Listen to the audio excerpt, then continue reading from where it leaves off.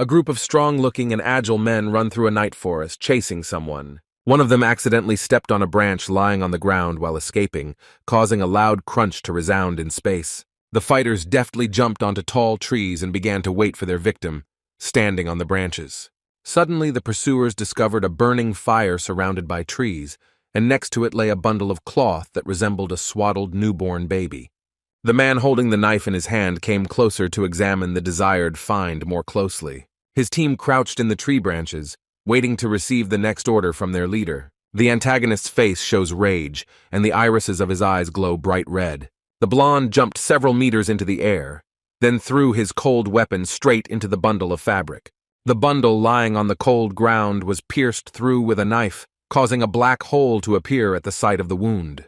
The attackers discovered that the bundle did not contain the baby they had been hunting for so quickly. A look of bewilderment appeared on the pursuer's face, and he was surprised to find that it was empty inside. Suddenly, the man heard a voice behind him saying that the one he was chasing was standing right behind him. He turned around and saw a guy standing on a tree branch holding a battle bow in his hand. The guy looked at him with an indifferent expression on his face, not showing any strong emotions. Suddenly, the guy who was being chased declared that he now had every right to kill his pursuers. He broke a wooden stick in half and clarified that his counterattack would be considered simply self-defense. The hero fashioned an improvised arrow from a thin wooden stick that he broke off from a tree branch. The dark-haired boy took aim to deliver a crushing blow to his enemies. The attackers were very surprised and laughed because the hero was going to hit them with a simple wooden stick. One of the antagonists said that the young man was crazy for choosing such an unreliable method of murder. The pursuer didn't have time to finish speaking before a sharp arrow in the form of a stick, gifted with an unknown force, hit him right in the forehead. The attacker was killed with one blow as the branch pierced his skull, leaving no chance for survival. He immediately fell to the ground, uttering a heart-rending death groan, and stopped showing signs of life. The gang leader was extremely surprised and discouraged, and was so taken aback that he could not utter a word. The blonde and his partner were seriously scared, and had already started to back away so as not to become the hero's next victims. One of the pursuers, terrified, shouted loudly that the boy had power. Suddenly, the branches that the daredevil uses as weapons turned into glowing arrows with incredible power. He spoke, making a note to himself that the first enemy had already been successfully defeated, and the next ones were next. The young man then deftly shot his bow at the next pursuer, who immediately fell to the ground with a crash, having fallen from a tree branch. The blonde, the leader of the pursuers, was furious, but his mind was also gripped by animal fear. The hero with the magic bow began to list his victims and deal with each subsequent one with just one shot. Standing on the tree, he began to quickly make more and more arrows, using the same ordinary branches, turning them into magical ones. Suddenly, the main enemy raised his hands up and began to beg the main character for mercy. The guy said that anyone who is willing to kill another person should not be afraid of being destroyed himself. The final shot hit the blonde man, and the magic arrow pierced his body, knocking the man off his feet. The sweaty face of the stricken enemy showed the death throes that became the last seconds of his life. A tired daredevil returns from the battlefield, wondering if he left any traces behind. The guy slowly wandered through the quiet night forest, thoughtfully looking at his feet. Walking among the tall trees, he remembered Darien, reproaching him for the fact that the world turned out to be different from what he had been told. Suddenly, the young man quickened his pace and began to move deftly through the forest at a speed invisible to the human eye. His pupils glowed red after the boy mentally called the human world incredibly boring. A group of men sit at a table discussing the forgotten demon kingdom, otherwise known as the Root Forest. Sitting at a long table, they said that the forest was filled with demonic energy, and there was a possibility that the barrier would soon be unable to save them. After one of the interlocutors' remarks, the mysterious man in the rings exclaimed, and a smile appeared on his face. He shared the idea that the demonic energy of the forest could be used for one's own purposes, sending all unwanted people there. His subjects, sitting with him at the table, turned their heads towards the leader and exclaimed in surprise and unexpectedness at the idea. The man in the rings placed his palms on the table and added that the native forest could be an excellent place to eliminate problematic personalities, to which all of his interlocutors agreed. The silence of the twilight forest was broken by the pleading cries of a woman asking the guards to spare her son. A muscular man in uniform held the baby in a swaddling cloth, not giving him to his mother, because according to him, he was already cursed with the seed of darkness. The knight placed the baby on the ground, after which he was immediately illuminated by a magical yellow light, and the silence was interrupted by the shrill screams of the mother. 3 men in clerical attire began the ritual by standing in a circle around the baby, causing the entire forest clearing to become lit up with a bright yellow light. The 3, dressed absolutely identically, continued to stubbornly read the spell, not paying attention to the screams of the mother. Next to them stood a knight, dressed in armor that hid his face, who was also watching what was happening. The blonde woman sobbed and screamed, trying to break free from the guard's hands and still save her child. A clot of light and flames formed in the place of the newborn, and after that the ritual was completed by teleporting the sinner. While teleporting to another world, the baby watched as he flew into another dimension at the speed of light. At that moment, the baby did not yet know that he would have a chance to return home, and then all his sins would be forgiven. Finding himself in another dimension, the baby lay alone, surrounded by a dark forest, causing him to start crying loudly. The baby lay quietly in the dangerous forest, called the Haven of Monsters, and could not move because of his still small age. Clots of dark energy in the demonic forest enveloped the newborn. He suffered for a long time from cold and hunger, because no one could help him. What kept him from dying was the incredible strength that had awakened in the boy's little heart. This power enveloped the baby with energy, which allowed him to remain steadfast for 10 days, despite dangers and harsh weather. After some time, the boy met the first beast. A magical creature in the form of a snow leopard with glowing turquoise spots cautiously approached him. The strange beast had furious eyes and seemed hostile towards the stranger. While the baby continued to scream for help, the predator crept up on the main character to get a closer look at him. The white leopard opened its mouth and growled, but did not attack the defenseless baby. The beast carefully took the newborn baby, wrapped in swaddling clothes, into its mouth to save it from death. 10 years later, the now-grown boy was hunting a large hare in the forest, shouting for it to stop. The young daredevil cursed his victim as he caught up with the animal, as the hare was too fast and agile.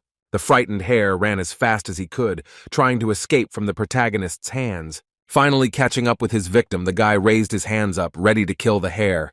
His face was angry and furious. The boy grabbed the animal by the back and deprived the defenseless hare of the opportunity to continue the chase, causing the victim to squeak. The female snow-white leopard Elga watched from the side as her pet hunted animals in the forest. She deftly jumped down from the tree and approached the boy to examine his first ever self-caught prey. Elga helped her charge kill the hare by ripping open its belly with her long and sharp claws. The beast asked the boy if he had finally mastered hunting, and he, watching the death of his victim, replied that so far he had only managed to catch rabbits and hares. The leopard's claws were stained with blood, but they also contained a small red core that Elga had taken from the belly of the dead animal. She showed the young man this core, saying that there was one in every demonic animal that lived in this forest. The boy looked at it in surprise, listening to stories about how this core could restore his strength and prolong his life. The protagonist extended his hand towards the small red core, saying that since he had caught the beast, he would not mind swallowing the power-giving stone. However, Elga did not let the guy take the core, pushing him with her paw, causing him to scream in pain and surprise. The young man, having got a bump on his head, hysterically showed his displeasure, waving his limbs, and asked to give him the cannonball, but the snow-white predator was against it. Elga pointed out the boy's stupidity because he is strictly forbidden to eat the cores of demonic beasts, since he is a human, and this can turn him into a monster. The snow-white furred predator looked at the sky and said that eating the core could result in the hero never getting out of the forest again. The boy, despite the danger, still showed discontent and did not fully trust his guardian. The hero pulled the dead hare by the ear and muttered that he wouldn't be able to get out of the forest anyway, so the core would help him immediately become stronger. The guy reminded his companion that she herself had spoken about his fate of living his whole life in a demonic forest because she considered him a weakling. Anger appeared on Elga's face, and she replied that the boy was misinterpreting her words. The guy, exhausted after a long hunt, looked at the predator in surprise and asked her again.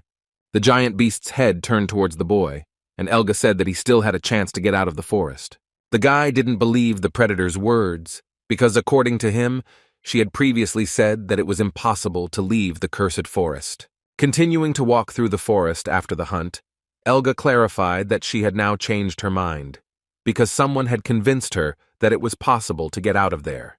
The boy, interested in the details, asked who the person was who told her about the way to leave the forest.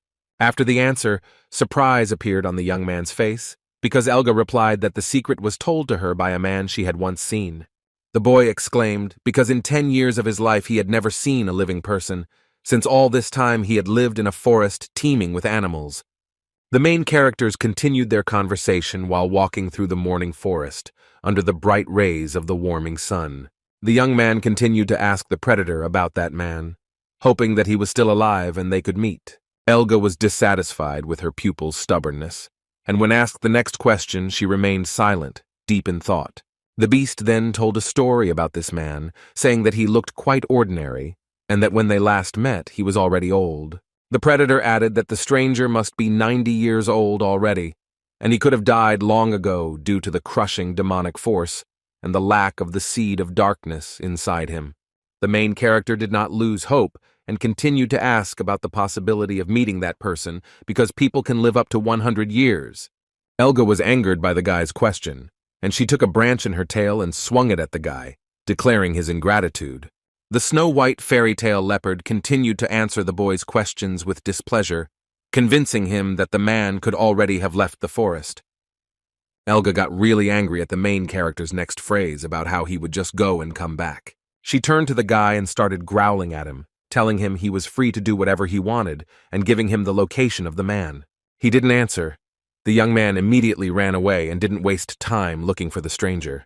The fact that Elga's pupil, without saying a word, simply ran off into the depths of the forest surprised the predator. The boy, inspired by the upcoming adventure, continued running without even saying goodbye to his friend.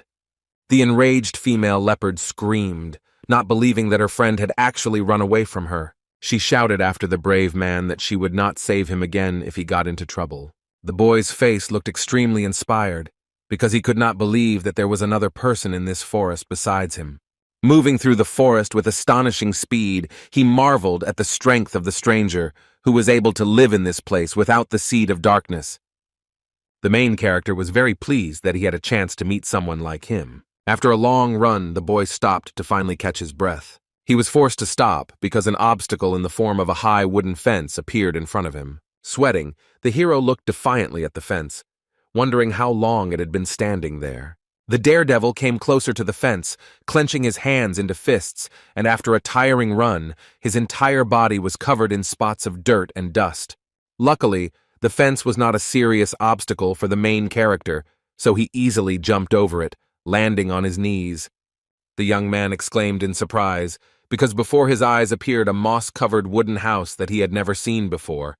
The discovery made the guy happy because, in his opinion, only a person could have built such a building. At that moment, an unknown man attacked the boy, pinning his head to the ground, causing him to scream in pain and surprise. An elderly man with long gray hair swung at the young man because the stranger had entered his private territory.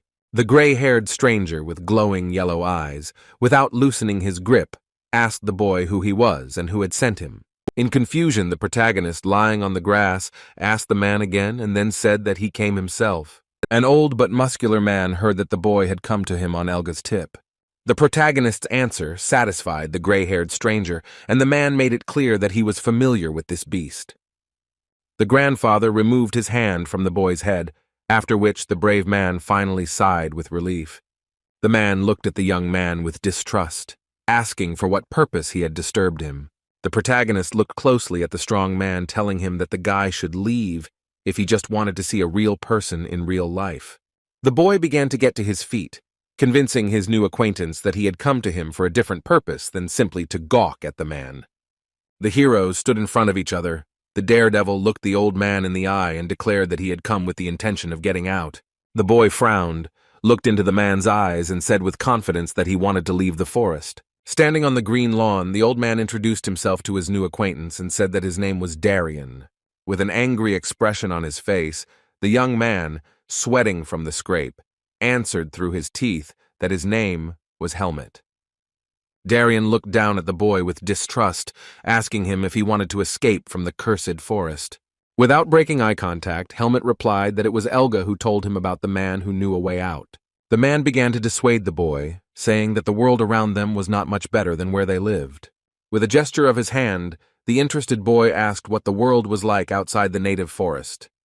Darien told his new acquaintance that the danger of the outside world lies in the treachery and cruelty of people, which they use to replace the lack of claws and fangs.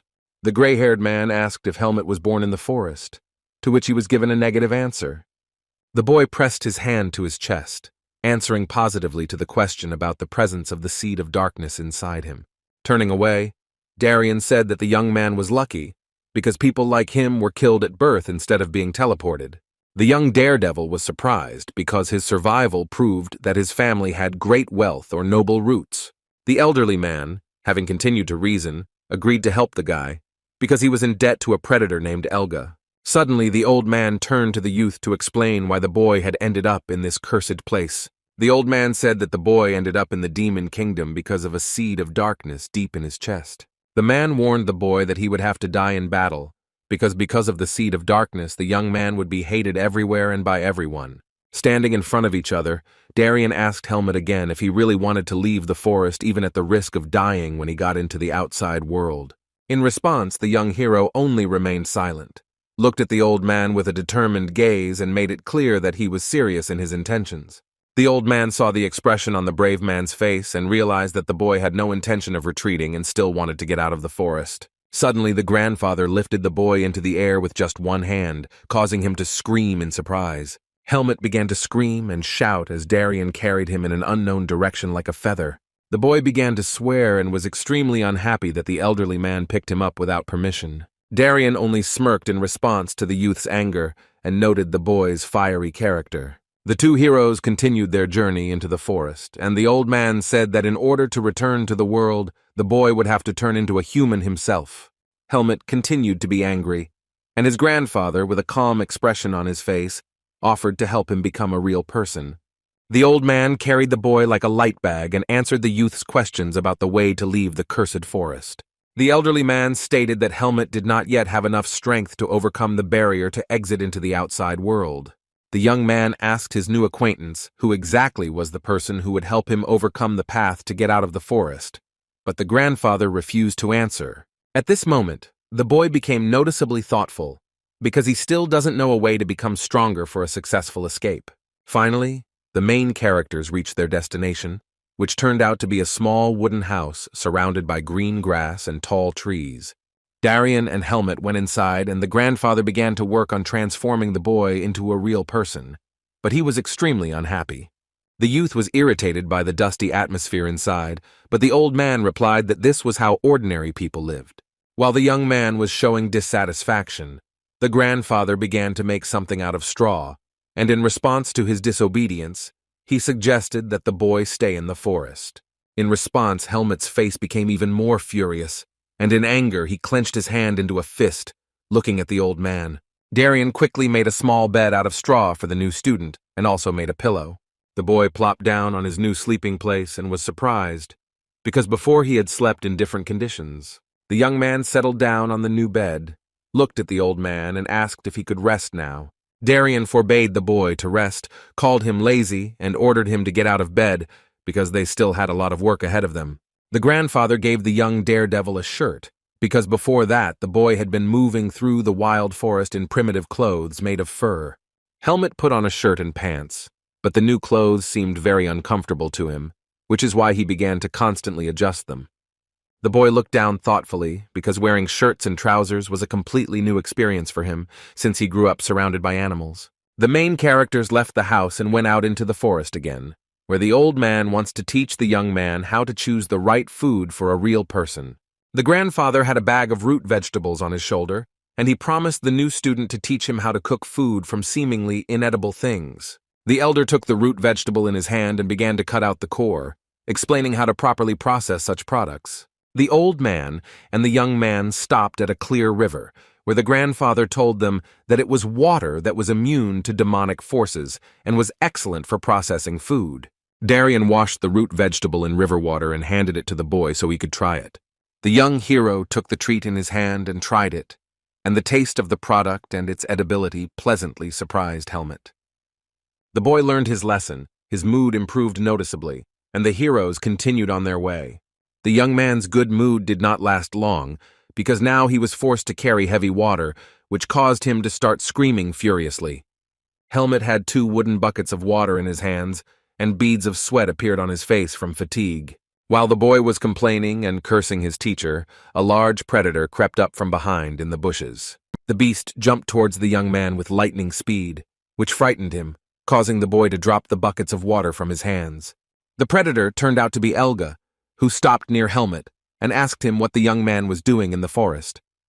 The main character took the bucket in his hand and said that he was carrying out Darian's order, and in response the big cat complained that her boy never listened. A tired Helmet said that he was doing this because the old man had promised the young man to make him stronger. Elga lay down by the river and began to ask her pupil what would happen when he finally became strong. The boy's mood changed to sadness, and he told Elga that it was she who spoke about Helmet's need to live among people because of his origin. The predator thought about the young hero's answer, and was able to answer the boy only after some time. The big cat looked at her pet and asked if he was really sure that he would be better off in the outside world. A waterfall roared in the background as the young man told Elga that he was unlikely to get better if he stayed in the forest. Suddenly the beast interrupted the conversation and said goodbye to the boy, saying that he needed to leave already. The predator rose to her 4 paws and looked at her pupil one last time, remaining silent. Elga turned away. Sad emotions and resentment towards Helmet could be read on the unusual animal's face. Without saying another word, the big cat looked ahead again, sad that the young boy was so eager to leave the forest. Elga walked forward slowly, and then said out loud to herself that Helmet would have a glorious life. The main character, all sweaty and tense, cried out from fatigue as he carried out the old man's next task. Standing on the green lawn near the house, the young man did squats, listening to the old man's mentoring comments. An angry Helmet told the man that he was tired, but he did not let him relax. Otherwise, the boy would have to stay in the forest. The sweaty and tired young man screamed loudly because he was physically no longer able to repeat the squats over and over again. Darian, watching his new student, thought that the young man was holding up well because he didn't stop doing the exercises. Overcoming himself and his fatigue, with his hands extended forward, Helmet continued to squat stubbornly and diligently. Sweat was pouring down the boy's body, but he did not stop, which gave the old man the idea that the seed of darkness was not the only feature of the young man. Only at sunset did the young hero receive a command from his mentor that was enough for today and that he could go and rest. The boy breathed a sigh of relief, but due to fatigue he lost his balance and could no longer stand on his feet. The exhausted youth fell into Darian's arms, his face showing an almost unconscious state. Tired after training, Helmet looked at his teacher and quietly said that he was hungry. The hero sat down near the fire, where the food prepared by the elderly man was already boiling in a cauldron. Helmet took the wooden bowl of hot soup in his hands, and his grandfather asked him to eat the food with a spoon, which is unusual for the main character. The boy scooped up some soup with a spoon and put it in her mouth, after which he was extremely surprised by the unusual taste. The young man began to greedily absorb the food with a spoon, calling the soup prepared by the old man delicious, because he had never eaten anything like it before. Darian only silently glanced at his student, observing the young man's brutal appetite. Helmet, sitting on a wooden stump, looked questioningly at his teacher, who had not joined the meal. While the grandfather began to tie up his hair, the young man asked him if he was going to eat too. The man walked up to a large wooden chest and said that he wanted to show the boy something to make him even stronger. While the boy ate, Darian told him about the limits of his body's strength and the differences between humans and demonic beasts. From a wooden chest, the elderly man took out a sharp and long blade, telling the youth of his intention to teach him fencing. The elder deftly took the blade in his hand and turned to the student, telling him about his plans for new training. Darian then said that before the first fencing lesson, he intended to show the boy what the blade was capable of. The muscular old man took a fighting stance, holding his blade in one hand out in front of him. Darian began to swing his cold weapon, demonstrating his skill to the young hero. The man asked the boy to watch carefully so the youth's gaze did not leave the old man's performance. The teacher continued to swing the blade skillfully, as he would do in a fight with a beast or a man. The old man's expression became focused and serious. Loudly exhaling air from his lungs, he prepared to do new techniques. The primitive blade in the hands of the master became a destructive weapon, which, due to the speed of the swings, turned into stripes of bright light. Darian's skill surprised the boy because bright lightning flashed in the air from the swings of the blade. The master continued to demonstrate his techniques professionally without answering the youth's questions. Approaching the boulder, Darian swung his blade again, striking the blade straight at the huge stone. At the sight of the impact, a large crack appeared in the stone, in which a bright white light was burning. The young hero was amazed and spread his arms, because right in front of him, the boulder shattered into hundreds of small stones after the master's blow. Helmut was amazed by what was happening. His eyes widened and he was speechless at Darian's skill. The old man stood by the stone he had struck, lowering his blade, and the boy continued to look at the fragments of the boulder, not believing his eyes. The man said that it was thanks to such skills that ordinary people managed to survive in the cursed forest. The amazed young man, stuttering, finally asked the teacher what it was, because before his eyes the blade had turned into a magical weapon with incredible power. Darian's weapon glowed orange again, and he told the boy that it was because of the power that some people could possess. The inspired boy looked down and looked at his palms, wanting to feel that same power inside himself. A joyful Helmut raised his hand and shouted that he also intended to master this power. Suddenly, the protagonist lost his balance, receiving a blow from Darian, who was dissatisfied with the words of his student. Writhing in pain, Helmut listened to the teacher say that he was still too weak to gain strength. Looking at the young man, Darian said that first the boy must understand the essence of the blade and master it. Holding a weapon in his fist, the man explained to the student that mastering the skill would be very difficult, but he was obliged to go all the way. Standing before his student, he held the weapon out in front of him and promised that the blade would definitely reward Helmut for his efforts. Darian held out the cold weapon and placed it in the boy's hands so that he could begin his training. Determined to work hard, Helmut agreed with his mentor and gripped the blade tightly with both hands. Standing on the green lawn near the house, the teacher and his student began to study the art of wielding a blade.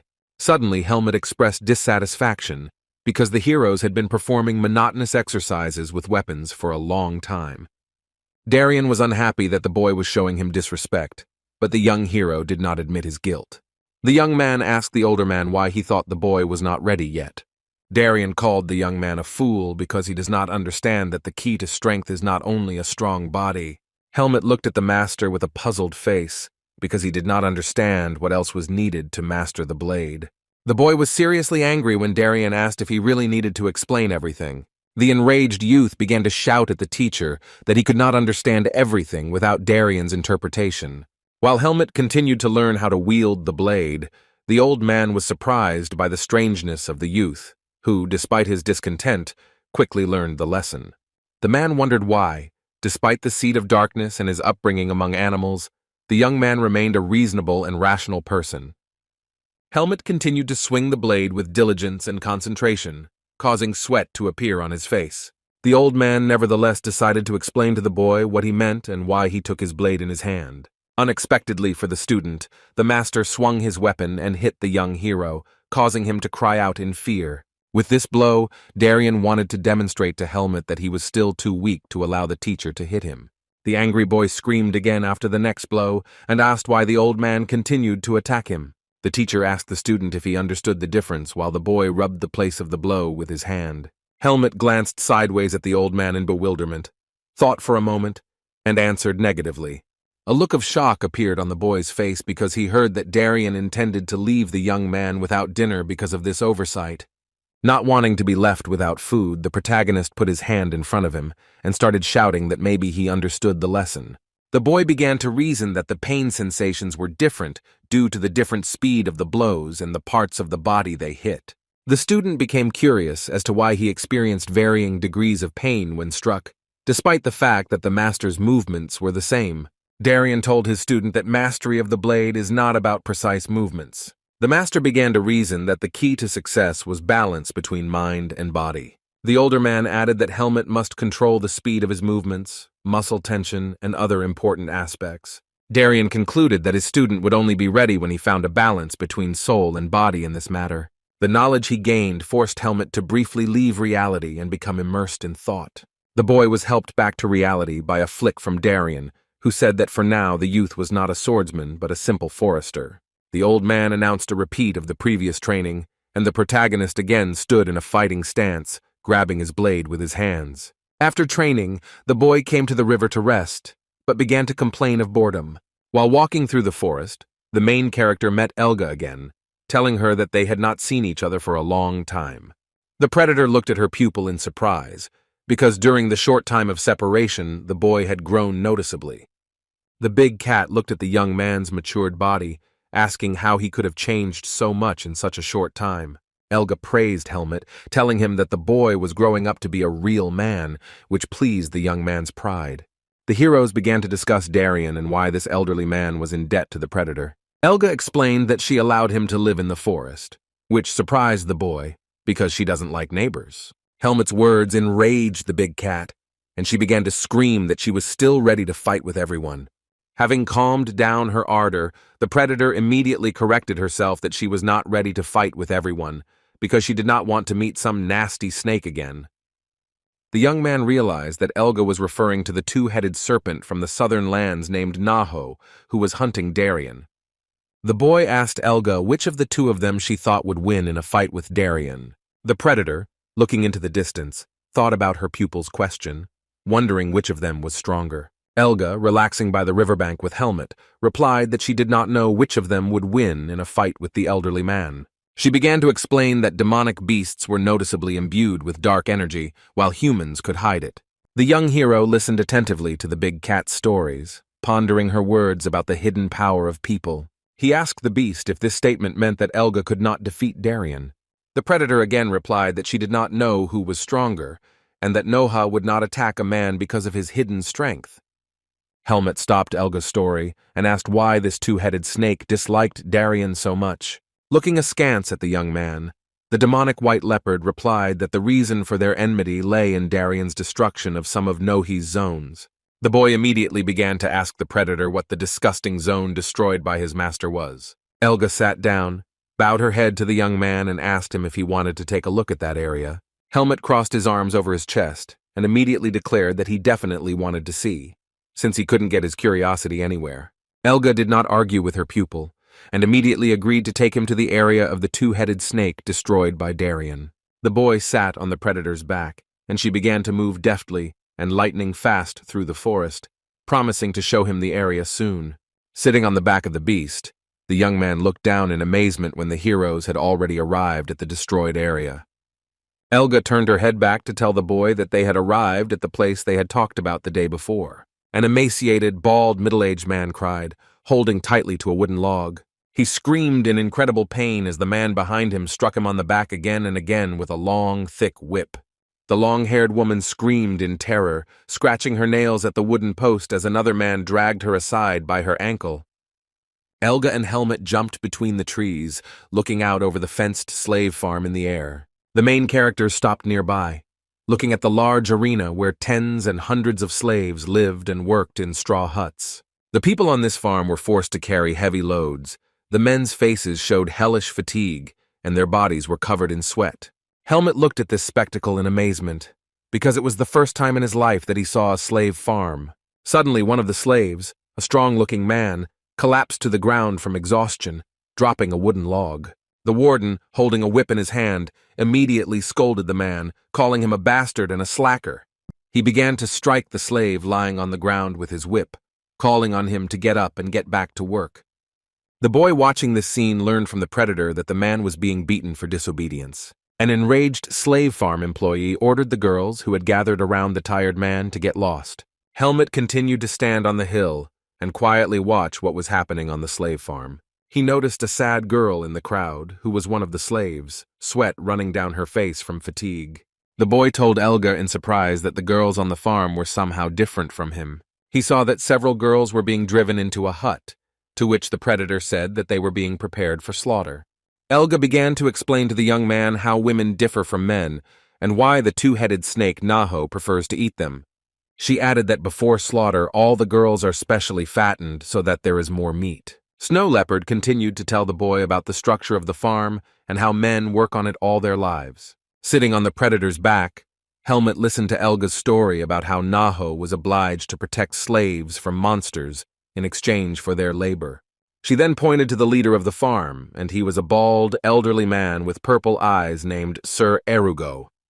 He stood in the arena in front of one of the overseers, who was reporting to the leader regarding the situation on the farm. Sir Erugo was informed that all the victims had already been gathered in the hut, after which he glanced at those women. The young girls, with their hands tied, obediently made their way to the primitive straw house. Suddenly, Erugo turned his gaze to the green-haired girl and walked towards his future victim. The slave farm leader grabbed the frightened girl by the jaw, fear and horror visible on her face. Smiling slyly, the bald man whispered to her that she was lucky, and now she would go with him. Helmet and the astonished crowd watched as Erugo mercilessly dragged the chosen girl by the hair. Worried, Elga told the boy that he too could become one of the slaves, since Erugo's magical abilities help him easily find people in the forest. The evilly smiling leader of the slave farm continued to drag the tearful girl along the ground, roughly holding her by the hair.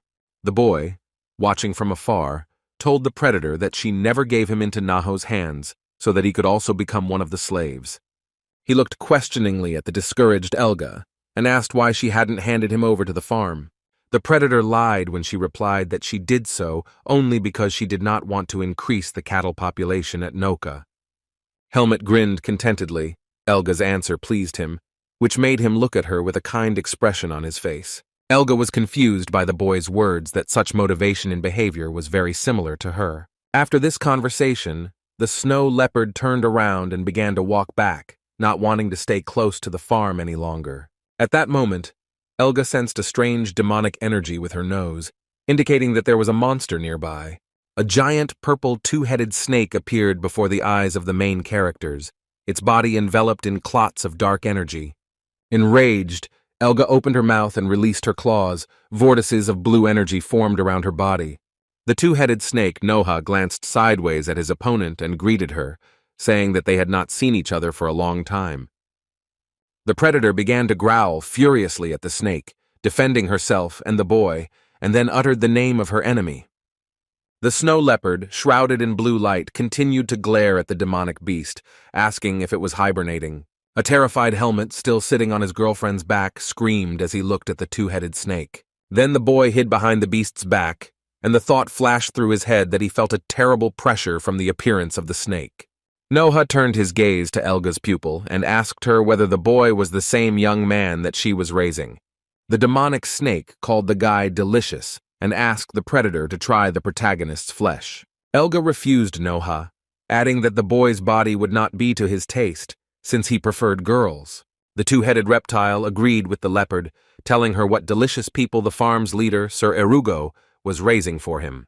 Helmet, stunned with horror, continued to look at the snake while it spoke about the delicious smell emanating from the young man. Then Noha moved from his place, his head coming very close to the main character. Noha loomed over the frightened boy, who was shaking with terror, and asked what connection he had with Darien. Helmet couldn't fight back the snake at that moment, so he just stood there silently, hugging his torso with his arms as tears welled up in his eyes. Elga did not allow Noha to get any closer to the young man, so she quickly stood between them, increasing the distance between the frightened Helmet and the snake. The predator screamed furiously at the enemy, calling him a bastard, and forbade him to approach the boy. The demonic serpent laughed at Elga's words, and then he said ironically that he was for peace and love. Noha lowered his head, from whose eyes stripes of purple light were coming out, and asked why the young man smelled so much like Darien. The antagonist began to tell how Darien had destroyed his slave farm many years ago, and why the snake was still wary of the man. Grimacing in anger, the big cat replied through clenched teeth that Helmet had only stolen Darien's clothes, which is why he smelled like that man. The demonic beast believed Elga, but still added that he would have punished the young man if she had not been there. The boy's girlfriend became completely furious, bared her fangs, and began to threaten to kill Noha if he dared to touch Helmet. In response to the threats, the snake only laughed, saying that he was only joking, and noted his long-standing acquaintance with Elga. Noha once again addressed the predator, who was protecting the boy with her body, and asked the main characters not to return to the farm again. Finally, the two-headed serpent, opening one of his mouths, said that otherwise he did not want to collect Elga's white wool all over his territory. Helmet, who had experienced horror, finally breathed a sigh of relief, clutching his heart with his hand to catch his breath. Noha began to slowly walk away from the heroes, while Elga still remained wary, and the shocked young man hid behind her giant paw. The boy, sweat pouring down his face, was so scared that he began to lose consciousness, making strange sounds. Surprised, Elga looked at her charge, who was already unconscious and lying on the ground, asking herself if he had passed out. Soon the heroes began to walk along a forest path, and while Helmet complained of a headache, the worried predator told him not to go into the forest alone anymore. The big white cat added that because of fear, Noha would not come to their lands, but the young man should still be on the safe side. The upset boy did not contradict his teacher, agreeing with Elga's request. The predator asked the young man why his mood had worsened because of her warnings. She tried to console the protagonist, saying that he was just a child and that what happened was not his fault. With a thoughtful and sad face, Helmet asked Elga if he could ever become as strong as she and Darien. The white predator looked at her pupil and asked again in surprise. With his head down, the boy continued to ask if it would be difficult for him to gain the same strength. Elga began to talk about Darien's strength and also about the fact that she did not know about the true abilities of that man. The young man looked at the beast in surprise, because she said that such abilities were definitely not available to most people. The heroine gave her pupil some advice, telling him that the path would be difficult, but the end result depended only on him. Inspired by his tutor's words, Helmet clenched his pale, youthful hand into a fist. Elga continued, and stopping, looked at the boy and added that he would have to try hard to achieve his goal. The giant white cat silently continued to look at the young protagonist with a worried look. At this time, Helmet looked into space, completely in himself, and thinking about all of Elga's words. Afterwards, Elga closed her eyes and exhaled with displeasure, noticing some changes in the atmosphere around her. The heroine began to walk away, finally telling the boy that a man was approaching them. An elderly, gray-haired man was walking along a forest path, holding a haystack tied with a rope over his shoulder.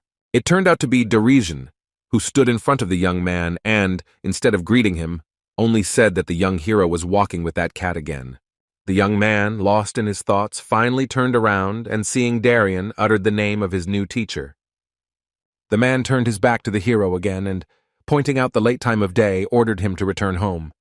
In response, the boy only looked ahead, sadness and concern visible on his face. Darien didn't pay attention to his student's silence and dejection and continued walking towards the house. The giant white leopard remained nearby, hiding behind a rock and silently eavesdropping on the conversation between the two people. Hearing Darien's last words, Elga was alarmed by this, and the predator turned her head in their direction. She looked at Helmet warily, her eyes worried, and in her mind she decided to keep an eye on the boys. The young man noticed the predator's gaze on him.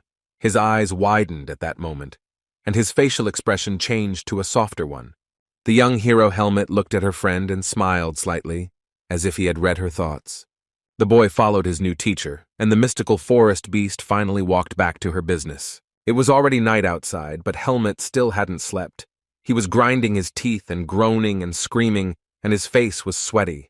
The boy was writhing in pain, his knees pulled up to his chest on his bed and complaining out loud about the unbearable pain in his stomach. A grimace of pain froze on his face. At that moment, the main character felt like he was about to die. The day before, Darien had given the young man a bunch of unknown herbs and ordered the boy to eat it before going to bed, causing Helmet to look questioningly at the unfamiliar food. He picked up some long green leaves and asked the man what kind of grass it was. Darien stunned the protagonist with his answer, stating that these leaves were a poisonous plant. Before the boy could object, an elderly, gray-haired man slapped his face with his palm, saying that the plant suppresses the seed of darkness.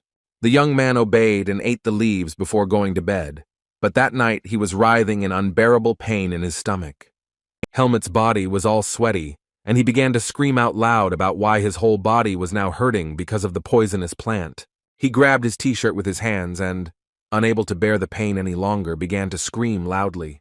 Now a look of rage appeared on his face, and he began to turn to Darien, asking him what he had fed the young hero. At this time, Darien was absent, and instead of sleeping, he walked through the Rocky Mountains, holding his blade in his hand. The gray-haired man was wondering how many 4 or 5 years were left until the unknown event. After some time, Helmet began training with a blade. Standing in the middle of the forest, he swung a cold weapon in front of the trunk of a large tree. The young man's muscular body was covered in beads of sweat. The hero concentrated on practicing his blows, causing damage to the tree. Baring his teeth, the young protagonist hit the pole again and again, applying all his strength. Due to the numerous blows of the blade, many marks have already appeared on the bark of the tall, deciduous tree.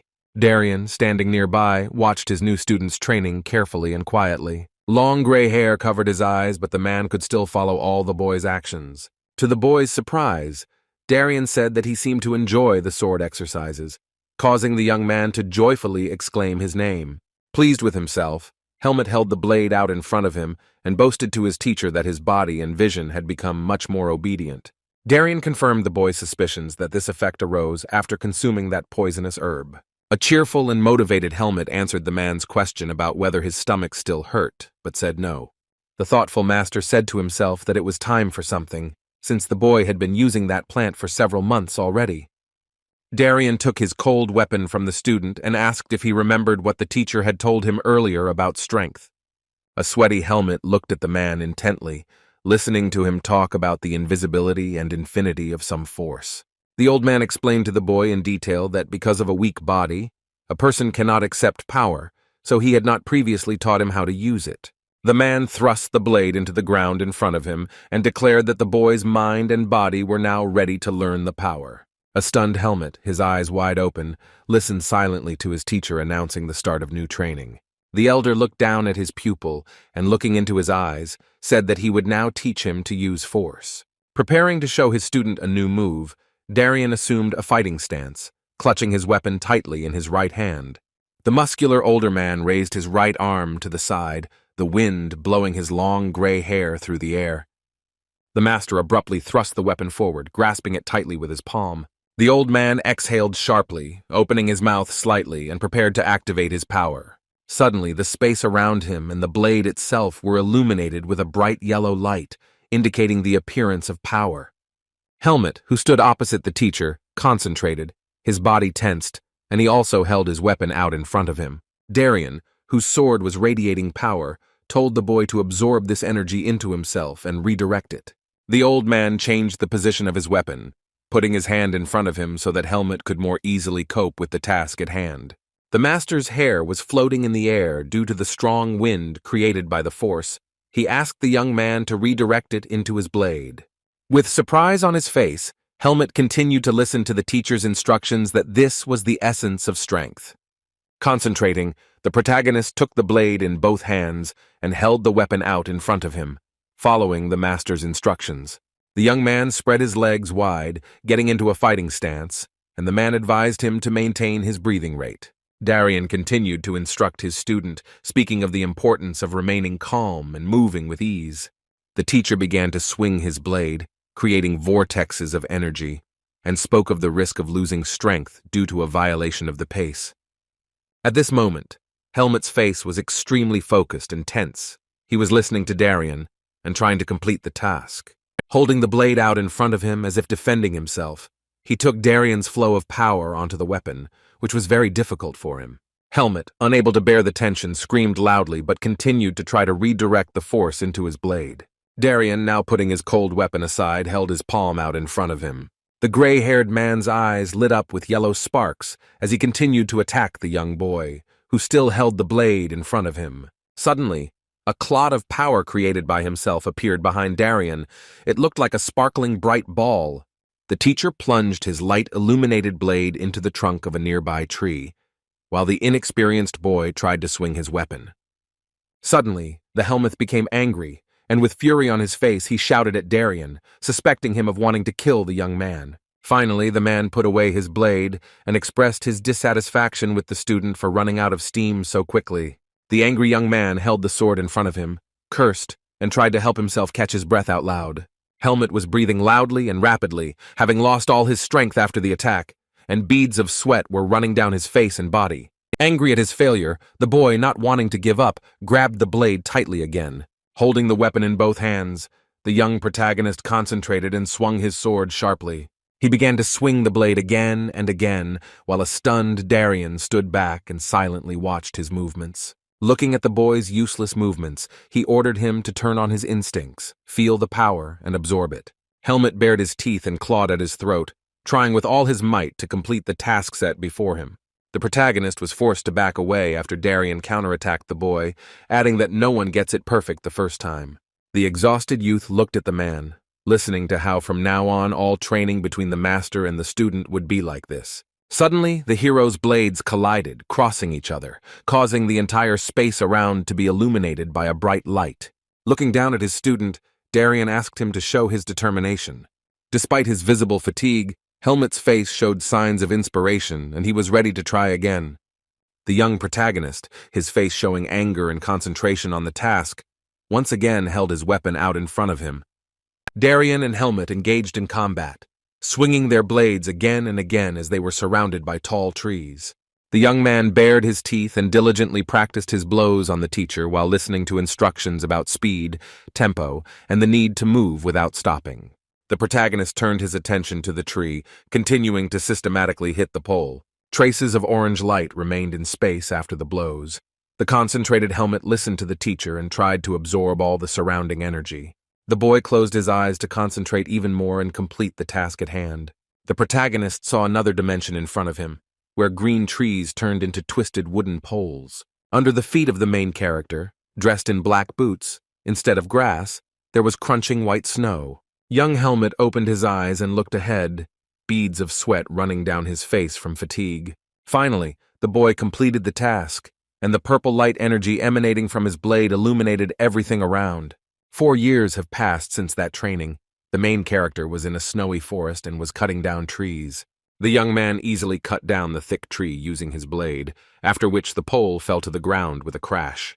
Pleased with himself, he straightened his back and looked at the work he had just done. The sky in the winter forest was cloudy, and everything around was covered with a layer of recently fallen snow, and felled logs lay on the ground. Taking one last look at his blade, the protagonist said that was enough for today and finished the job. Hearing a voice from behind, he turned to Darien, asking if he had been watching the boy. The older man, crossing his arms against the cold, said that the young daredevil had grown noticeably over the past 4 years. Helmet was skeptical of the old man's words, pointing out his weakness, and then offered his teacher a duel.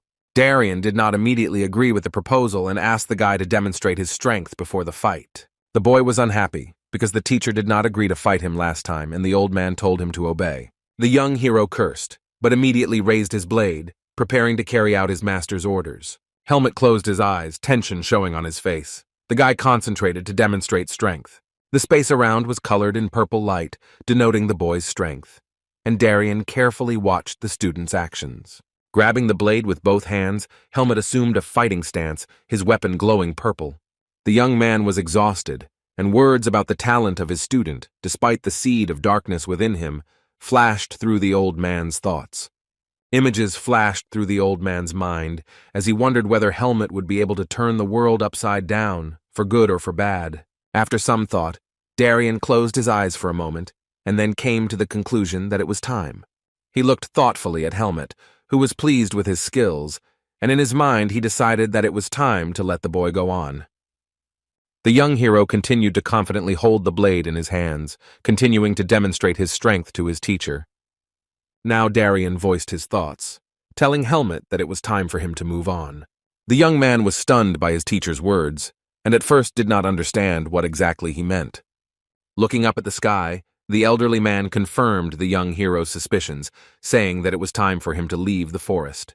A surprised Helmet, spreading his palms to the sides, indicated his weakness, but Darien declared the need to leave the forest due to the growing power of the seed of darkness. The old man exhaled hot air, which immediately turned into steam in the cold, and looking at the boy, added that he would not have a second chance. Helmet listened attentively to the old man, looking at him from under his brows, his hands clenched into fists. Darien began to explain to the student the way out to the outside world, telling him about a weak spot in the divine barrier in the north of the forest.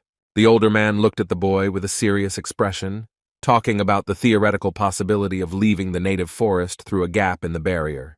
Helmet listened to the teacher, his mouth open in surprise. He heard from him that the boy had a chance to get out even with the seed of darkness. The young hero chuckled and asked the old man with a displeased face where that weak spot was. Darien replied that he did not know the location of the breach, but he knew a person who had this information. The old man stunned the boy by telling him that the man was Erugo, the owner of the slave farm. The young man began to mentally recall how he had seen Sir Erugo on the farm, and that it was he who he needed now.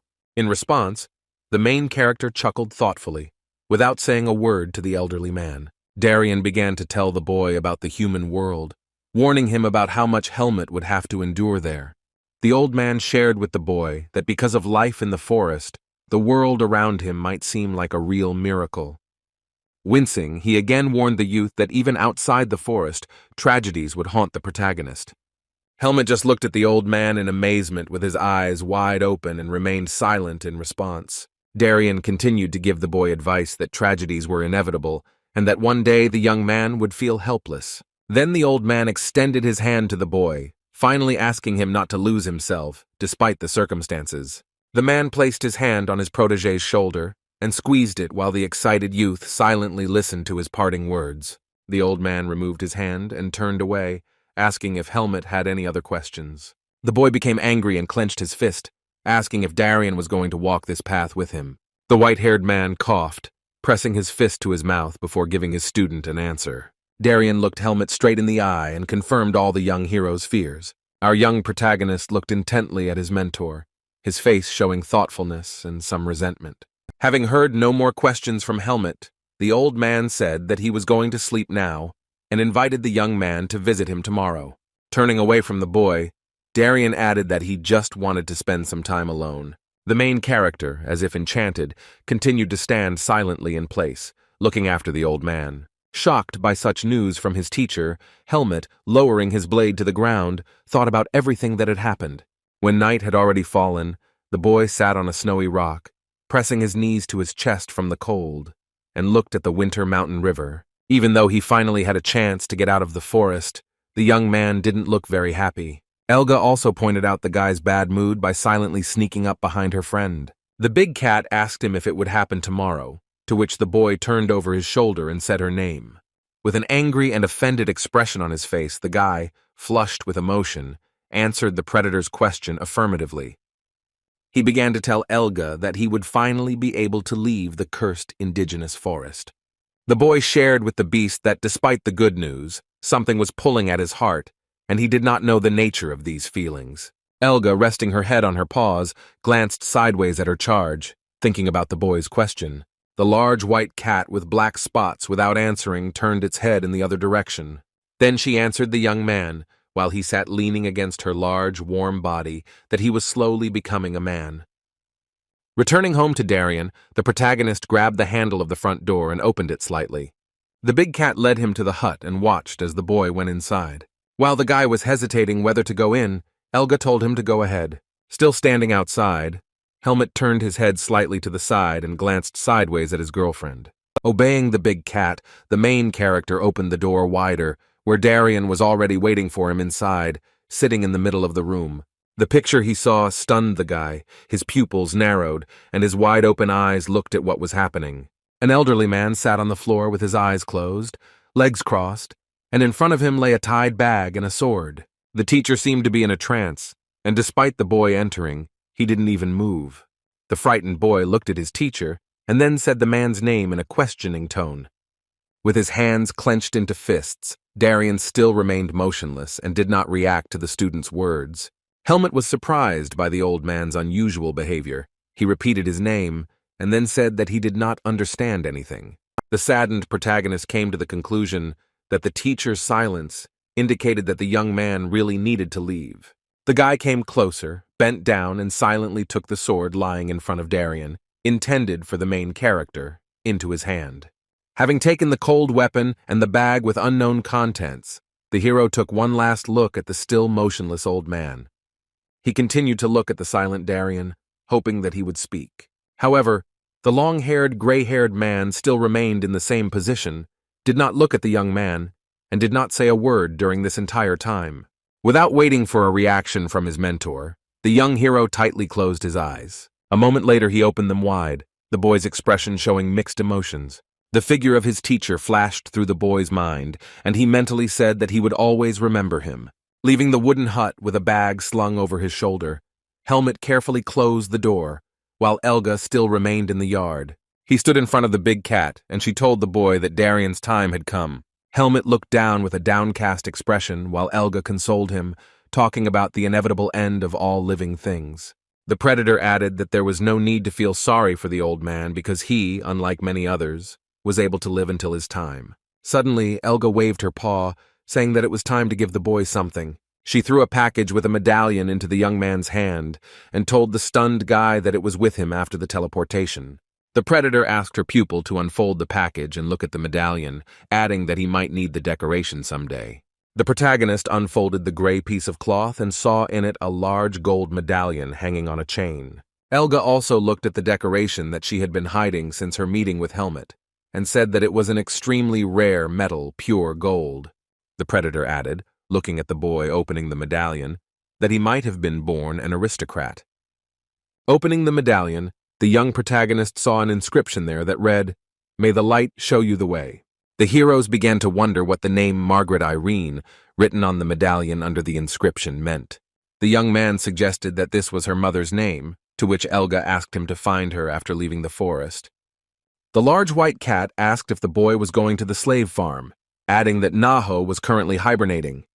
Helmut reassured Elga, saying that he could handle it alone so the predator wouldn't have to go with him. Looking at the boy with a worried look, she agreed with the young man and sent him on his way, saying that he would not have a second chance. The predator continued to sit in Darian's yard while the young hero, clenching his fists, was already walking away.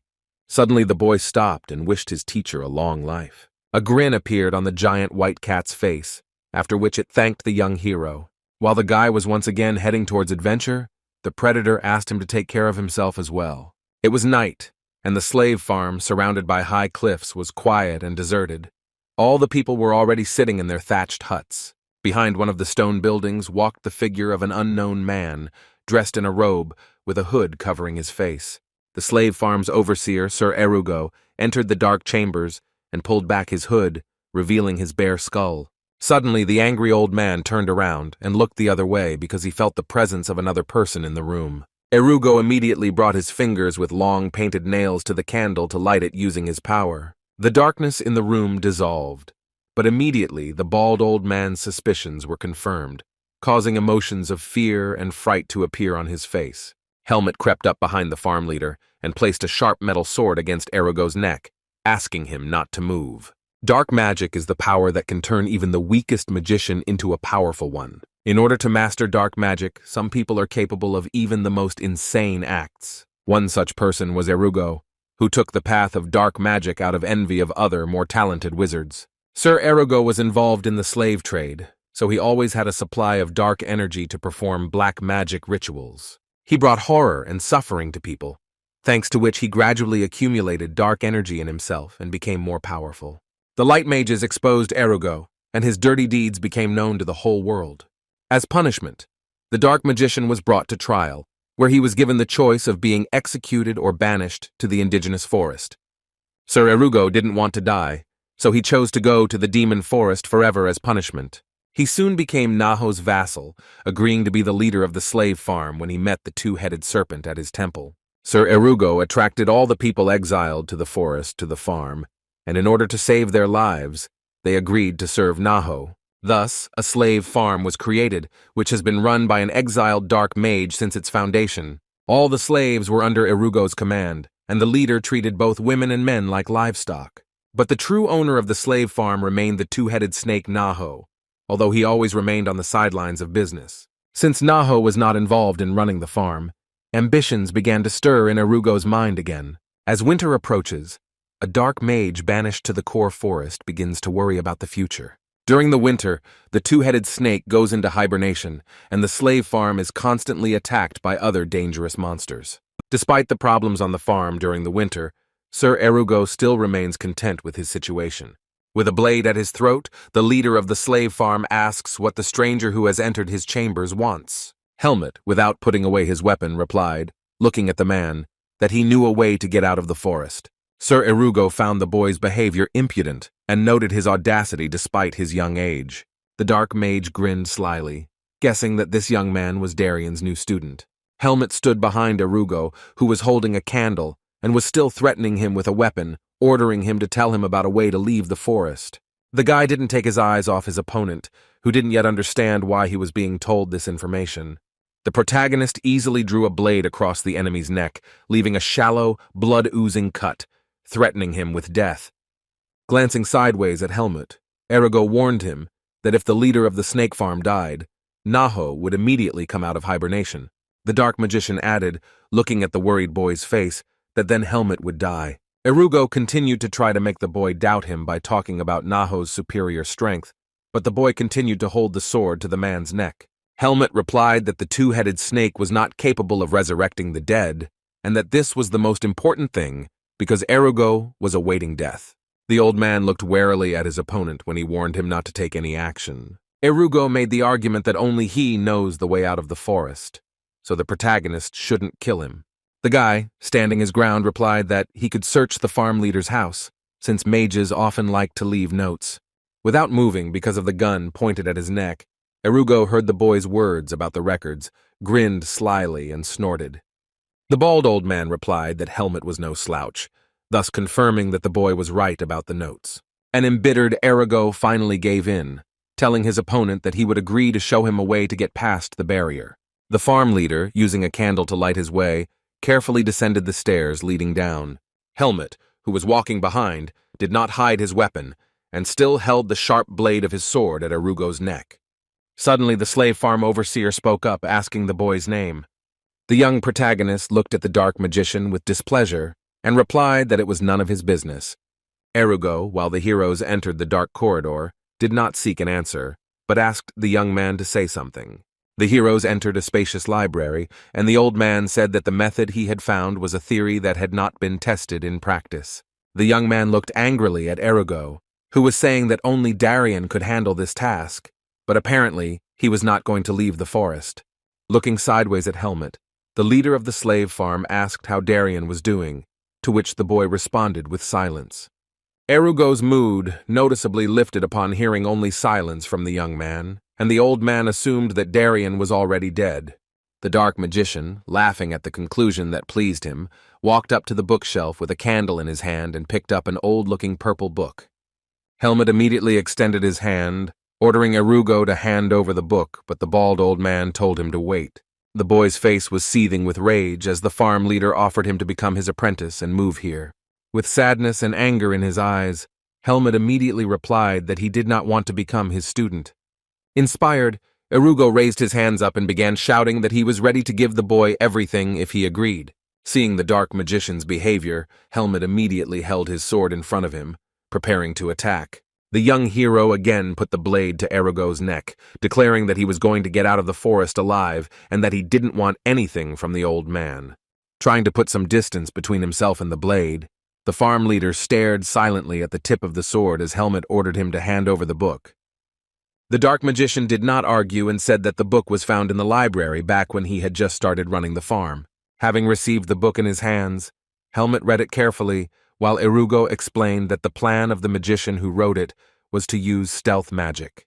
The old man continued to explain that the weak point was at the waterfall, where dark energy, neutral water, and the divine barrier were mixed. Irugo tried to instill doubt in Irugo, telling him with a sly face that even so, the divine barrier would not let anyone who possessed demonic energy through. Satisfied with the information he had received, Helmut immediately put his sword back in its sheath and declared that he was ready to spare the old man. But in his head, the guy thought differently, because the dark magician continued to displease the main character. Darian's words about not being able to control other people's lives came to mind, and so contradictions arose in Helmut's head. The mentor taught the boy forgiveness, so he delivered a weak blow with force to Irugo's torso, causing the old man to fly back. Not expecting to be attacked, the slave farm leader began to scream in pain with his mouth wide open, with horror on his face. Helmut, having successfully neutralized the old man, took a long, thick rope in his hands and began to tie it around Irugo's body. The dejected dark mage only looked down and sighed loudly as he sat on the floor, completely immobilized. Finally, the young hero began to hit the tied-up old man repeatedly with 2 fingers, causing him to widen his eyes and scream in pain.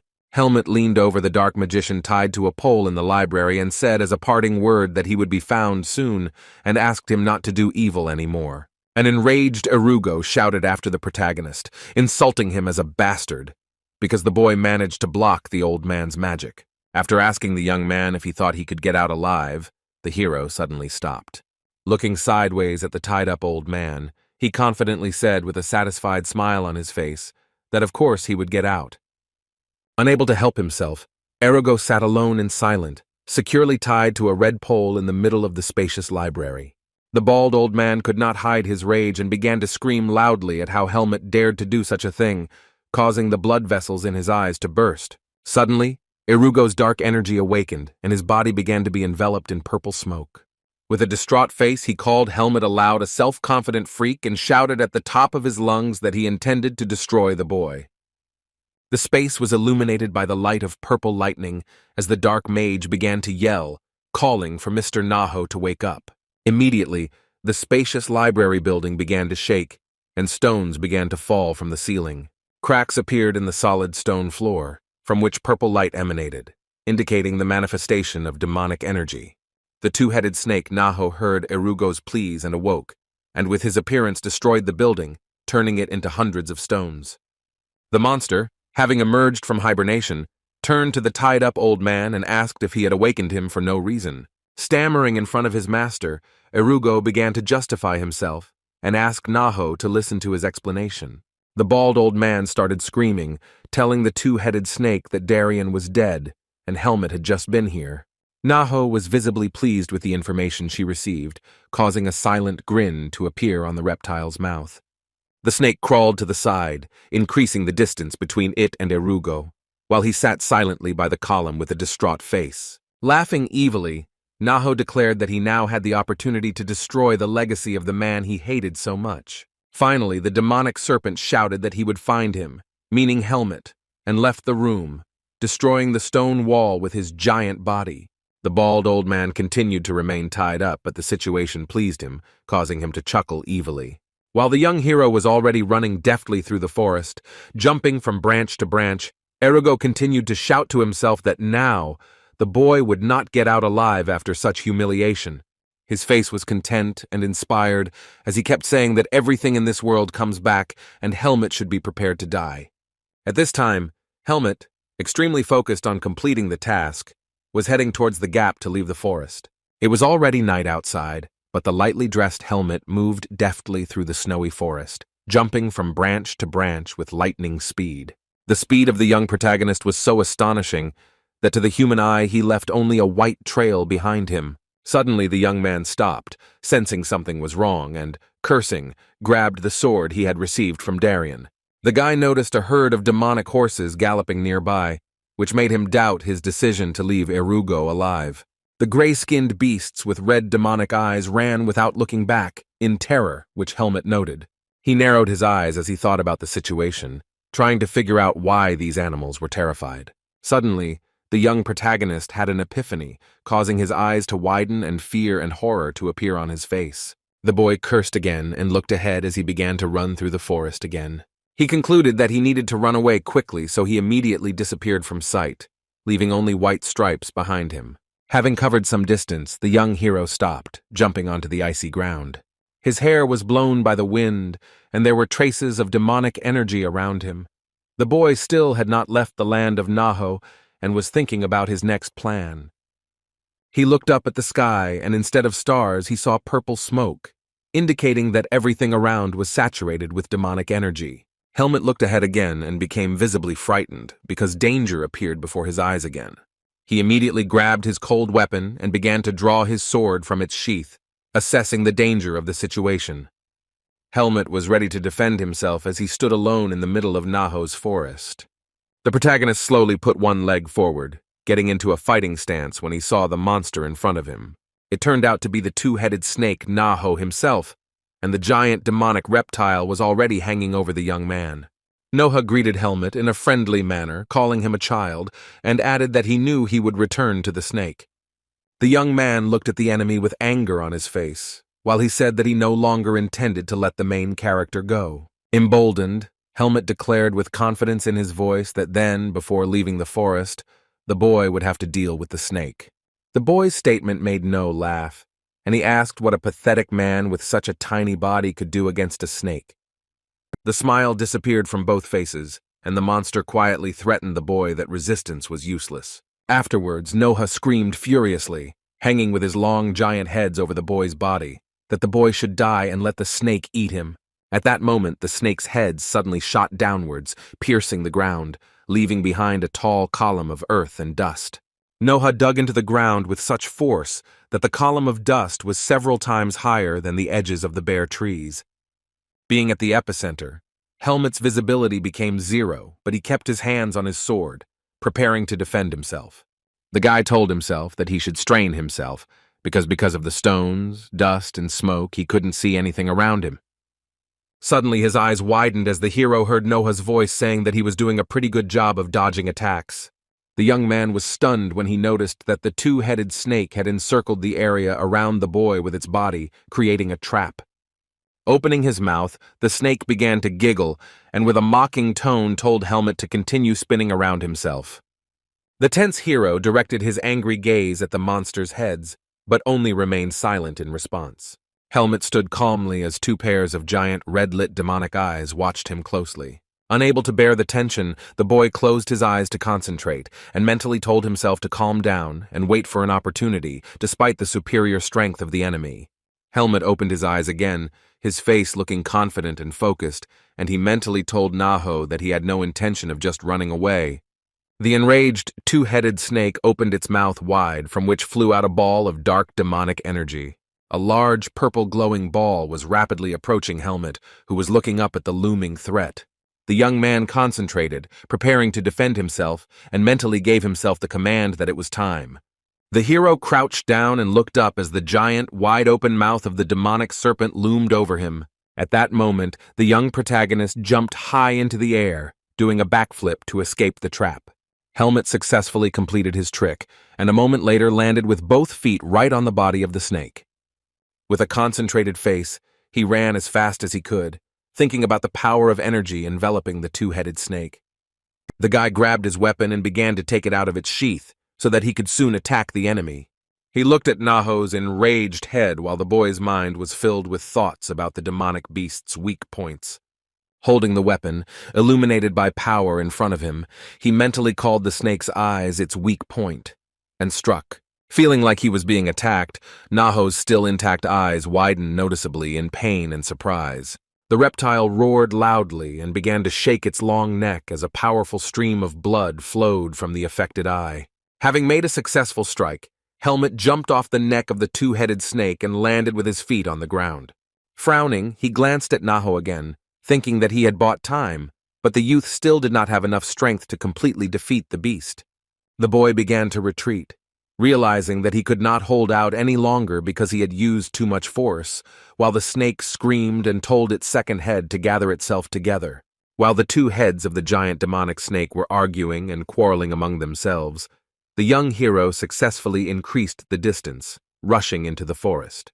Helmet was visibly surprised, which was reflected in his gaze when, while escaping, he heard something happening behind him.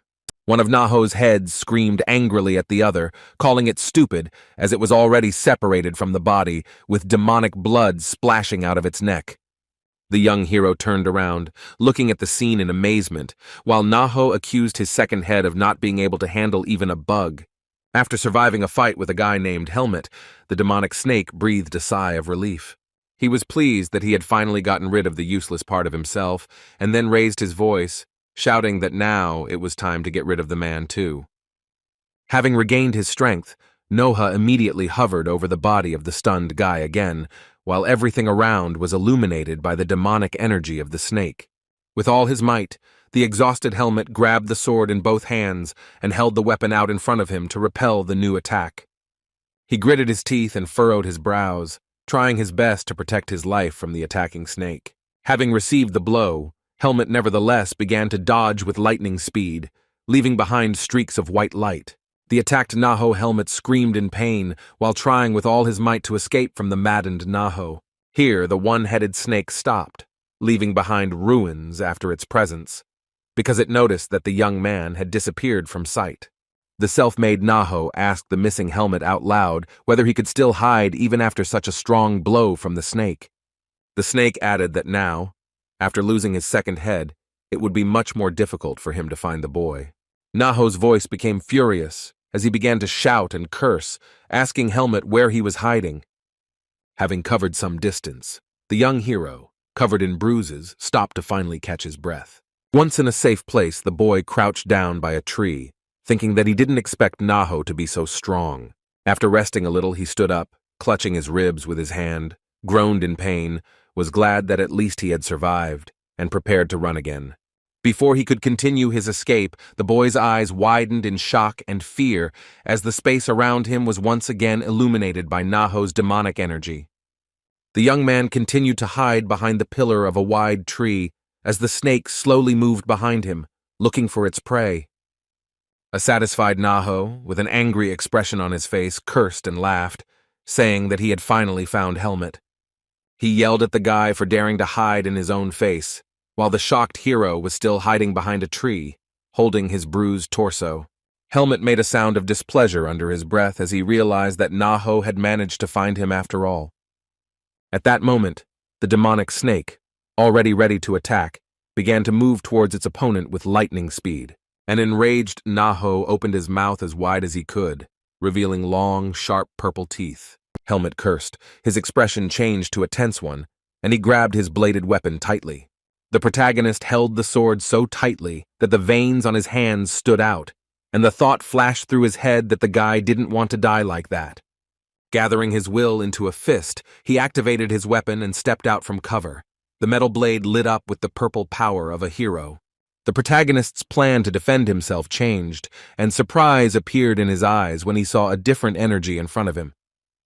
A giant white paw, illuminated by blue light, stepped onto the ground, leaving behind cracks. It turned out to be Elga, who came to the aid of the young man and immediately stood between the snake and Helmet, preparing to protect the boy. The demonic snake changed its mind about attacking the guy and stopped, looked at the leopard and greeted her, adding that they hadn't seen each other for a long time. The snow-white predator, with her mouth wide open, only growled furiously at Naho in response, looking him straight in the eyes, and then uttered the name of the enemy. Elga, who was furious at Naho's attack on her ward, arched her back, preparing to attack the snake. Helmet, who was still holding the sword in both hands and hiding behind the predator, looked at this picture with surprise. The boy shouted her name and saw Elga open her mouth and release her demonic energy to attack Naho. The boy covered his face with his hand, seeing a bright blue light in front of him, and pointed out loud at the appearance of the predator's energy. The big cat glared angrily at the young man, saying that she was glad he was alive, and adding that she would take care of the rest herself. Covering himself with his hands and making a face because of Elga's strength, the guy began to ask his friend to help him, but she ordered him to go away. Elga looked at the main character, and with fury in her eyes, she urged Helmet to go and get his freedom, which he wanted for so long. The young man stood there in amazement, holding out his hand to Elga, and silently watched what was happening. Fear appeared in Helmet's eyes, because the young man was afraid for the life of his girlfriend, who would have to fight the snake alone. Elga growled at the boy so that he would stop wasting the energy of a big white cat. Covered in bruises after the fight, Helmet did not dare to step away, still trying to convince the predator. At that moment, Elga released her demonic power at full power, roaring, her eyes completely turning blue. The stunned guy just watched what was happening from the side and remained silent, gritting his teeth. Looking down at the floor, he became noticeably upset and thanked Elga in a calm voice. The young hero quickly ran away while Naho and his friend were ready to attack each other. The predator, looking askance at the demonic serpent, deftly approached the enemy, moving her giant paws along the ground. Naho looked down at her, watching her actions for now, and only managed to chuckle in response.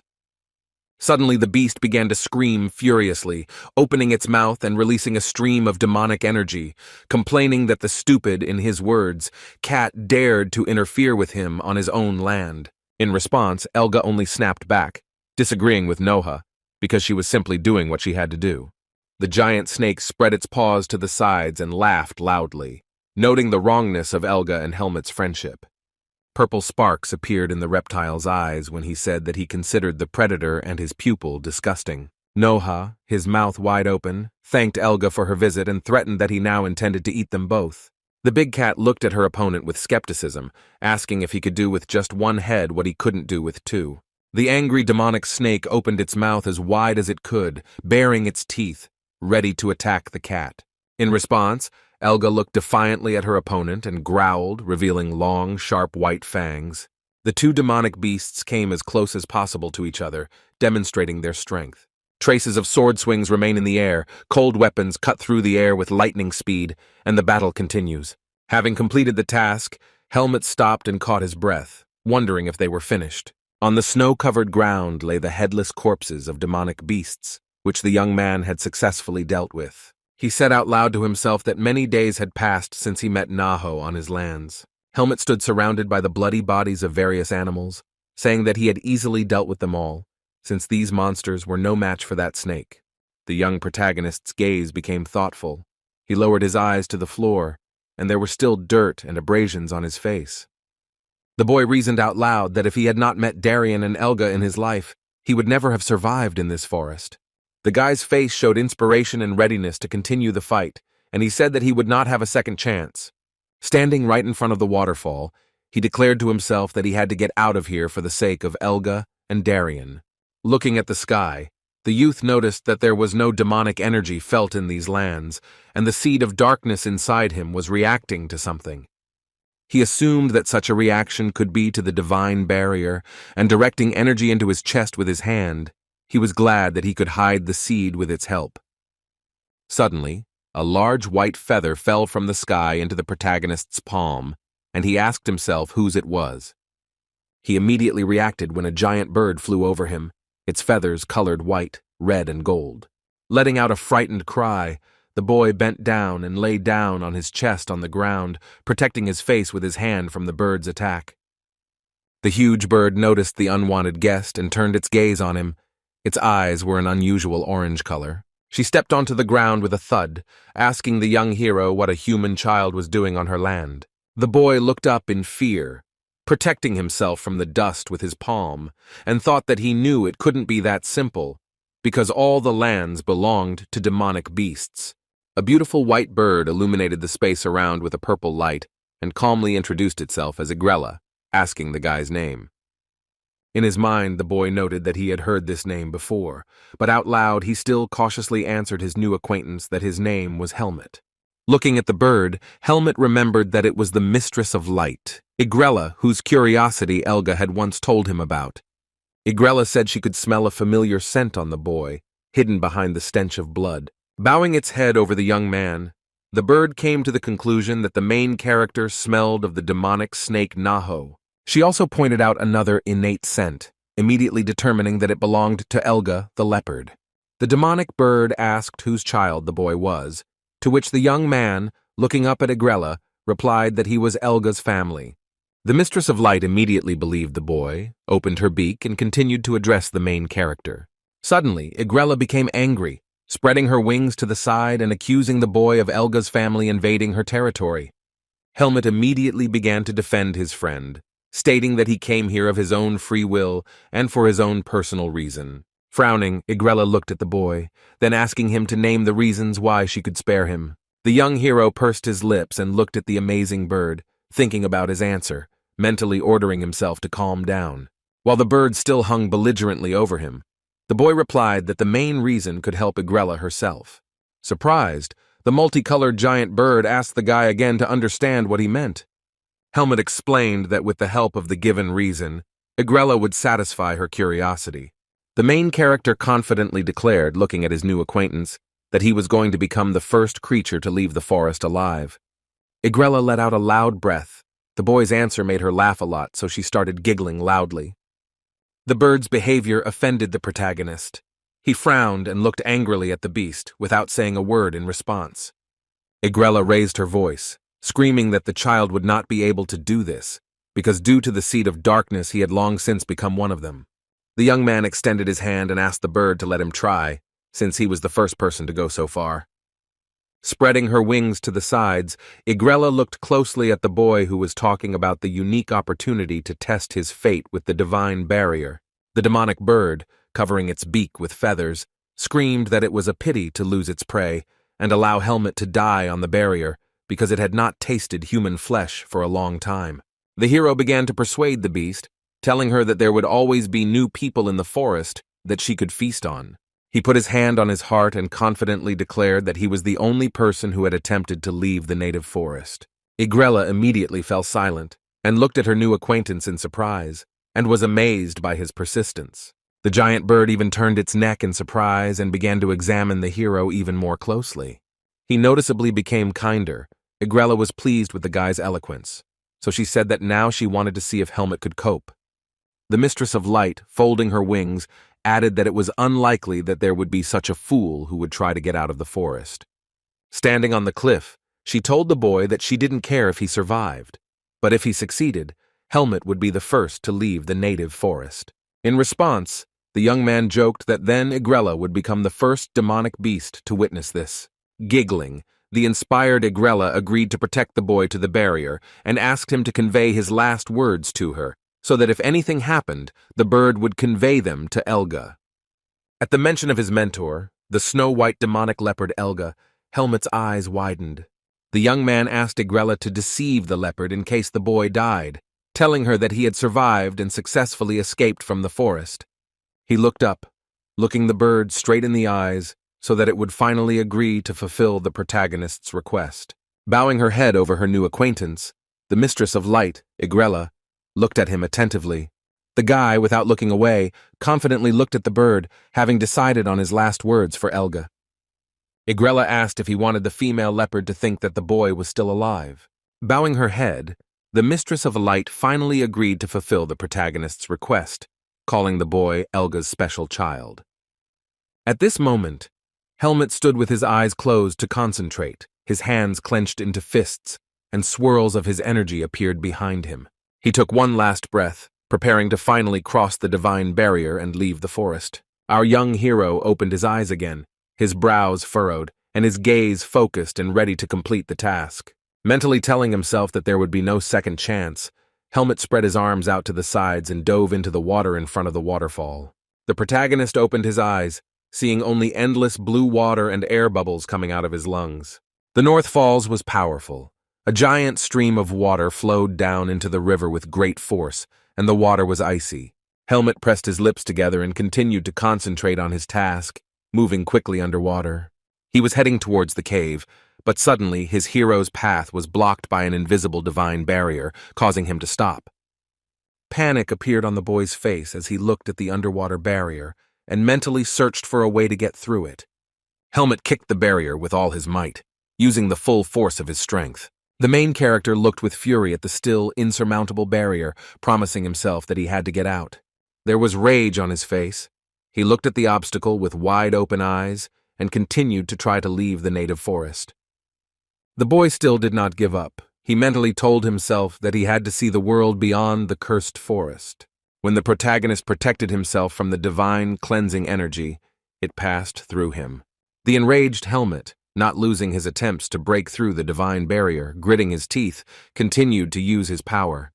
He tried to scream underwater, his pupils narrowed as he pushed himself beyond his limits. A moment later, a beam of light pierced him, and the young hero felt pain the likes of which he had never experienced in his life. The medallion was torn from his body, and due to the pain received from the divine barrier, the boy's consciousness could not withstand it. A cart with a horse was moving along a forest path, to the body of which a large shield with an inscription was attached. The people walking ahead were talking to each other. The man asked Tatiana why they had chosen a resting place next to the indigenous forest. The red-haired girl in the hat looked at her interlocutor and asked if he knew that their path was not yet close. The guy was seriously scared when Tatiana said that in case of meeting a demonic beast, even rank 4 fighters would go into battle. The fair-haired young man looked away and cursed, saying that it was already getting dark, which enraged Tatiana. The girl kicked the guy with her foot, gritting her teeth in anger, causing him to fly off to the side with a scream. She shouted that she was tired of the boy's foul language and ordered him to go get some water, after which the young man hurried to carry out the order. Holding empty wooden buckets in both hands, the young man walked along the forest road, noting the unusual situation in the forest. The blonde told himself that it would be better to quickly get some water and get out of here, but then he exclaimed in surprise. While collecting water from the river, he noticed some algae in it, which amazed the guy. He saw in front of him a young guy who was lying unconscious in the water, and the seaweed turned out to be his long hair. The fair-haired guy froze in surprise, his face and neck sweating, and he stared wide-eyed at the find. Having recovered from the momentary shock, the young man screamed at the top of his lungs so that a flock of birds flew up above the edges of the trees. The blonde ran back and stopped to catch his breath, and his surprised friends asked if he had seen a ghost there. The stunned guy screamed in their faces that he had found a dead man lying right in the river. The guys were skeptical of the blonde man's words, saying that he had confused the corpse with a log, and only Tatiana agreed to go check out the situation. When the red-haired girl asked where the young man saw the dead man, the guy pointed towards the river with a hand trembling with fear. Tatiana kicked the young man again, complaining that he should lead her instead of pointing her in the direction with his finger. The girl calmly and confidently followed the shocked guy, who shouted that he definitely saw a dead man, and she threatened to kill him if he was wrong. The heroes came out onto the riverbank, where the buckets abandoned by the youth lay, and the blonde pointed his finger at the place where the dead man lay unconscious. The boy and girl tried to pull the dirty drowned man with torn clothes to the shore. From fatigue and surprise, a corpse appeared on Tatiana's face. She agreed that the find really was a corpse. The blonde continued to yell that everything was serious, and he didn't like this situation, so they needed to leave, but Tatiana stopped the guy. The girl took a closer look at the face of the dead man she had found. A thin stream of energy was coming out of his mouth. Tatiana screamed for Pin to help her faster, to which the stunned guy only began to ask questions and stutter. The girl ran up to the body and lifted it up, shouting that it was not a corpse, but still a living person. Helmut slowly opened his eyes. His vision was still blurry, and he saw two happy people in front of him. His vision cleared, and in front of him were two strangers, a red-haired girl and a fair-haired guy, who were glad that the guy had come to his senses. After some time, Helmut, covered with a blanket, sat by a tree with bandaged wounds and wondered where he was and whether he had managed to get out of the forest. The friendly girl calmed the guy who had regained consciousness and, smiling, asked him not to be afraid, because everyone was his own. Tatiana explained to the bewildered Helmut that their boy had found him in the river, and fortunately it turned out that the body they found was alive. Pin watched the stranger with interest, his hands on his knees, and the red-haired girl asked Helmut's name, after which he immediately introduced himself. Tatiana began to interrogate the guy for new information, to which the main character replied that he didn't remember anything. Helmut's memory loss surprised the girl, because she did not see any serious wounds on him, and assumed that he had a head injury. Smiling broadly, Tatiana extended her hand to the protagonist and introduced herself, adding that she was a rank 3 silver mercenary. Helmut extended his hand to the red-haired mercenary in response, and shook it firmly in a sign of acquaintance. The main character looked at Tatiana with caution, and the thought flashed through his head that he had met another person. The mercenary heard from Helmut that she did not know where they were, and said that the heroes were in a rotting forest. The red-haired girl said that the guy was unlucky enough to lose his memory, and tried to get at least some information from him, but Helmut remained silent in response. Looking at his new acquaintances, the protagonist soon said that he only remembered his name and his swordsmanship. Tatiana said that being able to wield a sword was already good, and Helmut would be fine if he got help from a doctor. The main character looked in amazement at his young acquaintance, who said that she would help him get stronger. Helmut's face was filled with shock, his eyes were wide open, and Tatiana cheerfully said that the boy was now under her care. It was already getting dark in the forest. The mercenaries stood in a group to the side, and Pin and Tatiana stayed close to Helmut when he thanked the girl. Finally left alone, the main character sat down on a large stone, put his weapon next to him, and sighed with relief. Helmut thought that it was only by a miracle that he had survived, and that it would take him some time to fully recover. The young man looked at his palm, emitting weak energy, and came to the conclusion that he was now weaker than at the beginning of his training. The hero became convinced that the seed of darkness still sat within him, although he hoped that the divine barrier would be able to destroy it. Placing his hand on his chest, he paid tribute to the seed of darkness, because without it, the boy would have died long ago. After thinking about it, the boy agreed with himself that in the human world, he should pretend to have lost his memory and not let others know about the demonic energy inside him. The protagonist then set himself another challenge by putting his hand under his shirt to touch the medallion. He wrapped his fingers around the gold ornament and decided that he should find the real owner of the medallion. Looking up at the cloudy sky, he corrected himself that there was no need to rush into completing this task. Helmut thought he had only taken the first step into the world of people, so everything would come with time. The next day, the mercenary guys looked in amazement at their new acquaintance, who had changed after yesterday's meeting. One of them said that Pin helped Helmut wash himself, but the tanned man did not believe that one could change so much after bathing procedures. The blond, stubbled boy cursed, mistaking Helmut for a nobleman due to his attractive appearance. The protagonist, who had already tidied himself up, stood surrounded by mercenaries, adjusting his new white shirt while the others looked at him with envy. A puzzled Pin looked at his new acquaintance, wondering how the man who looked like a corpse yesterday could change so much in a day. The blonde, burning with curiosity, asked if Helmut was a nobleman, to which the hero replied that he did not remember anything. Tatiana put her hand on the main character's shoulder in a friendly manner and asked what difference it made, since he was now on their team. Both Pin and Helmut were surprised by Tatiana's unusually friendly behavior, which is why the blonde even asked if she was okay.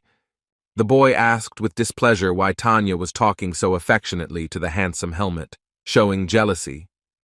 Before he could finish speaking, Pin immediately received a punch in the cheek from Tatiana and was ordered to shut up and pack up camp. While the blonde lay on the ground after the blow, Tanya told Helmut that in 4 days they would arrive in the city, and there they would take him to the doctor.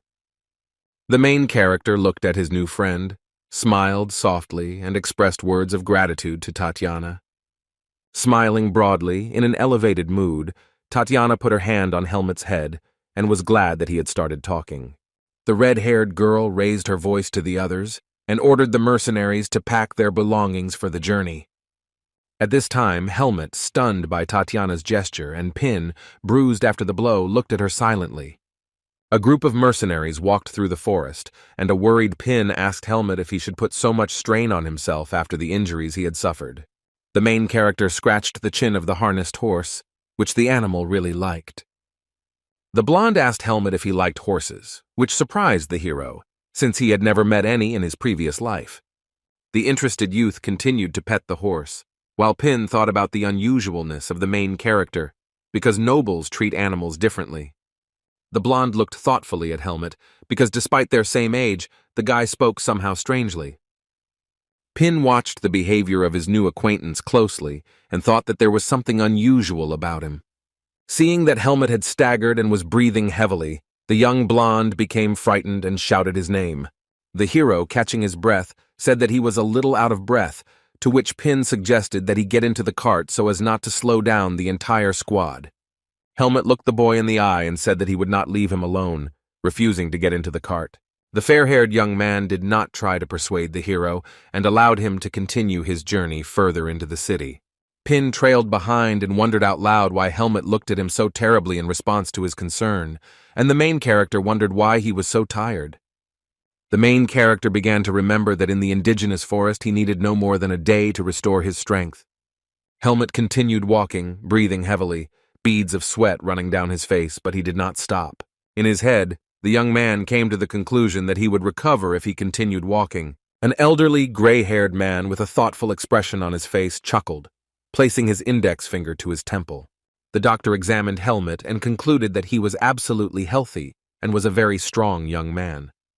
Tatiana did not believe the doctor, which made her grandfather very angry, and he began to shout, agreeing to prescribe medication for the boy. The red-haired girl became furious and began to scream and insult the doctor at the top of her lungs, suspecting him of quackery, since Helmut had been practically dead just a week ago. The protagonist silently and calmly watched as the doctor and Tanya discussed Helmut's health and recovery in raised tones. Pin carefully asked where the boy had gotten his amnesia from, to which the doctor shouted back that the amnesia in Helmut's crazy head would soon pass. The elderly man threw medicine at the heroes, ordering them to get lost, and was perplexed that he had been unfairly called a charlatan. Tatiana's eyes were clouded with rage. She clenched her teeth tightly, because the doctor's behavior and words made her very angry. She began to insult the doctor as an old man. A scream reigned in the hospital building. Pin called people for help to moderate Tanya's ardor. On the way back, Tatiana began asking Helmut questions about his health, because her friend told her that the hero even had difficulty walking. The youth began to tell Tanya that he was healthy, and the medicine combined with rest in the tavern helped him to recover properly.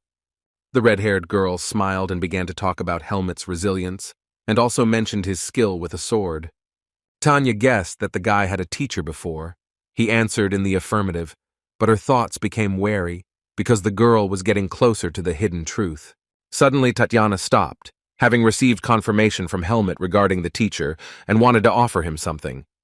Holding the hilt of her sword, she looked at the protagonist and enthusiastically asked if he wanted to duel her.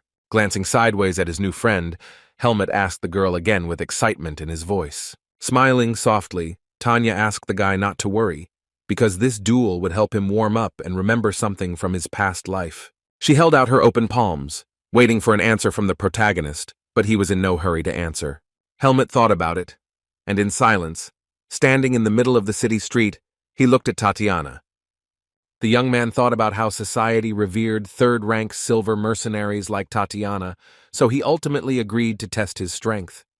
In the training arena, a muscular, sweaty man was vigorously kicking and punching a wooden pole. Several mercenaries in good physical condition were busy training, swinging wooden blades. Helmut and Tanya were watching this picture when she said that looking at this was a treat for her eyes. The mercenaries noticed the girl's presence and called out her name, then asked who she had brought with her. They recognized the young man as Helmut and greeted him, and upon learning of the upcoming duel, they declared that the fun was finally beginning. Tanya became noticeably angry and started swearing after her squad mates started teasing her, hinting that Helmut was more handsome than her and she shouldn't ruin his face. The strong guys started screaming loudly when Tatiana, in her anger, began to rapidly hit them in the face with her fists. Having dealt with the offenders, who were already lying unconscious on the ground, she sighed contentedly. Tanya threw Helmut a wooden sword and explained the rule that the first one to fall to the ground loses. Smiling kindly, she asked Helmut not to give in and to fight with all his might, since she had been recognized as vice-captain.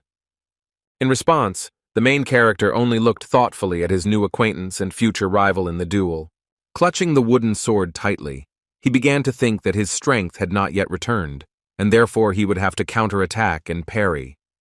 With his head down, Helmut mentally gave himself his final instructions before the fight, advising himself not to lose his vigilance. The protagonist took the sword in one hand and stood in a stance, preparing to begin a duel with Tatiana. The rest of the squad, previously beaten by Tanya, all unanimously encouraged Helmut and were surprised that he even had a stand. The hero began a duel with Tatiana. He performed his techniques while the red-haired girl tried to defend herself. He maneuvered in jumps, holding the sword in one hand, while Tanya, with a smirk on her face, prepared to attack. Helmut's eyes widened and he mentally ordered himself to throw a left punch at Tatiana. The red-haired mercenary smiled widely as she easily blocked the boy's blow, holding her weapon out in front of her. The duel continued, and thoughts flashed through the protagonist's head that Tanya was clearly superior to him in strength. At the same time, Tatiana was also noticeably tense, and was surprised out loud at the abilities of her opponents. Squinting his eyes, Helmut mentally came to the conclusion that he would not be able to defeat Tanya in an open battle.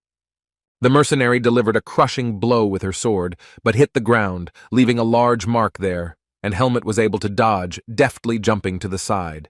The protagonist mentally decided that in order to win, he would have to dodge with all his might, since he was not in the best shape. Tanya exclaimed in surprise, looking at Helmut, who skillfully dodged her blows.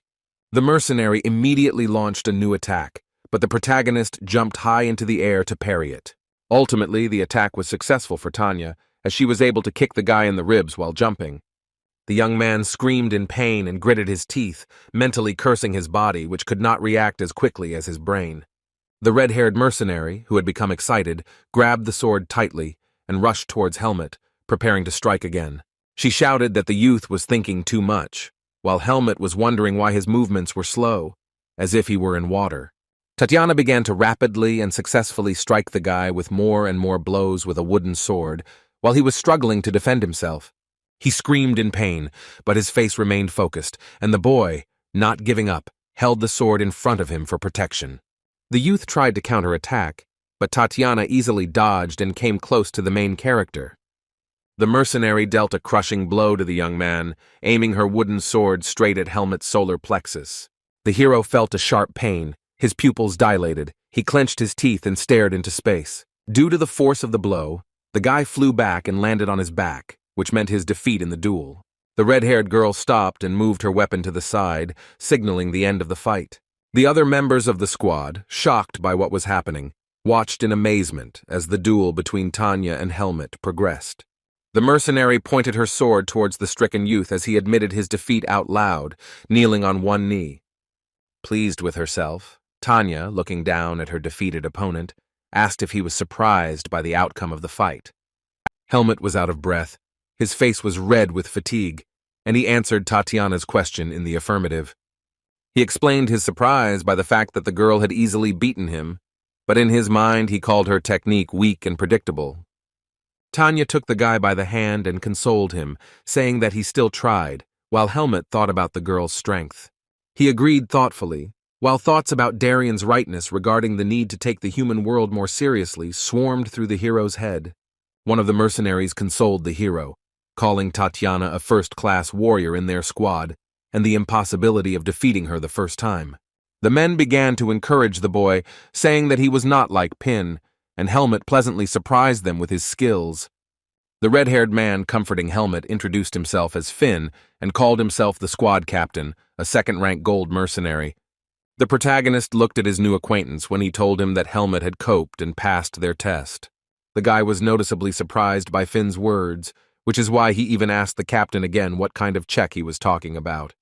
Finn, looking the hero in the eyes, explained that the squad wanted to test whether Helmut could become one of them.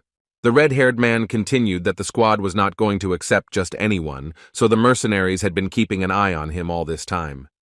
Helmut said that he understood everything, but in his mind he came to the conclusion that it was precisely because of the inspection that no one except Tanya and Pin communicated with him. Finn said that Helmut turned out to be a great guy, including because he didn't hit on his sister Tatiana. The captain took out a roll of paper and handed it to the hero, stating that it was a temporary seal for a fourth-rank mercenary that required further registration. The red-haired man shouted that Helmut was now one of them, and it was time to start getting to know each other. Two mercenaries approached the protagonist and friendly introduced themselves as Burn, a rank 3 fighter, and Lighter, of the same rank. Two more identified themselves as Maros and Sin, adding that most of the squad, not counting Finn and Pin, were silver 3rd rank. Raising his palm up, the embarrassed blonde Pin modestly said that he was a rank 4 mercenary. Helmut listened silently to his new acquaintances, thinking about the fact that Darian had told him not to trust people. The protagonist turned to Finn and asked him a question about how long he needed to be present in the team. In response to the guy's words that his memory might return, and then he would have to leave, Finn thought about it.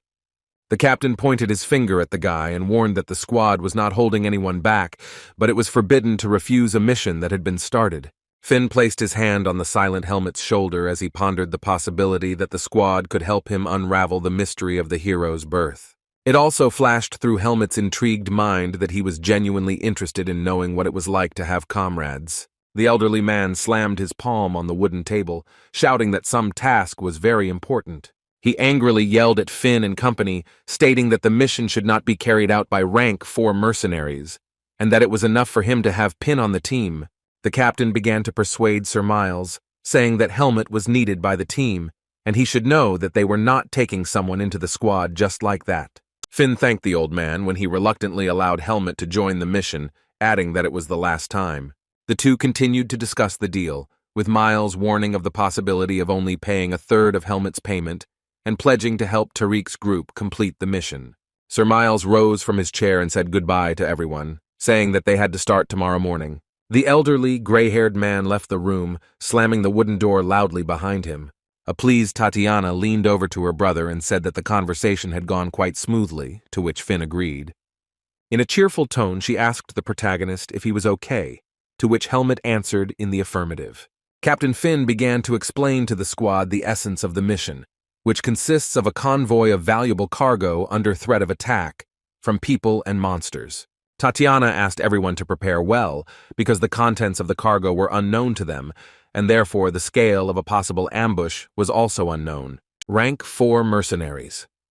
Helmet and Pin listened attentively to Tanya's words, and the young blonde sweated from the possible need to repel the attack. Suddenly, someone shouted Helmet's name, causing him to look questioningly at the person. Maros and Leader told the protagonist that he should ignore the barking of the puppies of Tarek's squad, because they are jealous of the Vanguard's reputation. Suddenly, Finn ended the discussion, looked at everyone and said goodbye, adding that he would see everyone tomorrow. That night, Helmet did not sleep and stood alone in the middle of the training arena, lost in thought. He frowned and looked down, mentally acknowledging the feeling of rage over the lost duel. Closing his eyes, memories of the past battle with Tanya flashed in the young man's eyes. He was angry because of his weakness. Looking at his hand, which was emitting weak energy, he called the fact that he had not yet recovered a stupid excuse for losing. The young man raised his head and thought that he was too weak now and could not win even with Tatiana constantly giving in. After exhaling through his mouth, he came to the conclusion that the problem was not that the protagonist had lost his special power.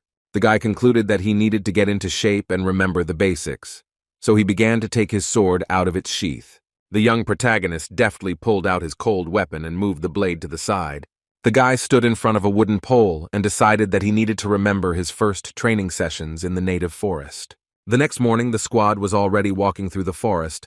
Finn solemnly announced the start of escorting the cargo and called on everyone to remain vigilant. Inspired, Tatiana turned around and added that they were going to show what they were worth.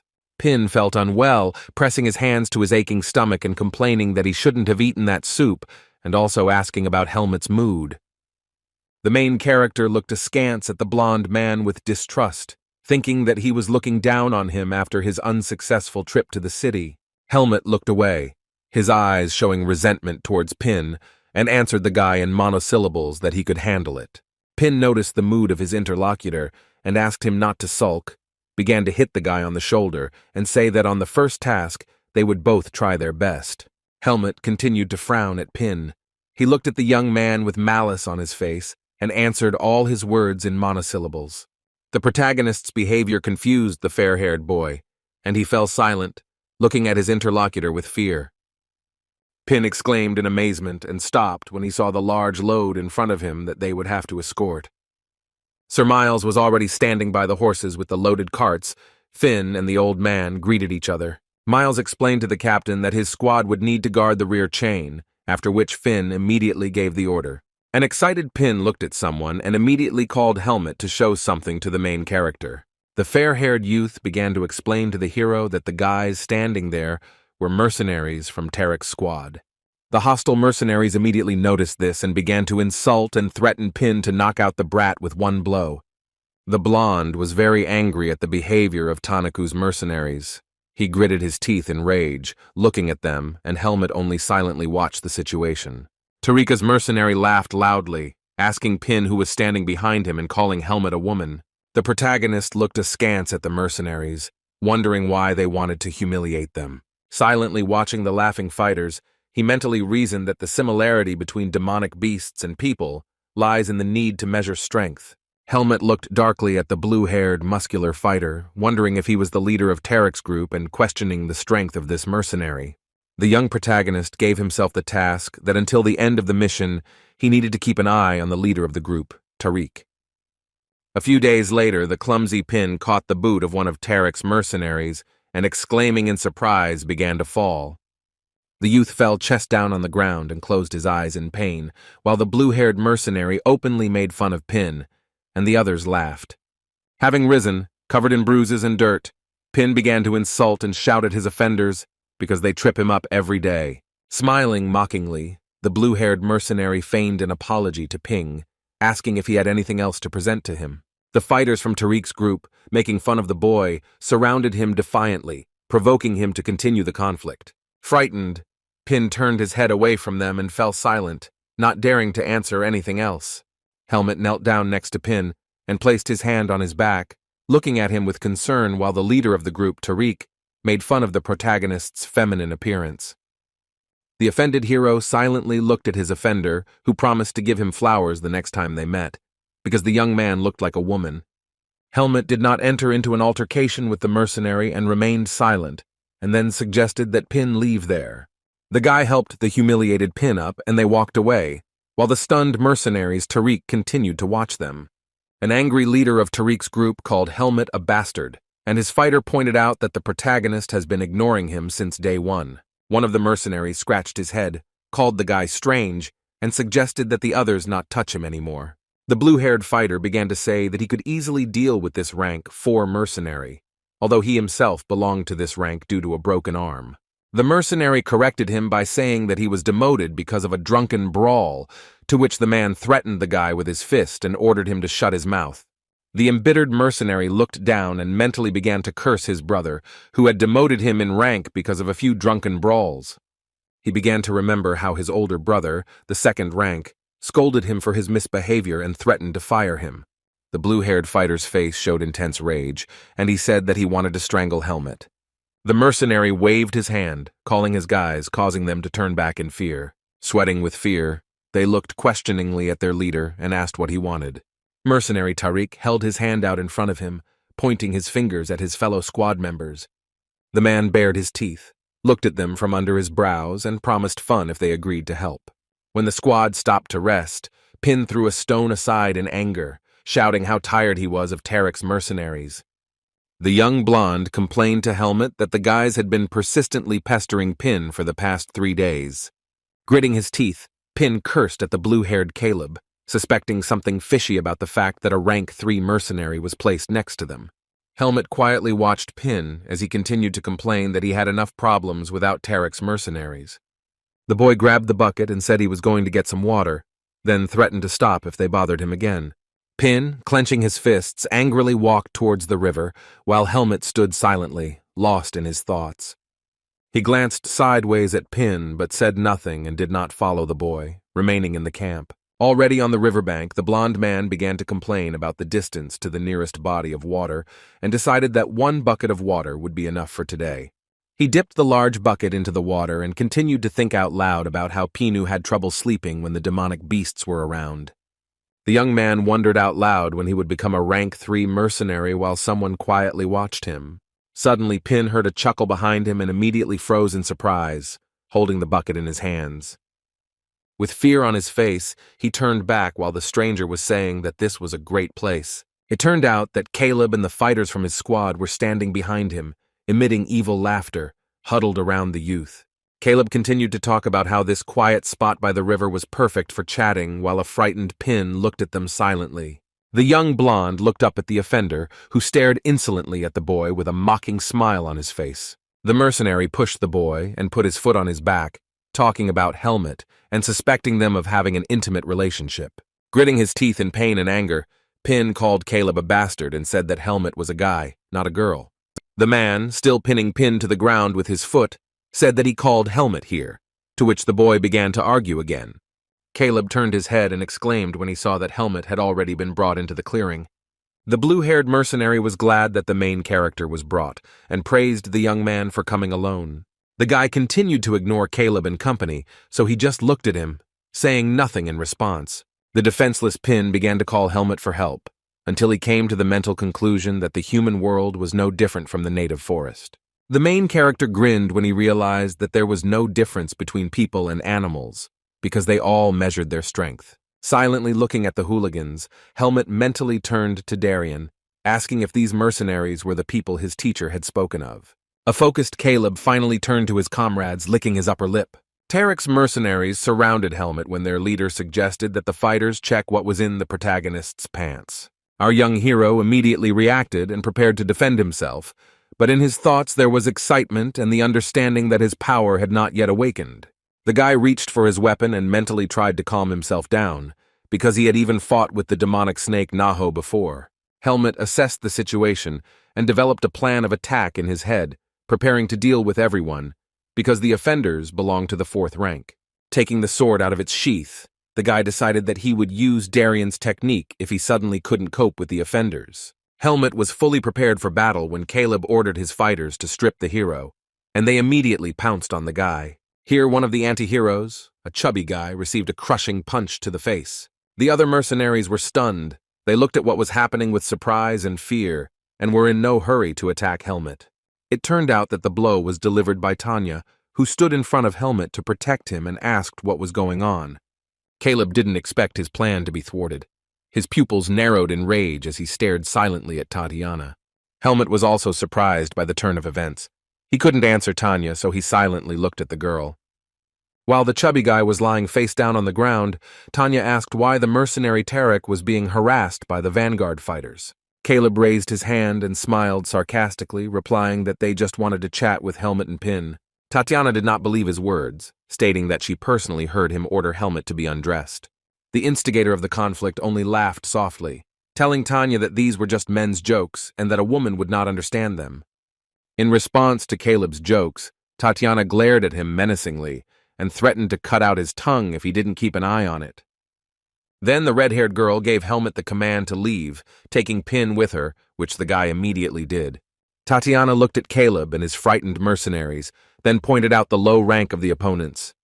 The blue-haired guy grinned and added that, in fact, he used to be a third rank, just like Tanya herself.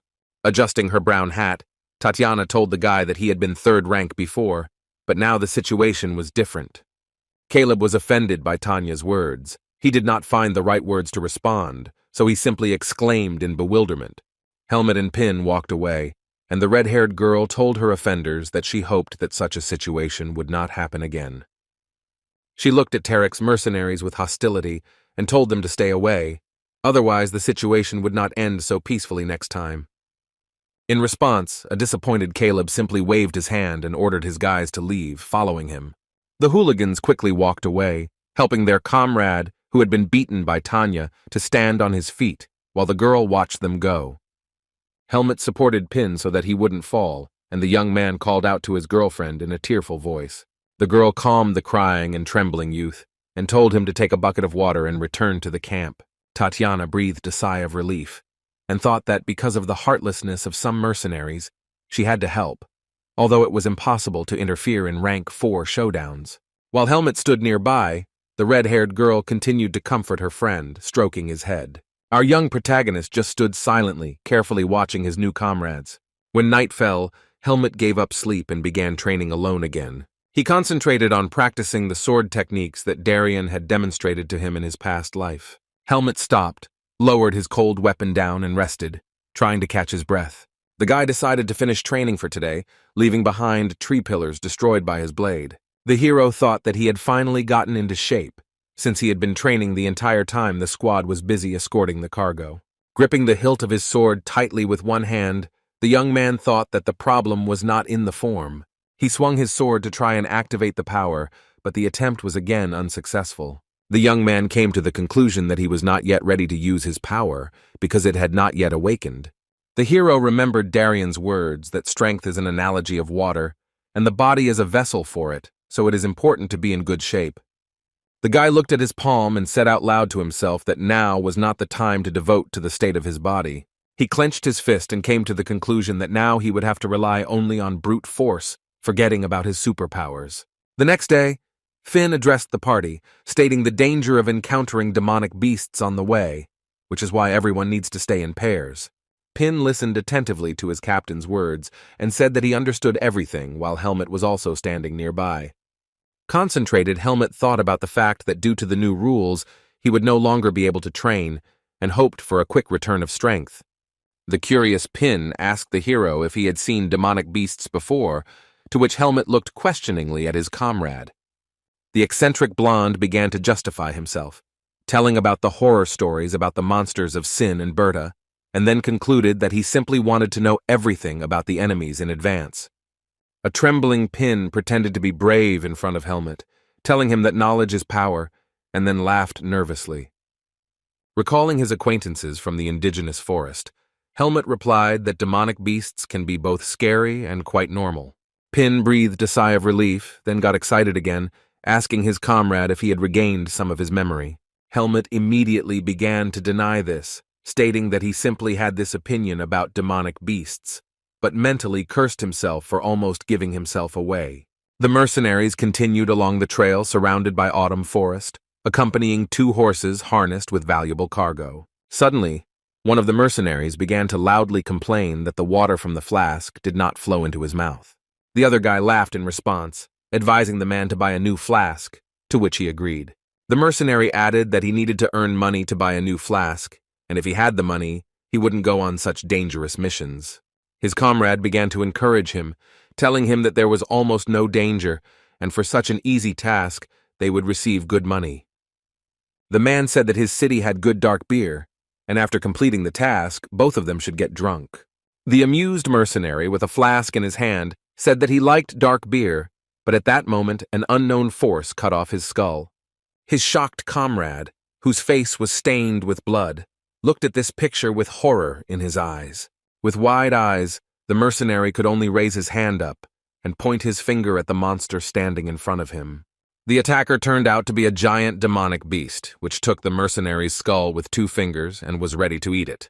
Mercenaries with weapons in hand surrounded the giant bloodthirsty demonic beast, devouring their comrade. The monster clicked its teeth mercilessly, tasting the flesh, blood, and bones of the mercenary he had just killed. One of the squad, watching this with horror, held a sword in front of him and was ready to avenge his murdered friend. Rage clouded his eyes. He raised his sword up and ran straight towards the beast with a scream, intending to kill it. Another mercenary screamed, trying to stop his comrade because you can't attack a monster of such size alone. The demonic beast swung its giant paw with sharp claws, its skin stained with the blood of the mercenaries. The solo attack was unsuccessful, and the monster easily defeated the mercenary, enjoying his flesh. The demonic beast, unlike any other animal, chuckled evilly, enjoying its superior strength. A fighter from the squad began to curse, gritting his teeth, asking where this freak came from, while fear was clearly visible on his face. Captain Finn was watching all this. He said that the squad relaxed, and even he could not predict the appearance of this beast. The demonic monster continued to deal with the slain mercenaries, mercilessly mocking their bodies. He took the body of the dead man as if it were a feather, and noticing other animals in ambush, swung at them. The beast easily threw the body of the decapitated mercenary, and it immediately flew away a great distance. When the man's body reached the edge of the trees, it was suddenly torn into small pieces by other, smaller animals. Tatiana immediately noticed this, noting that the beast was not alone, and shouted to the others to prepare for battle. The vanguard and Tarek mercenaries, united against a common enemy, drew their swords and took a fighting stance. Helmut watched this scene in silence, and in his head he wondered if this had really begun. Tatiana tried to protect the weak rank 4 fighters, so she shouted for Pin and Helmut to hide under the carriage and not engage in battle. Trembling with fear, rank 4 mercenary Ping only let out a long squeak of horror, sweat streaming down his face. He grabbed Helmut by the shoulders and began to push him forward, begging him to get out of there and hide.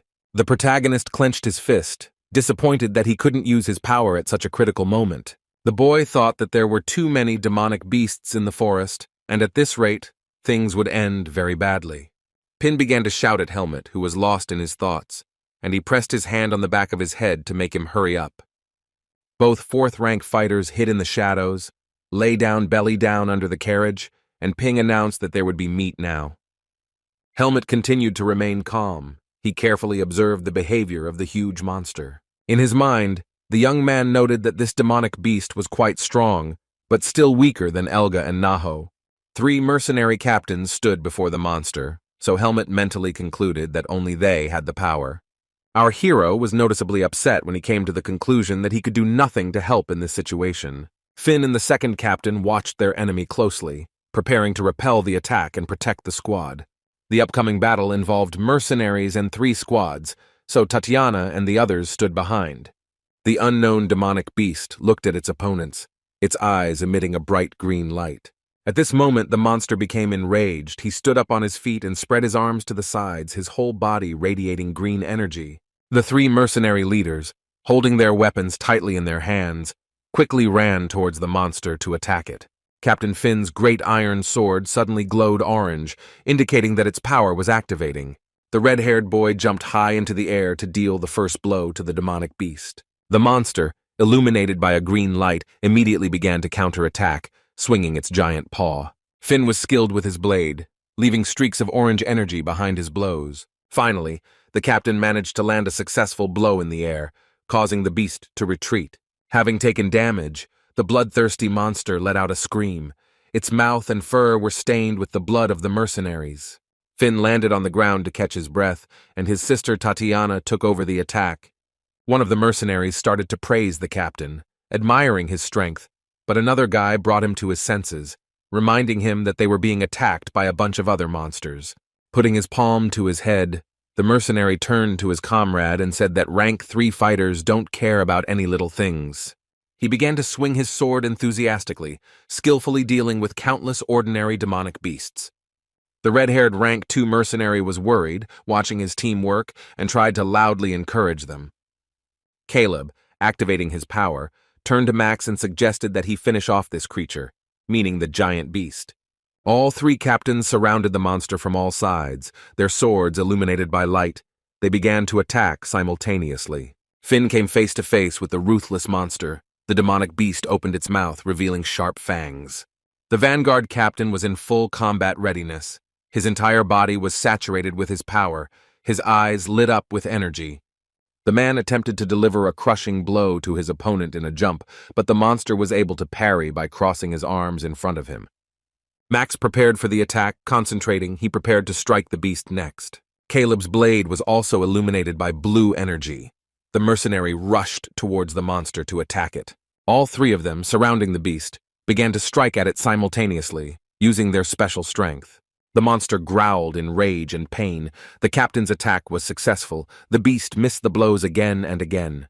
Tatiana, who at that time could handle simple monsters with her foot, exclaimed that everything was great. Helmut continued to lie under the carriage and thoughtfully watch what was happening in the forest. The protagonist wondered how this was possible, since the mercenaries were doing a lot better than he could have suspected. The young man thought about how captains use their strength in battle against the boss, while rank 3 mercenaries successfully deal with simpler monsters. Stroking his chin and squinting, he said out loud that this was the strategy of the battle. Remembering Darian telling him not to underestimate people, Helmut heard Pin scream and turned to the boy. Despite the numerous attacks from the captains, the main demonic beast still stood firmly on its feet. This was observed by the captains and other mercenaries, who had already dealt with the rest of the monsters. The main monster was noticeably out of breath. He stood motionless, trying to catch his breath after the active battle. Caleb stated that it was the only surviving monster and asked Finn if he had any power left. Max watched the monster, holding his sword at the ready. He shouted that they should finish him off quickly. Suddenly illuminated by green energy, the giant demonic beast crouched down, bending its knees. He leapt high into the air with lightning speed, stunning all the mercenaries standing on the ground. The monster's huge paw grabbed a thick tree branch in a jump, and the beast caught on it. The giant monster pushed off from the branch, made another jump, and began to deftly maneuver between the trees. A disappointed Caleb and Finn looked up at the sky, complaining that the monster had just run away. Tanya asked her brother if they were going to pursue him, but Finn said no, since their mission only included escorting the cargo. Having ordered Tatiana to count the losses, the surviving mercenaries began to examine the slain monsters. The red-haired girl approached Helmut and Pin, calling them sweeties, and asked them to come out. The main character deftly got out from under the carriage, but for Pin, this task turned out to be impossible. The frightened young blonde began to scream frantically for Helmut's help. There were tears in his eyes.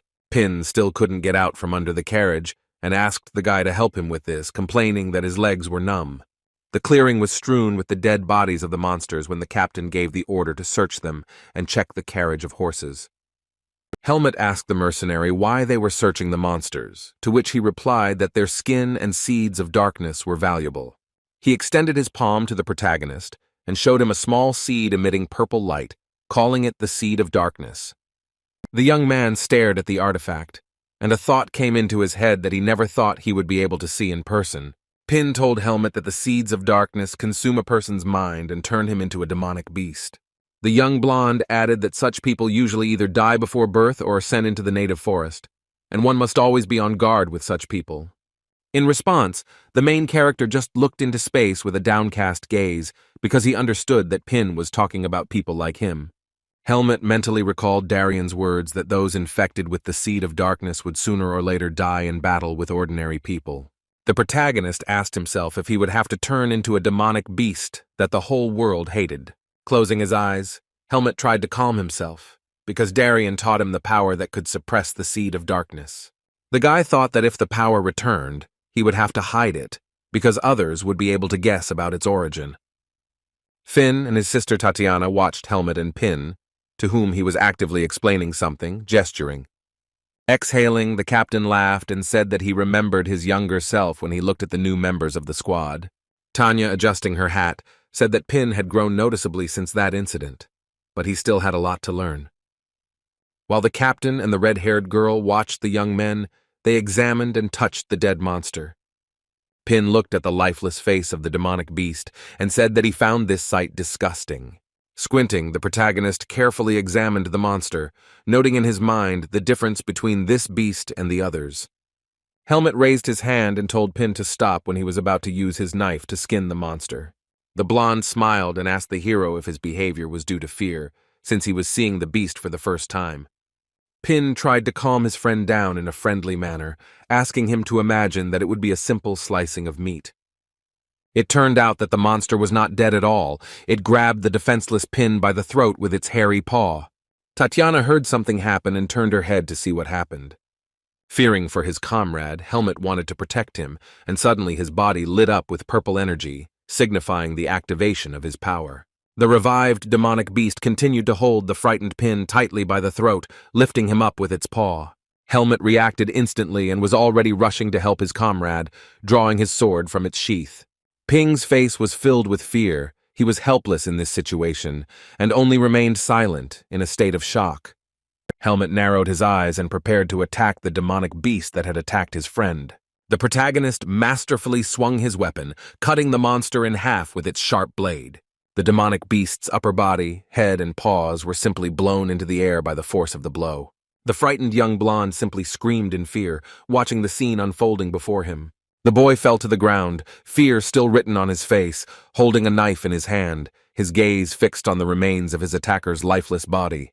Pin came to his senses a little, saw Helmet in front of him with a dirty sword, and asked if he was okay.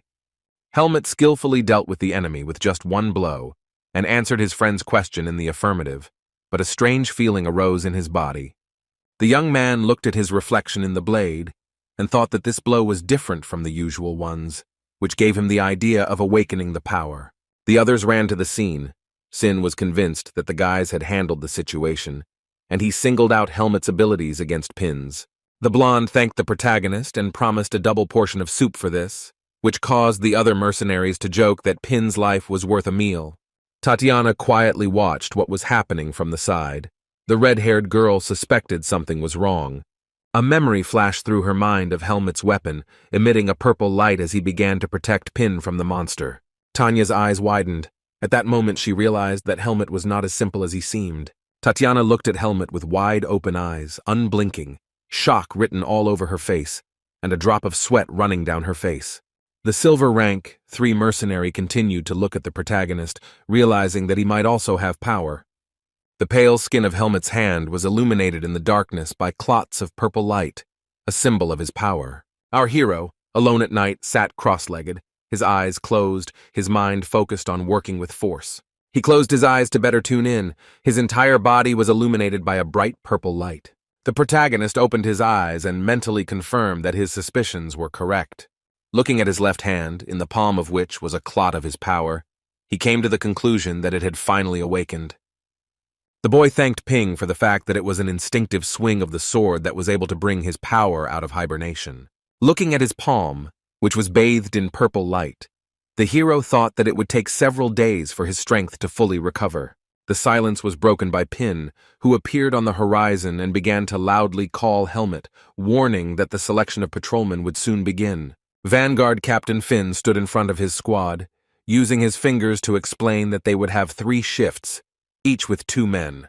The mercenaries listened attentively to the man's words that Tanya and Helmet, Byrne and Sin, Pin and Maros would be on duty, while Uther would be resting due to his injury.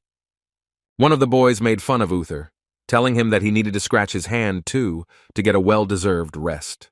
Captain Finn gave his squad his final orders, telling the patrol to stay awake and stay on duty until morning. Helmet, following orders, patrolled, his mind filled with thoughts of the powerful demonic beast that the mercenaries had encountered in the morning. Pin slept in the open air while Helmet thought about how his power made him feel the presence of a monster nearby. Tatiana approached the hero from behind, asked if he was tired, and asked the young man to wake up the next shift. Without complaint or objection, Helmet agreed to do what the red-haired girl said. However, contrary to Tanya's request, the hero did not go to bed, but decided to look around the area because the demonic beast could be waiting nearby until everyone fell asleep. While walking through the camp, Helmet passed by Caleb, with whom the hero had previously had a strong conflict. Caleb, who was on night duty and sitting by the fire, noticed the young man and glanced at him from under his brows. He looked questioningly at the young man and recognized him as his enemy, but Helmet did not notice him. Caleb laughed evilly when he realized that this was his chance to single-handedly deal with the main character. Helmet walked through the autumn forest, practicing with a sword that radiated power and testing his abilities. The guy thought that everything was going great, and at this rate, the strength would be restored by tomorrow. Suddenly he stopped and looked away, noticing that our hero was not the only one who was not sleeping. At first, Helmet thought that a demonic beast was sneaking up on him when someone walked along the path in his direction. The young man looked in that direction warily. He immediately dismissed any suspicions about the monster because the unknown person emitted the aura of a human, not an animal. Without looking back anymore, Helmet continued to walk forward, holding his long and sharp sword in his hands when he was greeted. The smug, blue-haired jock called the guy a pushover and asked him what he was doing alone at night in a forest full of dangers. Raising his voice, Caleb began to offer the young man to train together, to which he asked him to leave him alone. Helmet's words visibly angered the mercenary. He began to threaten the hero, saying that the red-haired creature would no longer help him, and he found himself in a difficult situation. The protagonist continued on his way, while Caleb continued to talk about how overconfidence is a bad quality for a newbie. Caleb began to threaten the hero, declaring that he intended to knock out this self-confidence by breaking Helmet's arms and legs during training. The mercenary added that he wanted to hammer knowledge into his head in this way, and if Helmet died, then he simply turned out to be a weakling. After listening silently to his pursuer, our main character stopped, turned around, and began to speak. Helmet calmly asked the group leader Tariq if this was all he could do in this situation. The protagonist's words discouraged Caleb, so he, staring at the young man, could only ask him again. Keeping his distance from Caleb, the hero said that mercenaries should help each other, but this guy was acting like a demonic beast. Maintaining his confidence and composure, Helmet asked the fourth-rank mercenary to behave like a human being. Helmet's self-confidence in this situation amazed Caleb, so he took a long time to choose his words for an answer. Then the mercenary with long blue hair smiled widely and began to laugh loudly, looking into the eyes of the protagonist. Caleb's face flared with anger, and he gritted his teeth, beginning to protest that the boy had called him a beast and criticized his behavior. Enraged, he called Helmet a moron and declared that he was much stronger than the main character and had recovered long ago, demonstratively breaking the plaster cast on his broken arm. Caleb swung his fist at the guy in a rage, shouting that he was going to smash his skull into pieces and destroy that self-confidence in him. The attacker never got to land the first blow because the protagonist easily stopped his fist by grabbing it with his hand. Despite the threat, Helmet's face still radiated calm. He confidently and silently looked the enemy straight in the eye. Caleb tried his best to break free, but the hero continued to hold the offender tightly by the wrist. Caleb's eyes were clouded with rage. He began to scream loudly out of helplessness, sweat pouring down his face from the strain. The mercenary tried unsuccessfully to break free, his face red from the effort, and his thoughts swarmed with questions about why Helmet was so strong. Caleb screamed hysterically from pain and hopelessness, insulted the hero, and asked how he managed to do it. Helmet calmly replied that at first he thought the guy was a demonic beast, but it turned out that his intuition was much worse. A helpless Caleb made a face of anger and pain as Helmet explained to him that he should have seen the enemy's strength if he was referring to the hierarchy of strength. Still blocking the enemy's movements, the protagonist, looking the offender in the eyes, concluded that he should know his place. Helmet finally let go of the mercenary's hand, and he, gritting his teeth, could not accept or believe that he could be weaker than the young man. After shouting that he would never lose to someone like Helmet, Caleb began attacking the protagonist again. The captain of the mercenary group, Tariq, grabbed the hilt of his sword with his hand to draw it from its sheath and strike. Opening his mouth wide, he screamed loudly and swung a cold weapon at our main character. Helmet perfectly parried the enemy's numerous blows, using his sword, which was still hidden in its sheath. Enraged, Caleb used his physical strength to the maximum, trying to attack the protagonist again and again, but he was unsuccessful. Having given up trying, he stopped. Caleb was noticeably tired. Out of desperation, he began to insult Helmet as a damn bastard. The mercenary's pupils narrowed in shock. He looked at the main character with horror and immediately fell silent when a new picture appeared before him. Caleb screamed for power as he saw Helmet, as well as his sword, suddenly glow purple. Having drawn his cold weapon, the protagonist began to counterattack the offender while he was trying to escape from the scene. The leader of Tariq looked at his bleeding legs when he noticed that Helmet had swung his sword and cut them.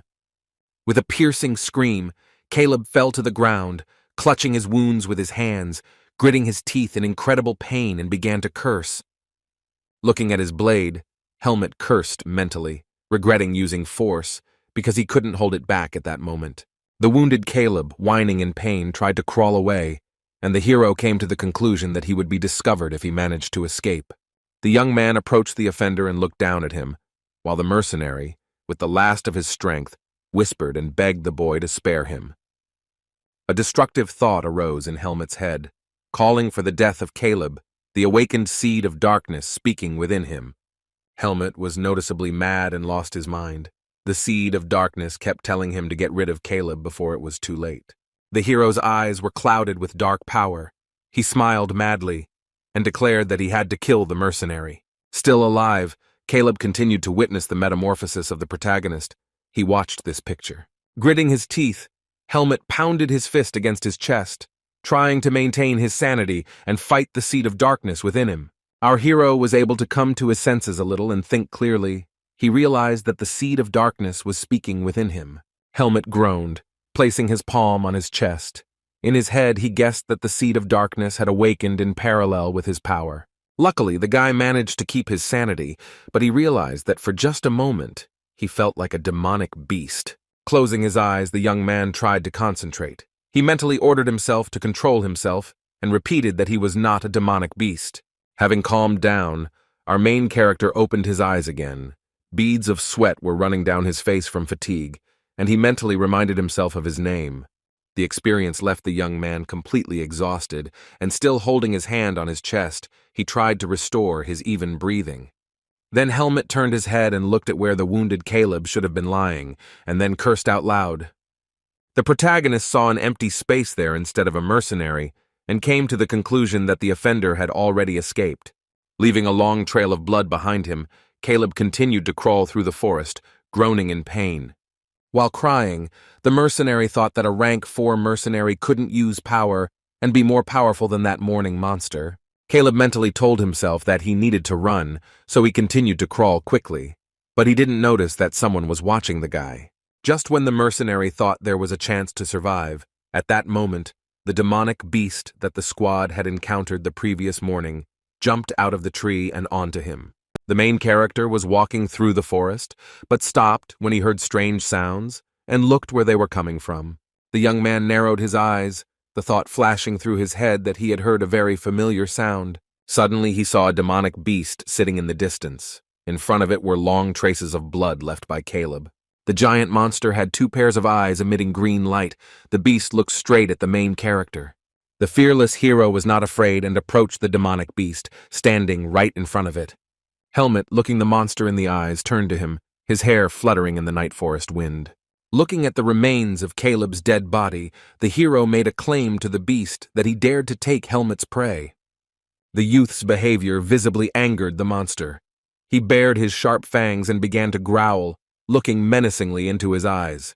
The demonic monster, stained with Caleb's blood, began to stand up, preparing to attack the young hero. Helmet looked at his opponent with confidence in his eyes. His strength had returned, so now he could defeat him. The young man suggested that the monster get down to business, so he grabbed the weapon with both hands and directed his strength into the blade. The beast looked at the boy in shock, his expression changing as he noticed that Helmet had a special power. The demonic giant monster did not hesitate. He began to run towards the guy to attack him. The huge animal became enraged, opening its mouth wide, staring at the young man and starting to growl very loudly. Keeping calm, the youth only silently watched the monster's behavior, noticing its unusualness, because simple demonic beasts cannot sense the strength of others. Looking menacingly at the animal, Helmet told it to take Caleb and get lost, otherwise the guy would kill him. At this moment, the beast was taken aback. He felt threatened by Helmet, so he closed his mouth and did not attack. With its paws spread out to the sides, the huge monster silently looked at the main character, not taking any action yet. Soon the mood of the demonic beast changed again. He became angry and began to growl at the guy. However, immediately after, grabbing Caleb's body with its paw, the monster jumped high into the air and disappeared in an unknown direction. It seemed that Helmet was not pleased with the outcome of the event, and he even hoped that the beast would soon return. A group of mercenaries were already patrolling the night forest at that moment, looking for Caleb and Helmet, holding torches in their hands. The protagonist, standing nearby, mentally decided that he now needed to find a way to explain what had happened to the others. Captain Max's face showed shock as he asked Helmet if his story meant Caleb was dead. All the mercenaries gathered around the fire. The main character answered Max's question regarding Caleb's death in the affirmative. Helmet began to explain that the leader of Tariq was chasing him to beat him up, but the demonic beast attacked the mercenary first. The saddened and shocked members of the squad, expressing their emotions, silently listened to Helmet's story. Max wasn't particularly upset about Caleb's death, since he died because of bullying the others, and even apologized to Helmet. At this point, an enraged Tatiana intervened in the conversation and began yelling at Max, since in her opinion, verbal apologies were not enough. Tanya was rapidly approaching the captain of Tarek's squad. She was shouting at him that because of that bastard Helmet almost died. Bringing the tip of the sword closer to Max's face, the red-haired girl added that they all remained silent, knowing about Caleb's inappropriate behavior. Standing behind, the dead Caleb's older brother intervened and asked Tatiana to watch her language. The vein on the mercenary's forehead bulged with anger. He said that Tanya was actually talking about his younger brother. The red-haired mercenary pulled herself together, expressing her condolences to her brother, but noted that Caleb needed to be set straight to avoid such a tragedy. Caleb's brother became furious after Tatiana's reproaches. His pupils narrowed. He looked at the girl angrily. Coming closer to her, the mercenary told Tanya that she had not only insulted his brother, but also Tarek's entire detachment. Wanting to prevent a new conflict, Sir Miles intervened in the conversation, shouting that enough was enough. The elderly man appealed to everyone to pull themselves together, because there are much more serious problems now. While Sir Miles spoke, Brother Caleb remained silent, but still maintained eye contact with Tanya with anger in his eyes. Tatiana also looked him in the eye while Miles was talking about how the vanguard had no right to throw around loud words, even if Tarek's group was guilty. The gray-haired man concluded that there was no help for the dead now, but Helmet would be able to receive monetary compensation for what had happened. Tatiana lowered her hat over her eyes and agreed with the leader's words. Caleb's brother also pulled himself together. Sir Miles exhaled loudly and added that their current task was to deal with the demonic beasts safely. The man ordered all the mercenaries to be careful, because in just one day, they had already lost 3 people. Helmet cried out in unexpected pain as he was suddenly hit in the head with a fist from Tatiana. His head spun, the young man raised his hand to the place of the blow, and our main character told the girl that it hurt.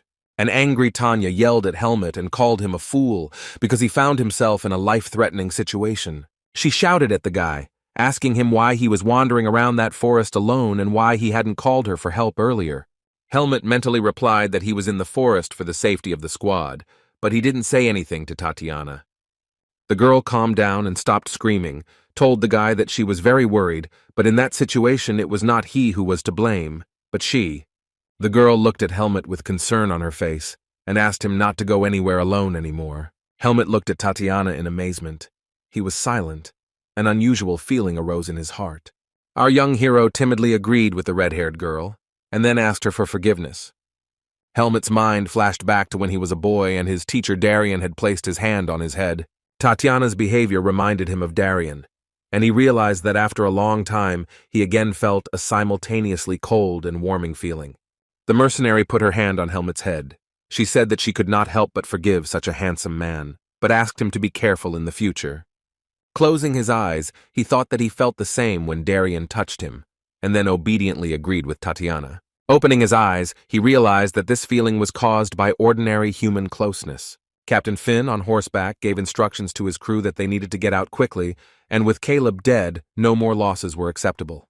The red-haired Rank 3 mercenary who was riding behind him loudly agreed with her brother's order. The fighters deftly deal with the simple demonic beasts that attacked the squad in large numbers. The tanned, muscular guy from the Vanguard squad diligently swung his weapon, killing monsters. Many third-rank mercenaries took part in the battle, and they took turns executing more and more terrible beasts with their swords. At this time, Tariq's leader Max and Caleb's older brother were still standing to the side, preparing to join the fight as well. Tatiana, her brother Finn, and the others continued to fight, as monsters attacked them from above in endless numbers. Pin, who was watching this, complained that there was no end to the monsters, and at this rate the squad would start having serious problems in just a few days. The frightened Rank 4 mercenary cursed loudly and asked why the demonic beasts were attacking from the rear. Helmet sat next to Pin, thinking that he could feel the presence of that huge demonic beast nearby. The protagonist mentally came to the conclusion that the monster was sending smaller beasts to the squad so that the mercenaries would become exhausted. Helmet realized that the demonic beast was using this strategy because it was preparing for something. After a grueling battle, the Vanguard mercenary bandaged his palms, complaining about how long the day had been. He added that in a little while everyone in the squad would have a dozen wounds, but leader told him to shut up. Sin started laughing at the other one, pointing his fingers at him, because the mercenary had been bitten on the leg by the monster. Leader began to jokingly threaten his comrade that he would now stick his feet up his backside, and Finn watched this conversation from the side. Tatiana cursed, saying that now Uther, Maros, and the Sin were wounded, and the monster attack still did not stop. The brother encouraged his sister, because at least everyone was still alive, and also praised Helmet and Pin, who also took part in the battle. The captain highlighted Helmet's skill with a sword, as well as Pin's good sense of smell, which helps him dodge. Tanya looked down, remembering that she had seen Helmet's strength, and was about to tell Finn about it, but he interrupted her. After thinking, the captain said that the most important thing now is that for some unknown reason the monsters are only attacking the Vanguard group.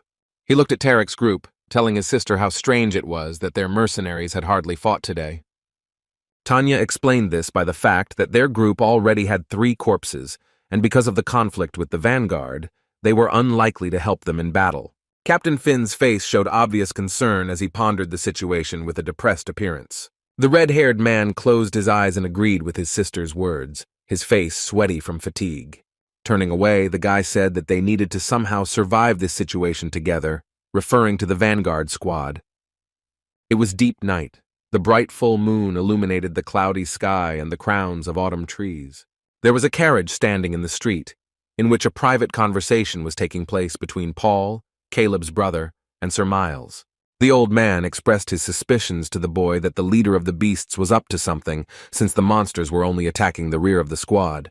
The mercenary sat opposite the older man and looked out the carriage window, listening attentively to Miles's story.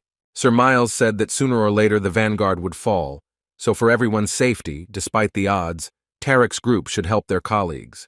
The blue-haired mercenary looked at his interlocutor in bewilderment, and did not immediately find the right words to answer.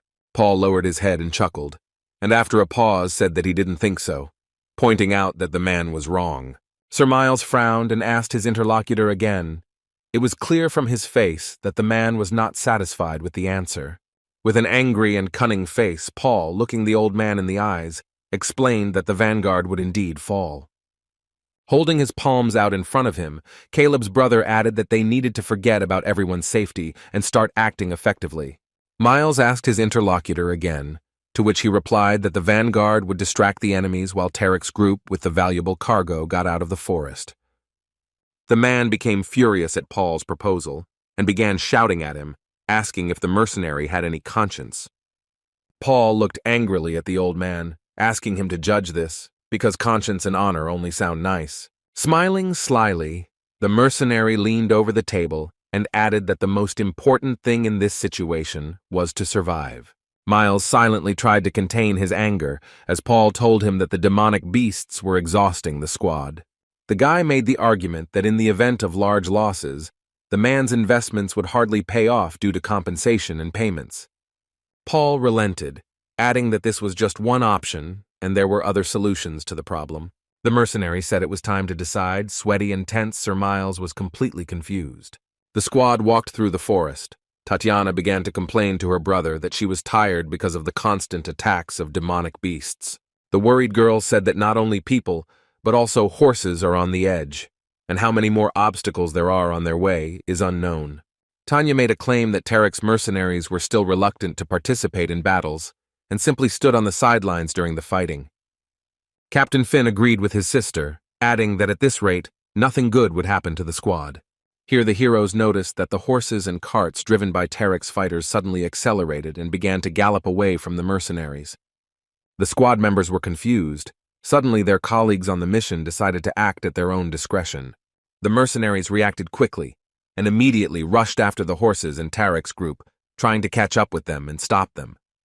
Cursing, Tatiana loudly asked questions about where they were suddenly heading, while her comrades yawned in the background. In confusion, Captain Finn shouted after them, ordering them to stand still, but they, not being fugitives, did not obey him.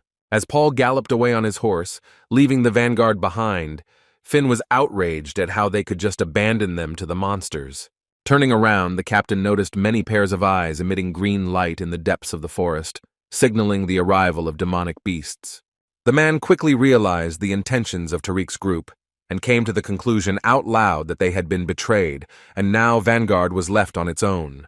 At this time, Helmet silently watched everything that was happening, and thought about how everything had turned out, and that now the fugitives would not be caught. Having assessed the situation around him, the young protagonist realized that the detachment was surrounded on all sides by demonic beasts. He said gloomily out loud that the escaped mercenaries had saved their own lives, but in return they had set up other people. The small group surrounded the carriage and, drawing their weapons, prepared to defend themselves from the beasts, while Helmet wondered how many of them would ultimately survive. The protagonist corrected himself that the outcome of the battle could be completely different if he also decided to join the fight.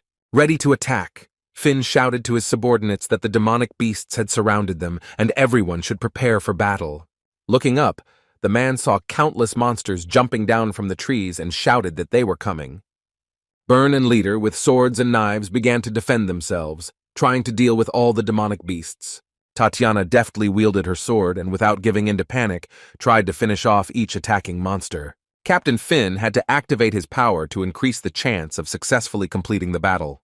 At this time, Sin and Maros managed to talk to each other, arguing that this was a death worthy of mercenaries. Sin was dissatisfied with Maros's statement and shouted that he was not going to die so stupidly and ingloriously. The mercenary, pointing his sword upward, said that his death would be honorable, to which Maros called him an asshole, and Helmet still doubted whether to enter the battle. Smiling, Tanya looked at her comrades and added that the idiots would argue until the end. Pin was angry and panicked about the situation, gritting his teeth and trying to help the team as well. At this time, the protagonist was deep in his head, asking existential questions about who he was, whether he was human, and whether they would want to know about his essence. All these numerous questions in the young man's head remained unanswered as he came to the conclusion that all this was no longer important. Helmet put his hand on his heart and made a decision, realizing that in this situation he wanted to save these people. The young hero looked up, his eyes wide, as his teammates continued to fend off the attack. Suddenly, Helmet spoke out loud to Darien, who was no longer there, telling him that he remembered his words. The main character said the final words before the fight, that this time he would try to trust people. The young man tried to get the boy's attention in a quiet voice in order to make an important statement. He took out his sword and immediately activated his power, saying that everything the mercenaries would now see was a terrible secret. Tatiana, turning her attention to Helmet, looked in shock as the guy's body and weapon were illuminated by a purple light. Pin, Maros, and Sin also couldn't believe their words, and even looked away from the battle, watching the main character's actions with their mouths wide open. Captain Finn, although he himself possessed powers, was also shocked when he saw that Helmet also had such superpowers. At this time, An endless stream of bloodthirsty beasts jumped down on the mercenaries. They growled and bared their sharp fangs. Purple flashes appeared in the sky, and Helmet, focused on the task, began to jump upward at a speed imperceptible to the human eye. The main character deftly performed all his techniques in the air, leaving behind streaks of magical energy. The angry animals that stood on the ground looked up at Helmet, focusing all their attention on his actions. The young man, hanging upside down in the air, deftly wielded the weapon, making circular movements with it, causing a ring of purple light to appear around him. Finn and the others watched in shock as more and more lifeless monster bodies fell flat on the ground. Maros's eyes widened, wondering if he was dreaming, while Sin screamed that what he was seeing was impossible. Meanwhile, Helmet once again swung his sword to deliver a crushing blow to the monster's back. He did so successfully, and both fell to the ground as Helmet pierced the demonic beast's body with a sharp blade. Helmet's power was activated to the maximum. The space around him resembled outer space. Having successfully eliminated one of the monsters, the guy began to rise to his feet to continue the fight. With his blade raised in front of him, the fighter stood face to face with a whole crowd of another batch of angry opponents. Dozens of monsters roared shrilly, choosing Helmet as their main enemy, and tried to attack him. Without much effort, the main character managed to parry all attempts to attack, skillfully using his sword.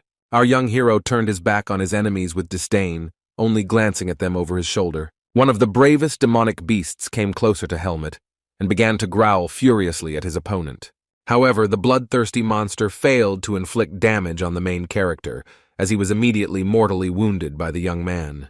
Helmet looked down at the lifeless body of the last beast as he sheathed his weapon. Despite the fact that the protagonist had just become a participant in a difficult battle, his face did not show any fatigue. Tatiana and the other fighters looked at Helmet, who had just successfully dealt with the last demonic beast. Byrne, Leader, Maros, and Sin looked at the main character in amazement. They were shocked by his abilities. The young man thought to himself that the monsters were pathetic creatures, and that they all ran away when their comrades died. The extremely surprised Pin looked at Helmet with wide-open eyes and, stuttering, asked him how the hero managed to do it. Having hidden his sword, Helmet, glancing sideways at his friend, replied that there was nothing special about it, and that he had simply recovered. Tatiana was so surprised by the guy's abilities that she could only stand silently, staring at Helmet. The mercenary was convinced that when the main character protected Pin from the monster and showed his strength for a second, she was not imagining things. The hero indifferently asked the girl if everything was okay while she thought about how this was possible, considering the boy's strength. Tatiana and Pin looked at the main character with wide-open eyes, a multitude of questions and thoughts swarming in their heads. Impressed by Helmet's abilities, Captain Finn reasoned that even he, with his second rank, did not have such strength, and the young hero was capable of such things at a young age. The red-haired mercenary spread his arms out to the sides and asked the young man where he learned to do this. Helmet decided not to tell about the native forest for now, so he answered that he lived with the teacher in a simple forest. Finn slapped his palm against the forest when he remembered that the protagonist had lost his memory after the incident.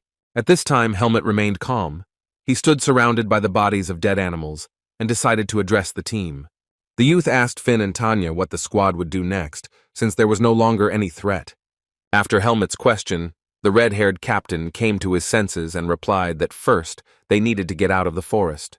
Byrne, Leader, and Sin were furious when Finn mentioned that they also needed to find the squad that abandoned them. The worried captain then asked Helmet what his personal plans were for the future. The main character explained that he had not yet received his share, so he would be with the guys until the end of the task. Finn calmly replied that he understood everything, while in the background Pin shouted about Helmet's strange priorities, and Tanya told the boy to shut up.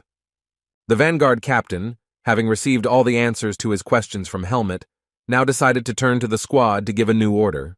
The man said that the team now needs to go after Tariq's team, which had previously escaped with the valuable cargo. The mercenaries walked through the forest and were glad that they had been able to rest well at night, and all their wounds had healed during this time. Tanya bent down and touched the tracks on the ground left by the escaped mercenaries, which indicated that the guys were on the right path. The red-haired mercenary, examining the tracks, noted that there were a lot of them, but there was no one nearby in the forest. Tanya assumed that the fugitives had continued their journey all night, so by that time they could have already gotten out of the forest. Finn, with a thoughtful expression on his face, replied that according to the plan, they were supposed to stop at a village near the forest, where they would be able to find the fugitives. Inspired, Sin raised his fist and said that it meant we had to go to the village, and there the traitors would pay for their misdeeds. A satisfied Byrne began to whisper that he wanted to see their faces when the escaped mercenaries found out that the vanguard group had survived. A puzzled Pin scratched the back of his head and agreed with the guys, but asked why they would be given a reward now if the cargo was with the fugitives. The mercenaries looked at Pin and agreed with his words, because Tarek took all the cargo, and there were no more things. Meanwhile, Helmet stood silently and looked into the thicket of the forest. Suddenly, he heard a strange noise in that direction. The main character glanced sideways and sensed something was wrong. His expression was very worried. The boys were very surprised when Helmet, without saying a word to them, quickly walked towards the thick of the forest. Pin exclaimed in surprise and then called out to his friend who had so suddenly left the squad. The main character frowned. His face expressed anger. He silently walked towards where he sensed danger. Tatiana looked towards the guy and asked everyone if something happened, while Sin stood behind and shrugged his shoulders. Narrowing his eyes, the protagonist informed his comrades that he felt the presence of demonic energy. Helmet stated that there was a battle going on somewhere in the forest, and suggested that Tarek's unit had been attacked. The news pleased Sin. The mercenary shouted cheerfully that the fugitives were losers, and that served them right. When asked how far the battle was, Helmet replied that it was about an hour's walk, and that the battle was with the leader of the monsters. Captain Finn was amazed by Helmet's strength and asked how he could sense demonic energy from such a distance. In response, the protagonist only said that they needed to hurry, and that Tarek's squad was unlikely to last much longer. Sin did not like the squad's proposal and complained that he did not want to die at the hands of that macaque, but Maros insulted his friend and reminded him of the reward. Finn looked at his subordinates and reminded them that they were mercenaries, not avengers, and the squad simply needed to complete their mission. The entire team stood in a semicircle around Finn as he explained to them that they needed to get the job done first and then deal with Tariq's group. Tatiana encouraged the guys, saying that they were the vanguard squad and they shouldn't be like the fugitives from Tarek's group. An inspired Captain Finn loudly gave the order to the others and urged the crew to protect the client and the goods. At this time, Max, Paul, and the other escaped mercenaries desperately fought off the attack of numerous demonic monsters. The fighters screamed loudly in pain as they were hit again and again by the bloodthirsty animals. Paul took on the role of leader, and while he fought, he loudly gave orders to his subordinates. Using his power-illuminated cold weapon, he tried to fight the monsters with great tension in his face. He cursed silently, mentioning that it had only been a day and they had already been attacked so many times. The mercenary dealt with simple demonic beasts and did not suspect that there was a much greater threat behind him. It turned out that standing behind him was the same giant demonic monster that had previously killed his brother. When Paul thought that the monsters were closely pursuing them and the vanguard was not enough, he turned back. The man saw the shaggy paws of a huge monster behind him, as well as the remains of the body of a squad member killed by the beast. The excited animal stuck out its long, sharp tongue and screamed, its green eyes looking straight at Paul. The mercenary cursed and immediately made a high jump upward, thereby dodging the fatal blow of the monster. Floating in the air, he looked at his new opponent, gritting his teeth. The man did not expect such a meeting. While Max was controlling his fighters, Paul came to the conclusion that he needed to run, because such a monster could not be defeated. The men landed on the ground and stood back to back. The mercenaries were surrounded on all sides by a large number of demonic beasts. Paul looked ahead with anger in his eyes and turned to his comrade who was standing behind him. The dark-haired mercenary Max, who was doing the same thing, immediately responded to his comrade's words. A worried Paul said that at this rate it was all over, because they had dealt with the little ones, and the leader was beyond their strength. The mercenary added that he believed that the vanguard squad had already been destroyed while Max was listening to his friend. Paul also explained the need to flee now by the fact that now that the vanguard had fallen, there would no longer be witnesses to their actions. Max smiled broadly upon hearing his comrade's proposal, since now they would be able to escape without any witnesses. The mercenaries, who were still being attacked by the monsters and their leader, received a command from the leader to immediately run away. The bald fighter turned to the captain and shouted what Max was talking about because this order surprised him greatly. The fair-haired mercenary also didn't understand the proposal and asked Max again, while the demonic beasts were still swarming behind him. The boy was taken aback by the turn of events and looked questioningly at his leaders. At that moment, the mercenaries noticed how Paul and Max jumped high into the sky, leaving their subordinates alone. Sir Miles, who was hiding in the carriage from the demonic beasts, noticed this while the abandoned mercenaries shouted the names of their leaders. The old man's face was blank as he realized what had happened, and he could only plead with God. The rest of the carriage was also very scared. While the screams of the mercenaries could be heard from outside, the carriage began to shake violently. Miles narrowed his eyes, dejected, and mentally came to the conclusion that he had been wrong and should not have trusted Tarek's mercenaries. The man knew it would all end this way when he looked up and saw that the ceiling of the wooden carriage had just collapsed. The leader of the demonic beasts, whose muzzle was stained with the blood of the slain fighters, now turned his attention to those sitting in the carriage. One of the men sitting in the carriage screamed loudly when the paw of a giant monster appeared right in front of him. Sir Miles, scared to death, watched this scene. He was trembling with fear and did not know how to act in this situation. The old man knew they were doomed when the demonic beast grabbed one of them with its paw like a feather. Miles looked at everything that was happening with horror on his face, and he concluded out loud that they were all about to come to an end. The boy screamed shrilly as the demonic beast held him in the air, grabbing him by the waist with its paw. The leader bared his blood-stained sharp fangs. His eyes glowed with a bright green light. He was ready to destroy everyone in the carriage. Suddenly, the monster's plans changed. He turned his gaze when he heard someone address him. It was Helmet, who was already hanging over the demonic beast and threatening them with his weapon, demanding that they let the guy go. Helmet, using his strength, pointed his sharp blade at the demonic beast while it tried to defend itself with its paw. The protagonist's face became frightened when he realized that the leader of the monsters was able to parry Helmet's attack. With a loud cry, the main demonic beast put his hand in front of him and defended himself from the main character's blow. The huge monster immediately launched a counterattack and pushed the young man away, causing him to land on the ground, almost losing his balance. Our hero's face was covered with anger. His eyes glowed purple. He asked for the order to drop the guy that the monster still held in its paw. The beast looked Helmet in the eyes and growled. He demonstratively held the guy in his paw and did not follow the hero's order. Instead, the demonic beast threw the victim forward with all its might, and the boy flew a long distance. Helmet easily caught the flying guy and grabbed him by the torso with his right hand, still looking at his opponent. The protagonist's face was thoughtful. He was immersed in his thoughts and said nothing in response to the enemy's action. Earlier, Captain Finn asked Helmet to go to the battlefield first to scout out the situation. Finn shared with the guy that he had a bad feeling, and it was unlikely that they would fight to the end, because the most important thing for Tariq's group was to get out of the forest. Helmet agreed to fulfill his comrade's request, looked at him, and said that he understood everything. After putting the guy down on the ground, who was almost eaten by the monster, Helmet told himself that Finn was right, and if he had been late, no one would have survived. Standing on the roof of a wooden carriage, Helmet addressed his opponent, saying that his strength had returned and that he was standing in his way. Drawing a blade illuminated with purple energy, he charged at the monster, saying that he would fight to the end. The protagonist began to move deftly in the air, delivering numerous blows with a cold weapon to the beast, while it tried to defend itself.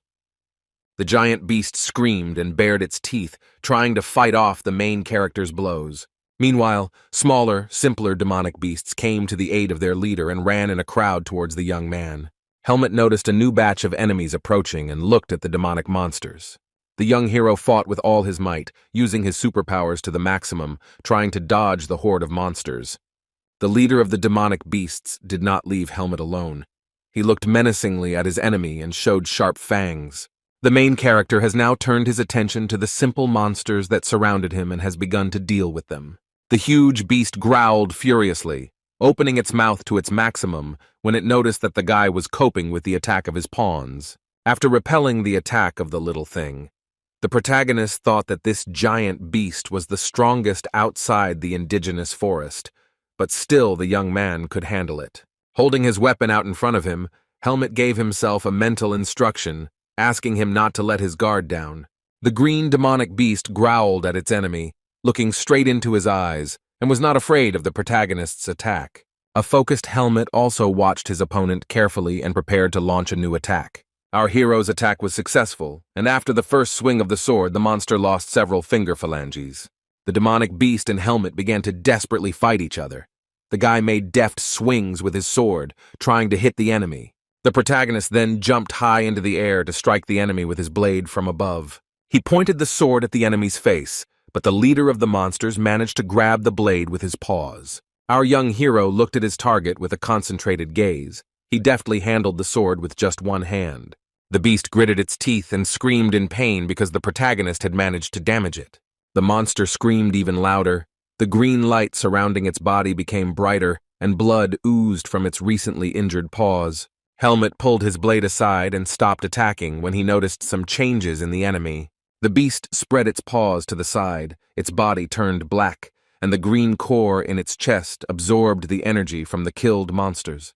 The guy watched this and realized that in this way the monster was becoming stronger and had the ability to absorb the demonic energy of others. Helmet remembered the vanguard, whose fighters would soon arrive, and decided to finish off the monster right now so that his comrades would not be harmed.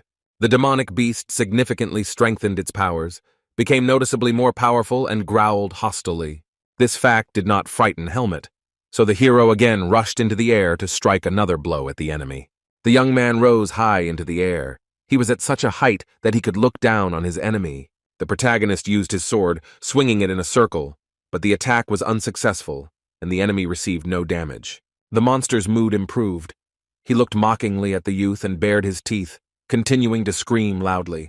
Helmet came to the conclusion that the beast was too strong, and the boy would not be able to defeat it if he used his strength as usual. The protagonist gripped the handle of his weapon more tightly with both hands, and the blade of the sword glowed with a brighter purple light. Helmet's face became more focused. He mentally gave himself the command to push harder to defeat the enemy. The demonic beast raised its head up and looked at its opponent, who was about to attack. Using more force, the youth swung his sword downwards again, but the beast was able to defend itself from the blow. After the unsuccessful blow, the hero immediately came to the correct conclusion that the demonic beast had become much faster. The monster tried to grab the guy with its paw, but Helmet showed dexterity and immediately landed on the ground at a distance. Looking at the enemy, the guy noticed that the claws had also grown back, and with each passing minute, the beast was becoming more and more problematic for the hero. The demonic beast did not stop trying to grab the boy, turned to him and growled loudly and angrily again. The combatants began to attack each other again, Helmet wielding his sword, and the monster using its paws for this purpose. The strength of both was equal, and after several attempts to strike, neither of them had yet received damage, so the fight continued. The enraged demonic beast quickly swung its paws, trying to defend itself from the boy's sword and strike him. The protagonist cursed out loud when the enemy managed to slightly touch his shoulder, tearing his shirt, because now he will have to buy a new one in the city. The face of Helmet's opponent became even more angry, and he again shouted loudly and threateningly throughout the forest. The demonic beast clenched its teeth and tensed all its muscles, the green flames growing brighter and larger around its body. The monster's power became so powerful that a pillar of green energy could be seen from anywhere in the forest. The entire tense demonic beast let out another, louder and longer roar as it grew stronger. In the central part of the monster's chest, a third eye was opened, which served as a tool for absorbing other people's demonic energy. The main character, standing not far from the enemy, silently and calmly watched the enemy's metamorphosis. After the transformation, the demonic beast's appearance changed noticeably. It opened its mouth again and stuck out its sharp tongue, ready to attack the boy. The unperturbed boy came to the conclusion out loud that the beast had managed to become stronger by absorbing the energy of other still living beasts. The enemy placed its huge paw on the ground with a thud, preparing to pounce. The beast rose high into the air and loomed menacingly over the protagonists, its body glowing with a bright green light. Helmet, who was still standing below, looked up at his opponent, the realization dawning in his mind that he had seen this before. Having become more powerful, the demonic beast's appearance noticeably changed, and the space around it was filled with its energy. The protagonist looked at his opponent with a slight grin, because he realized what the monster's attack style looked like. Memories surfaced in the boy's head. Looking into the beast's eyes, he remembered the face of the beast Naho, because this was exactly the same way the two-headed snake attacked. Helmet took the hilt of his sword in both hands. Knowing Naho's fighting style, he now understands how to fight this beast. Looking him in the eye with confidence, the boy said out loud that no matter how much energy that monster absorbed, he would still be weaker than Naho. Helmet glared at his opponent, the protagonist's face expressing confidence and concentration. The protagonist rose into the air and began to strike the demonic beast's body with his sword. Using his strength to the maximum, Helmet swung his blade down into the monster's body. The mercenaries rushed through the forest with all their might and called for Helmet. The entire vanguard squad ran to help their comrade. The frightened Pin began to ask the found Helmet if everything was okay, but he abruptly stopped himself when he was shocked by what he saw. The blonde cursed when he saw the hero standing in front of him, unharmed and holding a sword, standing in front of the corpse of a demonic beast. A stunned Captain Finn, trying to catch his breath, asked Helmet if he had killed the monster alone. The young man, remaining calm, answered the question affirmatively and added that everyone else was already dead by that time. Finn chuckled and came to the conclusion that Tarek's mercenaries were destroyed because the fighters began to run away. The vanguard surveyed the battlefield. One of the mercenaries helped the man from the carriage, while the red-haired captain and Helmet discussed the past battle. The red-haired man looked down and said that Captain Tariq had betrayed his subordinates and simply ran away. Tatiana called the fugitive a bastard and said that this captain had no honor or dignity whatsoever. Maro screamed when he saw the survivor, then looked closer and noticed it was Sir Miles. Finn frowned in concentration and asked rhetorically if the team had been at least a little lucky. The man suggested that the squad get out of this meat grinder, but first check all the survivors. Sir Miles lay with his eyes closed. In a semi-conscious state, he heard the voices of people calling him. The old man opened one eye but still did not understand where he was, so he asked if he was already dead. Captain Finn was looming over the older man, his arms crossed over his chest and trying to bring Miles to his senses. Seeing Finn, Miles began to tremble with fear and ask for forgiveness from the captain. He justified himself by saying that Paul had threatened him. Finn narrowed his eyes, not trusting Sir Miles's words, and simply continued to call his name while he searched for an excuse. Miles blurted out that he could now apologize at least after death, but then fell silent and cast a questioning glance at the man. Finn stunned Sir Miles when he said that they were still alive, and the old man immediately came to his senses in surprise. The old man did not understand what was happening and how he could survive, and then asked what happened to the monsters then. Finn looked at Miles with a serious face. He said that all the monsters were destroyed, and the man was not in any danger yet. The captain, with Helmet standing behind him, did not tell Miles exactly how the monsters were destroyed, because the hero asked him to keep it a secret. The old man sat in a submissive pose, closed his eyes and bowed his head. There were tears in his eyes, and he called out to the Lord. When Captain Finn spoke again, Miles immediately opened his eyes and looked up at him. The red-haired mercenary turned to Miles, saying that since they had saved his life, it was time to talk about the reward. Crying over the experience, Sir Miles groaned and said that he really wasn't dead yet, since the mercenary was talking about a reward. With trembling hands, the elderly man held the contract written by Vanguard and read its terms. Horror appeared on the old man's face, and he screamed when he saw on the paper that the squad was asking for 80% of the proceeds. Finn, crossing his arms over his chest, replied that only 80% of the proceeds were because Miles had also suffered, and asked not to forget that he had betrayed the mercenaries. While the captain was discussing the deal, Helmet stood to the side, calmly playing with an autumn leaf. Dissatisfied with the proposal, Miles began to ask Finn to reduce the percentage of revenue to at least 70, since he also needed to compensate for the losses. Finn just waved his hand and said that it was not their problem, and if they refused, Miles would have to deliver the cargo himself. Sir Miles, terrified to the point of horror, only cried out helplessly in response, beads of sweat running down his face from the strain. Having no other choice, the old man looked at the contract again and agreed to Captain Finn's terms. Finn took the document from Miles and rolled it up, then turned his gaze to the cart with the cargo. The guy looked at the carriage and said that now it was time to find out what kind of goods this was, and why the team was risking their lives for it. A worried Miles told the mercenaries that if word got out about this incident, the entire association would be in jeopardy. Finn reassured the older man and replied that the Vanguard squad did not need to worry about rumors spreading. The old man began to convince Finn not to look at the cargo because his people could also be in danger. A stunned Finn looked at Miles and asked why he didn't tell him right away about the danger of the cargo. The gray-haired man just looked at his interlocutor in response and could not find any words, so he remained silent. Sir Miles sighed heavily, looking down, and did not try to dissuade Finn from looking at the contents of the card any longer. The old man, with a serious expression on his face, began to tell that the client who ordered the convoy of cargo called himself the magician Antiol. The mercenaries were surprised by Miles's words and began to ask him again if this was really Archmage Antiol himself. The old man closed his eyes and confirmed what was said about the fact that it was that Antiol who was the mercenaries' client. Finn scratched his chin and came to the conclusion that since the goods were being transported through a forest with demonic beasts, the authorities must not know about the cargo. Miles confirmed the captain's guess and explained that the goods were being transported from a place where all magicians were forbidden to enter. The elderly man added that the goods were being transported from the Lumen Haram, the power of which exceeds the imagination. Sir Miles began to explain that it was the Lumen Church that defeated the Demon King 1,000 years ago. The old man continued to tell that over the years, the Church of Lumen has grown in strength and power, but now their intentions are not as pure as before. The man said that now most of the kingdoms are under their control, and they plan to take over the whole world.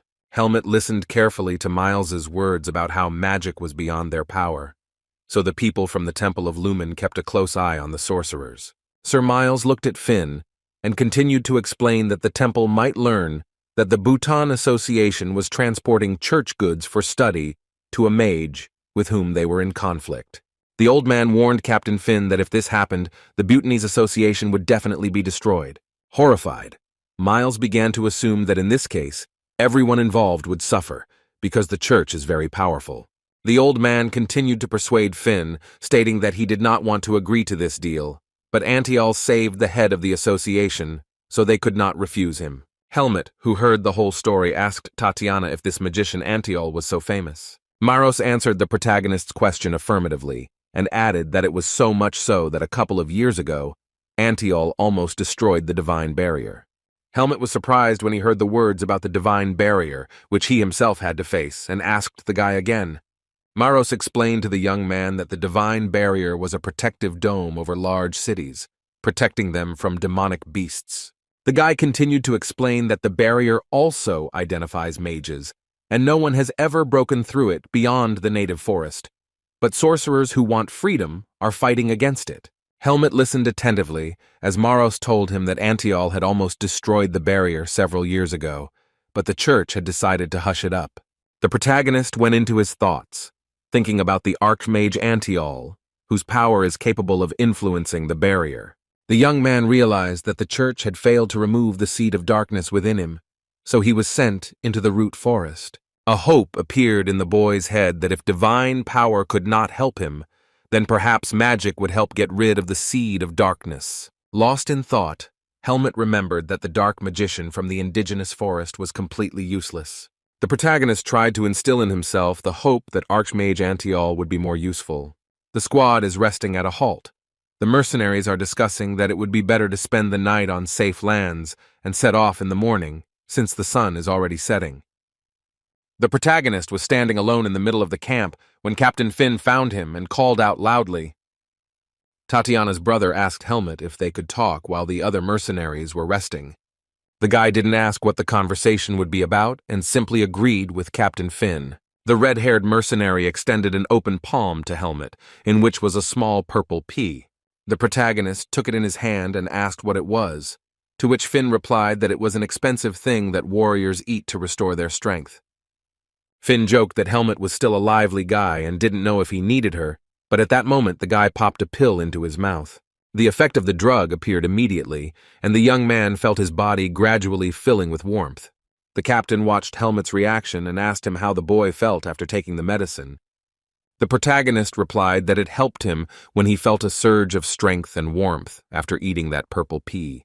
The young man wanted to ask Captain Finn why he spent the pill on him, but the man immediately interrupted him. The mercenary turned to Helmet and thanked him. The boys looked at each other in a friendly manner, surrounded by trees.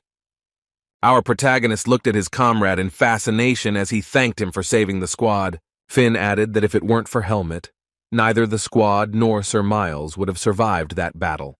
The man explained that the pill was his small thanks, although it was a trifle compared to the lives of the squad's fighters. Captain Finn then began to talk about what would happen when Helmet left them to recover his memories. The protagonist looked at his comrade attentively and listened. His eyes were wide open. He was touched by Finn's behavior. The man, looking Helmet in the eyes, promised that if something happened to the guy, the Vanguard squad swears to always come to the rescue. Finn started to explain that they would always help because Helmet was their savior, but stopped when the boy extended his hand. Helmet interrupted Finn, extending his hand to him and correcting him that the squad would help because they were true comrades. Finn clearly liked the main character's words. He smiled softly and exhaled loudly, looking at the guy with surprise. The squad captain agreed with Helmet's clarification, extended his hand to him, and they shook it firmly. The horses harnessed to the wooden carriage stopped in the middle of the forest. The Vanguard detachment arrived at the designated place. Captain Finn, his sister Tatiana, and the fair-haired mercenary Maros surveyed the area. Sir Miles sat inside the wooden carriage, looking out the window in silence, and then chuckled. After making sure that the squad had arrived where they needed to, the gray-haired old man said that they had finally arrived. Finn looked at the map and said that judging by it, the destination did indeed match, but they ended up in an empty clearing where there was no village. Looking sideways at the red-haired mercenary, Sir Miles explained that this was not the end, and the goods needed to be delivered personally to the customer. Tatiana began to look around, asking if the magician Antiel was nearby and if his shelter was here. The old man took out an amulet that was brightly illuminated by a blue light and said that it is better to see once than to hear 100 times. Miles stepped out of his carriage holding the amulet in his hand and walked up to an unusual tree that looked old. The man threw the amulet straight into the tree, and at that moment the decoration illuminated the space around with a bright glow. Tanya, stunned by what she saw, screamed that it was magic, and the entire space around her turned into cosmic space. A shocked Maros also shouted that it was magic, and Finn, who remained calm, only added that it was enough to drive you crazy. Helmet stood calmly to the side and remained silent, watching everything that was happening in front of him. Suddenly, the entire crew found themselves in a portal, and Captain Finn stated that they were now moving through space. The red-haired mercenary said that he had heard about something like this before, but he couldn't even imagine that teleportation was possible. Helmet did not immediately believe in time travel and assumed that it was just an illusion, but Finn convinced him, because it suddenly became colder around. Tanya pointed her finger in front of her and shouted for everyone to look that there were people in front of them. The entire Vanguard detachment, led by Sir Miles, successfully moved to another space. Now they were surrounded by a winter forest, and in front of them was a high tower. The mercenaries were immediately met by the client, namely Archmage Antiel, who said that they had finally arrived. An elderly man dressed in a blue robe greeted all the guests from the Bhutan Chamber of Commerce in a friendly manner. The Archmage placed his palm on the cargo to check the goods and said that some of the items must have been difficult to find. Antiel was concerned that fewer people had arrived than he had expected, and he could feel the energy of lost human life. With a downcast look, Miles replied that they had encountered a large demonic beast on the way, which was why only a third of the team had managed to reach their destination. Miles bowed before Antiel when he asked if they had brought the corpse of the slain monster, for the mage had sensed the energy of the demonic beast. The elderly man answered the magician's question in the affirmative and added that the corpse of the slain monster had already been prepared for sale. Antiel thought about it and agreed to Miles's offer to buy the beast. The magician changed the final amount to 150,000 marks. Pin and Leader were stunned when they heard the amount, and one of the mercenaries said that he had no idea that archmages were so rich. The magician asked Sir Miles to take the goods but leave the cart, as there was no need for it, to which the old man thanked the client and bowed his head. The protagonist silently watched the conversation between Antiel and Sir Miles and came to the conclusion that this archmage was a strong man. As Helmet looked at the mage, he mentally reasoned that this man's strength was different from Arugo's, and not only because Antiol knew how to hide it. At that moment, Antiol turned his head sharply and looked straight at Helmet as if he could read the protagonist's thoughts. The young man only looked questioningly at Archmage Antiol in response, but said nothing to the elderly man. The gray-haired man, with a good-natured and interested expression on his face, continued to look at Helmet, and then laughed. With his hands folded behind his back, Antiol began to walk towards the protagonist, saying that this was already interesting. The magician became more serious when he told Helmet that magicians of such a level can look much deeper and see what the main character hid. Helmet assumed an unfriendly expression and looked hostilely at the Archmage, replying that they would end the conversation there. The magician winked and raised his magic staff with a gesture of his palm, and then, laughing, called the young man a cheeky boy. After asking if Helmet wanted to keep everything a secret, the mage directed his staff at the boy with his mind, after which the hero immediately reacted and reached for his sword. Controlling his staff and power with his palm, Antiol declared that he knew thousands of secrets of this world and always treated them with respect. The old man said that he had put a barrier around them, and behind it Finn and Tatiana were already visible, stunned by what was happening. Holding his staff in front of him, Archmage Antiol calmed Helmet and said that what our hero was thinking about would never happen. Helmet looked in surprise at the chains of blue light that enveloped the magician's body and asked him about it. Antiol explained that these chains were called the Magician's Oath, which was not available to ordinary people, and if the old man broke it, he would lose a large amount of his power. Then the older man decided to get down to business, so looking at the guy in a friendly manner, he asked what he wanted. Helmet was once again convinced that this magician was not at all like Erugo, so he replied that the guy had a question for Antiol. Antiol's understanding eyes indicated that he had guessed exactly what question Helmet wanted to ask.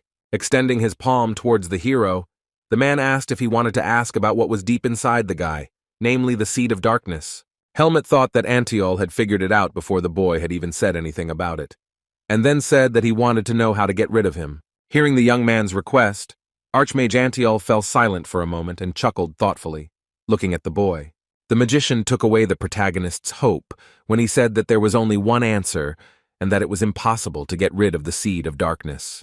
He hit the ground with his staff and began to explain that the Seed of Darkness was directly connected to the life of the protagonist. Antiol said that the core containing demonic energy would not have been born in a baby who was destined to die.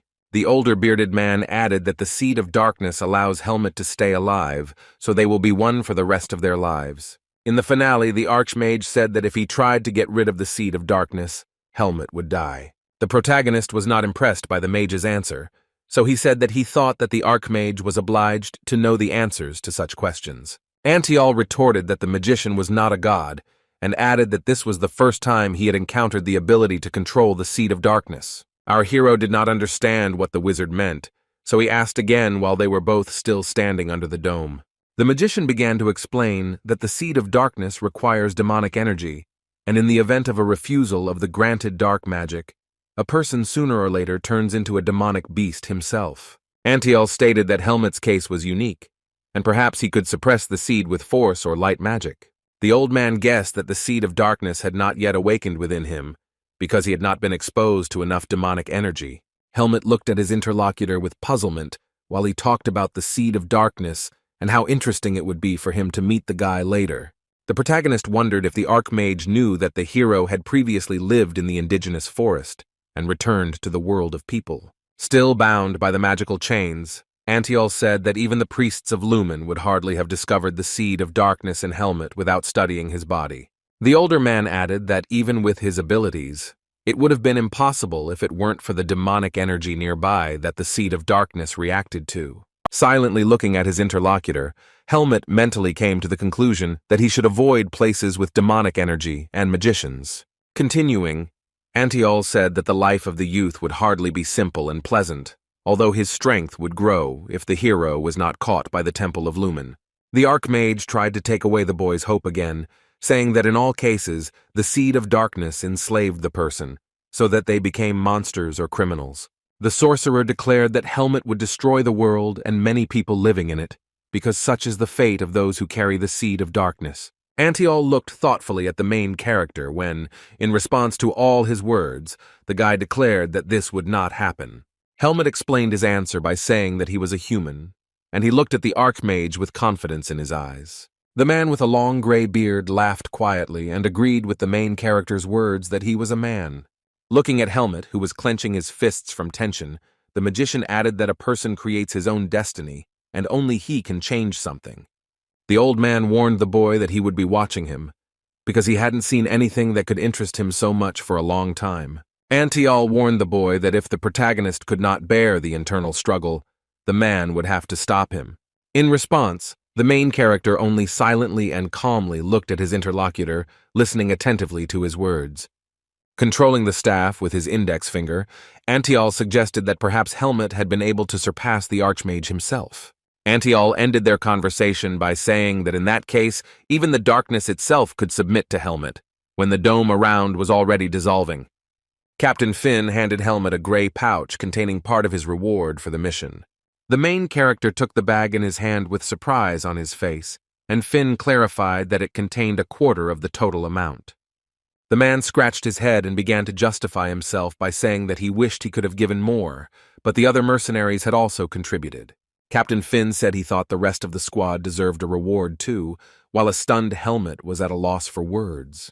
Having presented the award, the red-haired mercenary began to return to the carriage, but then stopped to say something else to the main character. Finn pulled a bag out of the cart and asked Helmet if his things were there, since they did not belong to anyone in the squad. Helmet remembered that he had left the native forest with these things, so he answered Finn that it was his bag and thanked his comrade. The man smiled amiably and waved his hand, saying that he would have given the bag back earlier, but it had slipped his mind. The Vanguard captain added that he should thank Helmet, as he became the savior for the entire team. Helmet and Finn were having a private conversation when suddenly someone called the protagonist loudly, and he turned around. A joyful Pin came running to ask Helmet to show him their mercenary headquarters because, according to him, there are many interesting things there. Helmet looked at the boy with a serious expression on his face and upset him by saying that he would not go to headquarters. An agitated Pin began to ask why the guy was already leaving and why he didn't just look in for a second. Suddenly, Tatiana came and told Pin to stop pestering Helmet, put her hand on his head and pulled him back. Smiling, Tanya suggested that the protagonist keep the temporary mercenary certificate and apologized that she could only issue a rank 3 document. Helmet closed his eyes and laughed amiably, saying that a rank 3 mercenary certificate would be enough for him. The protagonist, holding his things in his hand, was saying goodbye to everyone when Tanya said that Helmet must still have things to do. The red-haired mercenary asked Helmet if these matters were more important than restoring his memories. In response, Helmet only looked at the girl and grinned weakly with one corner of his mouth without answering. Tanya began to apologize for causing a fuss, while Pin, upset by his departure, quietly cried, looking at his friend. Laughing amicably, Tatiana turned to Helmet one last time and asked him to take care of himself. Helmet's expression was serious as he turned to the entire team and thanked the mercenaries for everything they had done for him. Maros wished the protagonist good health, and Sin asked Helmet to be careful on the upcoming journey. Byrne and Leader were there too, saying goodbye to the guy. They smiled kindly at him, wishing him luck and a safe journey. The most emotional was the boy Pin, who with tears in his eyes screamed and asked Helmet to definitely come back. Upset by Helmet's departure, Pin begged the protagonist to promise that he would return, after which the guy turned to the boy. Pin looked at Helmet, fascinated, as he told him that the food the boy had prepared was the most delicious. Tanya asked the boy to stop crying because no one died, while the rank 4 mercenary wiped away his tears with his glove. Then Finn turned to the protagonist again, asking him to ask for help if he needed it. In response, Helmet only looked into Finn's eyes with understanding, but did not answer. The hero's expression was serious. He agreed with Finn, put his things on his shoulder and turned around to go on his way. The boy mentally told himself that there was a slight tingling in his chest, which reminded him of his farewell to Darien. The young man also compared these feelings to saying goodbye to Elga, but he would have to leave again, otherwise he would constantly encounter demonic energy. The protagonist explained to himself mentally that, if he stayed, the seed of darkness inside the guy would absorb the surrounding demonic energy. Helmet thought that where he was going, there shouldn't be any demonic energy. and also wondered if he could prevent what Antiol had spoken of. Placing his hand on his chest and squeezing the fabric of his shirt, Helmut came to the conclusion that he didn't have the answers to these questions right now. His gaze was serious. After thinking in his head, he suddenly began to talk to himself out loud. The guy decided that there was only one way to check whether the magician's prophecy would come true, and for this, he needed to become stronger. The main character's thoughts in his head turned into a scream. He gave himself the order that he could not let the seed of darkness take possession of him. Dressed in a robe, Paul complained that if he had known that everything would turn out like this, he would not have taken the risk, since they had not even managed to save his brother Caleb. Max suggested that Paul think more positively, because they were still alive, and they could return to the past, and now they could help Tariq's group in recovery. The mercenary began to explain that now it was necessary to recruit more talented people, because those who were insignificant. But suddenly his attention was distracted by something. The man shouted for Paul to look to the side, to which the blue-haired mercenary glanced sideways and cast a questioning glance in that direction. Suddenly, shock appeared on Paul's face and sweat began to run down his face from the tension as he saw something amazing in front of him. Max and Paul, sitting in the tavern, noticed that outside the window, alive and unharmed mercenaries from the Vanguard squad were walking along the city street. The surviving leaders of Tariq's group began to whisper among themselves and ask how the Vanguard managed to get out of there, but then Max suggested that they hide. Suddenly, Pin, cheerful after completing the task, noticed something out of the corner of his eye and turned towards the tavern. The fourth-rank mercenary looked at the window of the establishment, where there was a table and 2 empty chairs. The boy felt something was wrong. Tanya began to ask the boy why he was behaving this way, to which Pin, scratching his head, replied that he felt something strange. Max, who was hiding from the mercenaries, cursed when he heard Pin say that he heard something in their direction. The dejected Paul and Max sat under the window and hid. Fear was on their faces. The brunette began to tell his friend that this was a fiasco. Afterwards, the men, hiding behind the building, began to discuss that it would be better for them to lie low for a while, and discussed how Avantgarde managed to get out of the forest. Looking up at the sky, Max, devastated by the turn of events, began to complain that now the other guilds would find out about their actions, and it was impossible for a rank 2 mercenary to earn money in any other way. Paul was still optimistic, and he latched on to Max's words about them being rank 2 mercenaries. The blue-haired man had an idea in his head and began to walk away, calling on his comrade to follow him. Brother Caleb's gaze was very angry and furious. He frowned and looked into the distance as he walked somewhere.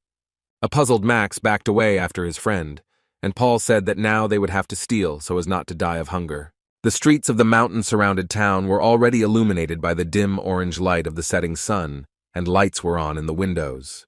There was loud talk in the tavern about someone punching someone in the face, and people clinking wooden mugs filled to the brim with beer. The city boys listened to their interlocutor's story with laughter. One of them joked that with his fighting skills he should have died on the spot. The tipsy blonde man, holding a mug of beer in his hand, replied that he knew him and asked him to watch and learn. At this time, our hero was sitting alone at the next table, resting after a hard journey. He took his gold medallion in his hand and looked thoughtfully at the decoration, the thought flashing through his head about how complicated everything was. Helmut's mind was racing with chaotic thoughts about the impossibility of staying at headquarters due to demonic energy and his native forest medallion, so he came to the conclusion that the boy needed answers. The main character decided that he needed to inspect all the nearby villages, but it would not be possible to be on the road all the time. Thinking about how it took him 3 whole days to get to the city, Helmut realized that the world of people was much larger than he had previously imagined. By pulling the string on the bag, Helmut also gave himself the instruction that he shouldn't expect to meet such good people as Avantgarde on his way. Looking at the amount inside the bag, he remembered that Finn had given him money, but Helmut didn't even understand whether it was a lot or a little. Looking into the bag, Helmut looked at 2 bags, one of which was money from Darien, and the other was a reward from Finn. The hero sighed in confusion when he realized that the bag of money from Captain Finn was much larger than the money from Darien. Helmut suddenly narrowed his eyes when, in addition to the money, he found something suspicious in the bag, and stopped his attention on this thing. The guy saw a paper envelope in the bag, lying surrounded by other things, and asked himself whether it was a note. Our hero took the envelope in his hands and began to open it, taking out the contents, and asked himself if this was a note from Finn. Helmet cast a puzzled glance at the contents of the letter and suggested that it could also be a letter from Darien. Darien writes a letter to Helmet explaining that if the guy reads this note, it means the man is no longer alive. Helmet reads a letter from Darien, which talks about the possibility of leaving the native forest, difficult times, and requests not to be upset if he encountered problems in the human world. Further in the letter, Darien said that he could die with a calm soul, seeing Helmet's strength, and asked him to go to Baden if the hero was now wandering aimlessly. In the note, Helmet's teacher explained that he needed to visit the Greta Academy in Baden, where boys and girls his age study. Darien wrote that both the poor and the rich study at that academy, and no one will care about the origin of the main character. Further in the letter, the elderly man explained that in order to enter the academy, one must find a man named Eden Kudro and show him his sword. In the end, Darien wrote that in the world of people, not everything can be solved by force, but the man believes that Helmet will be able to cope with all difficulties, as he coped with his training. Helmet finished reading the letter, which ended with a request to take care of himself, and thought that it was written with a shaking hand. He looked at the text with stunned eyes when he realized that in that case the man had almost no strength to write it.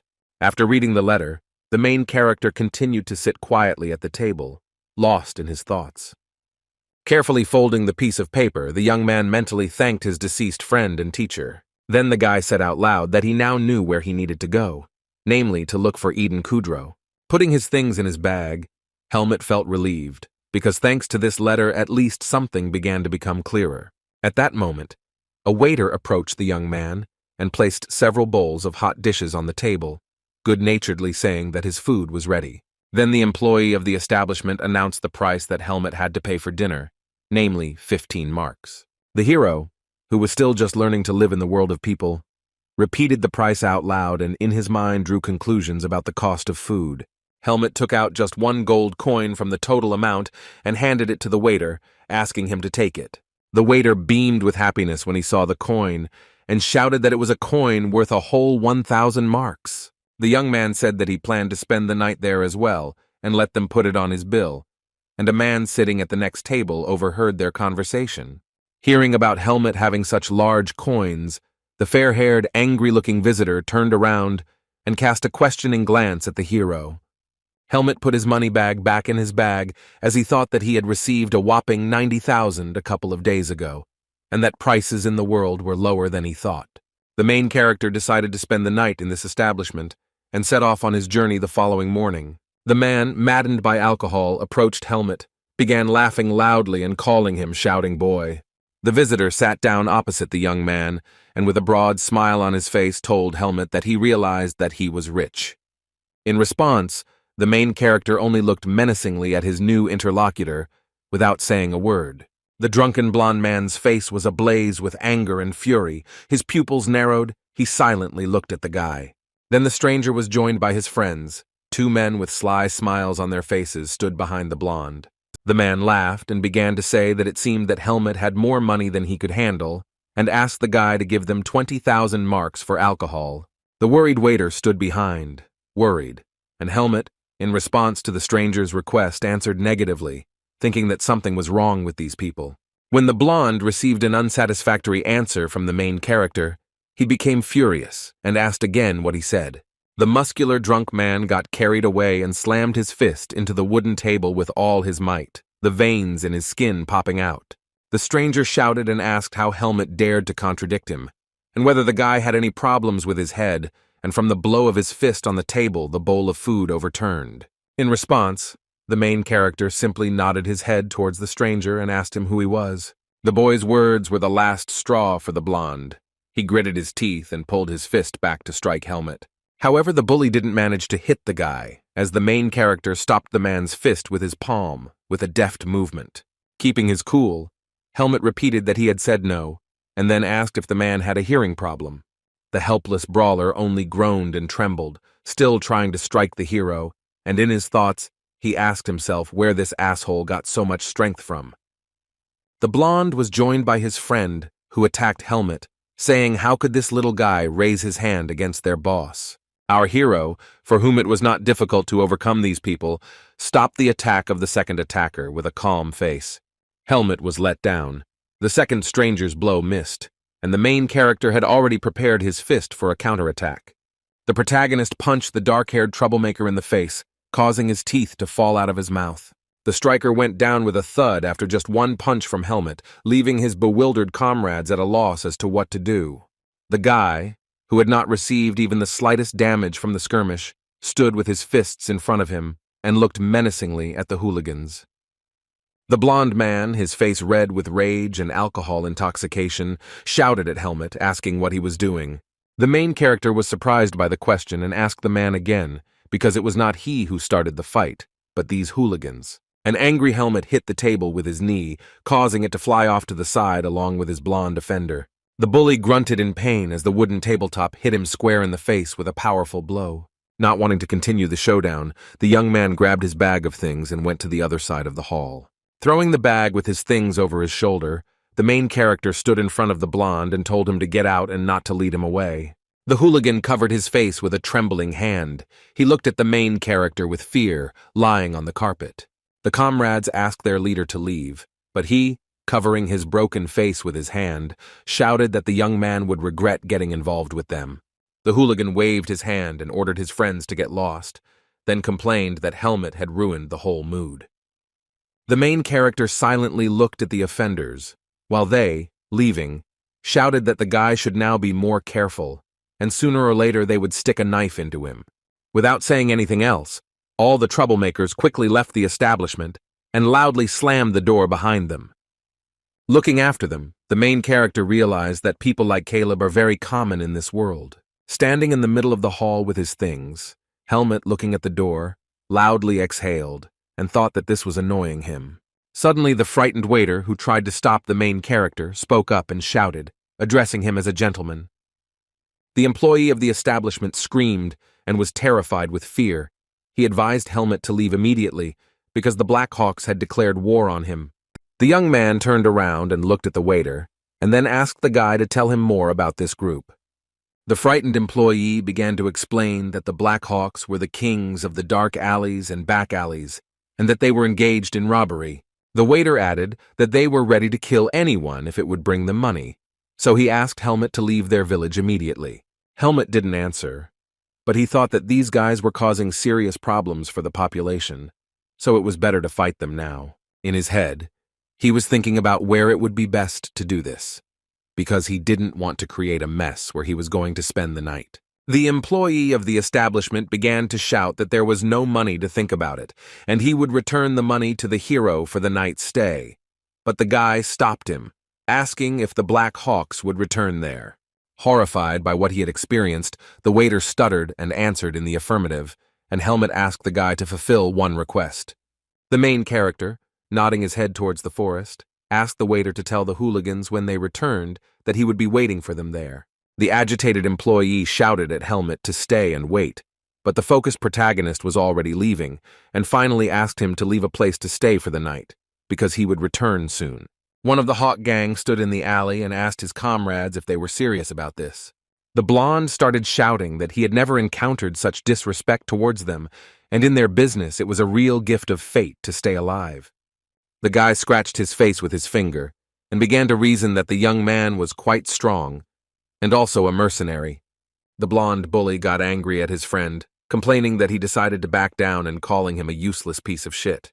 The guy was taken aback when his boss started shouting at him to go back to the lair and said that they would take care of everything without him. Suddenly, one of the gang members started running towards the men, calling for the boss. The bandit said that he knew where this young man was now. Looking at his subordinate, the muscular blonde ordered him to quickly lay out all the information. In high spirits, the bully, trying to catch his breath, shouted that the boy had decided to turn tail, so he ran into the forest behind the inn. The information received about Helmet's location greatly pleased the leader of the Black Hawks, and he laughed loudly.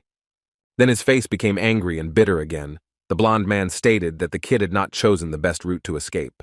The informer, raising his finger, said that the forest was not their profile, but they could try to find traces. The boss agreed with his comrade's proposal, But one of the hooligans, who was to be sent home, stood silently to the side with a worried look. Hiding their faces, the hooligans declared that there was nothing worse for a child than to meet the Black Hawks, and they were ready to teach him a lesson. A fire was burning among the trees, and in the night forest lay a bundle of cloth that looked like a sleeping man. At this time, our hero was waiting for his offenders, sitting on a tree branch and thinking about life in the world of people. Holding the bow in his hand, he thought about how, during his time with the mercenaries, he realized that many people were like demonic beasts. While checking the bow, Helmet reflected on the fact that there are also those people who are ready to protect others at the cost of their own lives. Helmet's eyes turned sad as he realized that being human was much more difficult than he thought. Then the guy remembered Darien, who said that in the human world, not all problems need to be solved by force, but Helmet does not yet know how to solve them differently. With the enemies already in his sight, Helmet rose to his feet and grabbed his bow with one hand, preparing to attack. Still lost in his thoughts, the protagonist made the first jump to deal with the offenders. This was noticed by the Black Hawk hooligans, who turned their heads, trying to determine where Helmet was.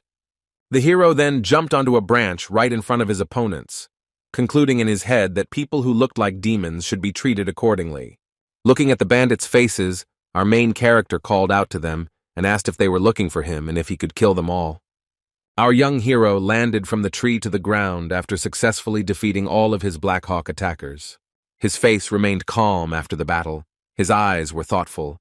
He was mentally thinking about something after the battle. Standing alone in the middle of the night forest, Helmet thought that the Black Hawks were even more insignificant than he suspected. Having dealt with every single one of them, the main character decided to leave, so he rushed deep into the forest, jumping from branch to branch. Moving lightning fast through the thick forest, the young man thought that the hooligans from that group weren't even fit to hold a candle to Tatiana.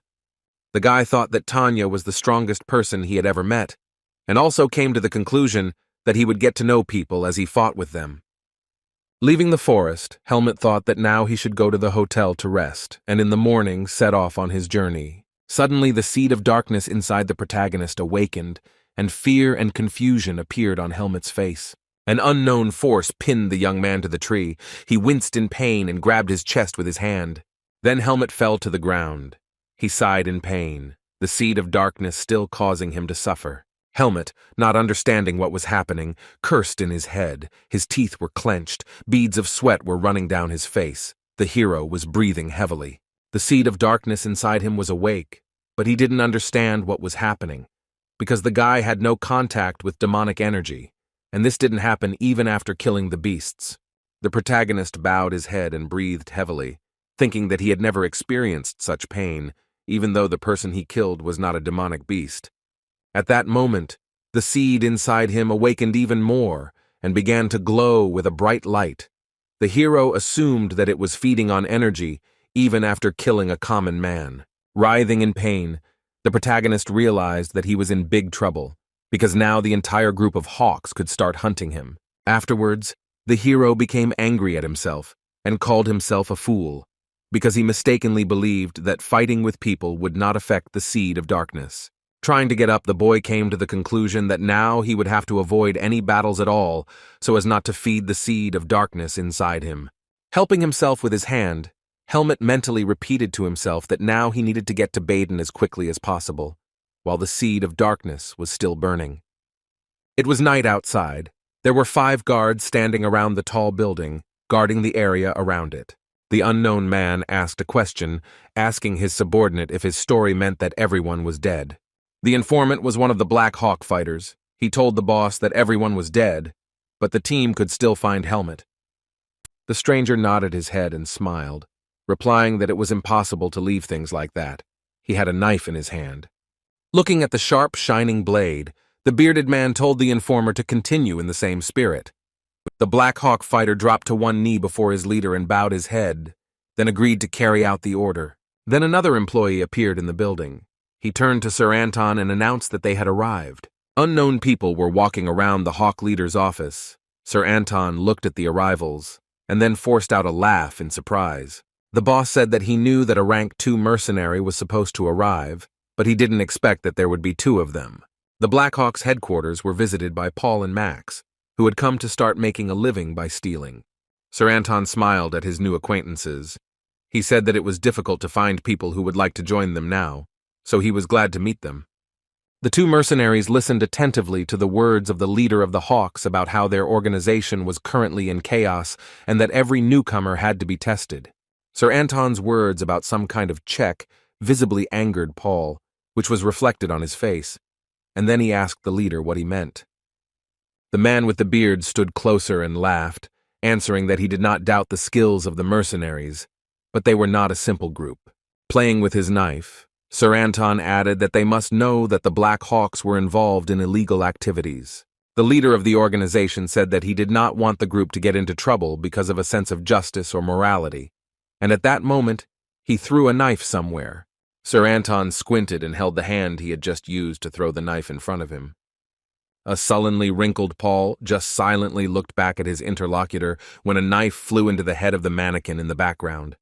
The blue-haired mercenary's expression was one of concern, and he looked at his interlocutor from under his brows. Sir Anton explained that he needed to test the sincerity of the new fighters' intentions, and to do this they needed to complete one task. Paul looked at the leader with distrust and asked if he wanted to test them despite the mercenaries' abilities. Taking out some note, Sir Anton answered Paul's question affirmatively and added that it would be an easy task for rank 2 mercenaries. The man with the beard began to explain to Paul and Max that 5 members of the organization had gone missing the previous night. Anton continued the story about how the fighters had a falling out with an unknown mercenary. The group went in search of the missing, and their bodies were found in the forest. Leaning his hand on his hip, the leader continued to talk about how they were all killed with the first blow, but they were still unable to identify the murder weapon. Lost in thought, Max repeated that one had killed 5. And Paul asked what was known about this mercenary. The Hawk boss began to describe the mercenary, saying that he looked to be 16 years old, had black hair and black eyes, and his abilities were at least rank 3. Paul remained silent, looking at his interlocutor, and Max asked if they needed to find and kill the boy. Raising his index finger up, Anton answered Max's question affirmatively, and added that then the mercenaries would be accepted into their ranks. The man with the beard, narrowing his eyes slyly, said that the work done by Max and Paul would be paid more generously than they had been paid before. Inspired, Paul agreed to carry out the task and asked where the boy was last seen. Putting his fingers on the city map on the table, Anton said that the guy was supposed to stay at a hotel near that forest. Sir Anton looked at the map carefully, playing with his knife, and said that very little time had passed. Throwing the knife, the blade hit the map and stuck into the table. The man added that the boy could not have gone so far in that time. It was already daytime outside. The streets of the town were illuminated by the bright sun. Men and women were wandering along the roads. There was a wooden sign hanging near an unknown building, which depicted a shield with an axe and a sword. The main character stood in front of the entrance to this tall building. All his clothes were stained with dust and dirt. He sighed heavily when he thought that he had no idea that he would have to do this again. The guy looked defiantly at the entrance to the building and instructed himself that he needed to move as quietly as possible without attracting attention to himself. Having decided to go inside, the main character put his hand on the door to open it and enter the establishment. Inside there was a spacious hall. Posters were hanging on the walls. Mercenaries were standing inside, and there was a girl behind the counter. A kind stranger greeted Helmet at the Mercenary Guild and asked the boy what brought him there. Helmet looked at the girl with a serious expression on his face and replied that he had come to receive a task. The employee received a mercenary certificate from the guy and was surprised that he was a member of the Vanguard squad and belonged to the 3rd rank. The protagonist asked the girl if it was a problem that he was a rank 3 mercenary at such a young age. The employee began waving the certificate in a negative manner and said that it was simply extremely rare to meet such a young rank 3 mercenary. The hero confirmed that he needed a job, clarified that the pay was not important, and then asked if there was any assignment near Baden. Leafing through her notebook, the girl good-naturedly replied that Baden was a very large city.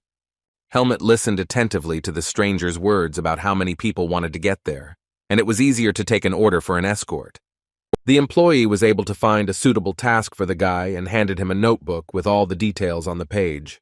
The main character looked at the note with confusion in his eyes and asked the stranger what it was. The girl began to explain that a woman from a noble family needed protection on a journey. The payment was 800 marks, and this was a good task for the guy. The main character was embarrassed when, after these words, the employee added that the customer had one condition. The girl pointed her index finger up, looked at Helmet with sincere joy, and began to talk about the condition. The mercenary employee said that according to the terms, the lady should only be accompanied by a person that she definitely likes. After these words of the girl about the condition, our hero personally became noticeably gloomier. He silently looked at his interlocutor. The streets of the town were bustling with life. The roads and buildings were illuminated by the bright sun. People were wandering about their business. Helmet entered the store with the thought that he hoped nothing would happen if he bought some clothes. The hero remembered the words of the mercenary guild employee that when working with aristocrats, the way he looks is very important. Then the girl also said that it was important to make an impression, and the name of a mercenary should be on everyone's lips, so it was important to always be in good shape. Clapping her hands, she added that all these demands could be outweighed by Helmet's pretty face, which is why she offered him this task, but he should buy some clothes. The consultant in the store loudly told Helmet, after listening to his request, that he would like better quality clothes, and added that then he had something for the guy. The blonde showed a black suit on a hanger and said that these clothes were sewn by a famous master from Baden. The fabric is of the best quality, and even a monster in such an outfit would look like an aristocrat. Helmet just silently looked at the consultant, who enthusiastically demonstrated this outfit to the main character. Waving his arms, the man loudly advertised the product, explaining that the suit was comfortable and light as a feather, in response to which Helmet asked about the price of the clothes. The blonde boutique consultant looked at the price tag and replied that the suit cost 2,000 marks. A stunned Helmet asked again about the cost and thought that it was too expensive because he would only be paid 800 marks for the task. The protagonist came to the conclusion that the costs of completing the task would not pay off, and perhaps it was worth taking on another mission. The mercenary guild member clapped her hands in amazement when she saw Helmet after his transformation. The hero decided to buy that outfit after all and had already put it on, and the girl was screaming that the guy looked 100%. While straightening his clothes, the girl called the hero darling and complimented him, to which the guy replied that his name was Helmet, not Darling. Struck by Helmet's magnificent appearance, the bureau employee corrected herself and said that she simply wanted to call him a cutie. The girl remembered and told the hero that she had already sent information about him, and since he was from the Vanguard squad, he would be accepted without unnecessary questions. The employee continued to praise the main character, saying that he looked simply perfect and would definitely appeal to a lady from a noble family. Suddenly, she turned her attention to another person who had just entered the building. An unknown tall man with blonde hair came inside. He was dressed in a black tailcoat, and Helmet glanced sideways at the stranger. The main character turned his head towards the stranger. The guy's face expressed wariness. The girl greeted the guest kindly and asked him if he was a member of the Cherengan family. The stranger, dressed like an aristocrat, answered the employee's question affirmatively and said that he had come to look at the mercenary the guild had chosen. Glancing sideways, the man noticed Helmet standing nearby and asked the girl if he was that mercenary. With his hands behind his back, the stranger from the Cherengan family slowly walked towards the protagonist. The man began to assess Helmet, complimenting his age, posture, height, and appearance. The man with the mustache gestured with his hand and said that the protagonist looked great, and he was gladly accepted. After these words, the stranger immediately turned around and walked towards the exit, telling Helmet to follow him. Before following the man, the protagonist turned his head and looked at the girl one last time. The mercenary guild employee waved goodbye to Helmet and said that they would see each other again. Without saying a word in response, our main character only nodded his head slightly as a sign of farewell to the girl. The man in the tailcoat and helmet went outside, and behind one of the tall green bushes stood an unknown person conducting surveillance. The hooded and masked stranger looked at Helmet and the man from the Cherengan family with a sly look as they passed by. In order not to be noticed, the pursuer quickly ducked and backed away while they were already walking ahead. Helmet and his new acquaintance were walking along a sunny, cobbled street when suddenly the man started a conversation. The man with the mustache introduced himself as Gilton, the butler of the Cherengan family, and then asked the boy if he had heard anything about their marquise. Looking at his interlocutor, Helmet indifferently replied that he knew nothing about the Marquis of Cherengan. The butler replied that it was even better that way, because Helmet would not be biased. and also asked him to watch what the guy said and did, because the Marquis occupied a high position in society. When Gilton asked whether the young man had worked with an escort before, Helmut replied that he had only worked with cargo. Raising his index finger, the butler replied that there was almost no difference, except that it was not bags that would have to be protected, but a person. Gilton added that the boy would receive bonuses for good work and that if any difficulties arose, he should seek help from the knights. The protagonist listened attentively to the butler's instructions, nodded his head, and said that he understood everything.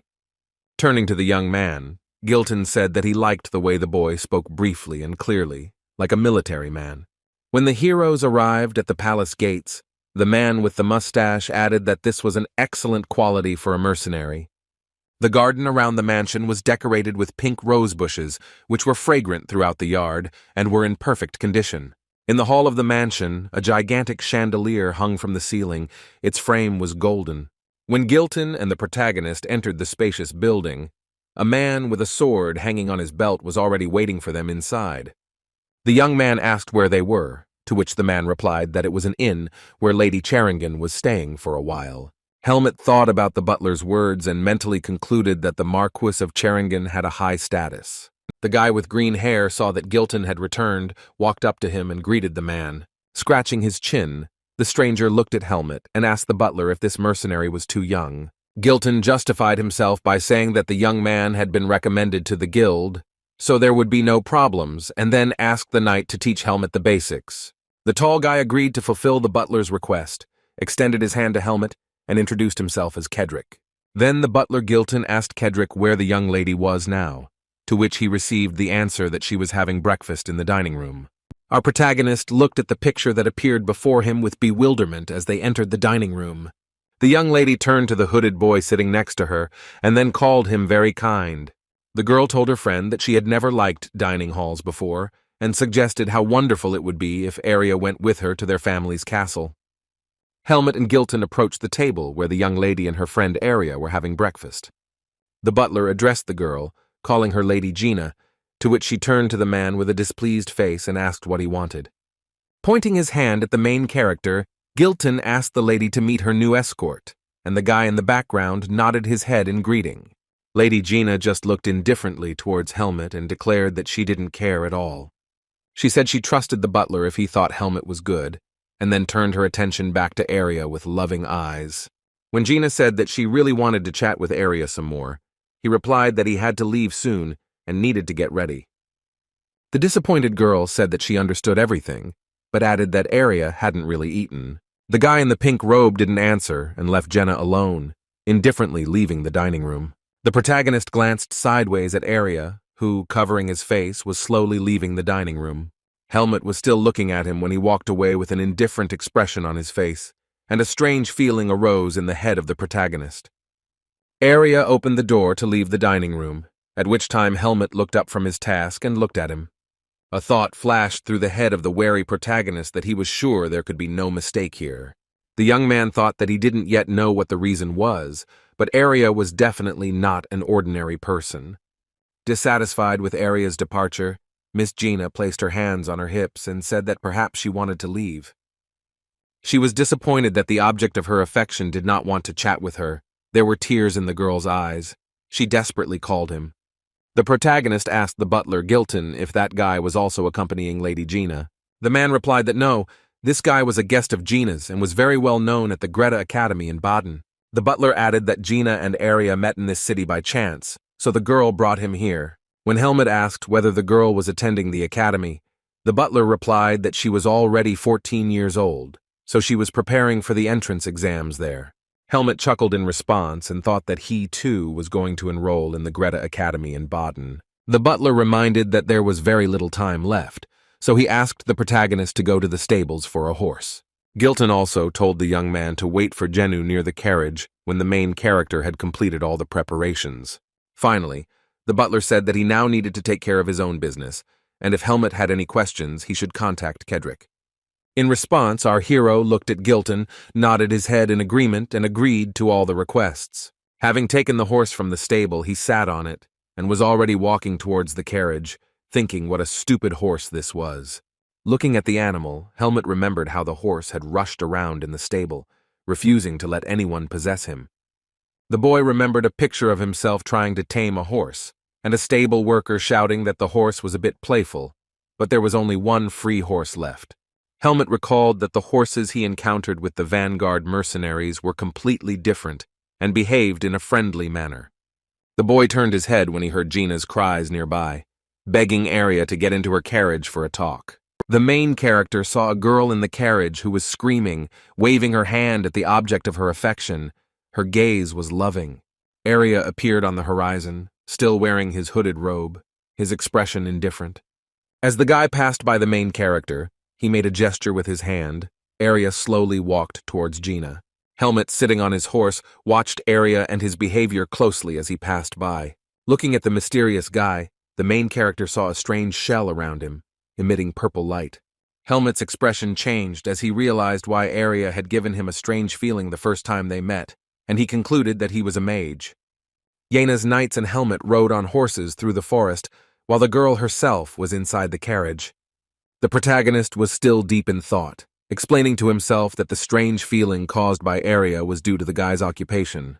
Remembering the mysterious guy, Helmut still had questions about what kind of magician he was and why he was using magic on himself. Glancing towards the carriage, the protagonist admitted that it was interesting and mentally said that he would watch it. Meanwhile, Gina and Arya were sitting in the carriage. The girl asked him if he was the head of the magic faculty. Clapping her hands, the girl said that in that case, she shouldn't have any problems with the exams, and then added that she didn't know how to prepare for them even better. Arya, maintaining an indifferent appearance, replied that she would definitely pass everything if she had prepared diligently for the exam. Inspired by love, Jenna replied that of course she had prepared well for the exam, but was still very worried. The magician, folding his arms on the table, replied that after arriving in Baden, the girl would still have time to review the material.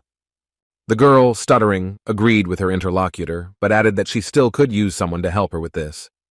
Arya understood the girl's hint, and replied that she would be better off getting used to the idea that the academy was self-taught. Jenna was worried. Tears came to her eyes. She didn't know what to tell her parents if she failed the exams and didn't get in. The girl, who was demonstratively crying in front of her lover, looked straight into his eyes, hoping for a response. However, Gina did not receive any consolation from Arya. He only remained silent in response, looking at her indifferently. Then the guy said that he could help the girl find a teacher who could prepare her. Covering her face with her hands in embarrassment, the lady thanked Arya and then asked if he could take care of her preparations. Looking at the girl with serious eyes, the guy, without thinking, answered that it was impossible. Gina was visibly upset when she was rejected, and Arya explained that he needed to prepare for the new semester. The guy turned to Lady Gina, saying that the road would be tiring, and suggested that she take a rest so that they could finish the conversation. The girl looked at her interlocutor with fascination, her cheeks flushed with embarrassment. She asked him if he thought it was worth resting. At this time, Helmut was riding his horse parallel to the carriage and eavesdropping on the conversation between Janie and Arya, hoping to hear something useful. He rushed alongside but did not look in their direction. The hero's expression was cunning. He thought that he could hear everything perfectly well from there. While listening to the conversation between Arya and Gina, the main character, without understanding why, remembered Finn.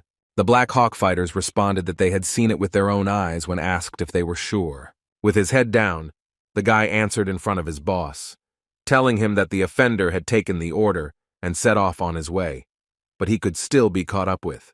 Kneeling before Sir Anton, the boy added that Helmut's team included several mercenaries and knights, after which the boss swore. Sir Anton glanced sideways at his subordinate and ordered him to try to deal only with Helmut. Otherwise, there would be an uproar if someone from the noble family died. An unhappy Paul asked if it was really necessary to go so far as to deal with one young mercenary. Sir Anton did not accept Paul's argument, laughed loudly, spread his arms, and replied that he just wanted to watch. The bearded man's expression turned angry as he added that he had ordered Helmut to be killed, and the Black Hawks never left an enemy alive. Paul and Max frowned when Anton said that he only recruited people into the guild who shared the organization's worldview. After Sir Anton's words, the blue-haired mercenary's expression changed, his pupils narrowed with rage. Looking at Anton, the rank 2 mercenary smiled slyly and said that the boss's words found a response in his heart. Lady Gina complained to Gilton that he had not found a better place to spend the night, and the butler made excuses that there were no other inns in the area. The guests were met by an elderly man who greeted the people and suggested that the night journey had tired them out. Gilton kindly thanked the innkeeper for the opportunity to stay and said that everything would be paid for, to which the old man wished him a good rest. At this time, Helmut was not resting. He was in the forest nearby and training, practicing sword strikes. Then the protagonist stopped and mentally came to some conclusion after checking his strength. The guy held the sword in one hand and looked at it. He thought that his strength had grown and now he could control this energy better. Afterwards, the main character narrowed his eyes and thought that there was still a feeling that there was some kind of limiter. Having changed the position of the weapon, Helmut reasoned that he did not have enough time for physical training and work with magical and internal energy. Our hero hid his cold weapon in its sheath, and hope settled in him that at the Greta Academy he would be able to concentrate on his studies. Placing his hand on his chest, the thought came to his mind that it was also more important to find a way to get rid of the seed of darkness.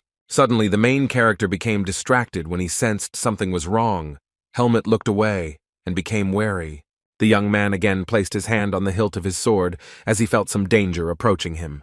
Looking up, Helmut, standing in the middle of the night forest, said out loud that he thought there was something there. The guy looked at the tops of the bald trees and the bright starry sky. It seemed to him that he was not alone there. Helmut wondered if it was an owl when he saw a large white bird in the distance, radiating energy. The unknown person, having put the pads of all his fingers together, concluded that the main character has keen eyesight. The stranger reasoned out loud that the protagonist had well-developed senses, but if he continued to observe like this, Helmut would suspect something. It was Arya who, sitting on a bed in the inn, was checking Helmut remotely, and reasoning that it would be difficult for an ordinary person to notice even an owl. Putting his hands together, the head of the magic faculty concluded that Helmut was an unusual boy. Arya was still awake, sitting on his bed with his head down, completely lost in thought. The guy thought about how he had seen many talented mercenaries along the way, and such a young rank 3 mercenary was a great rarity. At this time, there was a loud and impudent knock on Mr. Arya's door, asking if he was already asleep. It was Lady Gina, who was screaming in a frantic manner that she knew Arya was awake while her subordinate maids tried to stop the girl. Arya listened to voices outside the door, the maids shouting that by order of Mr. Charrington, she had to go to bed at 9 o'clock in the evening. The women forcibly dragged Lady Gina away, grabbing her arms as she screamed that she just wanted to chat with Arya for just 1 minute. Arya hung his head in exhaustion as he heard Gina being scolded outside the door for putting on makeup at such a late hour, and screaming that this might be her last chance tonight. Afterwards, only one thought flashed through the head of the Faculty of Magic. He was very tired. The next day, everyone continued on their way. The knights shouted to each other that it was almost time for lunch and they should stop to rest at the spring. The horses obediently stopped, pawing the ground as the knights and mercenaries found a suitable place to dine. The knights were surprised when they saw the beautiful spring, and one of them said that everyone who goes to Baden stops here. Kedrick knelt down at the spring, took some of the water in his hands and brought it to his mouth to drink, while the butler watched. The knight's expression became more cheerful as he said that the water was delicious and very refreshing. The man with the mustache raised his voice and addressed everyone else, announcing a halt and dinner while Kedrick stood nearby. On the wooden table inside the carriage, dishes that looked like they had been prepared in a restaurant had already begun to appear. The maids carried hot dishes to Lady Gina one after another, while the knights praised and marveled at the appetizing appearance of the food. One of the knights complained to his comrades that even in Jenna's salad there was fresh meat, but they had to make do with one piece of dried meat without anything else.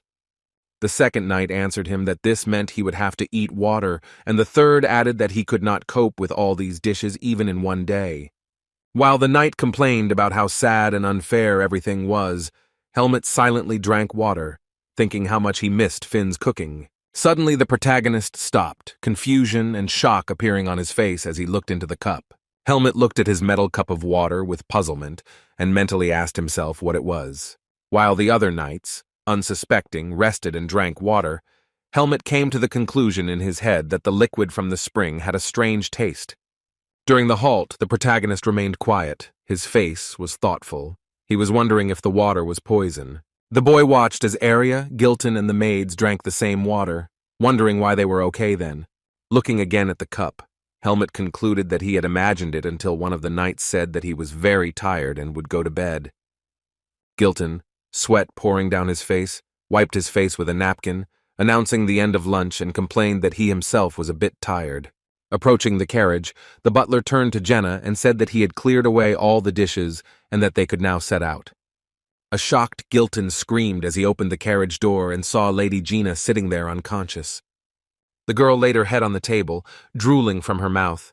She said that tonight was her last night with Arya. Gilton sighed with relief and wiped his forehead again with a napkin when he realized that Lady Gina was simply sleeping. However, a moment later, shock and horror appeared on the butler's face again as he realized something new. The entire staff of the Cherengan family was noticeably out of sorts. Their heads were spinning, and one maid did not understand why she had suddenly fallen asleep. Gilton, maddened with horror, began to loudly call for the knight Kedrick, turning his head and asking where he was. Soon the butler noticed Kedrick lying face down on the ground, sweat running down his body from the heat and his body shaking. The man with the mustache began to lose his mind. His ability to think clearly and stand on both feet was dissolving. He was asking what was going on. Within a minute, the entire ground was strewn with the bodies of the Cherengan family's subordinates, who lay unconscious on it, including Gilton. The only one who had not yet fallen asleep was Helmet, who was still sitting with his back to the tree, holding a cup in his hand and watching this picture. The main character remained conscious while dozens of people who had fallen asleep from the poisonous water lay around him. The young man silently and calmly poured the poisoned water from his metal cup directly onto the ground. It turned out that he was not alone, and nearby in the forest, several unknown people were watching the main character. Helmet glanced in the direction from which he heard strange sounds and concluded that someone was coming. It was Paul and the others of the Black Hawks who were hunting Helmet and reasoned that because of the sleeping pills in the water, all the nobles should already be asleep.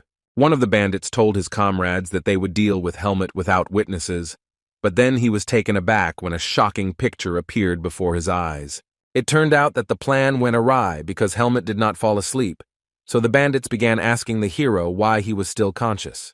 Paul was surprised to see a familiar face in front of him and asked what a vanguard mercenary was doing here. The blue-haired mercenary fell silent in confusion and looked at the protagonist with dumbfounded eyes. The bandit extended his hand with the weapon to Helmet and asked if it was really he who killed those guys from the Black Hawks. The protagonist, with anger in his voice, turned to Tarek's rank 2 mercenaries and said that they simply disappeared when the monster was destroying their team. Helmet then asked Paul and Max if they were now working for the Black Hawks and called them traitors. The rank 2 mercenaries were noticeably angered by the guy's words. They began to insult him and laugh maliciously in response. An angry Paul, with the veins on his forehead bulging with anger, turned to Helmet, calling him a baby and saying that he talks too much. At this time, one of the bandits from the Black Hawks Guild approached closer, twirling a cold weapon in his hands. Another bandit, who was looking intently at the enemy, holding a blade in his hand, was also preparing to attack Helmet. Paul said that the young man was now their prey, as the Hawk bandits surrounded the protagonist from all sides. Caleb's brother also began to take his weapon out of its sheath to attack the protagonist. After licking the sharp blade of the sword with his tongue, Paul looked at Helmet and said that it was time to start hunting. The protagonist immediately reacted, drawing his sword from its sheath as Paul was already swinging his weapon to attack. As Helmet drew his sword, the only thought that flashed through his mind was that there were too many of them. Suddenly, a powerful vortex of orange, yellow, and pink energy formed in the air, distracting everyone's attention. Paul and Helmet were taken aback when an unknown ball of energy stood as a barrier right between them. The rank 2 mercenary looked at the swirls of light in front of him in confusion and remained silent, not understanding what was happening. Helmet stood motionless, watching what was happening carefully, his face calm. The magician controlled his magic with deft movements of his fingers, and in front of his hand was a round seal of light with geometric patterns. The one who stopped the battle was Arya, who in a threatening tone told everyone to put away their swords and get out if they valued their lives. Area, who had previously been levitating in the air, landed on the ground, with flashes of purple energy surrounding him. Disappointed by the turn of events, Paul complained that he had paid a lot of money to poison the spring with sleeping pills. Throwing his cold weapon over his shoulder, the mercenary looked at Area and called him another boy with insomnia. Our main character stood and glanced sideways at the hooded mage who was behind him, and also silent, looking at Helmet.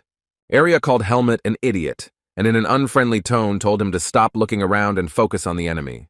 Paul, dissatisfied with the disruption of the plan, brought the blade of his weapon to one of the bandits and asked what was going on. The masked guy started making excuses that he didn't know the magician would be there, and then screamed in pain when Paul hit him. The second-rank mercenary removed the weapon from the boy, admitting that he had gone too far while he was writhing in pain. An embittered Paul said it was stupid to expect anything from the Black Hawk bastards, then ordered everyone to clean up when he and Max were done. Suddenly, Paul pounced on Helmet, shouting that he would now have a little chat with our baby. The rank 2 mercenary's face was burning with rage. His eyes were crazy. He loudly wished for Helmet's death. Paul was hanging upside down in the air, and Helmet was standing on the ground, and at that moment the heroes' swords collided. Focused on the battle, Paul activated his power. He looked at his opponent and tried to deliver a successful blow. The protagonist stood on the ground and looked up at Paul, but successfully parried all of the bandits' attempts to harm him. Meanwhile, Max approached Area with a weapon in his hands, threatening to kill the guy quickly, so he shouldn't resist. In response, the head of the magic faculty of the Greta Academy only stood silently, remaining calm, and looked at the mercenary. Activating his magic with a hand gesture, Area looked at Max and told him not to get his hopes up because he wasn't going to die. Helmet and Paul continued to fight. They raced through the forest, catching up with each other. Their movements were almost invisible to the human eye. The blue-eyed mercenary, maintaining an elevated mood, asked the hero what was wrong, since earlier Helmet had been chattering so confidently. Helmet, who had not yet succeeded in defeating Paul, remained silent while Paul told him to look at himself now. The young man was lost in his thoughts about how if he were alone, he would have a hard time, because he had 2 second-rank mercenaries and a bunch of bandits against him. Remembering Area, Helmet mentally told himself that he was lucky because a magician came to the aid of the main character. Paul's face turned red with rage, and he shouted at Helmet with a malicious smile on his face that he intended to kill him. The mercenary, holding the sword in both hands, tried to strike Helmet with a cold weapon, but missed again. Helmet kept his concentration, his brows furrowed, and tried his best to avoid Paul's blows. Suddenly, the rank 2 mercenary landed with his feet on the ground and saw a wall of dirt and dust right in front of him. Throwing the cold weapon over his shoulder, a disappointed Paul began to swear, insulting the main character. Paul continued to address the protagonist, shouting at him to ask where his confidence had gone, while Helmet's silhouette stood surrounded by clouds of dust. The man's expression changed dramatically when he heard the boy's voice again, telling Paul not to worry. At that moment, Helmet's face appeared again in front of the offender, and the hero told Paul that this was only the beginning. Caleb's brother didn't understand what was going on or what the protagonist meant, so he just asked again, puzzled. Paul looked at Helmet, whose strength had reached a new level, and the protagonist thanked the enemy for following him. The mercenary was very angry at Helmet's gratitude. He began to insult him as sick, and shout that the main character was driven into a corner by him. At that moment, the protagonist's cold weapon began to shine with a purple light with renewed vigor, and Helmet responded negatively to Paul's words. Our young hero looked his offender straight in the eye and confidently told him that he was not his equal. Paul's pupils narrowed in shock. Sweat ran down his face from the strain, and he began to stutter when he saw the aura around Helmet. Grabbing his sword, the second-rank mercenary once again activated his power and pounced on Helmet, saying that he was finished. Paul's face twisted in anger as he shouted at the top of his lungs that a rank 4 scum could not possibly compare to a mercenary like him. The blue-haired mercenary took the sword in his right hand and pointed its tip straight at Helmet, who was still levitating in the air in front of the offender, motionless. The man failed to strike Helmet as the hero successfully parried it, dodging, and the sword passed his head. After trying to attack, Paul still looked in that direction in confusion, while at that moment, Helmet was already in the air behind him. Then the bandit realized that his attempt to attack had failed, turned around and tried to focus his attention on Helmet again. Paul spread his arms in defense, while the protagonist was already hanging over the offender and was about to attack the rank 2 mercenary. The protagonist watched his opponent's actions closely, his expression focused. Paul looked back at Helmet with a puzzled expression, his eyes filled with confusion as the heroes fought. Our young hero managed to deal a crushing blow to the enemy with his sword, after which he fell to the ground with a crash. Helpless Paul groaned in pain. He was completely defeated and could no longer attack Helmet. After this successful strike, our protagonist jumped to the ground, landing successfully. Helmet stood in front of Paul, who was lying on the ground with his legs and arms spread out, breathing heavily. With his last strength, Paul asked Helmet where someone like him got such strength from, and on the offender's chest there were still remnants of the youth's energy. Suddenly, the mercenary with long blue hair received another blow from the protagonist and groaned in pain. Helmet hid his weapon, did not answer where he got such strength from, and told him and his men to get lost, because this time the hero decided to let them go. The protagonist had already turned the other way to walk away when he heard laughter behind him. Paul, who continued to lie on the ground and move, asked if Helmet had just done him a favor. The distraught rank 2 mercenary began to scream that he would rather die than run with his tail between his legs. Turning around, the young hero reminded Paul about the partners he had abandoned in the forest, and then suggested that the man had some strange nobility. A helpless Paul just looked at the boy as he told him that the man hadn't been too worried about leaving his partners to die in the woods back then. After these words, Helmet turned away again and began to go his own way, while Paul tried to get up and answer something. Gritting his teeth in pain, the blue-eyed mercenary groaned and breathed heavily. The guy's words visibly amused him. While the main character walked away, Paul continued to lie on the ground and laugh at the top of his lungs, like a madman. Walking through the forest towards the spring, Helmet's expression suddenly changed because he remembered something. Looking into the thick of the forest, the protagonist mentally hoped that the magician who came to Helmet's aid was okay. The ground was strewn with the bodies of Black Hawk bandits who had been killed in battle. Even on one of the branches of a nearby tree, there was the body of one of the criminals, hanging there lifelessly. Some of the bandits who were still alive were breathing heavily, writhing in pain and standing on all fours. Rank 2. Mercenary Max, who also took damage in the battle, tried to catch his breath and shouted at the mage, insulting him and asking who he even was.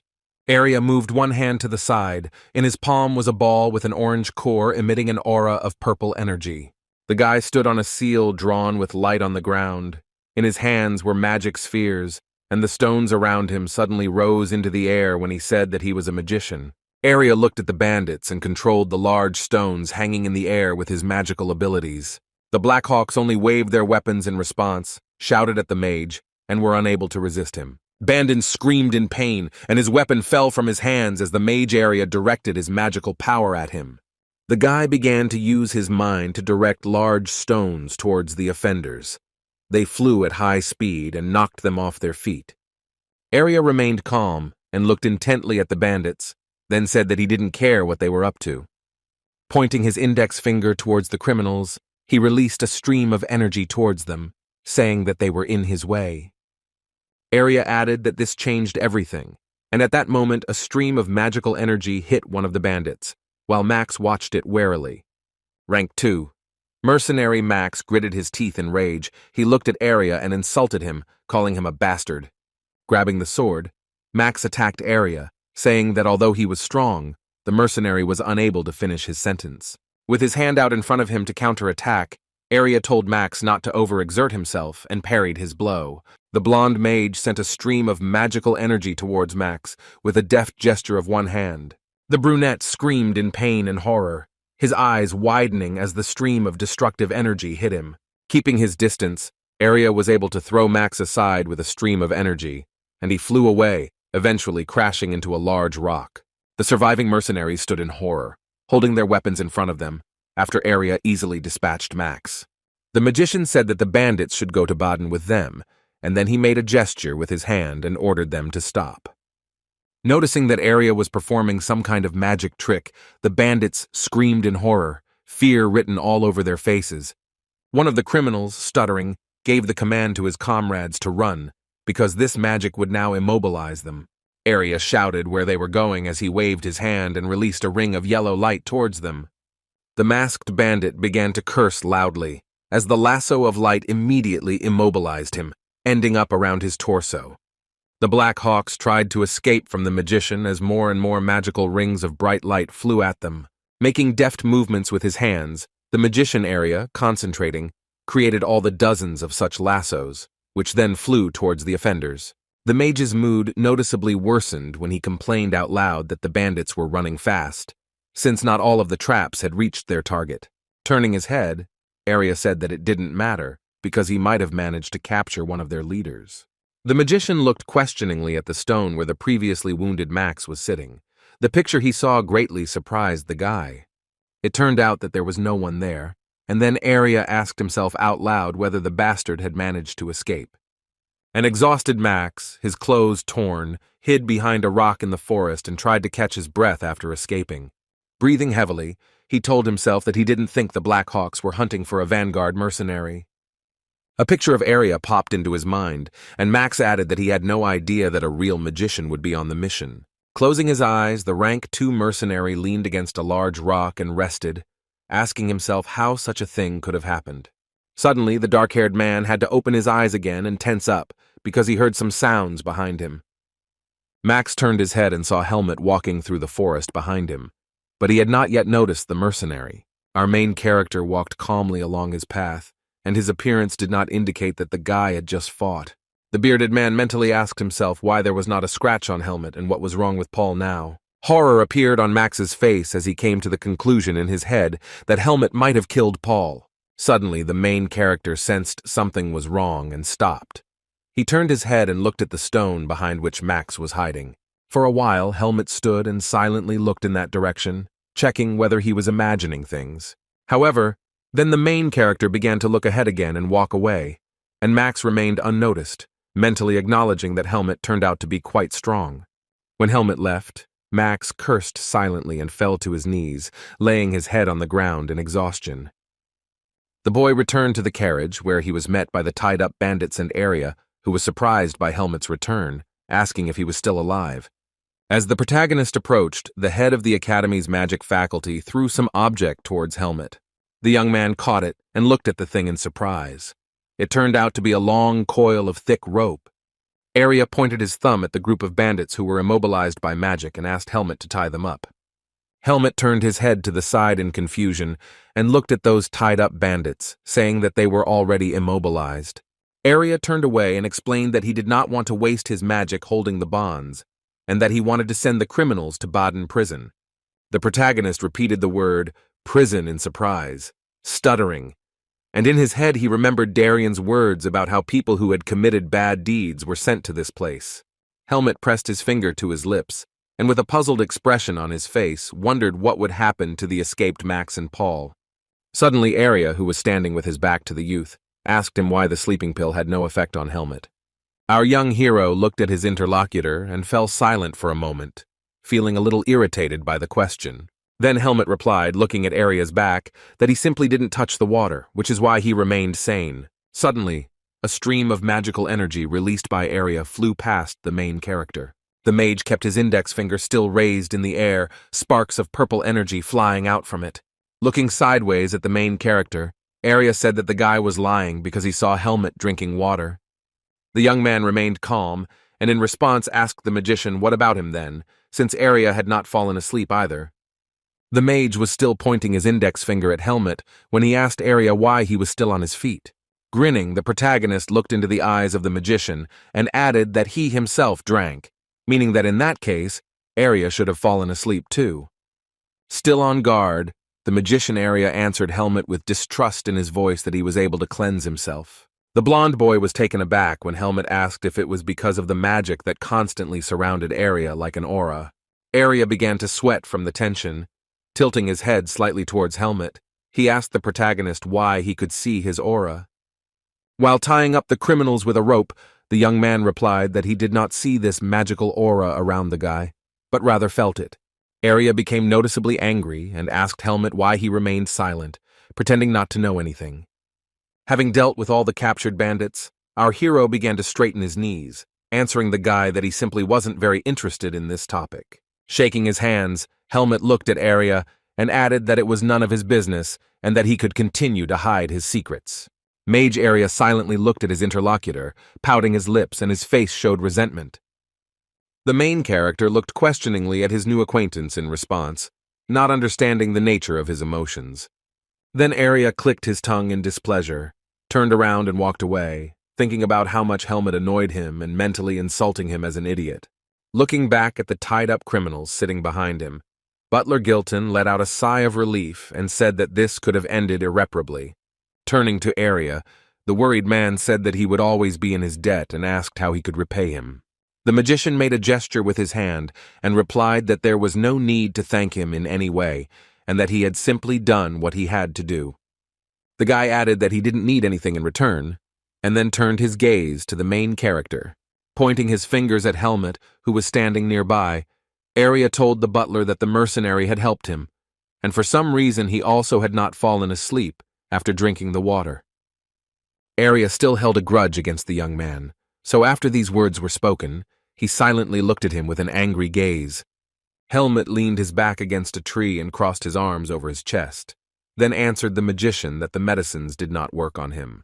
The butler turned and said that he had heard that there were people with immunity, and then he also thanked Helmet for his help. Gesturing vigorously, the butler Gilton began to say that as soon as they arrived in Baden, the boys would receive an additional reward, but he was interrupted by Yena. Lady Gina ran quickly towards her savior, the magician Area, and screamed his name. She jumped up to him and grabbed his hand. The guy was taken aback, and the girl looked at the magician with loving eyes. Gina was trembling with love and happiness. She looked at Area and repeated that he saved her. The blonde held the magician's hand, asking what it was if not fate, and irritation was visible on Area's face. The girl's face turned red with emotion. She still held the guy's hand with both palms and said that she wanted to thank him. She suggested in a cheerful tone, looking hopefully at the guy, that perhaps he would like to marry her. However, in response, Area destroyed all the girl's hopes, stating that he had a fiancée in his homeland, and after graduating from the academy they intended to get married. Hearing Area's words, the girl backed away and removed her hands. Her mind darkened, and she did not immediately find the words to answer. Knight Kedrick, who was watching this scene, covered his face with his hand in shame when the girl began to cry. Lady Gina began to scream and cry loudly, tears flowing like a stream, while the butler Gilton begged her not to become hysterical. Tired after everything that had happened, and Jenna's behavior, Kedrick hung his head and asked everyone to get going already. When everyone arrived at the place, the butler wiped the sweat with his hand and complained that he had not slept for almost a day, but he was glad that they had covered the rest of the way without incident. The carriage of Lady Jenna and the knights was already approaching the massive gates leading into the city, surrounded by high stone walls. The protagonist jumped off his horse and silently looked around at their destination when everyone finally arrived in Baden. He looked at the scene around him and mentally greeted Baden, the city where the academy he needed was located. Helmet stood and watched as the townspeople entered the city over the wooden bridge, and the guards guarded the city, holding battle axes in their hands. The butler Gilton also got off his black horse and called the boy, who immediately responded. The man with the mustache praised Helmet, saying that he had done a great job, and then promised to recommend him to the mercenary guild. Then Gilton took out a small cloth bag filled with coins from his pocket and handed it to the protagonist. The butler said it was 10,000 marks, more than the contract stipulated, but the reward was a token of appreciation from the Thuringen family. Helmet looked at the bag of money with surprise in his eyes, because the reward turned out to be much larger than planned. Afterwards, the main character turned his attention to the magician Area, who was standing nearby, removing his hood. Helmet did not take his eyes off the magician, who stood with his back to the main character. He looked at him with interest. The main character lowered his head down and then raised it again, looking the guy over from head to toe. Helmet started walking, holding his things on his shoulder, passed by Area, and the magician followed the main character. Mage Area put his hands forward. He wanted to go after the main character to stop him. Suddenly Helmet stopped walking himself. He stopped to say something to his new acquaintance. Area was surprised when the main character suddenly decided to stop. The magician looked at the guy with stunned eyes and remained silent. Without turning around, our young hero, looking straight ahead, thanked Area with just one word. Then the young man turned his head slightly towards Area and looked at him. adding that he thanked him for helping him, and even helped him a lot. Helmet's unusual behavior visibly surprised Arya. He looked at him, remaining silent, and his facial expression changed. Then the head of the Faculty of Magic looked away, frowning, and chuckled in response. Without saying anything else to each other, the protagonist continued on his way, increasing the distance between him and the magician. Tired after the mission, Helmet raised his head and looked again at the cityscape in front of him. Standing in front of the entrance to the city of Baden, the main character mentally told himself that it was time for him to go to the academy. Helmet wandered through the streets of the new city, looking around. Numerous townspeople were walking around. He looked around with interest, studying the people, buildings, and features of the city of Baden. The thought flashed through the young man's mind that Baden was a much larger place than those he had visited before. The protagonist watched as local students, well-dressed men and women, walked around and mentally noted how many people there were. Standing in the middle of a spacious pedestrian street, Helmet asked himself if this was even called a city, since he was just learning to live in the world of people. Walking along the stone paving stones, the protagonist concluded that it was easy to get lost in such a crowded place, and that was good. The boy approached the large wooden gates and high arch that led to the Greta Academy. The protagonist, lost in his thoughts, looked up when he saw a new picture in front of him. Seeing a tall, large building surrounded by a park behind the arch, Helmet immediately realized that he had come to the Greta Academy. Student life at the academy was in full swing. Neatly dressed girls and boys strolled around the grounds and chatted in a friendly manner. Helmet entered the building, and inside he saw a spacious hall where students were walking. The main character looked around, and then mentally asked himself where to look for a man named Eden Kudrow. The guy turned his head and saw a girl with glasses sitting at the table, who looked like an employee of the academy. Our hero decided to approach the red-haired girl to start a conversation and ask the question that interested him. The stranger was completely immersed in her work. She was writing something with a pen on paper, so she did not notice Helmet. When Helmet leaned over in front of her and placed his hands on the table, she screamed in horror and said that he had frightened her. The girl turned her attention to the main character and asked him what he wanted. Helmet was a man of few words. He said the name of Eden Kudrow and said that he was looking for this man. The young hero answered affirmatively to the worried girl's question about whether he was looking for Mr. Eden, namely, their swordmaster. To get a meeting, Helmet lied that he knew Mr. Eden and asked the stranger if he could meet him. The academy employee kindly told Helmet that he could meet with him, and then asked his name. The protagonist, carefully examining the papers on the red-haired girl's desk, replied that his name was Helmet. Soon the girl in glasses was leading the young man through the corridors of the academy to bring him to Mr. Eden. She pointed with her hand in the direction where the main character needed to go and said that they needed to go there. Approaching the red door, the girl took the magical blue card in her hand and activated the large seal drawn in the air with light. The academy employee turned around and asked Helmet in a friendly tone to wait a few minutes. The young hero agreed to wait without objection, but the thought flashed through his mind that magic was involved here, too. After the stranger managed to unlock the door with the help of a magic card, a strip of light appeared between the two doors. The protagonist stood in front of a tall red door and waited for it to open completely so he could enter. Helmet waited patiently, his gaze upward, and he was very curious about what kind of person Eden Kudrow would turn out to be. The door opened even further, and now our hero can go inside to finally meet Mr. Eden. The red-haired girl with glasses pointed in the direction with her hand and politely asked Helmet to go inside. Unsuspecting, the carefree protagonist walked into the room, his expression calm. However, in an instant, Helmet's grimace changed dramatically when he saw in front of him the man he had wanted to meet for so long. The man stood with his back to the main character and did not turn around. He was dressed in a white shirt and a beige vest. Eden Kudrow, who still hadn't looked at the hero, said he didn't know anyone named Helmet. Finally, the man with long dark hair and green hair turned around and asked the young man who he was. Helmet looked at Eden carefully, mentally noting his aura and how it differed from Darian's energy. In his head, the boy came to the conclusion that of all the swordsmen he had met in the human world, the man in front of him had the strongest aura. Kudrow looked at the boy questioningly. While he thought that if Eden were a mercenary, he would have been immediately awarded rank 1. A worried Eden looked at the protagonist and said that he would ask his name again. Helmet was brought back to reality from his thoughts when the man in front of him asked why the hero was looking for him. The guy decided to show Eden the sword that Darien had left him, so he began to take the weapon out of its sheath. Without saying a word, Helmut took out a cold weapon, took it in his hand, and held it out in front of him to show the man. A look of confusion appeared on Eden Kudrow's face as he looked at the weapon in front of him.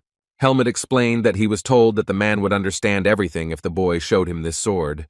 Eden Kudrow continued to carefully examine the bladed weapon, his face expressing confusion. The man thought to himself that at first glance it was a completely ordinary sword, but its balance and durability raised questions. Mr. Eden realized that the sword looked very familiar, and then his expression changed.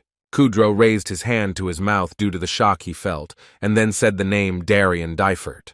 The protagonist confirmed his interlocutor's guesses, and said that he understood everything correctly. A stunned Eden Kudrow reached out for his weapon and began asking Helmut if Darien was still alive.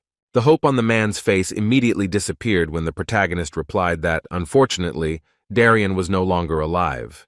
Helmut, remaining calm, added that Darien Dyfert had recently left this world. Eden Kudrow, hearing the boy's words, noticeably darkened. His hand began to tremble, and he was unable to answer immediately. Shocked by the news he heard, the man covered his face with his hand and, stuttering, said that he understood everything. Mr. Eden began to tell that Darien had disappeared 20 years ago, and Kudrow swore on behalf of his family that he would repay his friend for saving him. The green-eyed man removed his hand from his face and began to reason that if Darien's sword was with Helmut, it meant something. The main character looked at Eden Kudrow. Sadness was visible on his face. He was looking attentively at his interlocutor. Eden Kudrow came to the conclusion that since Helmut has Darien's sword, he is his last disciple. Our young hero confirmed Mr. Eden's suspicions that he was Darien's last student. After this, Mr. Adana asked the protagonist to speak and tell why he was looking for him. The protagonist began to answer, but thought for a moment and could not say his intention right away. Helmut looked at his interlocutor and confidently stated that he wanted to study at the academy. Eden Kudrow and Helmut stood in front of each other in the swordsman's office, keeping a distance between them. The main character, after expressing his desire to study at the academy, patiently waited for the man's answer. Closing his eyes, the man assumed that it was Darien who told the boy about the academy and suggested that he study here. Mr. Eden came to the conclusion that during his lifetime, Darien wanted him to be the protector for Helmut. Then the man moved his hand to the side and asked his interlocutor how old the young man was. Our young hero could not clearly answer such a simple question and said that he was not sure. Eden was surprised and asked if the young man knew how old he was, and the thought flashed through his head that something was wrong with this guy. Trying to count on his fingers, a puzzled Helmut said that he was 14 or 15, while Eden mentally wondered how the boy could not know his age. Kudrow did not continue to ask his interlocutor about his age, and said that it was worth starting with an assessment of his skills and aura. The man told the still puzzled boy that he would hardly be accepted into elementary school if he was 14 years old. Mr. Eden added that he might be accepted as an exchange student if Helmut was 15 years old. Kudrow took the folder of documents in his hands and then looked back at Helmut when he asked if he would have to take exams. The man remained silent, but wondered whether Darien's student should take the sword mastery test. Putting the folder of documents back on the table, Eden said that perhaps Helmut would be accepted anyway if he explained that the boy was Darien's student. Turning his gaze to his cold weapon, the protagonist again warmly remembered Darien's name. The boy grabbed the hilt of the sword and looked at it with sadness in his eyes, thinking how Darien had helped him both in the indigenous forest and here at the academy. Suddenly, Helmut's gaze darkened as he realized that Darien was in the native forest. The main character did not understand what was happening when he remembered Eden again about Darien disappearing about 20 years ago. In his head, the boy wondered why even his loved ones didn't know where he was, and that Darien wouldn't have gone into the root forest of his own free will. Helmut's expression became more serious and wary as he realized that Darien had been sent into the core forest by someone. Then the main character thought about what would happen if the one who sent his teacher to the root forest found out that his student was in the human world. Helmut came to the conclusion that in this case, he would be spared the opportunity to destroy the seed of darkness within himself and would be sent back to the native forest. When the protagonist realized that he could not reveal himself as Darien's disciple, he responded negatively to Eden. Eden Kudrow did not understand why Helmut refused such an opportunity to get into the academy without exams and asked the guy about it. Helmet told Kudrow that he couldn't explain the exact reason, but if anyone found out that the boy was Darian's student, the hero's life would be in danger. Aiden's expression became confused. The man was stunned by Helmet's words. Suddenly, Mr. Eden became furious. He did not understand what this meant, and shouted that no one could offend Darian's own student. Keeping his cool, Helmet told the man that the time would come and he would tell everything, and Kudrow would have to be patient. Kudrow propped his chin on his hand and agreed with the boy, adding that he probably had serious reasons for hiding it. Helmet nodded in understanding when Eden asked him to contact the man with any questions. After all, Darian had entrusted the boy to him. The man gestured with his hand for Helmet to follow him and said that now they needed to start preparing for the exam, preparing and collecting all the necessary documents. The main character looked after his new acquaintance, who was walking with his back to him, clenching his hand into a fist. The heroes left Eden Kudrow's office and entered a spacious hall intended for training. Looking around, Helmet asked where they were, to which Aiden replied that it was his personal training room. Kudrow said that he was sure that Darian would not have become Helmet's teacher if he had been untalented, but he still needed to see for himself what the main character was capable of. The man opened the door leading to a small utility room and took out an impressive-sized log. Mr. Eden pointed to the log and asked his new apprentice to cut it while Helmet stood in front of him. The protagonist, focused on the task, looked closely at the log and immediately began to take out his sword. Eden Kudrow prevented Helmet from cutting the log with his weapon and immediately stopped him. The man said the boy needed to do it with a wooden sword, and Helmet glanced at the rack of training weapons.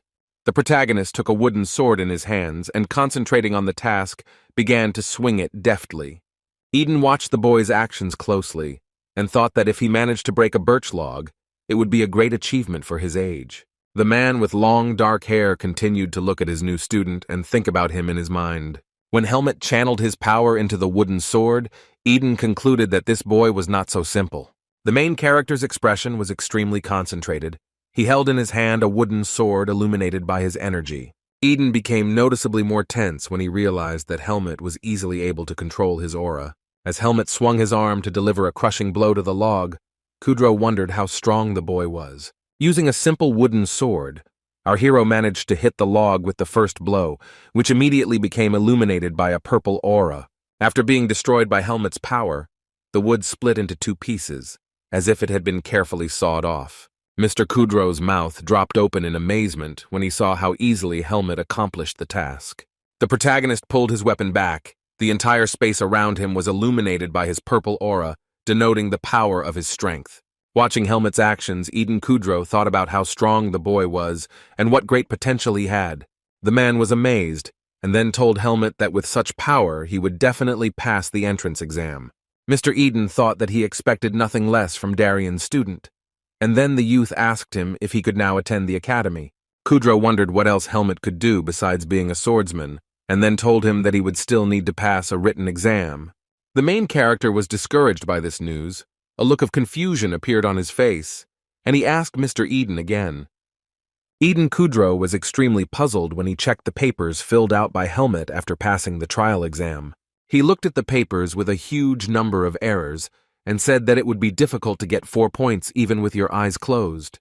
Helmet, who understood nothing, listened to his mentor, who said that there were only a couple of weeks left until the exam, and this was a big problem. Eden leaned his hands on the table and told the boy that even a private tutor would not help him prepare for the exam in time, and with such a grade he would definitely not be able to get in. The guy asked with hope in his voice if Kudrow could teach him, to which he received a negative answer, because Eden is a professor at this academy. Mr. Kudrow explained that he was forbidden to have personal relationships with students, and that if Helmet were taught, he would get into big trouble. The man added that usually other students help with the preparation, but now the best of them are probably already busy. To sum it up, Eden Kudrow folded his hands and said things were bad as Helmet sat opposite him. Our protagonist, who now found himself in a difficult situation, only looked silently at his mentor. Helmet remembered the words of the butler Gilton that the magician Arya was studying at this academy. Remembering the fair-haired boy, the protagonist mentally said that he was sure that this magician was quite good. Eden was visibly surprised when Helmet suddenly asked him if he knew a student named Arya. Mr. Kudrow replied that of course he knew Arya, and last year he was the top student who passed the magic exam the best.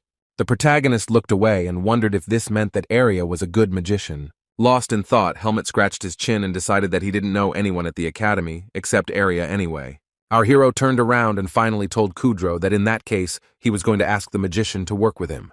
Confused, Eden Kudrow asked the protagonist if he meant Arya. The man with the mustache was confused and asked Helmut how he knew this magician, but the hero had already walked away. The academy building was illuminated by the bright daytime sun, and an emotional conversation was taking place in the courtyard of the educational institution. Dissatisfied, Arya asked Helmut how he even came up with this idea and what he was thinking.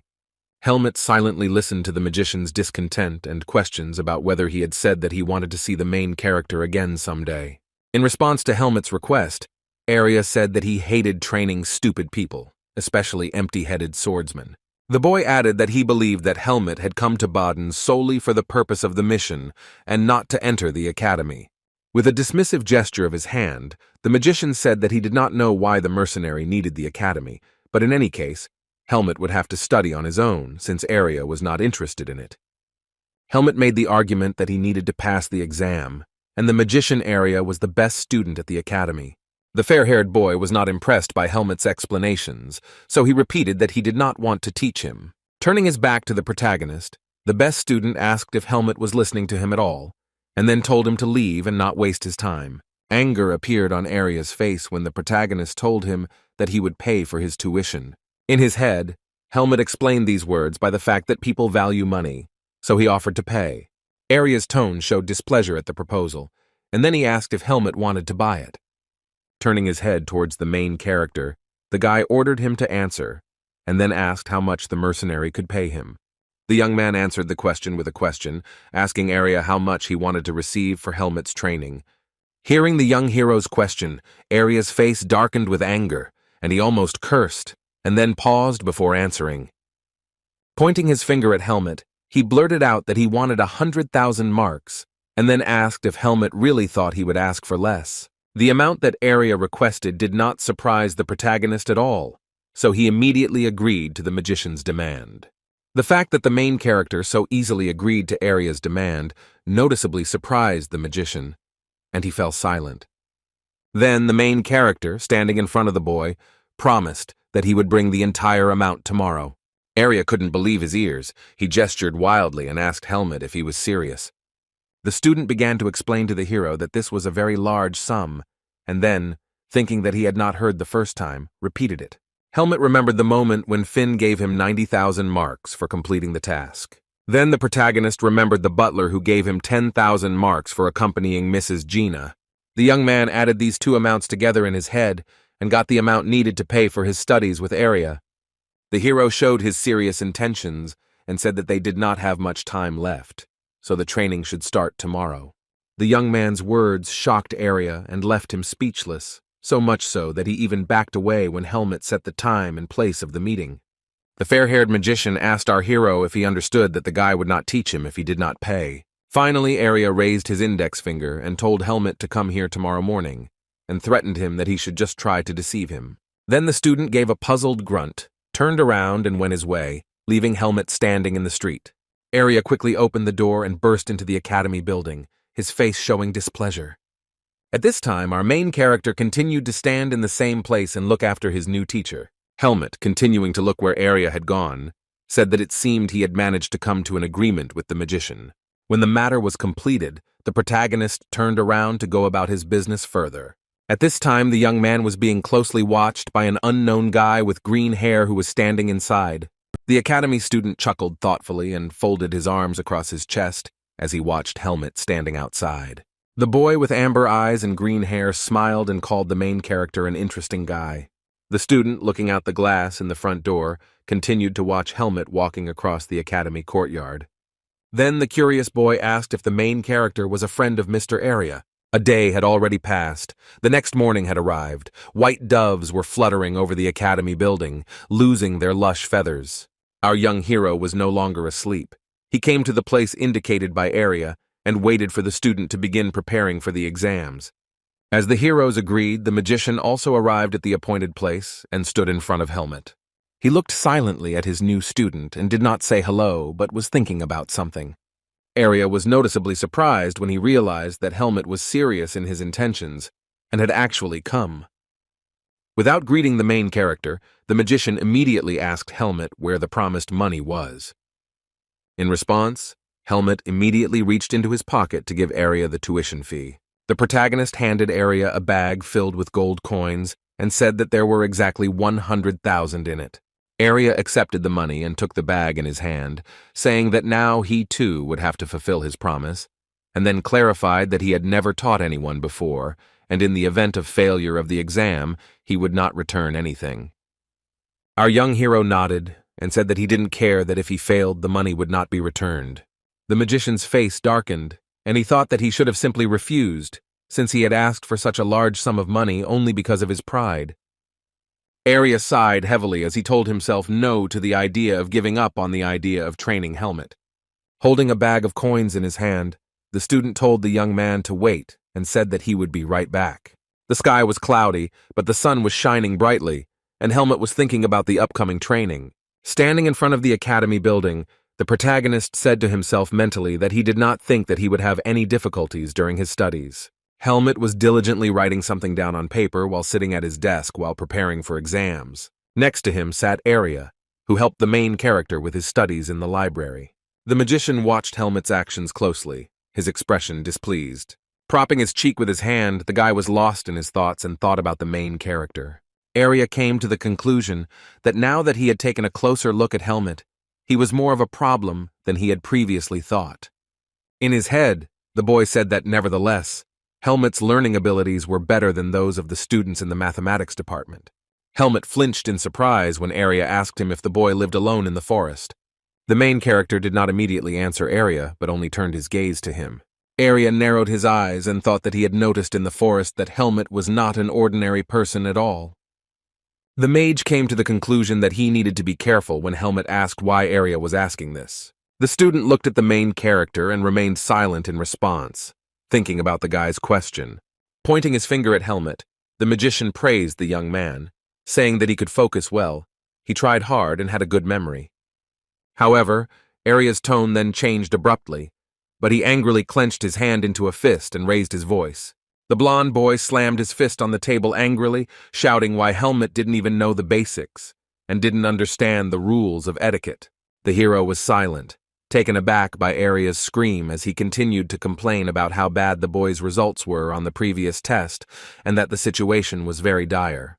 Pointing out errors in Helmut's notes, the student scolded his new pupil for not knowing how to communicate with people. Putting his hand to his head from fatigue, Arya sighed and said that all subjects should be finished as soon as possible, and that the main time should be devoted to etiquette and the ability to communicate with people. Turning to Helmut, Arya began to tell him that 100,000 marks was a large sum, and the magician was considered the best student in the faculty. Pointing his finger at the main character, the guy promised that he would do everything on his part to ensure that he could enter the academy. Helmut listened with surprise in his eyes to Arya's words that money had nothing to do with it, and that it was a matter of honor for a magician. Arya's mood changed to rage again as he began shouting that Helmut had to do it no matter what. Our young hero was taken aback by Arya's unexpected behavior, so he moved away a little and silently looked at his interlocutor. It was already dark outside, but Arya continued to teach the boy, asking him questions about what he would do if a classmate stole the hero's things. The training-focused magician added that Helmut should first think about the ethical side of the issue. Helmut thought about it, realizing that this was a question of ethics, so cutting off his classmate's hand wouldn't do. The protagonist replied that he knew the solution, to which the best student of the academy ordered him to speak. Helmut raised his pen and said that in such a situation he would steal his things back and do it quietly. The young man's answer made Arya very angry. He began to ask if he was serious and clenched his hand into a fist in rage. Putting his hand to his head in despair, Arya said that he had no words and Helmut's answer was wrong. The guy sincerely did not understand why the answer was not suitable and explained that he could not fight and take things by force. Arya hung his head, glanced sideways at his student and called him a typical swordsman. The magician began to calmly explain to the young man that in such a situation, the best solution would be to calmly talk to his classmate and ask him to take Helmut's place. Raising his index finger, Arya said that you can forgive a person, but not what he did. And this is what is called justice, which is what students are taught at the academy. Helmut looked at the student silently, taking in his words, and thought to himself how difficult it was to be human. The main character came to the conclusion that he needs to learn morality and common sense, but he knows too little about it. Looking at Arya, who was actively explaining the material to him, Helmut thought that he needed to become the kind of person Darian wanted him to be, and to do this, he needed to learn to solve complex problems. While writing down notes on paper, our hero summed up in his head that this would require a lot of time. Helmut and Arya's lessons continued. The magician worked tirelessly on the ethical education of his protege. Very often the main character continued to make mistakes, which angered and upset Arya, but he did not give up. Sometimes Arya would become enraged when the young man made mistakes again and again, not understanding human ethical standards. For Helmut, learning was not always easy, and he often scratched his head trying to find the right answers to his tutor's questions. 2 weeks have passed since the first day of training. The heroes again found themselves at the library of the Greta Academy. 2 female students looked at the guy standing nearby from behind the bushes, enchanted, their eyes shining with happiness. Arya stood by the pole with his arms crossed over his chest, while the other female students discussed his handsome appearance and who he was waiting for. One of the girls told her friend that the magician had been working with an unknown guy all these days when Helmut appeared on the horizon. Seeing the main character, the student asked her friend if Arya had been studying with him all this time. The magician left his thoughts and returned to reality when the main character appeared in front of him. Arya asked the boy if he had finished his exams, and then asked why the library had been chosen as the location for the test. Helmut suggested that the library was chosen because it was quiet, but the student replied that it was a rhetorical question. The magician clarified that he was standing there simply to pick up his books from the library after the exam, and then asked how Helmut was doing. The main character turned out to be a man of few words, and in response, he only nodded his head, looking at his tutor. Coming closer to the young man, Arya expressed confidence that his student had not encountered any difficulties, and then asked if their agreement had been fulfilled. Waving his hand in farewell, the magician said that he would go in that case and wished him luck on the practical exam. In response, the main character thanked Arya, to which he, when he had already passed the guy, turned and looked at him. The academy's top student stopped when the boy clarified that he thanked Arya for his help. Looking sideways at Helmut, the magician asked why he was thanking him if the guy had received money for his help. With an indifferent gesture of his hand, Arya turned away and went on his way again, wishing Helmut good luck in the end. Sighing, the main character glanced sideways at his tutor and mentally said that thanks to him, he passed the theory. Then he turned around and began to think about what steps he still had to go through to enter the academy. Looking at the muscular students in front of him, the thought occurred to Helmut that now he only had the practical part of the exam left. The protagonist approached a building near which there was a sign explaining that this was a waiting room for students applying to the fencing department. The young man stood in front of the entrance to the building, and in front of him were many other applicants waiting for the exam. Upon entering, the young man was greeted by an academy employee who told him that he should wait here, and when his name was called, Helmut should follow the instructor. The guy watched the many boys and girls who were excitedly awaiting their exam. There were many young applicants like him in the waiting room, who were actively reviewing the material before the test. Looking around, the main character mentally told himself that he would just stand here. The guy sat down on a wooden chair and thought about what he should do after finishing the exam. While he was waiting, he began to think that he should rest after the test, and then the idea came to him that he could practice. Helmut was brought back to reality when a hand was waved in front of his face and someone called out to him. The young man turned his head and saw an unfamiliar guy in front of him, who asked the hero what he was thinking about. It was a neatly dressed blond man with blue eyes who invited Helmut to meet him and introduced himself as Sabat Rukal, the second son of the Rukal family. Having extended his hand in a friendly manner to the main character, Sabat asked him what his name was, to which the hero initially remained silent. Helmut became wary because he didn't understand what this guy needed and why he would meet without a reason. The puzzled student looked at the protagonist with incomprehension, who did not want to start a conversation.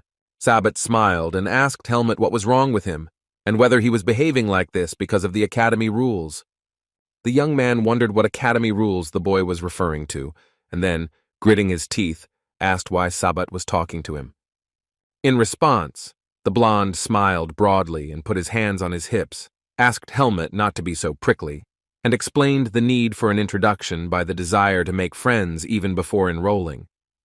Having examined Sabat, Helmet remembered that this was the student that Arya had spoken of, and it was very advantageous to be friends with him, especially since he made an impression. So the main character looked into the eyes of his interlocutor and finally introduced himself, giving his name. Smiling, the second son of the Rukal family replied that the boy had an unusual name, but he liked it, and then asked about his last name. Sabat added that it would be nice to know what family Helmet was from, while he simply remained silent. The surprised protagonist clarified the question, looking at his new acquaintance with wide-open eyes, because he has no family or last name. The young hero, stunned by the question, could not give a clear answer to the question of what his last name was and who his family was. Sabat told Helmet in a friendly manner that it would be a good idea to get to know each other beforehand, since they would have to get to know each other at the academy anyway. The main character silently looked at his new acquaintance, remembering the only last name he knows. Helmet's memories surfaced of his medallion, from which he learned the supposed name of his mother, Margaret Irene. Helmet decided for himself that he could not use this surname, since with this pendant he was sent into the native forest. Helmet's expression became more serious, and he answered Sabat curtly, "No." The protagonist's answer surprised the blonde. He stood silently in front of Helmet and looked at him. Sabat was a little taken aback, and then asked Helmet if he was a commoner. Our young hero confirmed the blonde's suspicions that Helmet did not come from an influential family. Covering his face with his hand, Sabat began to laugh, and then said that if only he had known that he would be getting involved with a commoner. The friendly smile on Sabat's face disappeared, and then he looked at Helmet and asked if this was true. Then why was the hero so confident in himself?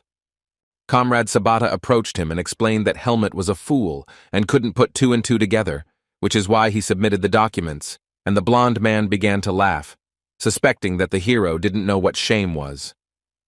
Then the fair-haired guy grinned, called out to Helmet, and asked how he found the money for a tutor. Sabat continued speaking, but his comrade interrupted him, tapping him on the shoulder, because an academy employee called out to the applicants. The teacher placed his hands on Sabat's shoulders and said that they should prepare for the practical exam, and according to the rules of the academy, discussing the student's standard of living was prohibited. The academy official grabbed Sabat's shoulders and turned to him, asking him to remember this rule, calling him applicant number 15. While the disgruntled blonde was straightening his jacket after the remark, an announcement sounded in the hall that the exam would begin in 5 minutes. Sabat's face turned red from the awkward situation, but he angrily ordered his comrades to follow him and left Helmet alone. As the blonde boy walked past the protagonist, the anger in his mind made him stop.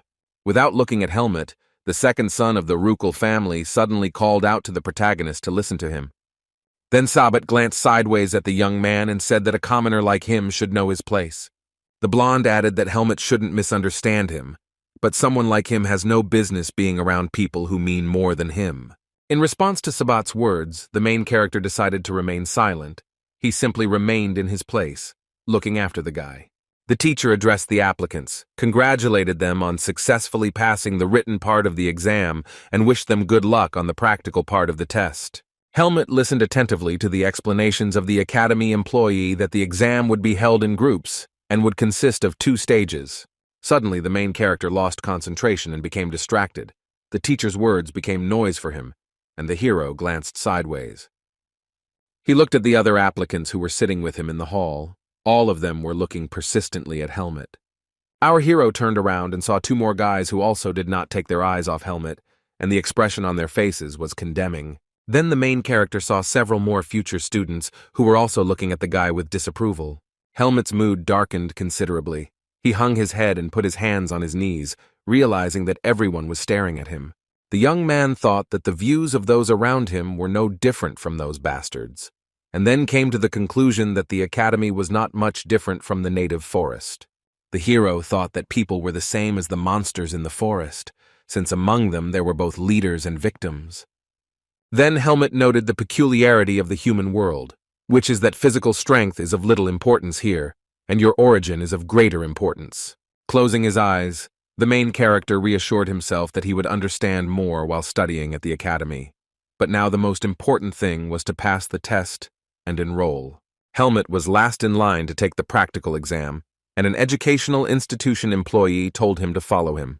The main character followed the teacher, and they both went out into the hall to conduct the practical part of the exam. The man began to repeat the conditions of the task, the first stage of which is the need to split a log. The teacher added that to complete this stage of the exam, one can use a wooden sword and one's own energy. The academy employee took the wooden sword and handed it to Helmut, saying that he had only 5 minutes to complete the task. The young man listened attentively to the teacher's words that if the task was not completed within the allotted time, the boy would automatically not advance further. Helmut gripped the wooden sword tightly in his hand and examined it, thinking that splitting the log was a fairly simple task. The hero thought that even though the task seemed difficult at first glance, he shouldn't have any problems solving it. The guy decided that he wouldn't delay, so he grabbed the sword, put it behind his head, and immediately transferred his power to the weapon. Without hesitation, the protagonist made one strike with his sword, which was illuminated by the purple light of his energy. The teacher froze in amazement. There was shock on his face, and he silently opened his mouth, watching the actions of the applicant. Helmut activated his power. The space around him changed, and vortices of his aura floated in the air. With just one blow of the sword, the main character managed to split the log not across but lengthwise. The academy employee stood motionless, his eyes wide with shock, because even teachers can't split a log with one blow. Helmut, who had easily completed the task, looked at the stunned teacher and asked if that was all. The protagonist caught his breath when the teacher came to his senses and shouted that the first part of the practical exam was over. The applicants waited in the hall, the guys talked to each other and discussed the test they had passed. Suddenly the door leading to a room filled with future students opened. Sabbat, who had been cheerfully discussing something with his friends, suddenly switched his attention. Helmut, who had passed the first stage of the practical exam, went inside where all the other applicants were sitting. The blonde smiled maliciously, not believing that Helmut could handle the task, and suspected that they had planted a rotten log under him. The main character, who was already tired of such a biased attitude towards himself from other students, just silently looked at the offender. Still excited after Helmut's speech, the academy staff member announced the completion of the first stage of the practical exam. While the main character was returning to his place, the teacher explained to everyone that the second stage of the test would be sparring. Sabbat continued to look at Helmut while the man explained that applicants would have to spar for 8 minutes, and then a committee would determine who would be accepted. The excited students listened attentively to the teacher's words that pairs would be selected randomly. The blonde was still looking sideways at Helmut when the academy employee said that winning was not the determining factor, and it was important to show all your skills. Sabbat let out a contemptuous laugh and said that he considered this part of the exam to be very stupid. Looking at the main character, Sabbat whispered, "How lucky the one who has to fight a commoner will be, because it is an automatic pass to the academy."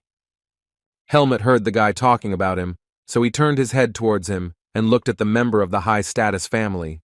Sabbat showed discomfort when he saw the young man looking at him and asked his comrades if he heard him. Our hero turned to the blonde and thought how much longer he would talk nonsense, and how Helmut wanted to shut him up. Sabbat Rukala's expression turned angry. He looked Helmut straight in the eye and asked what he was staring at.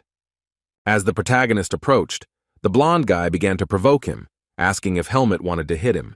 The blue-eyed boy exclaimed questioningly, placing his hand on his chest as Helmut came very close to him. The boy looked at the main character defiantly and whispered to him if he thought he could handle him. Our hero tried to control himself, so he just silently looked into Sabbat's eyes, thinking how he annoyed him. Helmut clenched his fist in anger so hard that the veins stood out on his skin, and then mentally wondered if Sabbat would shut up if he knocked his teeth out.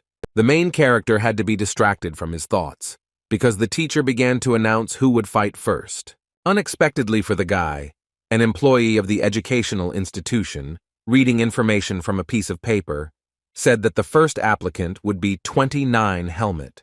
Both turned their heads to the teacher when he said that Helmut's sparring partner would be the 8th grader Andro.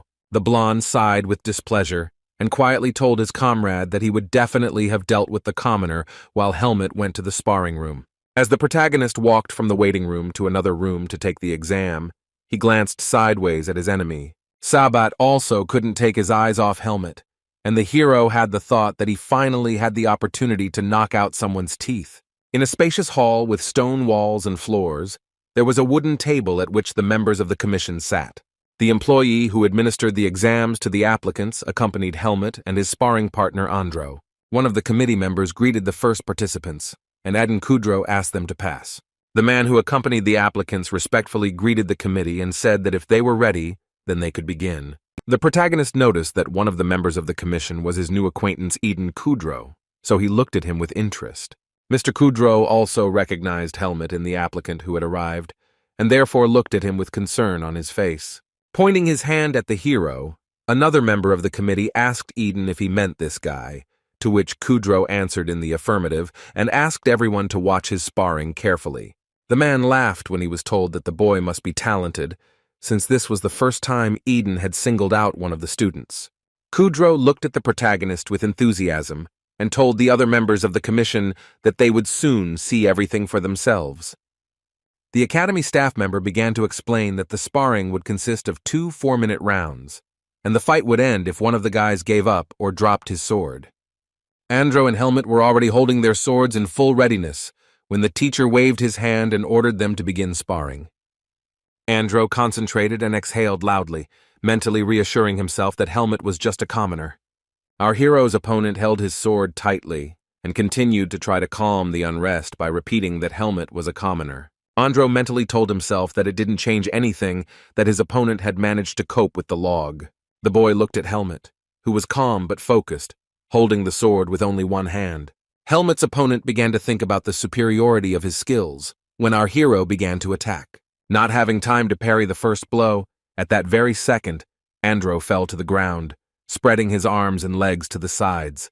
The commission members' eyes widened in surprise when they saw how Helmet managed to hit his opponent with the very first blow. Eden Kudro, arms folded, watched calmly as the action unfolded in the ring with a serious expression on his face. A frightened Andro lay on the floor as the protagonist held the tip of a wooden sword to his face. Helmet remained calm, looming over his opponent, holding his sword to his face while he was completely helpless. Seeing that Andro was no longer able to continue sparring, Helmet declared the battle over. An employee of the educational institution ran up to the applicants and increased the distance between them with his hands, shouting that Andro was dropping out. The body of the losing applicant trembled, his mind darkened, and he could not believe that he had lost. Andro gritted his teeth in rage as he realized that Taco had simply lost to a mere commoner.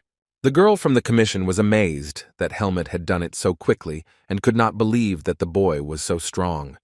A heartbroken Andro began to get up from the floor while the protagonist was still standing in front of him. A committee member asked why there was such a difference in their training, since they could not properly assess the skills of the second participant.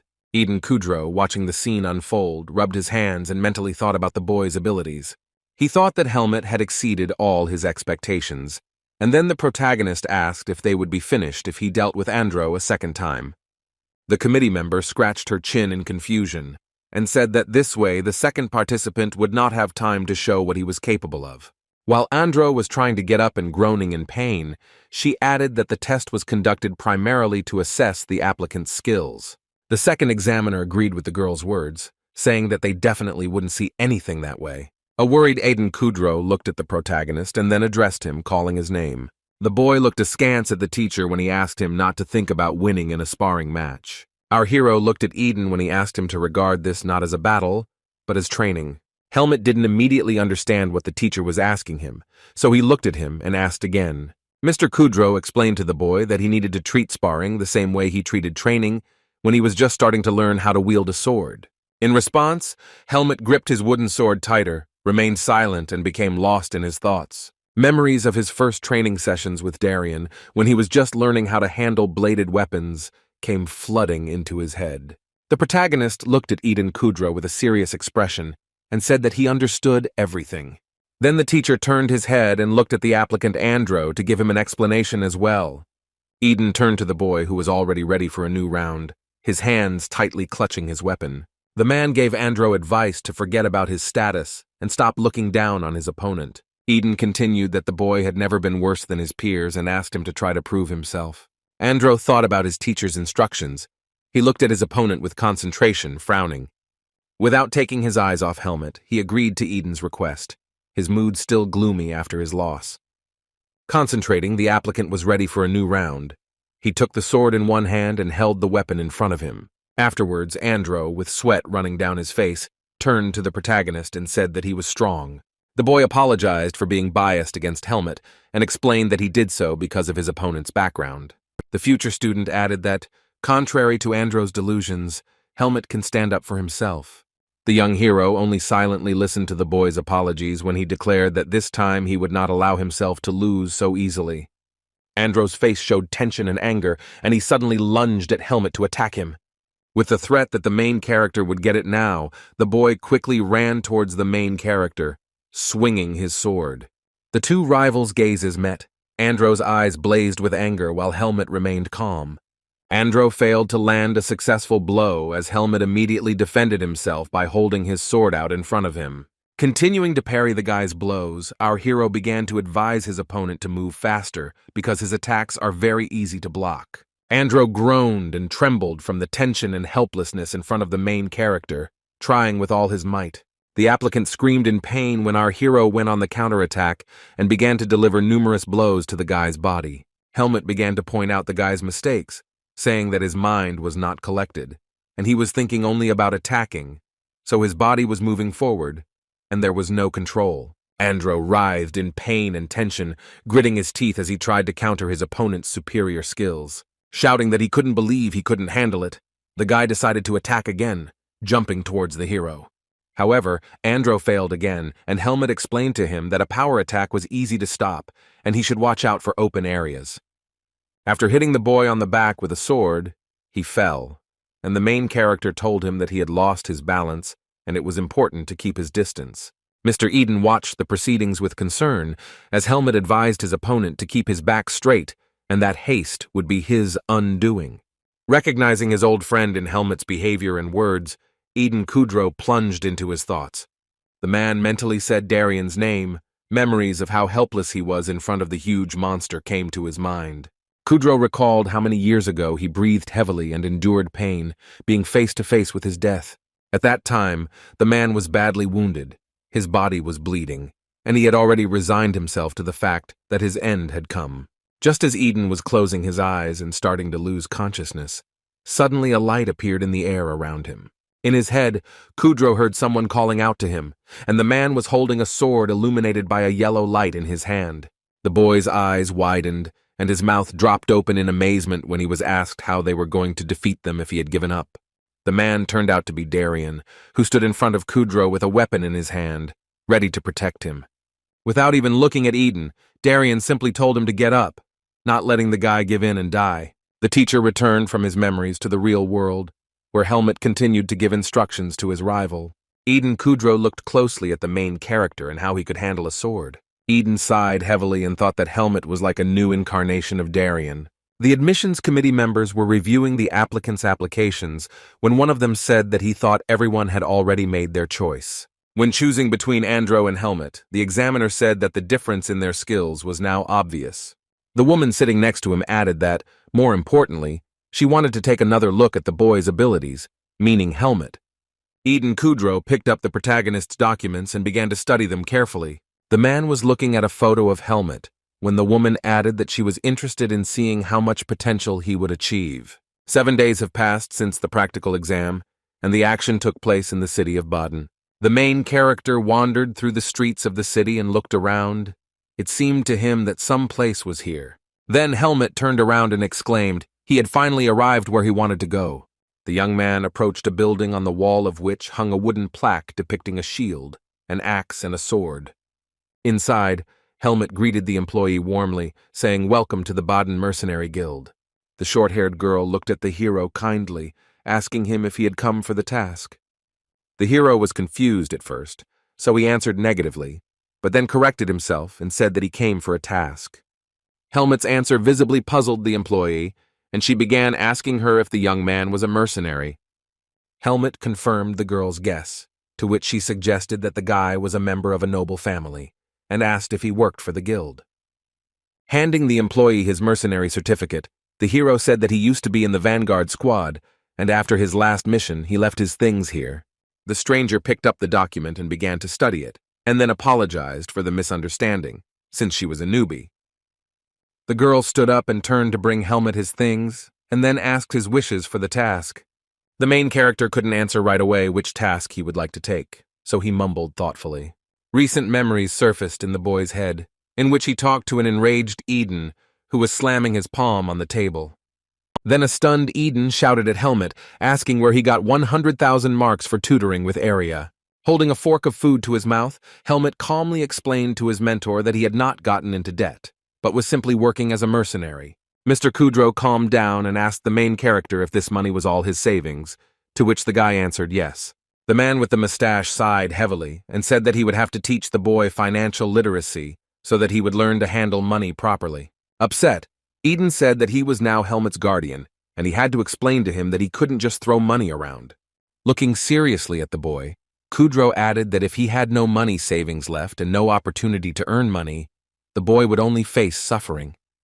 Sitting at the table, Helmut asked his guardian whether he should earn some extra money in this case, to which he received permission, since there was still a month left before the exam results. The main character thought for a moment, chuckled, and replied that in that case he would spend the entire month working.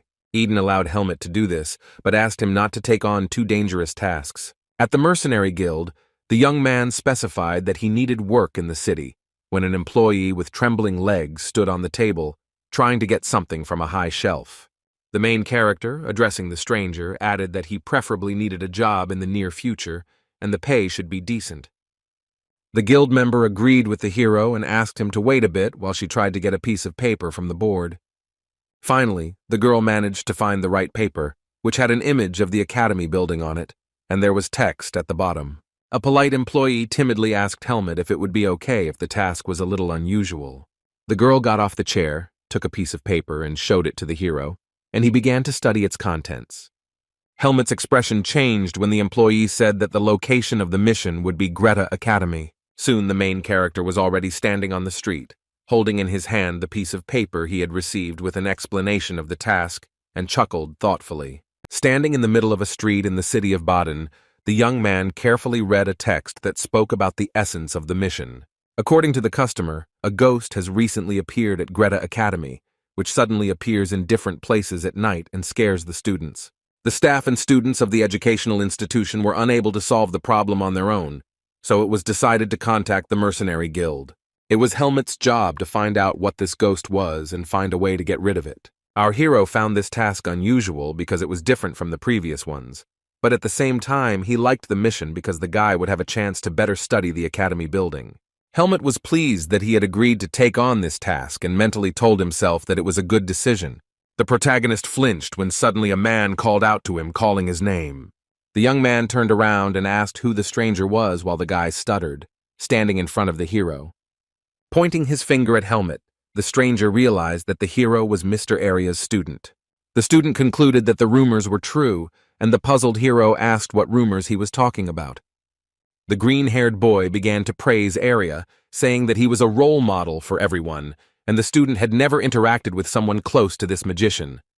The good-natured student added that rumors about Helmut and Arya were the main topic of discussion at the academy, and the hero was surprised why he was called a person close to the magician. Helmut asked his interlocutor if he was a magician of the same level as Arya, to which the stranger shrugged and replied that they were still different in some way. The student magician decided to show the main character an example of how he differs from Arya, so he raised his palm. Then the green-haired boy squinted a little to concentrate. With a gesture of his palm, the magician was able to activate a horizontal circle under his hand, consisting of several rings of bright orange light. The protagonist instinctively covered his face with his hand and closed one eye because of the bright light, mentally asking himself what it was. The green-haired mage released an unusual creature into the air in the form of an orange ball with a cute face. Both of them watched it, looking up. Helmut carefully examined the appearance of this harmless and good-natured creature, mentally repeating to himself that this was not magic. The hero looked with indifference at the magical technique of his new acquaintance and thought that it was a terrible monster. Suddenly, a creature in the form of a ball of orange light with a face began to quickly rush around the space, which alerted Helmet. Our hero watched the monster's actions with concern on his face and wondered if it would attack in this way. Helmet perceived the creature's actions as a danger, so he immediately clenched his hand into a fist with all his strength. Without hesitation, the protagonist struck his fist directly at the creature that had come quite close to him. After a successful strike, our young hero continued to look at this fantastic creature. The flying creature's eyes widened in surprise and unexpectedness as Helmet's hand pierced it through the mouth. The magical creature was not harmed by the main character's attack, so it simply flew away with an offended face. The guy lowered his hand down as the creature hung over him in the air and looked at its offender with resentment and anger in its eyes. Helmet removed his fist and concluded that the creature had no intention of attacking him and was not a terrible monster. The protagonist's behavior made the magician laugh a lot. He laughed loudly, pointing his finger at Helmet, while the fantastic creature looked at the young man with pretension. The guy said that Helmet was the first one who decided to fight with Ray, while the creature with an offended face circled around the main character. Ray began to tease the young man, sticking out his tongue at him, while the student explained that he was simply the spirit of the sun and a completely harmless baby. Smiling, Ray's owner added that if he decides to harm someone, it will be impossible to stop him. Making a gesture with his hand, the student began to explain that spirits, including Ray, do not have a physical body. The creature looked at the boy with devotion in its eyes, while he told Helmet that only talented wizards could stop such spirits. Ray looked at Helmet with pride for his master when his master said that he was one of such rare talents. The green-haired boy solemnly announced to the hero that he was the only one in the academy who possessed spirit magic, and his name was Xian. Propping his chin on his hand, a puzzled Helmet thought that he too could catch Ray. In his mind, Helmet called his new acquaintance funny and then replied that he was pleased to meet him. Turning his back to Xian, the protagonist explained that he was currently on a mission, so he needed to go already. An interested Xian asked Helmet if he was a mercenary since he was currently on a mission. Our hero stopped when the boy concluded that Helmet would be looking for a ghost since he came to the academy. The young man asked what Xian knew about the ghost, to which the boy good-naturedly replied that he knew very little, but he was also interested in this topic. Pointing his thumb at himself, Xian offered himself as an assistant, and Ray was jubilant in the hope of new adventures. Deep night had already fallen over the Greta Academy building, and birds were still circling above the tall structure. Xian held the worried Ray in his hand to illuminate the space around him, and Helmet asked if this was the last place where the ghost had been seen. Sighing, Xian explained that this was the building of the fencing faculty, and after the ghost appeared, even the cockroaches fled from here. An unknown creature stood in the dark corridor of the academy, while Xian and Helmet were in one of the offices. It overheard the hero's conversation about whether this ghost was so scary. Suddenly, the creature disappeared as Helmet and his assistants walked out into the corridor. Ray rushed around the guys in fear, while Xian was telling them that black magic could be seen here, but the teachers would have noticed it right away, so most likely the ghost was just scaring them. The green-haired mage was alarmed when the calm Helmet turned around and ordered his assistant to go the other way. Xian ran after Helmet when the protagonist suggested that they split up and quickly inspect everything. The boy asked what they would do if they found the ghost, to which Helmet replied that it needed to be eliminated, and Xian considered this a harsh measure. The supposed ghost reappeared in the middle of the hallway after the boys had disappeared, his body surrounded by a blue mist. An unknown silhouette in a hood looked after the heroes, his eyes glowing with a bright blue light. The academy was dark and deserted. The massive wooden door leading into the room opened. Xian and his sun spirit, Ray, looked inside, their faces expressing concern due to fear. All three entered the small room and looked around, and then concluded that there was nothing inside. The boy with green eyes concluded that the ghost had most likely already managed to move to another room. Seriously determined to complete the task, Helmet opened the closet door and looked inside. The concentrated protagonist mentally thought about how he would like to find at least one clue. The young man then turned his head and looked at his assistant, saying his name. Helmet was surprised because Xian didn't say anything in response. He looked in the opposite direction, fascinated, along with Ray. Xian still didn't react to Helmet calling him. He was looking closely at something in front of him. The protagonist asked the magician if he had found anything, but Xian said that it was nothing special. Then the boy with green hair suggested that Helmet go into another room, to which the hero agreed. The heroes entered the new room, and then Sion asked his comrade how much time he had to complete the task. Suddenly, the student became alarmed and flinched when he glanced sideways and saw something in front of him. Helmet replied that he had about 2 weeks to complete the task, and a stunned Sion pointed at something with a trembling finger. Right in front of the heroes, ahead along the corridor, an unknown man was walking, dressed in a dark robe with a hood, his body radiating a purple aura. Sion stood silently and looked at the stranger, pointing at him with a finger trembling with fear, and the protagonist stood behind. The face of the man in the black robe was not visible. One of his eyes began to dissipate, turning into a smoky light. The protagonist watched his target from under his brows, mentally asking himself if this creature was a ghost. Having concluded that this was the one the heroes were looking for, Helmet immediately reached for his weapon. Sion and Luchik were noticeably frightened when the man in the robe began to move towards them. The unknown person began to take more and more steps, walking along the corridor of the academy, and approached the guys. The student was dumbfounded with fear, covering his mouth with his hand, and Helmet, bending over, looked at his target and kept himself in check. Suddenly, the stranger reached for his hood to take it off, saying that he did not understand.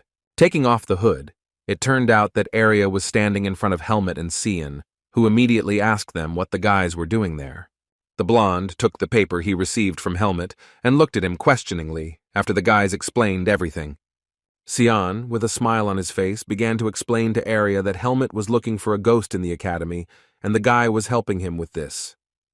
Arya, who was at that time studying the piece of paper received from the protagonist, noticed the amount in the text. The magician realized that Helmet would receive 3,000 marks for the task, and then chuckled and looked at the young man. The blonde asked why the hero needed to be a mercenary if he had money, since it was better to sit at home and rest. But Helmet brushed off all the questions. The green-haired boy then asked Arya what he was doing at the academy at such a late hour. Arya was unable to immediately give a clear answer to the student's question, so he began to stutter. Eventually, the fair-haired magician confessed to the boys that he, too, was hunting this ghost. The magician's answer stunned Sion and Luchik. The guy pointed his finger at Arya and loudly asked if he also had a part-time job.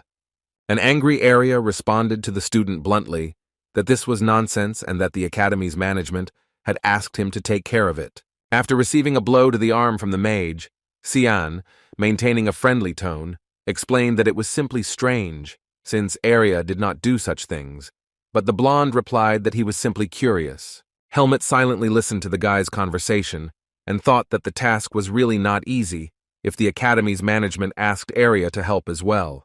The protagonist turned his head and looked at Sion as he began to speak again, full of enthusiasm. The green-haired guy spread his arms out to the sides and suggested that the three of them start hunting the ghost to save time. Sion was beside himself with happiness at this prospect, while Helmet and Arya, with downcast eyes, silently looked at the floor. With a heavy sigh, the magician agreed to the student's proposal because the more people, the better. The boy was very glad that the magician agreed to work together, and then turned and addressed Helmet. Our young hero nodded his head in agreement and agreed to start hunting the ghost together. Arya moved his palm over the magical seal of purple and blue light and said the word illusion. The boys were sitting at a table on which was a magical model of the Greta Academy building created by Arya. Pointing to the locations, Arya explained to the team in which room the ghost was last seen.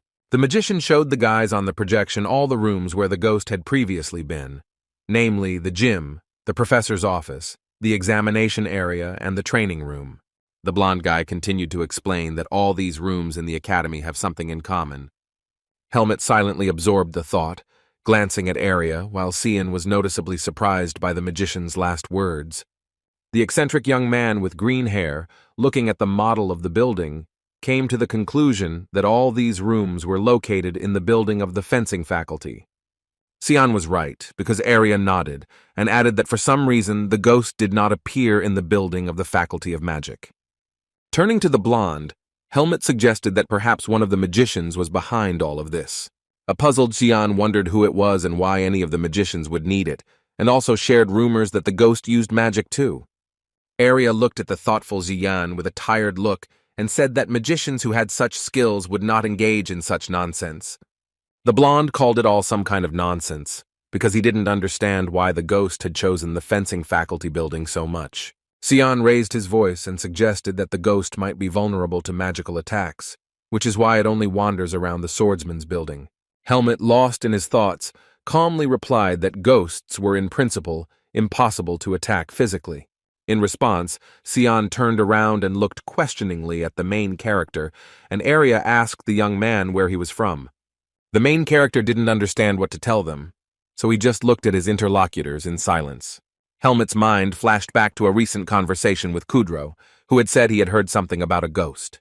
Then the hero asked his guardian what exactly he knew about the ghost in the academy. Holding a cup in his hand, Kudro replied that one of the brave young students had encountered that ghost. The guy who encountered the ghost immediately tried to attack him with his cold weapon. The brave man failed, and Aiden explained that this was an ineffective way to fight ghosts. Helmet retold this conversation with Kudro to his comrades, to which Sion concluded that the ghost was real. Our hero glanced sideways at Sion, who sat next to him with excitement and sadness on his face. The protagonist looked at his ghost-catching assistants and smiled softly, remaining silent. Looking at the thoughtful Arya, Helmet mentally wondered if there had ever been anyone with whom he could discuss something or share his opinion. Helmet recalled how Elga, as a child, would only constantly growl at him, and Darian would also constantly lecture and scold him. The young man also remembered the Vanguard mercenaries, with whom he had also never really talked or discussed plans. In his head, Helmet concluded that each of the team had information, and they could get an answer by combining it. Ultimately, the protagonist's reflections led him to understand that this is communication. Then the blonde mage Arya turned to Helmet and began to talk about the impossibility of attacking a ghost physically. The guy said that Helmet is good at the flow of power, and it can be used to attack the ghost. Helmet looked at his comrade with puzzlement and asked again if he meant energy. Sion cried out in fear when the young man said that he could try, and at that moment his sword glowed with purple light. The green-haired boy was trembling with fear and told Helmet that he had scared him to death. In conclusion, Arya told everyone that in any case, ordinary logic would not help them in this matter. Turning off the academy model with his hand gestures, the tired Sion suggested continuing their lesson tomorrow, since it was already difficult for him to think. The student stood up from his chair and announced to everyone that he intended to go to bed, while Ray looked devotedly at his master. After saying goodbye to everyone, Sion asked the guys to be careful and not to linger either. Then the green-haired magician walked out of the dark office, slamming the door behind him. There was silence between Arya and Helmet. The magician, leaning his hand on his side, looked away. Helmet also didn't know how to continue the conversation, so he looked awkwardly at his comrade. Suddenly, the blonde turned to the main character and called out to him. The young man looked at Arya with wide-open eyes in response. The best student of the academy, Greta, asked Helmet if he had any other ideas. The main character nodded, and at that moment he thought that he had noticed something from the very beginning.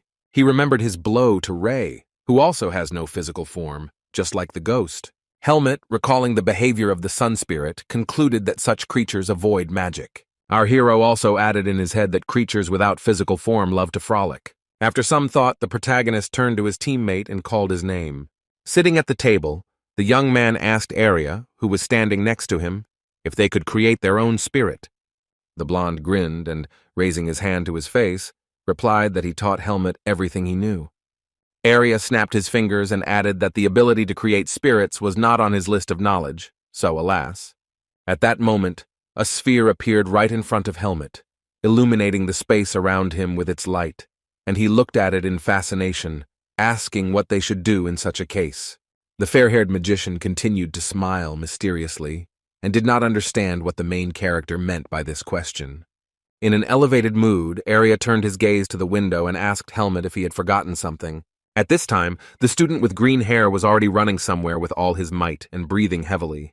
Referring to Sion, Arya said that they already have an excellent mage who can create spirits.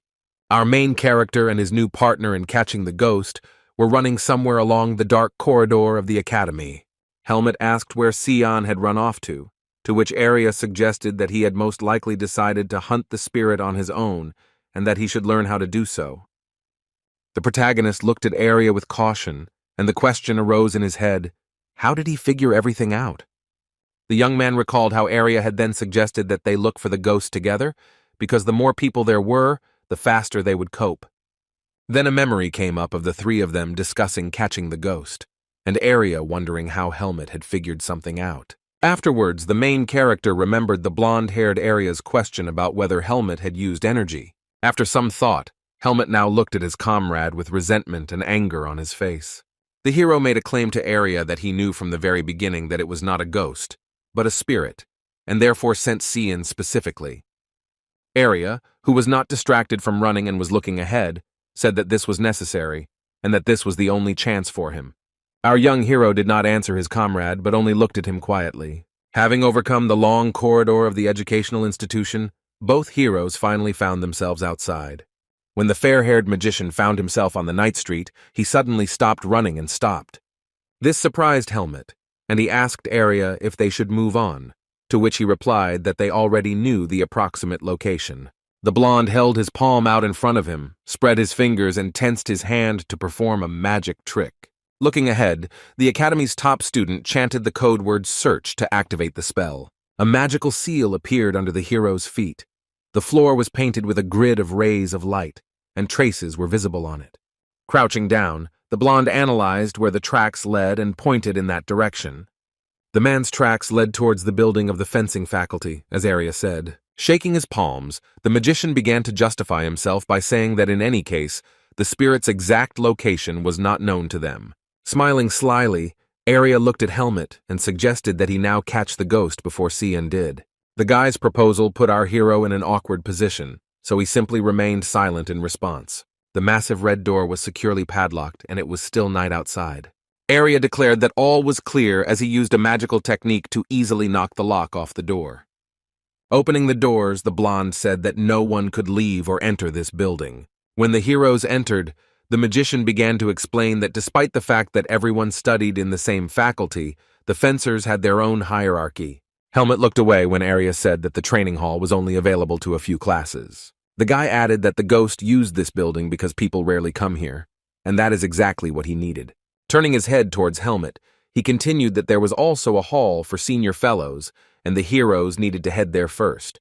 The main character didn't react to his partner's words, and just looked somewhere, so Arya called out to him. Our hero, staring somewhere, said that Eden has a personal training room. The young man stood in front of the door when Arya asked if it led to the professor's private room. Looking at the tall, red door, the young hero concluded that it was in this room that people were least likely to visit. Doubts arose in the blonde student's mind, and he looked at his partner. The magician asked the protagonist if he thought it was possible to enter there without Mr. Kudrow's permission. Having unlocked the door, the heroes had already entered the hall, and Helmet said that they were on a mission, so they could do it without permission. Suddenly, Arya became alert. The blonde man looked ahead with his purple eyes from under his brows. The boy told Helmet that he felt the presence of the spirit they were looking for in this room. Feeling victory approaching, Arya, pleased with himself, smiled slyly and said that he was sure the ghost was here. The mage was already in the mood for battle, so he clenched his fists when the protagonist called out to him. Our hero asked the boy if he had really received a request from the academy to take on this matter. In response, Arya, whose eyes were covered by his hair, silently glanced sideways at the main character.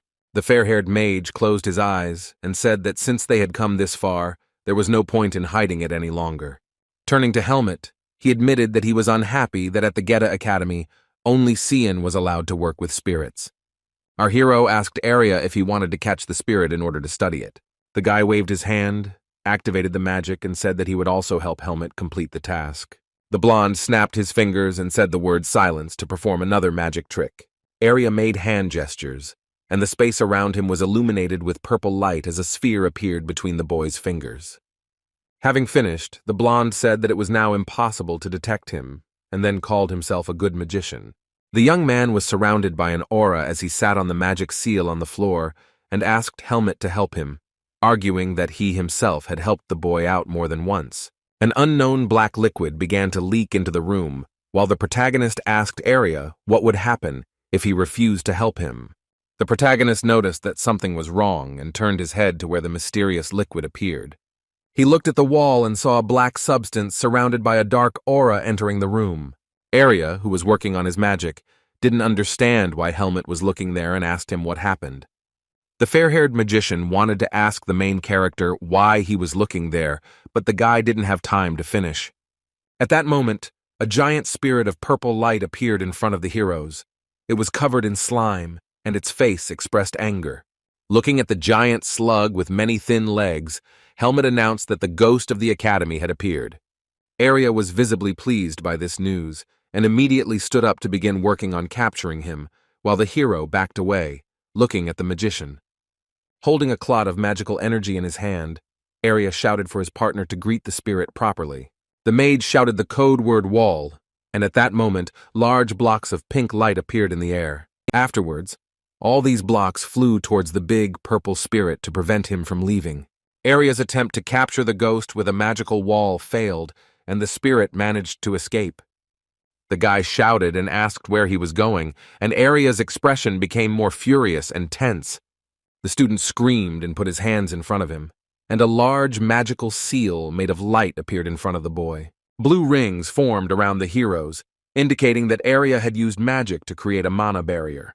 The hero asked the guy what it was, to which he received the answer that it was a magical barrier, and the spirit would not be able to pass through it and leave the hall. The spirit rushed from side to side, trying to get out, while Arya shouted for Helmet to deal with the spirit faster, because while the magician holds the barrier, he cannot move. The protagonist accepted Arya's order and immediately reached for his sword, which was already burning with purple energy. Helmet looked askance at his opponent, and the thought flashed through his mind that it was impossible to kill him with a sword. Another strategy arose in our hero's head, and then he grabbed his weapon and rushed towards the monster. The young man, holding his sword blazing with light in his hand, ran as fast as he could towards the giant spirit. When the ghost opened its mouth, the protagonist swung his sword and a clot of energy hit the monster's mouth. Having made a successful attack, our young hero looked at the evil spirit, checking if his plan had worked. Helmet saw how after he used his power, the spirit's head separated from his body, which meant the boy's victory. Looking down at the defeated ghost, he mentally told himself that he knew he would be able to hit the spirit with energy. The giant purple ghost's body fell to the floor and no longer resisted, so Helmet concluded that everything was ready. However, the spirit was still alive, and he looked angrily at his offender, preparing for a counterattack. The ghost rose and opened its huge mouth again, looking angrily at the guy, its body hanging over the main character.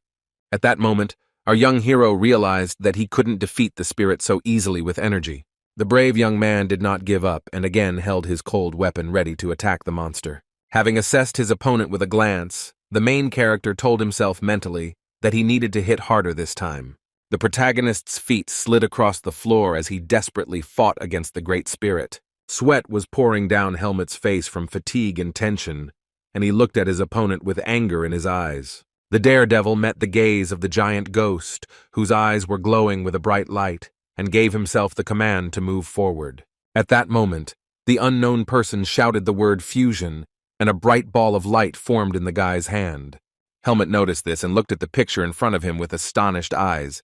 A wall of bright orange light formed in front of the protagonist and the large evil spirit separating them.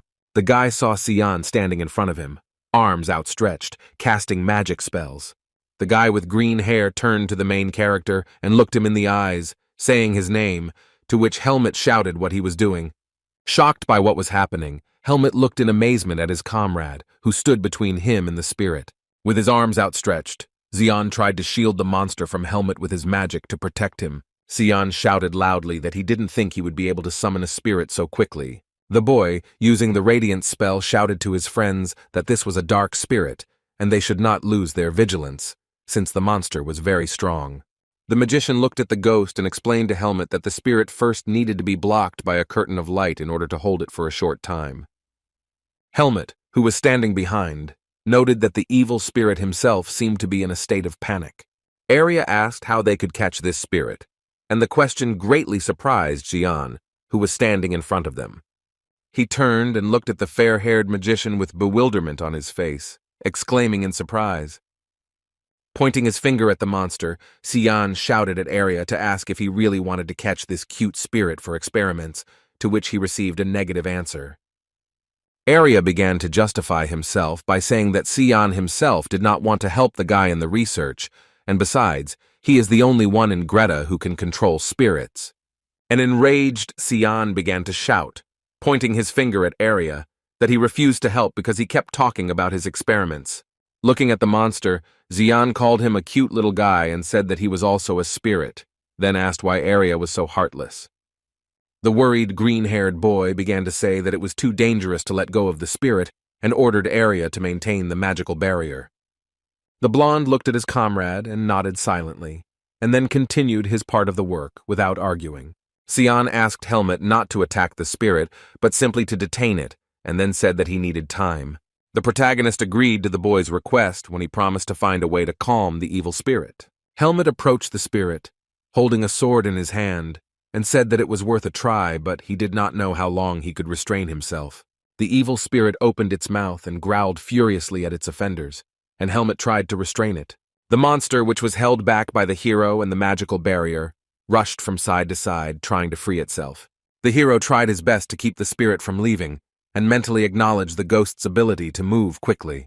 Helmet swung his weapon, creating a shield of energy stripes in front of him, the thought in his head that the monster would definitely not be able to break him. When the protagonist was trying to restrain the evil spirit using his power, Xian approached him. Tensing up, Xian shouted that there was still a little bit left, and with a gesture of his hand, he placed a magical seal of orange light in front of himself. The spirit was still trying to break free. The huge creature moved its paws and growled loudly at the heroes. The monster released its long tentacles, which can help it fight off the main character's attack. The evil spirit attempted to approach Helmet in order to attack him and free himself, but the hero did not let this happen. Holding the sword illuminated by purple energy in his hand, the young man looked up and saw tentacles that were almost reaching him.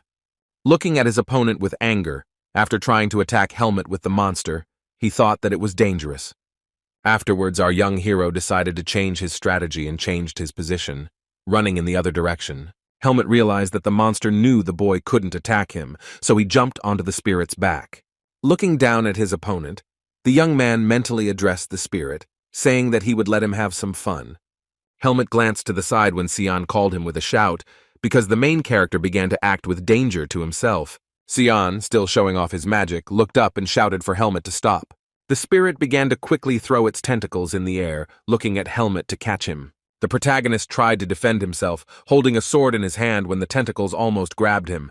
The evil spirit still managed to grab the boy and throw our young hero straight into the wall. Helmet was unable to defend himself, so he flew into a stone wall and groaned in pain. Xian began to loudly apologize to Helmet, because now the spirit was weakened, and the guy with green hair needed to take care of him himself.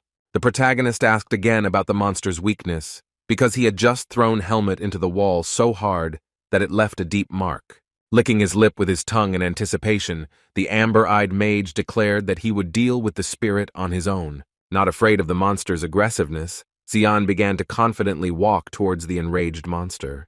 The boy used his hand gestures to create magical seals in front of him, while the evil spirit growled loudly at him in response. The spirit clearly didn't like what Xian had just done to him, and panic appeared on his face. The creature began to beat its tentacles against the magical barrier with all its might in an attempt to break free. Arya was already losing his strength because the monster was trying to destroy his barrier, and it was already difficult to hold him back, so he called out to Xian. The blonde mage began shouting to his comrade that the monster was trying to destroy the barrier, and that Xian needed to stop it. The boy with green hair realized that the spirit was very angry, and said that he would hardly be able to deal with it on his own now. The monster did not give up trying to break out of the barrier created by Arya, and stubbornly tried to destroy it.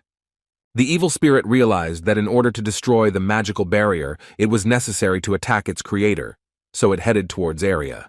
The blonde noticed that the monster was about to attack him, and only silently looked at it, trying to hold the barrier. The giant monster came close to the magician, hung over him, and began to growl furiously. Xian noticed what had happened, so he began to call out in fear for Helmet to come and help. The main character reacted at the same moment and was already rushing to Arya to protect him from the evil spirit. He jumped between Arya and the monster, creating a barrier between them, and looked at the huge creature. Then the protagonist's hand reached for the sword, and the thought sounded in his head that Arya was in danger. Helmet decided that he had no choice now, so he used his energy to strike the first blow against the evil spirit. The main character's stream of power passed by the monster because the evil spirit managed to quickly dodge the blow. The protagonist did not give up and waved his staff again to neutralize the spirit's danger. Arya removed his hand, stopped holding the barrier, and cursed when he noticed that something had gone wrong. The blonde shouted the word barrier when it was almost destroyed, and only a small section remained. The giant monster smiled slyly and glanced sideways at his offenders, because now he could slip away. While Arya was trying his best to restore the barrier, the spirit overcame all the obstacles in his path. The Academy's top student exclaimed when he saw that the evil spirit had managed to escape the trap. While Helmet tried to attack the monster, and Arya tried to hold the remains of the barrier, the evil spirit successfully moved away. Sion also noticed this, and began to shout loudly that the spirit was leaving to warn others. The main character heard this and ran towards the monster to try to stop him. The young man swung his cold weapon again and again to destroy the evil spirit. Then our hero decided to make a maneuver, and the young man managed to jump above the monster to attack it from above. The spirit noticed the boy's actions and looked at him in shock. Signs of panic appeared on his face. Helmet activated his power again, his sword blazing with purple flames.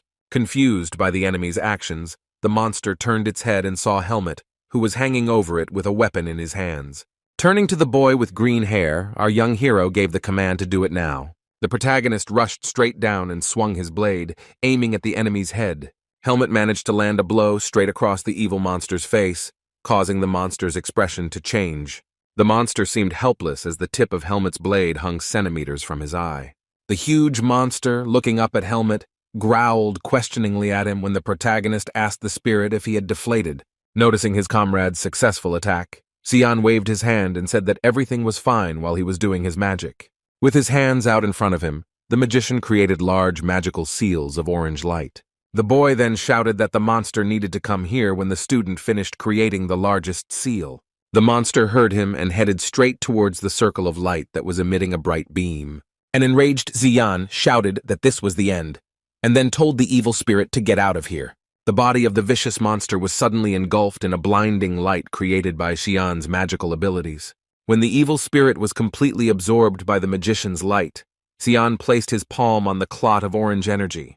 The rest of the guys just silently watched what the green-haired boy was doing. In place of the destroyed monster, a high wall of smoke, dust, and sparks of fire appeared. As the smoke began to clear in the air, Xian saw a very small spirit in his palm. It was the former evil spirit, which had shrunk from its gigantic size to a tiny one. A small round creature with ears looked resentfully at the people around him who had managed to catch him. Xian said that here is the power that can cope with spirits, and after Arya began to recover his breathing after what he had experienced. After a while, the evil spirit that the heroes had managed to reduce was sitting on Xian's palm, his face expressing discontent and resentment. The guys came to the mercenary guild and decided to show the captured ghost to an employee of the organization, and she asked if it was because of him that there was such a commotion at the academy. The girl began to ask where the ghost came from in the academy, and Xian began to explain to her. The student said that this could have happened due to dark magic and interruptions due to the presence of a black aura, but fortunately, according to him, everything ended well. Arya asked Xian to shut up when he started bragging that even though Helmet had been given the task, no one would have been able to do it without him, since only he could control the spirits. After talking with the mercenary guild employee, the three of them once again went out onto the busy streets of Baden. Xian began to complain about why the guild didn't pay Helmet right away, even if they showed the spirit, to which Arya began to answer discontentedly that the guy had heard everything himself. The blonde reminded that the girl had said to wait 3 days, because they needed to make sure that the guys had caught the right ghost. When Arya asked why Xian was worried, since it wasn't even his money, the boy began to justify himself by saying that Helmet was their friend, and that was why he was worried. Xian's words noticeably surprised Helmet, and he asked again about his friend, because he had never had any friends before.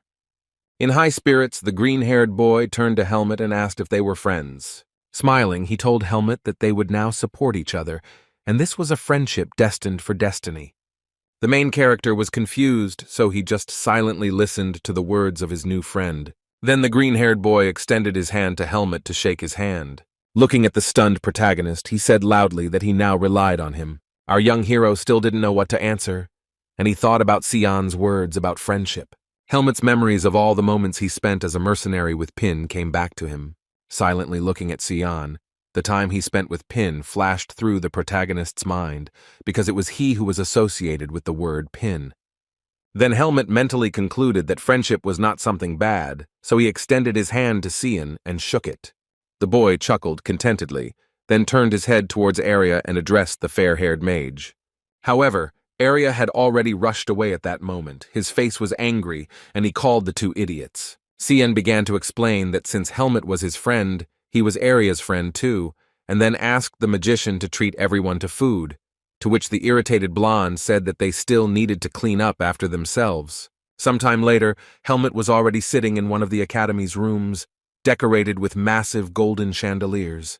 The main character looked at the piece of paper with puzzlement, studying the information on it. Helmet, reading the text on the paper, asked his interlocutor what the inscription "Third Floor and Room 301" meant. Eden, who was sitting across from the boy at the table, explained that this was now his dorm room, as all students were entitled to one, and then asked if the boy was ready to study.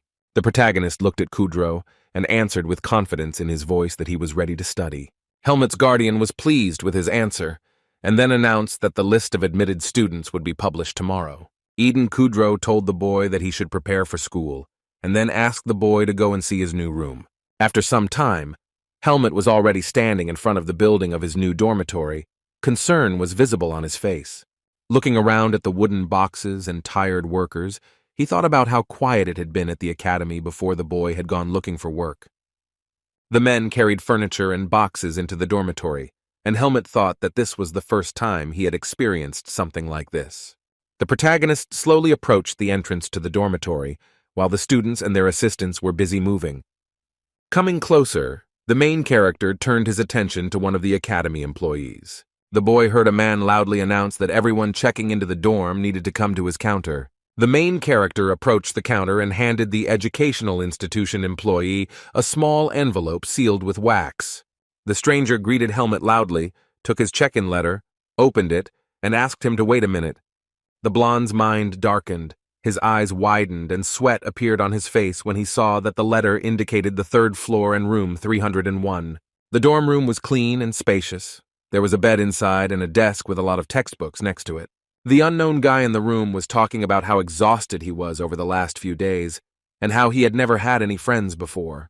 Placing his ring on the book, the man went on to talk about how strange it was to have friends, and how he didn't want to get involved in that at all. Then, changing into pink pajamas, he sat down on his bed and said that his reasoning was correct. The stranger told himself that it was all because of him, meaning Helmet, while the protagonist, unsuspecting, climbed the stairs. In the young man's hand was a key with a tag indicating the number of his future dorm room.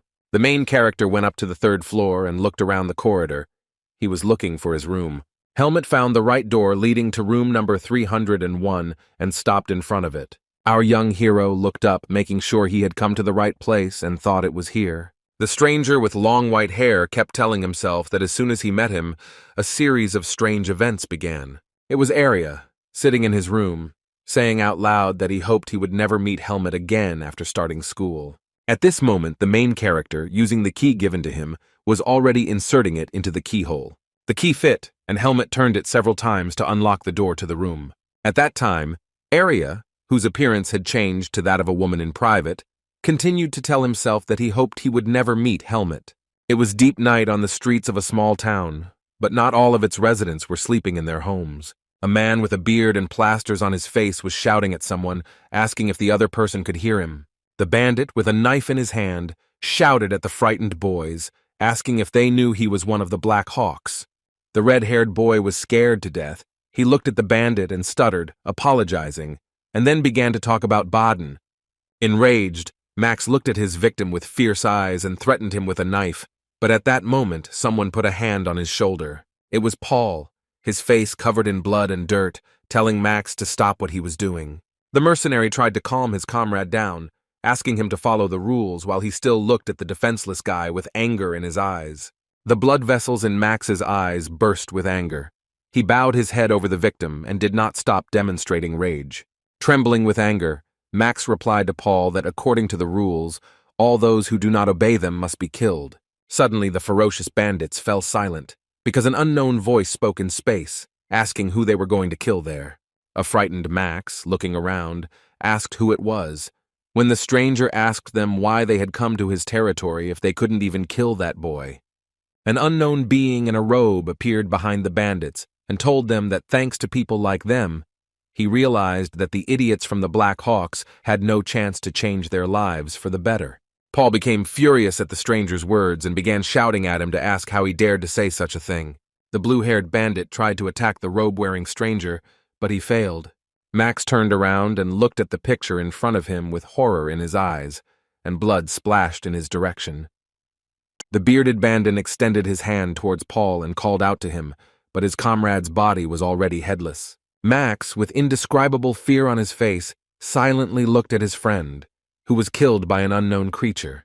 In a panic, the man held the knife out in front of him and began frantically looking around, shouting at the stranger to come out and not hide. A frightened Max stopped when he heard the voice of the man in the cloak again, asking if he was hiding.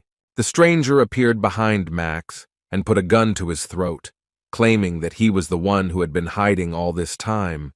The terrified boys watched as the man in the robe, with words about not defiling the name of the Black Hawks, killed Max. He laughed and said that the name of this organization still meant something, and with a bloody weapon he crouched over the body of the murdered Max. The helpless inhabitants of Baden trembled with fear before the unknown man in the black robe as he raised his head towards them. The hooded man with scars on his face swore and said he should have questioned them.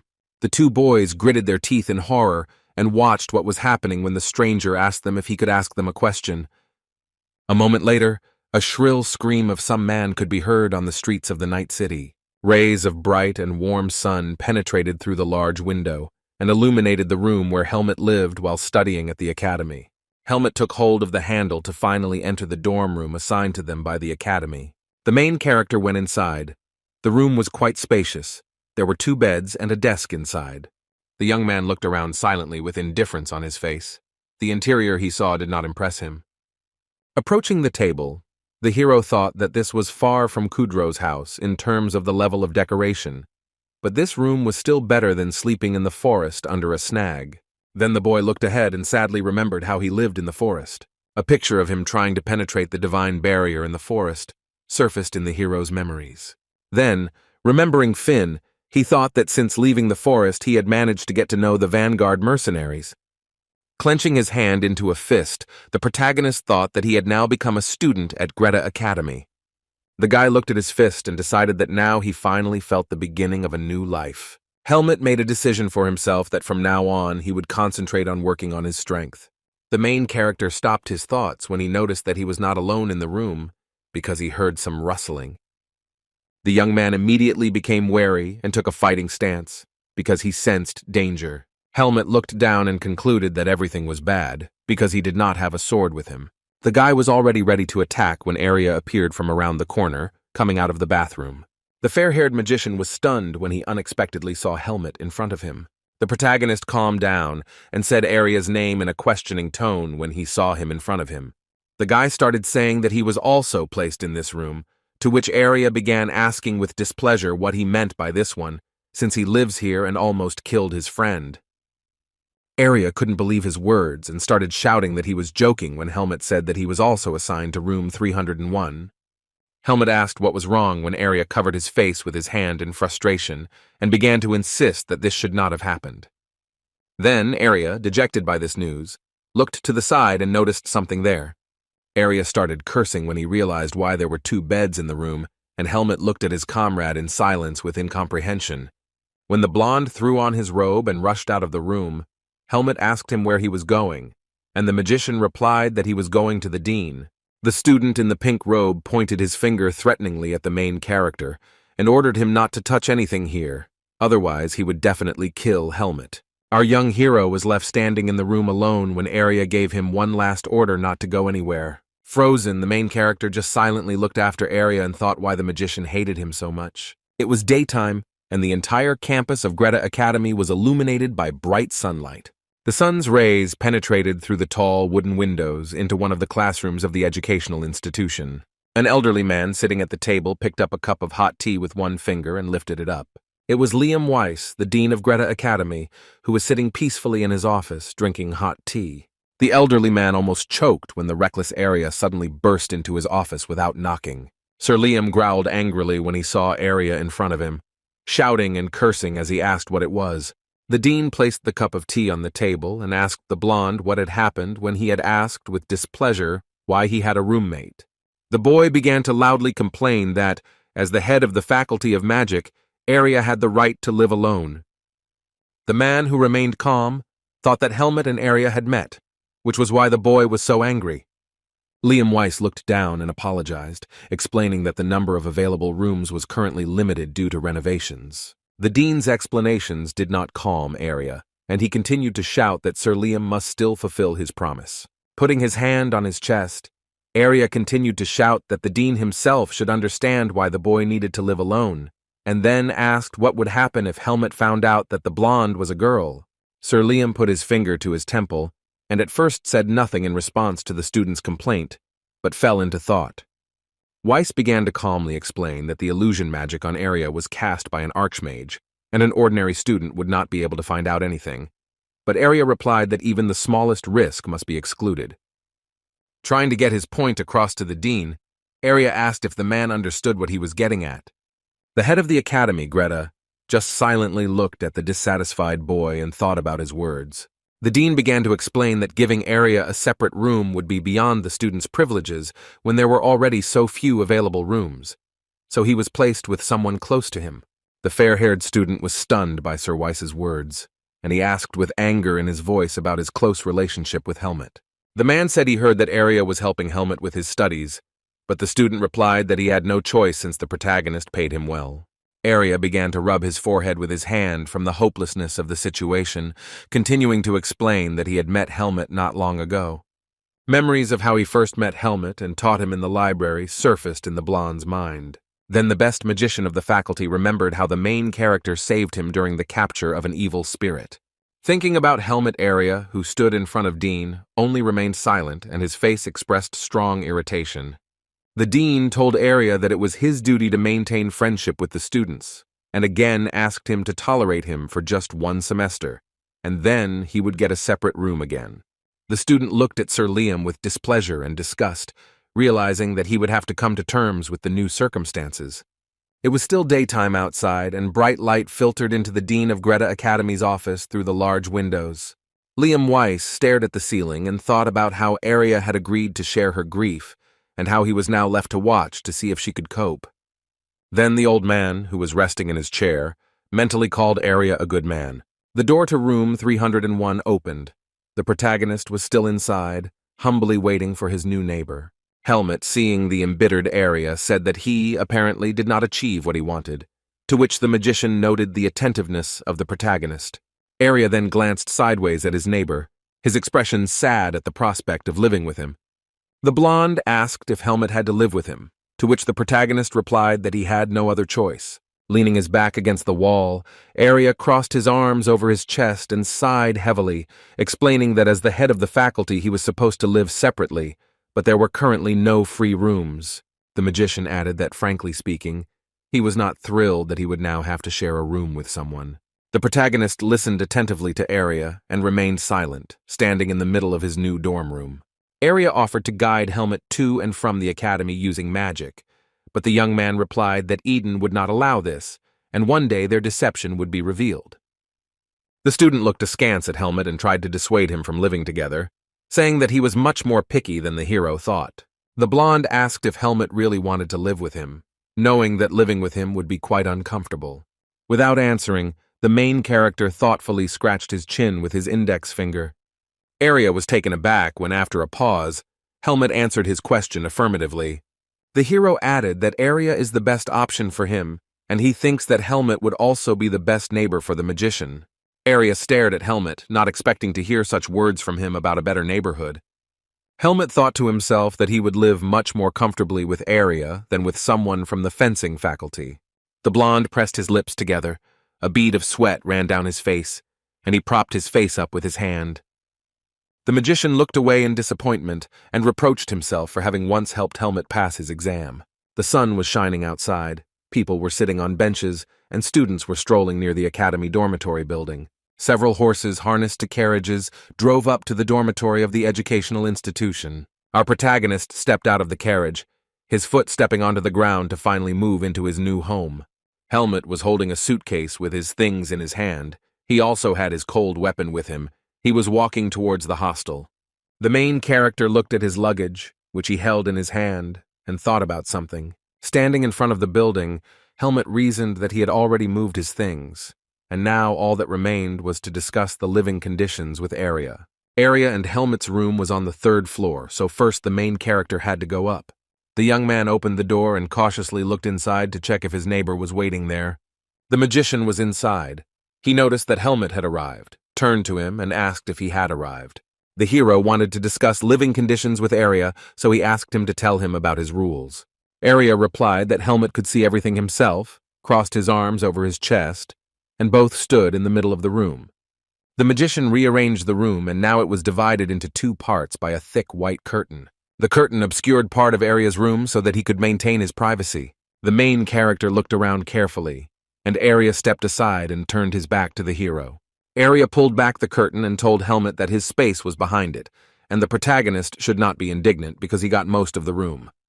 Our hero glanced sideways at his new neighbor when he threatened him not to even think about crossing the border. Helmet looked silently and warily at Arya, who furiously listed his rules of residence, forbidding the hero to make noise, bring strangers, and not keep the place clean. Softening, the blonde added that if anything happened, Helmet should call him, and even if he didn't respond, he should still call. Arya closed his eyes and raised his hand to his face in fatigue, sending Helmet to do his own thing, to which the protagonist agreed. The main character did not leave immediately. He still stood in place and looked attentively at his neighbor. The blonde glanced sideways at Helmet when he suddenly called out his name. With his hand on the hilt of his sword, Helmet said with a serious expression that he was relying on Arya. In response, Arya just said yeah, agreeing with Helmet, and stood with his back to his new neighbor. When the heroes finished their conversation, the setting sun was already reflected in the windows of the Greta Academy dormitory. The day at Greta Academy was already drawing to an end. It was still light outside, but there were few people. One of the students, crossing his arms over his chest, told his interlocutor that the commoner had passed the exams and still entered the academy. The guy added that Helmet is now even under the guardianship of Eden Kudrow.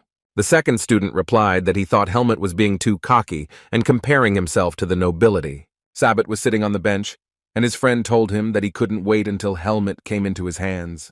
Grinning evilly, the blonde told his comrades that the hero would soon go, that he was very far from the likes of them.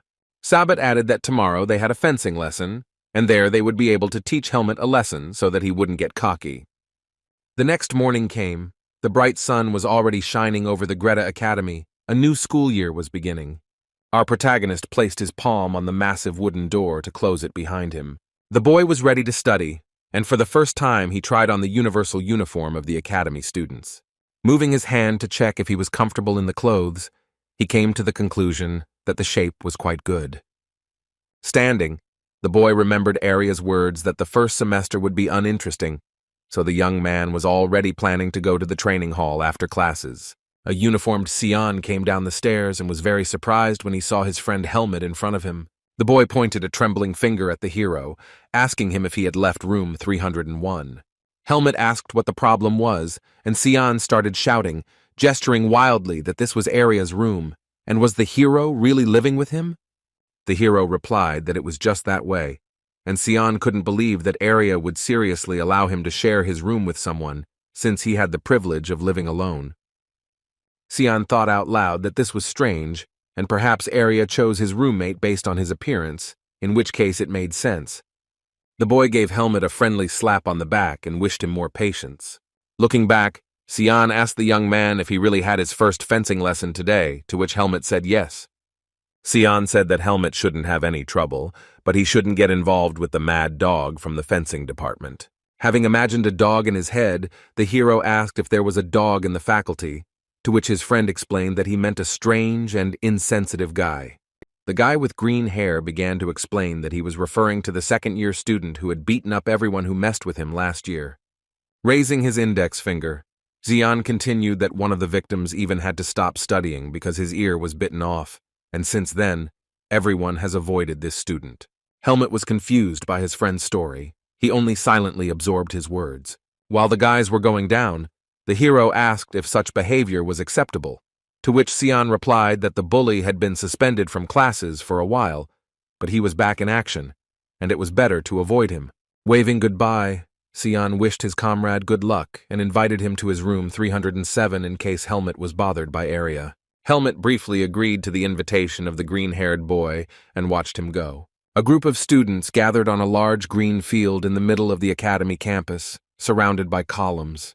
An educational institution employee approached the students, who were discussing something among themselves, to make an announcement. Crossing his arms over his chest, the teacher loudly ordered everyone to pay attention to him and quickly line up in 4 rows. The second-year students meekly agreed with the teacher's order, and Helmet stood behind, puzzled, because he did not understand what rows were being discussed. The students quickly lined up as the teacher wanted, Helmet stood with them, and then the academy employee said that everyone had a good rest during the holidays. The man said they would start with basic exercises, and assumed that the students were unlikely to have been lazing around during the holidays, so he ordered them to do 20 laps around the court. At first the students were indignant, because this was a large number of circles, but then the teacher gave the command to run, and everyone immediately rushed to carry out the order. During the run, the students complained that 20 laps on the first day was too tough, while Helmet thought it was too little for a warm-up. The dark-skinned student glanced at Helmet and cursed in his mind how unlucky he was to run with a commoner next to him, because he didn't like him at all, even though he looked good. The guy continued to watch the main character running next to him, who did not pay any attention to him. The student smiled slyly as the idea of tripping up Helmet so that he could receive a great reward for admission in the form of a taste of dirt came into his head. Without hesitation, the student pulled his leg towards the protagonist while running, causing him to trip and fall. The guy was very surprised when Helmet calmly walked around this obstacle and didn't even lose his balance. He raised an eyebrow. The student was now puzzled because his tripping had no effect on Helmet. The main character did not pay any attention to his offender and continued running around the stadium. The student did not calm down and continued to try to trip Helmet so that he would fall face down on the ground. However, the main character continued to run forward, and the student's tricks did not work on him, and in the offender's thoughts, there was a question as to how he managed to avoid his tripping several times. The dark-skinned student's face was already seething with anger, and sweat was running down his cheeks from fatigue as he ran after Helmet. In his mind, the young man called the main character a bastard and said that we'll see how Helmet will cope with this now. The student caught up with the guy again and put his foot in front of his in the hope that he would finally fall. The student's next trick didn't work and Helmet dodged again, but the offender himself began to lose his balance. The guy fell flat on the grass after being tripped by himself, groaned and clenched his teeth in pain. The teacher who noticed this loudly asked what was going on, to which the student apologized and justified himself by saying that he had simply stumbled. The main character continued his run and finally turned his head to look at his offender. Then our hero, without saying a word to the student, simply turned his head straight again and ran along with the others. The dark-skinned student's face was seething with rage and hatred towards the main character. He looked after him. The school day continued. The courtyard of the Greta Academy was illuminated by a bright and warm sun. After the run, the exhausted students rested while the teacher stood above them on a concrete pedestal. The teacher gave his students some time to rest and then asked one of the students to help him, and one of them responded. Our young hero was also catching his breath after a long run, standing alone nearby. The angry student who had previously pestered Helmet approached the hero from behind and called out to him. The hero turned to the ill-wisher and asked what he wanted. The stranger was clearly angry with Helmet. Gesturing vigorously, the student declared that it was because of him that he fell, to which Helmet replied that he had tripped him first. Gritting his teeth in anger, the student asked how he dared to talk to him and threatened that the academy's rules would not keep the hero out of trouble. Coming close, the guy asked Helmet if he hoped for someone's protection, and then asked him not to forget who he was and where he was from, calling the hero a commoner. Sabat, who noticed the guy's conversation, came up and asked Aaron not to waste his energy on Helmet. Smiling, the boy turned to his friend and said that he would still have time to answer him, while the other students smirked slyly behind him. Aaron listened to his leader and stopped pestering Helmet, telling him in the end that they would see each other again. The main character did not say anything in response, and simply remained standing in his place, looking after his offenders. Helmet mentally called the student a weakling who relied only on his status, and then asked himself why he should be proud of something he had not achieved on his own. Looking at his offenders, Helmet became angry and his fist began to glow with purple energy as he considered whether or not to teach the student a lesson. Our hero turned around when he heard someone's voice asking the students if they had mentioned the commoner. Everyone, including Helmet, turned around and saw a guy with blue hair in front of them. The main character looked at the stranger with interest, and Aaron looked warily at that student. The unfamiliar student smiled good-naturedly and asked Aaron if he was called a commoner. The blue-haired stranger repeated the word commoner again and turned to Aaron, asking if he was the one being talked about. Aaron shook his head and looked at the stranger with anger on his face, asking him who he was. The blue-haired student then suggested that maybe it was him, and then said that he didn't know Aaron and asked if he was new. Coming closer to the students, he scratched his neck and explained that he heard someone being called a commoner. Looking at the guys, the stranger added that he thought that in that case they were talking about him. Sabata was angered by this. He approached the student and asked why the brats from the fencing department allowed themselves to do so much, and he was tired of putting up with it. Approaching, the blue-haired student provoked Sabat, asking him to show him what would happen if he let go of his restraint. The blonde could no longer control himself and wanted to pounce on the stranger, insulting him as an idiot, but his friend grabbed him by the hand and asked him to calm down. Sabat and his friend began to quietly talk to each other, his friend trying to persuade him not to start a fight. The blonde student took control of himself and then looked at the stranger with only anger in his eyes. Turning to his comrade, Sabat clicked his tongue and suggested that his friend leave the commoners alone. As they left, Helmet's offenders discussed how unlucky they were to meet him on the very first day, and also to be late for the first lesson, while the hero and the stranger remained in place. At that moment, Helmet remembered Cian's warning about not messing with the Mad Dog second-year student from the fencing department.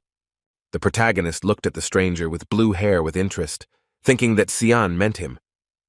Helmet looked closely at the appearance of this second-year student, realizing that he was the Mad Dog.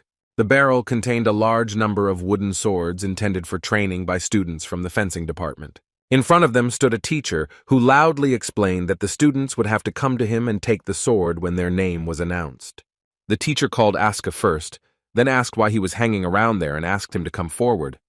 It turned out that the teacher was addressing the same stranger with blue hair. He asked him why the guy was late, to which he justified himself by saying that the teacher Patricia had detained him.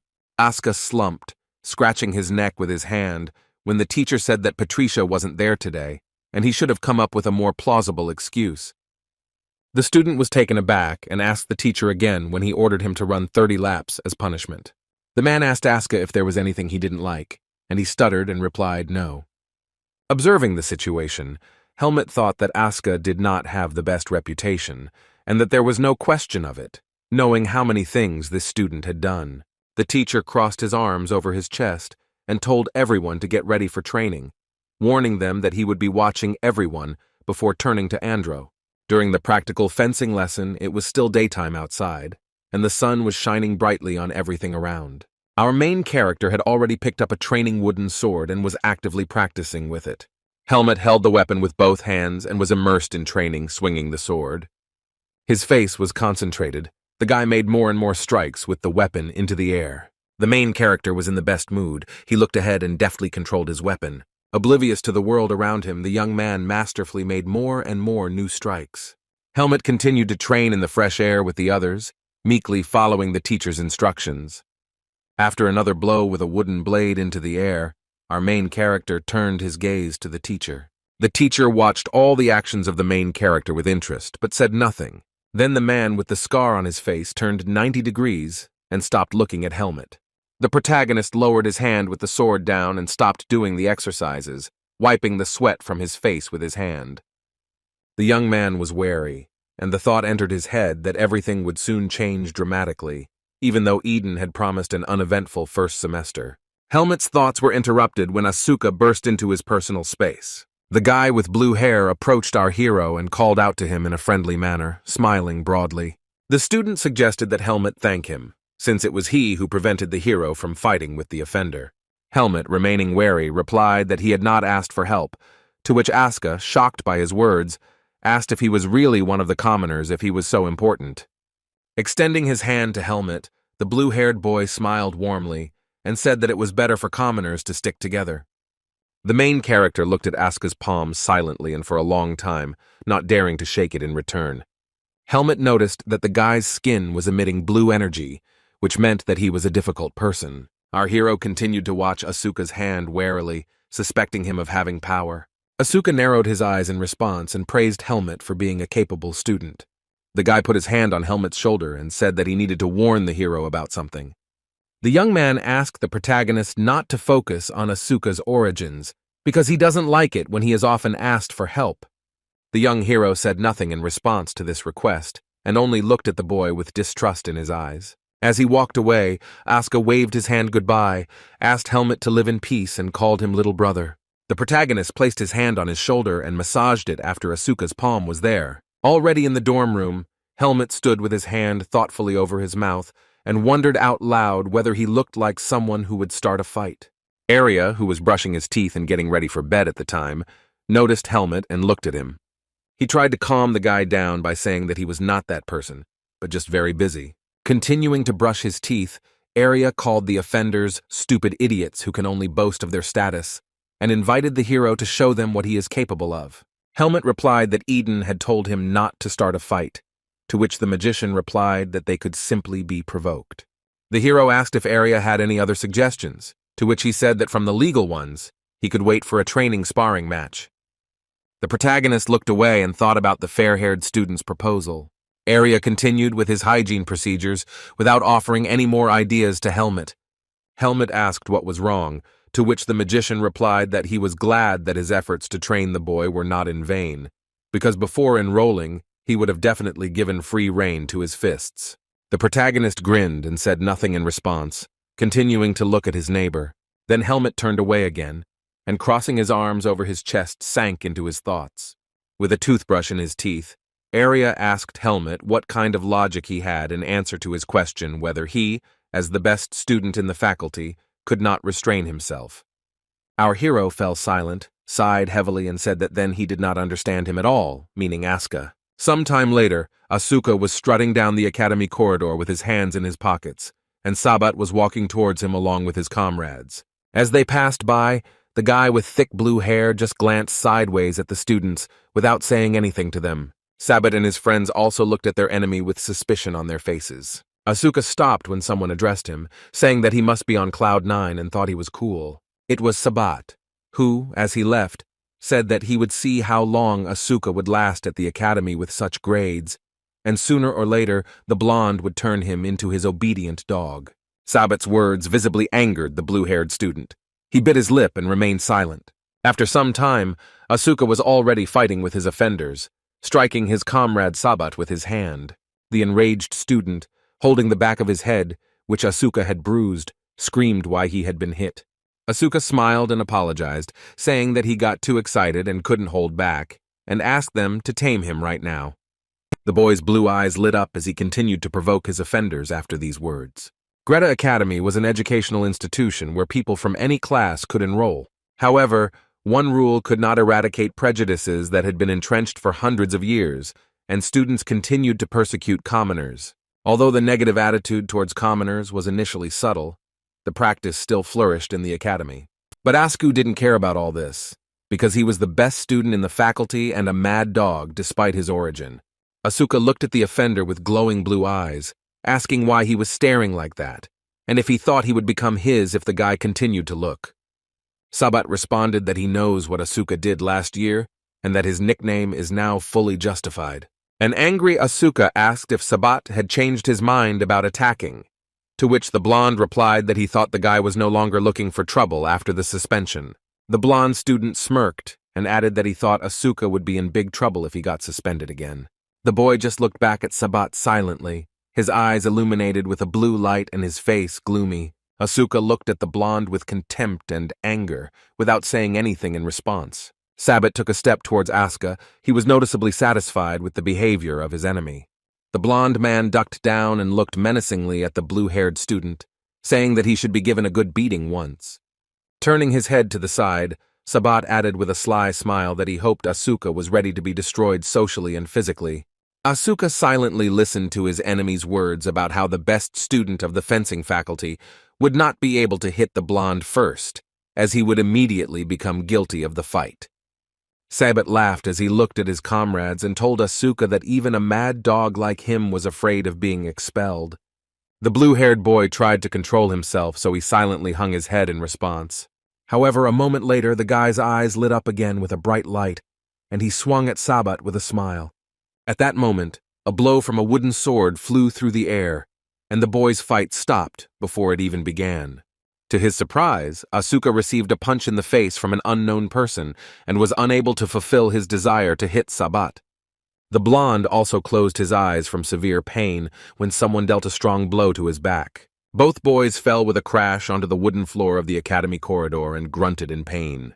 The stranger approached the students and asked if they had entered the fencing department to swing their fists. Trying to get up, Asuka and Sabat looked at the man who was telling them that they were very brave for deciding to fight on the academy grounds. A blonde stood in front of them, holding a wooden sword behind her back, and looked at the careless students. Asuka pointed his finger at Sabat and started yelling at the teacher that he was the one who started all this, and that it couldn't be called a fight since he was the one being attacked. The teacher called Asuka too noisy while he was screaming and was beside himself with injustice. The boy was hit on the head with a wooden sword again when the teacher yelled at him that he couldn't just swing his fists. Turning her head toward Sabat, the girl said that he was no better because as Gret's student, he had to evaluate the opponent's skills. The blonde's face turned red after he was reprimanded, and he silently stared at the teacher. Placing his hand on his knee to rise, Sabat looked at the woman and said he would take that into account. The teacher told everyone to get ready for the first lesson and then pointed her finger at Asuka and told him that she needed to talk to him, but he was not happy.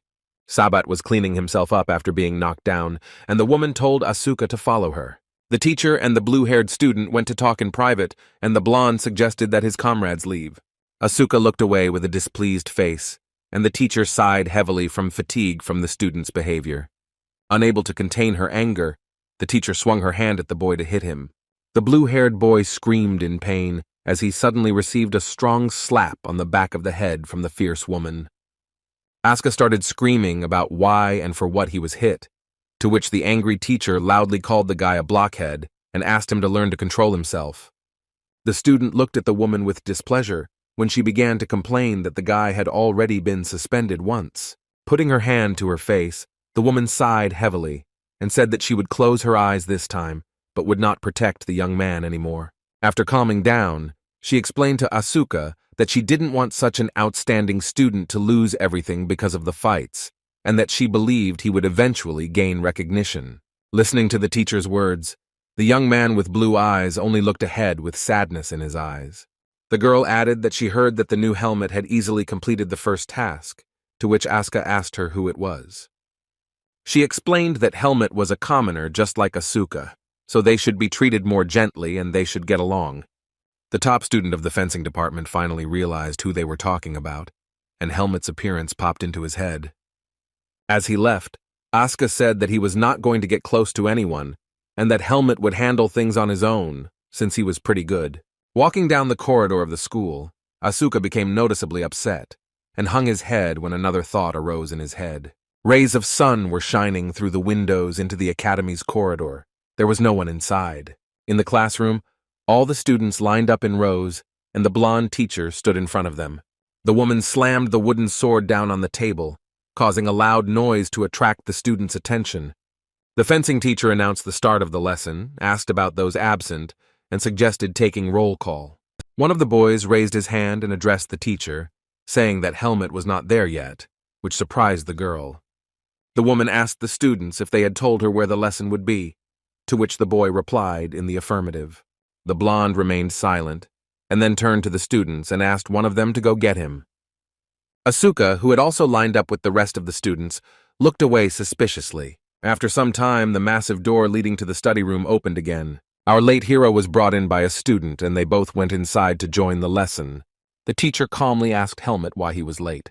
The main character explained his lateness by saying that he didn't know that the location of the lesson had changed. The teacher asked if Helmet had been sent to another classroom, to which one of the students said that he had conveyed everything to the hero correctly. The girl shook her head in disbelief, answering that she had asked Helmet, and then turned back to the protagonist with the same question. The young man glanced sideways with resentment at the student who had deliberately not informed him of the location of the lesson. That guy also looked sideways at the main character with hatred in his eyes. The other students quietly chuckled and made fun of Helmet, who had been the target of such a joke. The teacher realized that he had been told the wrong audience and asked Helmet to tell the truth. The protagonist said that he simply heard wrong and then apologized to the teacher. The fair-haired woman was taken aback and was extremely surprised that the young man did not tell her the truth. At this time, Asuka silently watched the situation, narrowing his eyes, and was noticeably angry because of the joke made on Helmet. The boy with blue hair looked at the student who had deceived Helmet, and now, pleased with himself, smiled slyly. The teacher accepted the protagonist's explanation and did not question him further about the circumstances of the situation. The woman told Helmet that he would have to run 10 laps after the lesson, since he, intentionally or not, delayed the start of the lesson, to which the protagonist agreed. All the students looked at the teacher attentively when she announced the start of the lesson, and only Asuka glanced sideways at the main character. The boy with blue hair looked ahead again, thinking that Helmet was still the same as the others. The woman walked up to a large wooden box containing many balls and grabbed one of them with her hand. The teacher began to tell the students that today they would pay attention to endurance, as it directly affects the quality of combat skills. The girl placed an almond-shaped ball on the tip of the sword to demonstrate the exercise and explained that everyone would have to do the same. Finally, she said that anyone who could hold out like this for half an hour would be released, and gave the command to begin. With a swing of her sword, the teacher deftly caught the almond-shaped ball in her hand, and all the students agreed to complete her task. The teacher then asked the protagonist to come out and help her, to which Helmet agreed without objection. Asuka continued to look at the guy with interest, and then mentally said the boy's name. While Helmet helped the teacher distribute balls to the students, Asuka thought about how yesterday he thought the hero had character, but today he realized that he was a cunning fox. The guy grabbed the ball with a displeased expression on his face, and mentally came to the conclusion that Helmet was not like him. Sion also got his ball, and Asuka continued to think that even under the threat of death, he would never bend to the nobles. Having looked at the students in front of him, the protagonist finished handing out almond-shaped balls to everyone. Afterwards, Helmet took the same ball for himself, closed his eyes, and carefully felt it.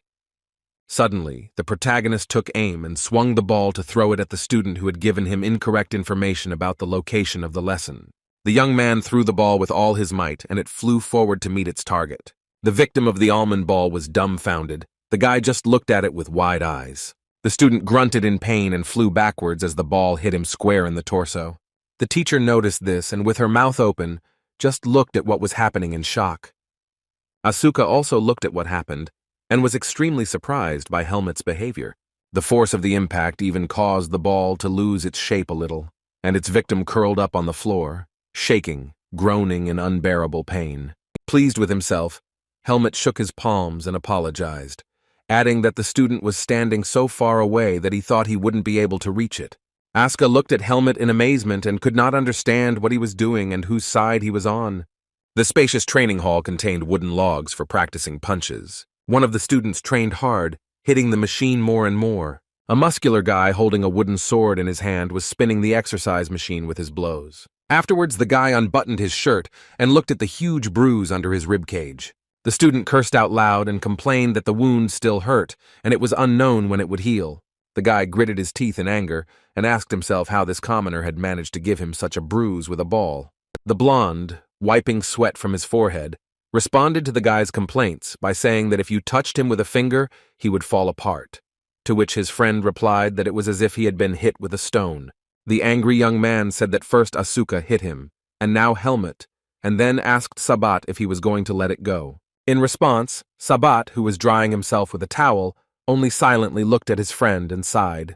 The student, wounded by Helmet, sat with his head resting on his hand and thought about how the main character irritated him and that he didn't understand who he was dealing with. The fair-haired boy shook his head, but did not begin to console his comrade. The white towel fell from Sabat's shoulders to the floor, and then he walked up to his friend and spoke. The student jumped to his feet in confusion when Sabat asked him not to get angry and to be more polite with Helmet. When the blonde took the sword in his hands again, his comrades began to shout whether he was going to make friends with a commoner. Sabat asked his comrades to calm down and called them idiots, then added that he would not be friends with Helmet until death do them part. Having started practicing his blows again, the blonde threatened that it would not take long to come, and asked his friends to behave decently for now. The guy was confused. He asked his friend what his words meant. The fair-haired student didn't explain what he meant and simply grinned quietly. Swinging his wooden sword, he answered his comrades that they would soon see everything for themselves. It was a warm and clear day. The water in the fountain near the Greta Academy building sparkled in the sun's rays. Sion burst into Helmet's room in high spirits and loudly said that he had come to visit a friend who had managed to get a disciplinary reprimand on the second day of training. Still pleased with his actions, Helmet, seeing his friend, smiled mysteriously in response. The main character was beaming with happiness. He confirmed all of Sion's words and said that this is how it all happened. The green-haired boy was taken aback when he saw that Helmet was in such a good mood. Sion said that he did not expect to see such a face, and asked if something was wrong, and Arya shouted at the young man not to enter the room without permission. Putting his hand on Helmet's shoulder, the boy told Arya that he must be upset, but he had come to see Helmet. Sitting on his bed, Arya replied that that was not the problem, and that he simply did not allow Sion to come in, and the boy began to complain that Helmet had allowed him to come in. Arya covered his face with his hand in irritation when Sion started asking endless questions about why he had brought Helmet in with him and why he could be here, but the young man couldn't. The fair-haired magician could no longer control himself, so he took a pillow in his hand and began to kick the guys with it, ordering them to get out of the room. The heroes left the room. Helmet stood silently, holding Arya's pillow in his hands, and Sion complained about how inhospitable the guy was. Looking at Helmet, his friend began to apologize to him, because it was because of him that he got into trouble, and then said that who knows what is on Arya's mind. In response, the protagonist showed his happy smile again, which alarmed Xian, who told him to stop, as this was inappropriate now. Wandering along the corridor, Helmet's friend asked him about the reason for his good mood, to which he received the answer that the hero had a reason to be proud. Smiling again, Helmet thought that his action was quite in the spirit of an ordinary person, to which Sion said that he was even stranger than he thought, and asked his friend not to be like that. The protagonist pleased his comrade with the answer, saying that he would be careful because he did not want to let Eden down. The young man added that he still does not intend to give up, and on Arya's advice, he will prove his skills during sparring. Walking along the corridor, Sion looked at Helmet with suspicion and concern on his face in response to his words. The young man with green hair and amber eyes looked closely at his friend. Then Sion reminded the hero that he was going to take a walk on the weekend, and suggested that the guy go to the center of Baden. The protagonist was forced to refuse his friend's offer, explaining that he needed to talk to Eden. Sion chuckled and crossed his arms over his chest. He was visibly offended by Helmet's refusal to go for a walk. A moment later, the boy became positive again, asking the main character if he could go to Eden with him. Helmet asked why Sion should go to Kudro's house with him, to which his friend replied that comrades don't need reasons. The young man argued that strong human relationships were important, and Mr. Eden himself would be glad if Helmet came with a friend. The main character thought about the words of the boy with green hair and did not answer for now. Sion waited for the guy's permission to go with him, pointing his finger to the side, while Helmet, holding his hand to his chin, thought about something. Looking at his comrade, Helmet hesitantly agreed with Sion's words, saying that probably. Helmet's friend made a gesture with his hand and beamed with happiness, and asked if this meant that everything was decided. Running away, Sion shouted that he would pick up Helmet on the weekend.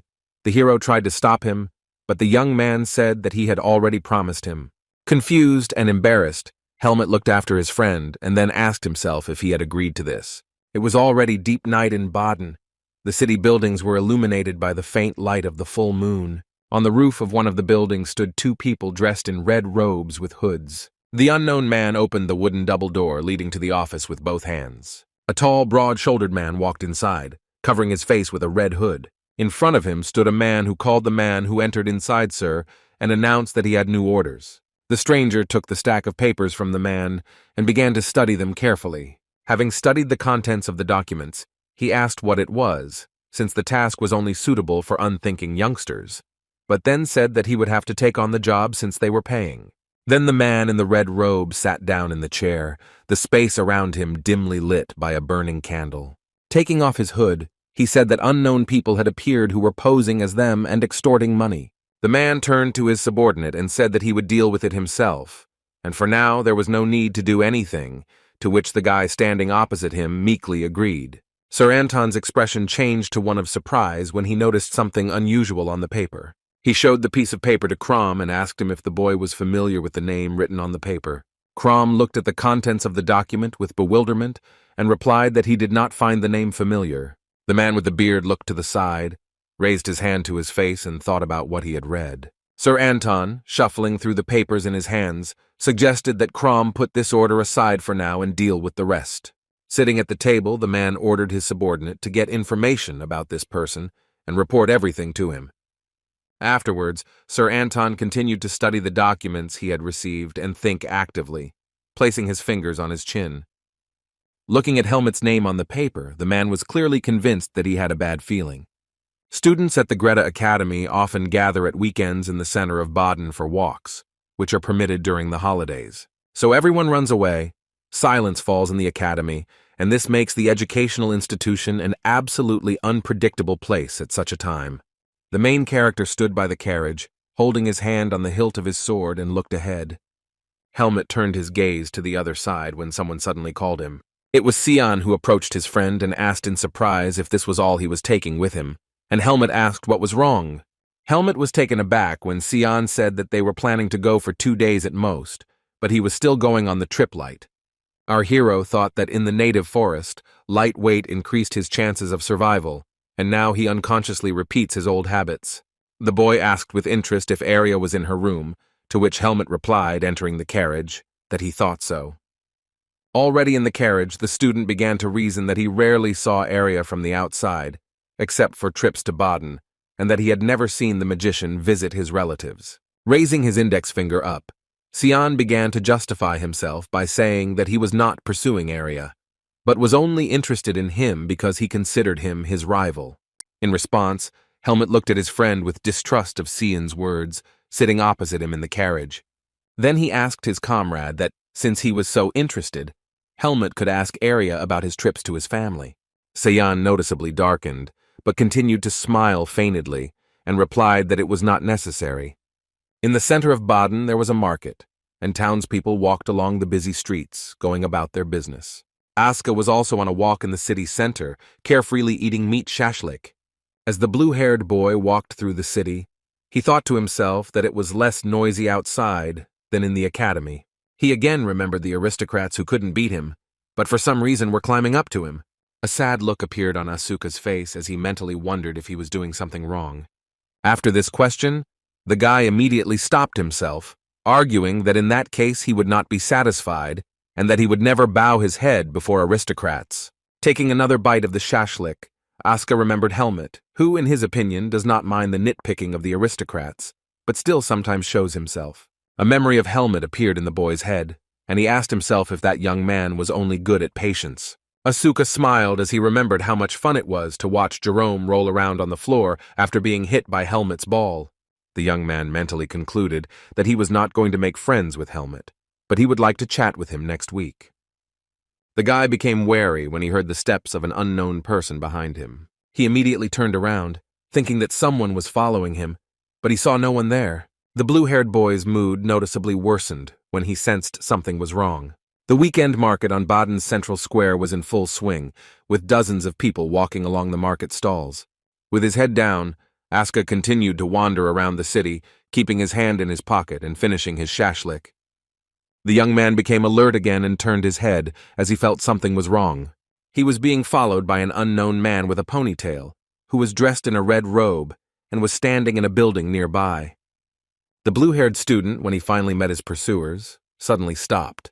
As he finished chewing his street food, the boy looked at the people in front of him with disdain and asked who they worked for. In the alley in front of Asuka stood two men, one of whom was wearing a hat, and silently looked at the guy. The pursuers looked at the boy with blue hair in bewilderment and did not answer his question. Suddenly, two more strong-looking guys appeared from around the corner, looking angrily at Asuka. The young man realized that they had led him there on purpose, and then said that he had a guess, even if they did not admit it. Asuka looked around warily as his pursuers approached him, and remembered his sword, which he had recently left for repairs. Looking at the men with disdain, Asuka accused them of interfering in children's fights and added that it seemed like the client's family had a lot of time on their hands. The two attackers looked at their victim and slowly approached, drawing their weapons. Sweat poured down the young man's face from the strain, and he once again asked his pursuers to at least answer while mentally cursing. Unexpectedly for the men with weapons, Asuka raised his hand up and began shouting for Instructor Allen. With this, he distracted his offenders, and then immediately rushed forward, activating his power. The blue-haired boy decided to attack the stunned men with his bare hands, jumping on them. The offender's face twisted when he suddenly received a powerful blow to the chest from Asuka's fist. Hanging in the air, the boy grabbed the offender with his hands, and the man was already beginning to lose his balance. The young man soared even higher into the air while his shocked enemies stood with their feet on the ground. Asuka landed noisily on the ground, legs spread wide, leaving his pursuers behind. The guy did it quickly, so the opponents didn't even have time to react. His body radiated a blue aura. Afterwards, the blue-haired boy rushed away while his pursuers still remained in the alley. One of the bandits acknowledged Asuka's ability to move quickly, and the man with the eye patch told everyone to run after him. Asuka didn't stop. He ran away with all his might, his body illuminated by blue tongues of light. Suddenly, the guy discovered an obstacle in front of him that made him stop.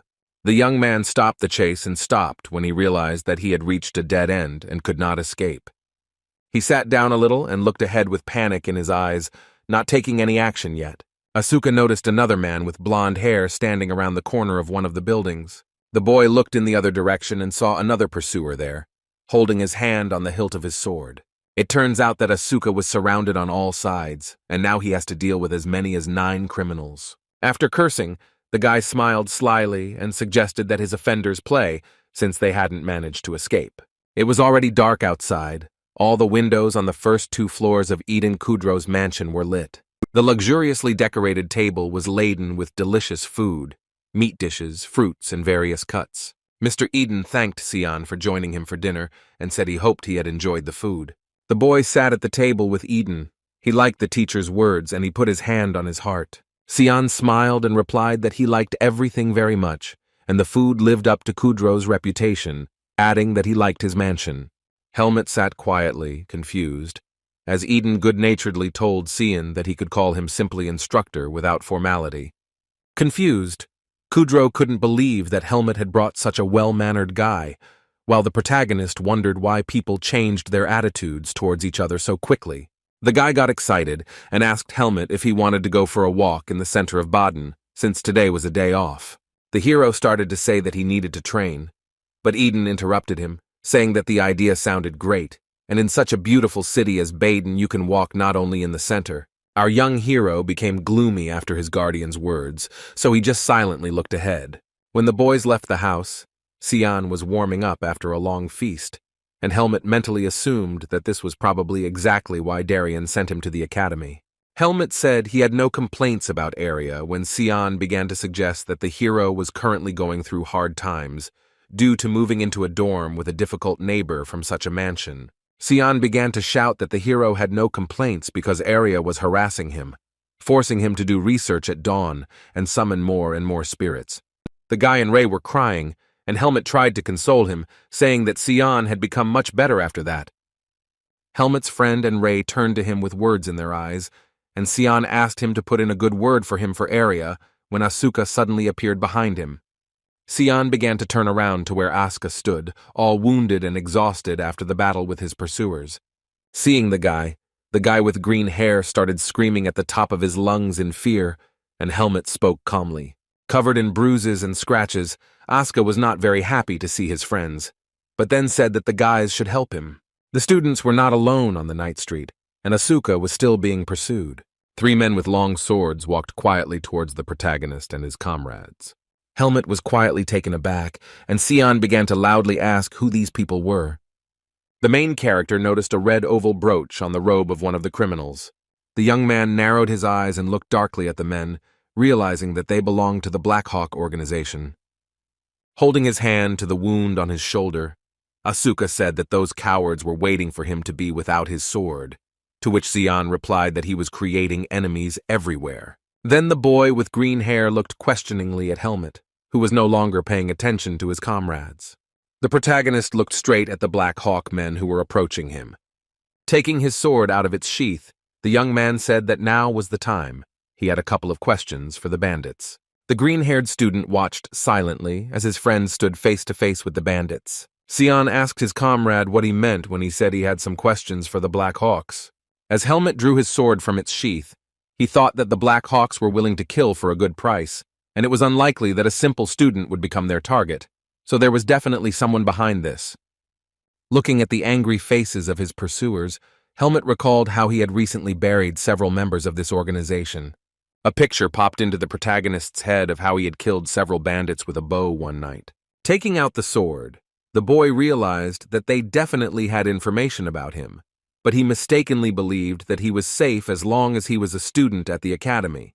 Placing the weapon in front of him, the protagonist thought that his confidence was not destroyed, but there was still something he needed to figure out. One of the bandits looked down and turned to his leader, asking what they should do now.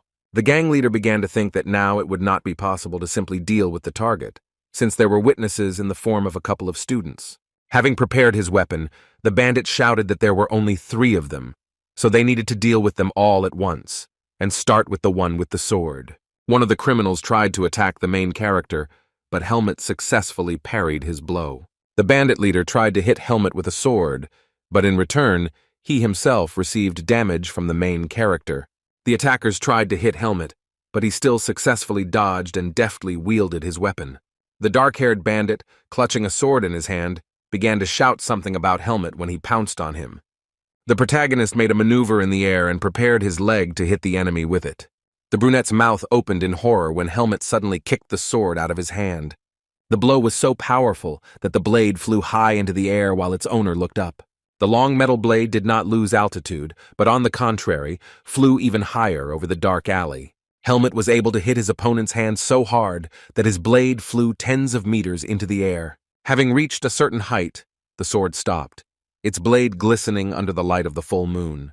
The cold weapon began its flight downwards, and the reflection of the bandits was visible in its mirrored surface.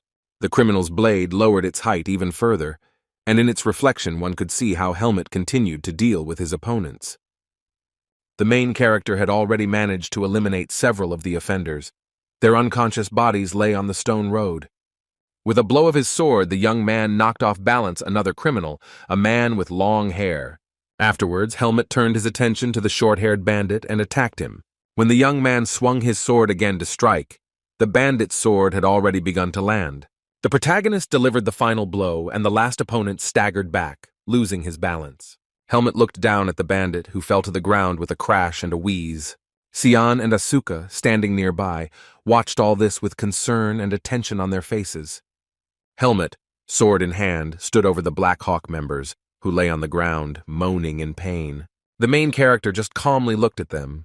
His face showed no signs of fatigue after such a skirmish. Asuka kept his eyes on Helmet and mentally wondered how Helmet was able to deal with everyone so easily.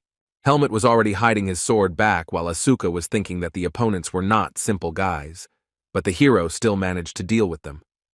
The hero put his hand to his heart and realized that the seed of darkness did not react, and then assumed that everything would continue to be fine if he did not kill the offenders. Crossing his arms over his chest, Sion said that he couldn't even prove himself since Helmet had dealt with everyone so quickly, and then asked who these guys were. One of the bandits, with a trembling hand, tried to reach for a sword lying nearby, when Helmet explained to his friend that these were mercenaries from the Black Hawks. The criminal screamed in pain when he was unable to grab the weapon with his hand because Helmet stepped on it with his foot.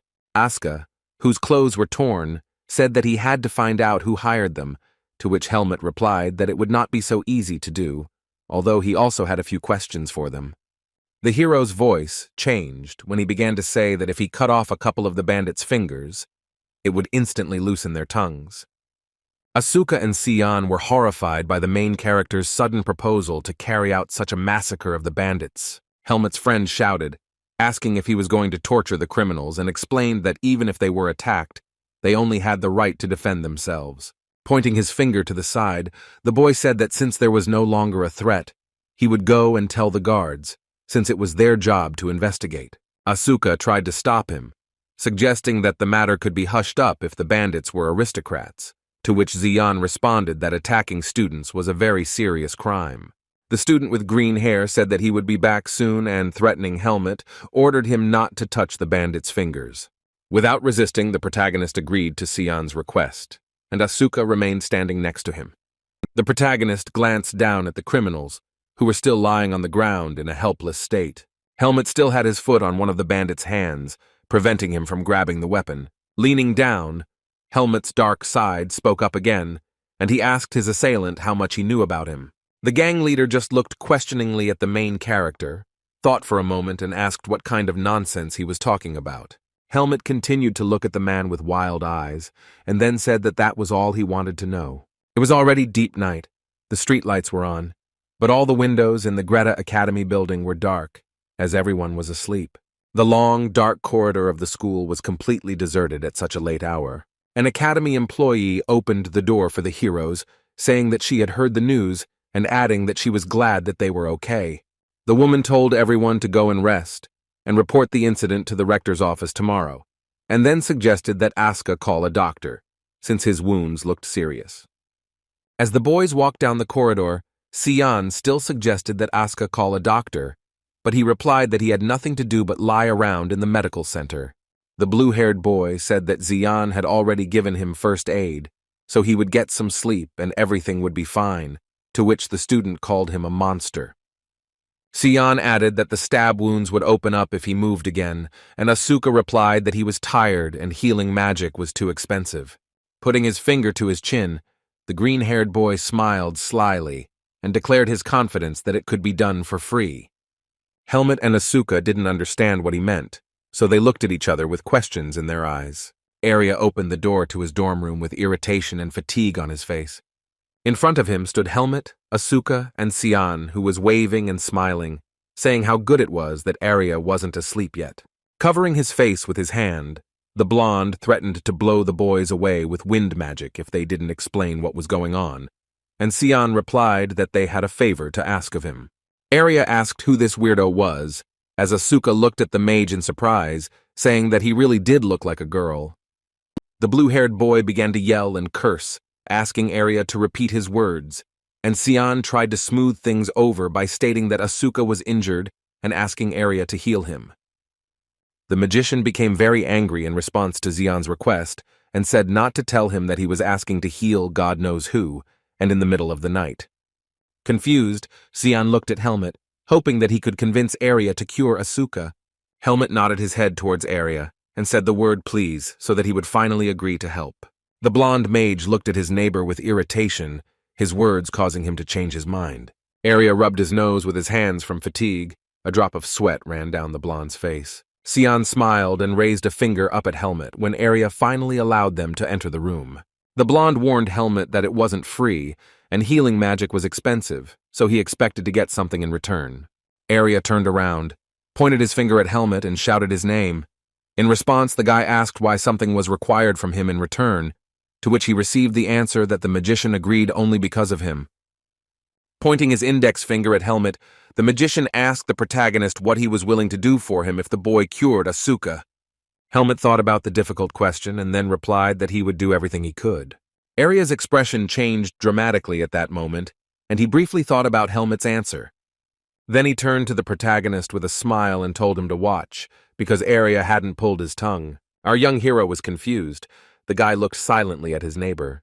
Arya called Asuka a weirdo again, and said that he wouldn't mess around with him for long, to which the blue-haired boy yelled and asked what he said when he called the mage a bastard. At this time, the protagonist stood in his head, holding his hand to his chin, and thought about whether he should have answered Arya differently. It was deep night outside, and only one of the windows of the academy dormitory was glowing with a purple light. Arya worked on healing magic to heal Asuka and then announced that everything was ready. The boy felt his shoulder, where there had been a wound before, but after Arya's manipulations, there was no trace of the abrasions left. Asuka looked at Arya silently, and Arya asked what the guy had on his face and asked him to say something if he wanted to. The boy with blue hair looked at his savior warily and replied that he didn't want to say anything. The protagonist watched the situation from a distance and remained silent while Arya treated the guy. Frowning and narrowing his eyes, Asuka looked closely at the blonde mage once more. Throwing the clothes over his shoulder, the young man turned around and called Arya a talented cutie, then announced that he was leaving since he was already finished. Without thanking him, Asuka hurriedly left the dorm room and slammed the door behind him, while Arya and Helmet watched him go. The blonde got angry, accusing Asuka of not being able to talk to people, and not necessarily treating people like him, but Sion retorted that he was the best in the faculty.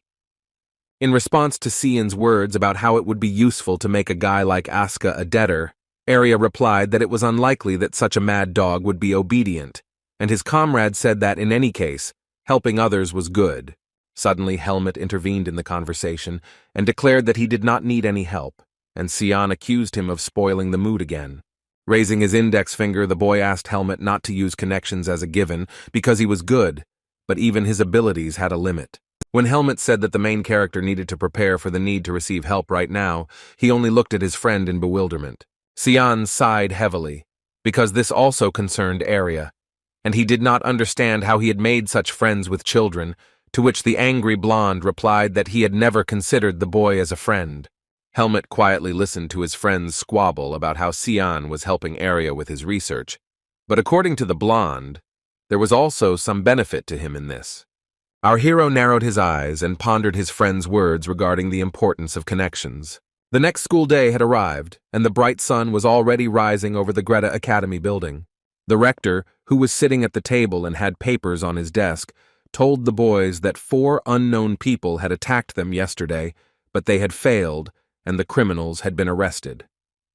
The rector folded his arms, hung his head, and said that unfortunately, he heard the news that these bandits had escaped. Helmet, Asuka, and Sion were stunned when they heard this disappointing news from Liam Weiss. Ask was enraged by the rector's words and shouted at him to ask if the man thought it was okay to say such things to the boys, to which Liam replied that one of the guards was in league with the bandits. A worried Sion asked how the academy and the guards were going to solve this problem, since the students' lives were in danger and they couldn't just turn a blind eye to this matter. Putting his hand to his face in exhaustion, the rector closed his eyes and explained that the academy would look into this, and they had already begun interviewing the fencing students. Asuka hung his head and was beside himself with anger when Mr. Weiss promised the boys to let them know if anything was known. After leaving the head of the academy's office, Asuka told his friends that they should have listened to Helmet from the start and found out everything from the bandits right there on the spot. The angry boy asked how the 4 criminals were able to escape, as if the prison walls were made of paper, to which Sion calmed him down, saying that sooner or later the culprits would be found. Looking at Xian with anger and irritation, the young man asked if he understood that Asuka was the last one who knew how to wait, and his comrade noted the objectivity in his assessment. Helmet indifferently said that the decision was up to the guy and he didn't want to be dragged into it, to which an angry Asuka began shouting that the hero would be next. Keeping his cool, the protagonist replied that he simply wanted Asuka to solve his personal problems on his own, just like Helmet always does. The guy in the middle called Helmet heartless and accused him of trying to appear like a model to the students, to which the hero replied that Asuka himself asked him not to consider him a friend because of their background. Sion said goodbye to his comrades, saying that it was time for him to return to class, and added that he hoped that the problem would be resolved by the next visit to the rector. In response, Asuka said that he didn't think so, meaning that the problem with the criminals escaping would not be solved so soon. Noticing that Helmet was also leaving, the guy asked where he was going, to which he received the answer that the hero was going to train, since he had not had such an opportunity lately. Looking after the guy, Asuka asked the main character if he was a hard worker since he worked so hard. The boys continued walking down the corridor of the school, but the main character walked ahead, and Asuka walked behind. Helmet felt a noticeable tension when he noticed that the guy continued to follow him. So he turned around and asked his comrade why he was following him, to which he received the excuse that Aski simply needed to go in the same direction. The majestic building of Greta Academy was illuminated by the bright and warm sun as the boys continued to talk in the corridor.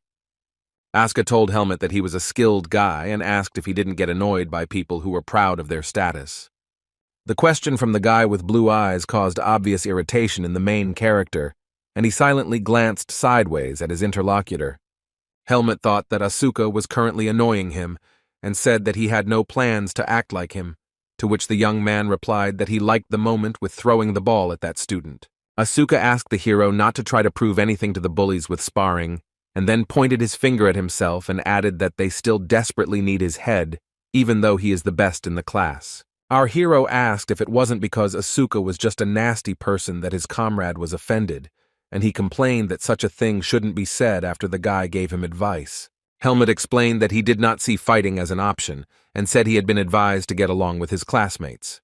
Asuka began to provoke the student, stating that Helmet was just a good boy who listened to his parents, and asked if his mom and dad had asked him to befriend the nobles. When Helmet finally reached the right room, he inserted the key into the keyhole and turned it. The hero's gaze went wild as he turned to Asuka and said that he would not let himself be offended, no matter who went against him, even Asuka. The blue-haired boy was confused and curled his lips, not expecting such words from Helmet. Asuka crossed his arms over his chest and looked away, saying that he could see that Helmet was taking everything seriously. The main character opened the wooden door and entered a spacious hall for fencing training. Several steel swords and other types of bladed weapons hung on a wooden shelf on the wall. Rays of sun were shining through the windows into the large training hall. There was not a single person inside.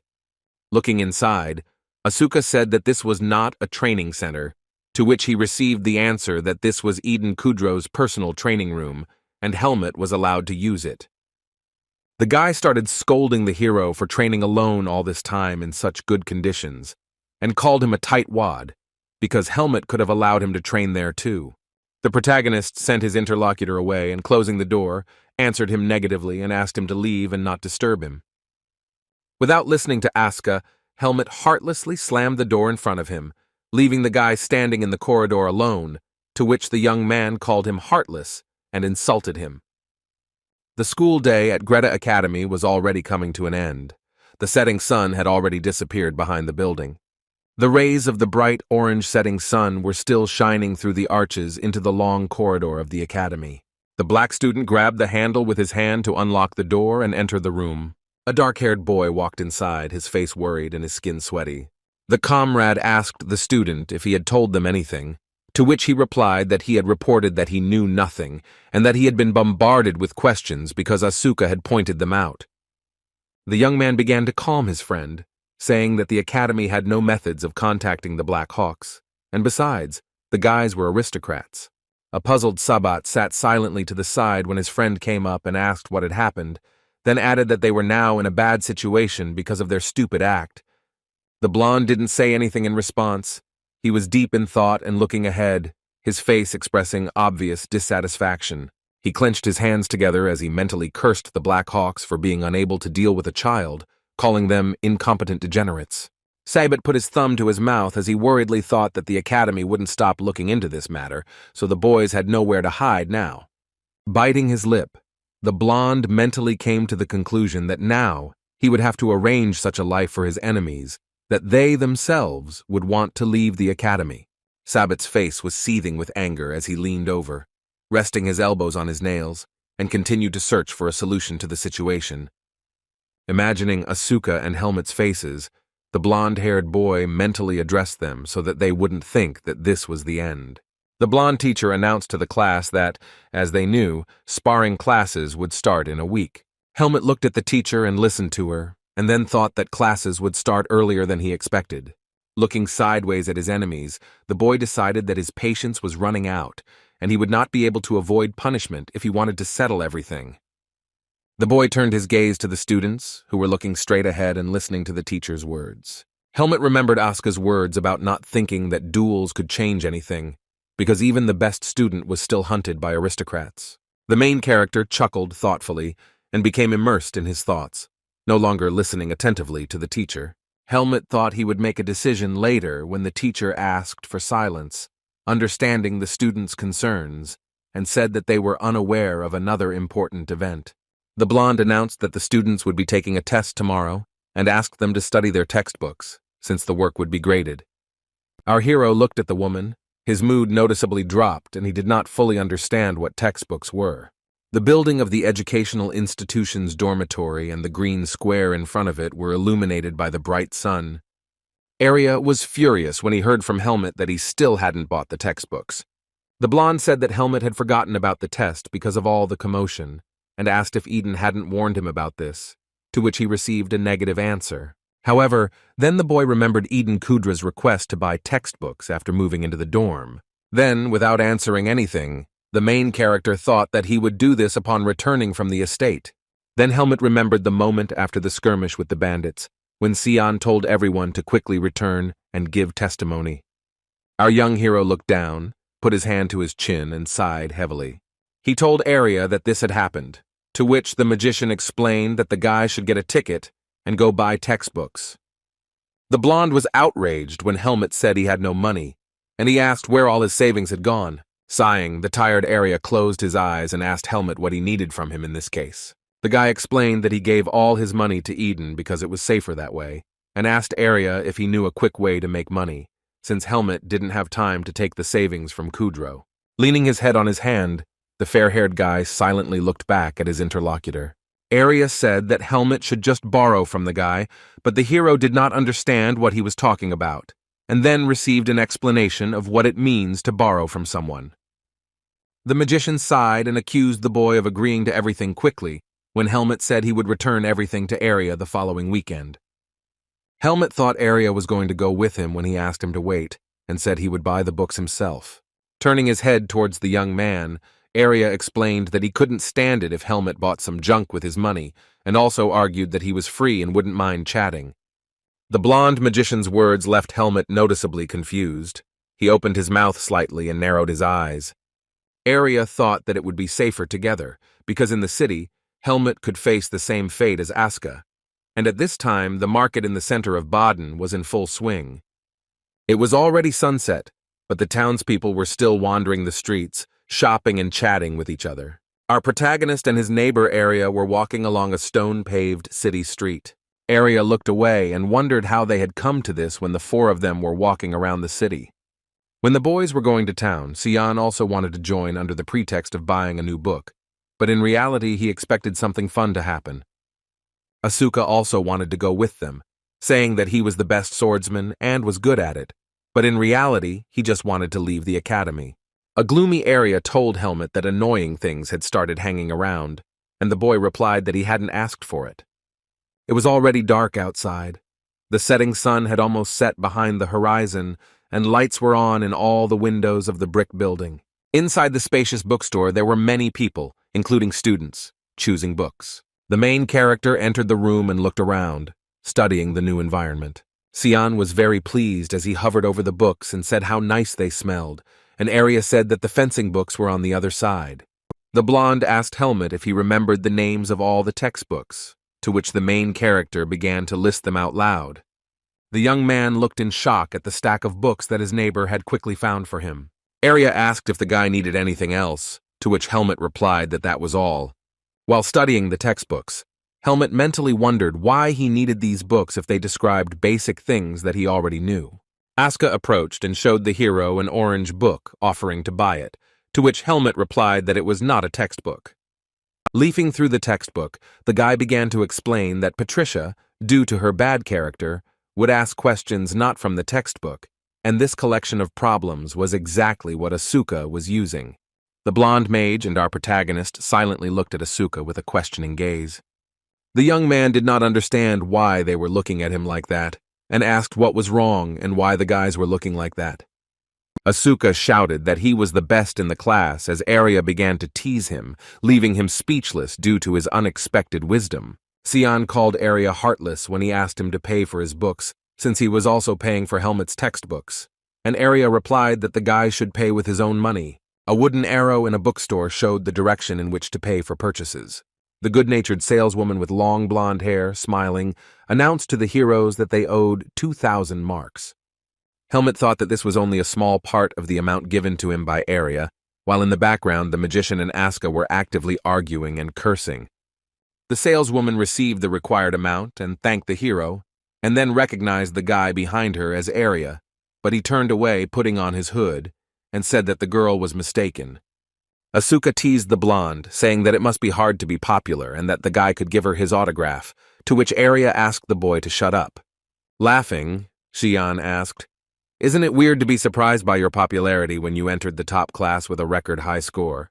When the boys returned from the bookstore along the night city street, Helmut was silent. The hero quietly watched as the boys made fun of the blonde, and Arya got irritated by their words. He looked at his comrades with a dumbfounded look, mentally asking himself if these were those very human connections. It was already dark outside, and all the windows of the educational institution's dormitory were lit, as the students were resting in their rooms. A visibly tired Arya complained to his neighbor how tiring the visit to the store had been, and that he shouldn't have exerted himself so much. Helmut asked if Arya had taken care of his textbooks, to which Arya irritably asked if the hero thought the magician could forget about them. The hero explained that this was not what he meant, and added that he knew that Arya understood many things without books, and asked if there was really any point in textbooks. Arya looked at his neighbor with interest when he heard his question about the usefulness of textbooks.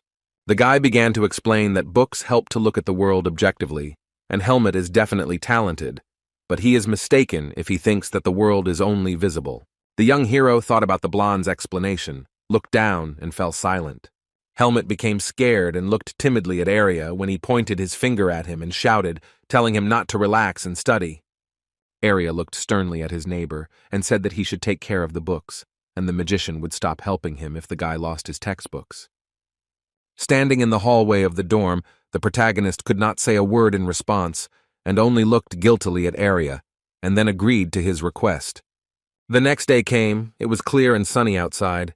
Near the academy, the blue sky was reflected in the sea. Fate played a trick on Helmut because of his insincere answer to Arya, so the promise to take care of the textbooks was broken the very next day. Helmut opened his locker and realized that it was completely empty, and a moment later Aska was screaming, asking where his books were, and complaining about the bastards who had already started robbing the lockers. The protagonist was beside himself with anger. He silently squeezed the door of his closet so hard that the wood cracked. He crouched down, looking ahead with fury on his face, his brows furrowed as he discovered the loss. The fencing teacher announced the start of the duels, saying that they should only take place by mutual consent. The students, including Aska, lined up in rows in front of the teacher and listened attentively to the teacher's words. The man explained that although it was good to fight with friends, it would be useful for everyone to find a new opponent for themselves. The students unanimously agreed with the teacher when he said that the sparring would begin as soon as everyone chose an opponent. One of the students ran up and stood in front of another student to say something. The fair-haired student was looking ahead when suddenly someone called out loudly to him. It was Asuka, who, with a wooden sword at the ready, asked the blonde to step aside and talk. Smirking, Sabat looked at the blue-haired boy, calling him an excellent student, and asked what he wanted, and Asuka repeated his question. Holding back his anger, Asuka began to explain that Sabat despised him, so he decided to give him a chance to cross swords, and then expressed his hope that he would not run away, since he was also a swordsman. With a smile on his face, Sabat apologized and said that they had already paired up, so Asuka would have to find another opponent. Asuka mentioned the teacher's words about finding a new opponent, to which the blonde asked how long the boy had been paying attention to the teacher's words, and suggested fighting commoners. Smiling darkly, the blue-haired boy looked at Sabat and asked if this was how he had decided to play it out. There was obvious tension on the faces of Sabat and his comrade behind him, and they remained silent in response. Smiling widely, the fair-haired student was about to agree with Asuka, but was interrupted. It was the protagonist who came up and asked Sabat what about him then, offering himself as a new opponent. Looking at the enemy, Helmut said that he didn't care even if they all attacked at once, because the result was still obvious, and added that only weaklings grouped together. Looking at Helmut with irritation, Sabat sighed and asked him again, then insulted him as a bastard. Sabata's dark-skinned comrade accused the protagonist of bluffing and declared that only he would be enough to beat Helmet. The student smiled slyly and told the protagonist that since he was so confident, it was worth a try. At first glance, one of the rooms in the educational institution where the students' lockers were located was deserted. Sabat explained to his friends that if they cleaned out Helmet and Asuka's lockers, they would definitely approach them during sparring. The blonde, leaning his hands on his hips, continued that when this happens, then you need to provoke the guys and agree to a duel. One of the aristocrats was skeptical about this proposal, saying that he didn't know about Helmet, but in the case of Asuka, they risked becoming a simple punching bag. Sabat looked calmly at his friends and said that they would use whist during the duel. The boys were stunned by their friend's proposal and shouted, asking Sabat again. Brunet told his comrade that this was forbidden, but Sabat told him to listen to him. With a sly expression on his face, the guy began to explain that in the case of self-defense, they would only receive disciplinary action, but if they managed to cripple their opponents, they would be suspended. Sabat concluded that it was worth it, but his friend still didn't like the blonde's idea. The brunette looked at Aaron with stunned eyes and questioningly exclaimed his name when he said that he agreed. He asked Jerome not to interfere if he did not agree, and then told Sabat that he would do whatever was required, but in return he wanted to fight Helmet. The black student's face showed anger as he declared that he intended to repay the protagonist personally. Smirking, Sabat replied that it was his business, adding that he himself had long wanted to ask this bastard a question. The blonde was in anticipation. He smiled widely and said that he couldn't wait for this day. Jerome looked at his friends with distrust, still not liking their idea of using whist. All the students had already split into pairs, and Asuka took a step forward before the duel began. The blue-haired student held a wooden sword in his hand, and Sabat was stretching his neck in front of him. Asuka held the bladed weapon out in front of him, his gaze wild in anticipation of fighting the blonde. Sabat, pleased with the situation, chuckled and thought that Asuka clearly couldn't hold back. He looked at his opponent with anger in his eyes and mentally ordered him to attack first, and in that case, the guy would make sure that Asuka would never pick up a sword again in her life. The student also held his weapon out in front of him. Both guys were ready to start sparring. A strange atmosphere hung in the space of the training hall, and an unusual fog appeared. The other couples, who had been distracted from their duels, turned around and looked at Asuka and Sabat. Almost all the students' attention was focused on the sparring between the blonde and the blue-haired guy. Sabat still held his sword in front of him in anticipation of Asuka's attack, and his face became puzzled when his enemy still didn't attack. The blonde's consciousness darkened and sweat appeared on his face. He was completely confused and did not understand what was happening. Sabat wondered in his mind why Asuka didn't attack first as he looked straight at him, his eyes glowing blue. Jerome looked at the scene and mentally addressed Sabat, saying that he seemed to not know Asuka well. The student had a thought in his head that as soon as Asuka took the sword in her hands, he turned into a hound dog and waited for the right moment to bite the enemy's throat. Then a worried Jerome once again turned to Sabat in his head and said that his plan was doomed to failure from the start. Even though the battle hadn't started yet, the blonde was already very tense, and he was breathing heavily as he looked at his opponent. The blue-haired student frowned and looked at his opponent with anger in his eyes. Unexpectedly, Asuka moved when he found the right moment to attack Sabat. A moment later, he was already in a jump swinging at the blonde to attack him while he was still holding the sword in front of him. Panic was evident on Sabat's face as he mentally told himself that his opponent was attacking. The blonde student began to mentally give himself commands and comment on the fight, announcing an attack from the right and a block of a blow. Holding the wooden sword horizontally in front of him, Sabat looked to the side, expecting to receive an attack from the right. The student was taken aback when he realized that he had misunderstood Asuka's intentions, and Asuka had already swung at Sabat to attack from the other side. Sabat's face twisted, and he was completely confused when Asuka managed to hit him. He was wondering mentally what the hell was going on when suddenly Asuka successfully attacked the blonde once again. The attack proved fatal for the aristocrat in this duel, and he fell to the floor unconscious. Sabata's comrades looked at this picture with disgust, and then closed their eyes and turned away so as not to see the pain and defeat of their friend. Asuka leaned over his opponent, who was lying face down on the stone floor and could no longer continue the fight. Smiling, the boy thanked Sabat for not annoying him with his words and added that the way he fell for Asuka's deception made this duel wonderful. Sabat's eyes were wide open in pain and rage. He thought his arm or collarbone was broken and wondered how Asuka dared to do this. The boy's whole body was shaking as he tried to get up, and he thought that now he couldn't be blamed, since Asuka had attacked first.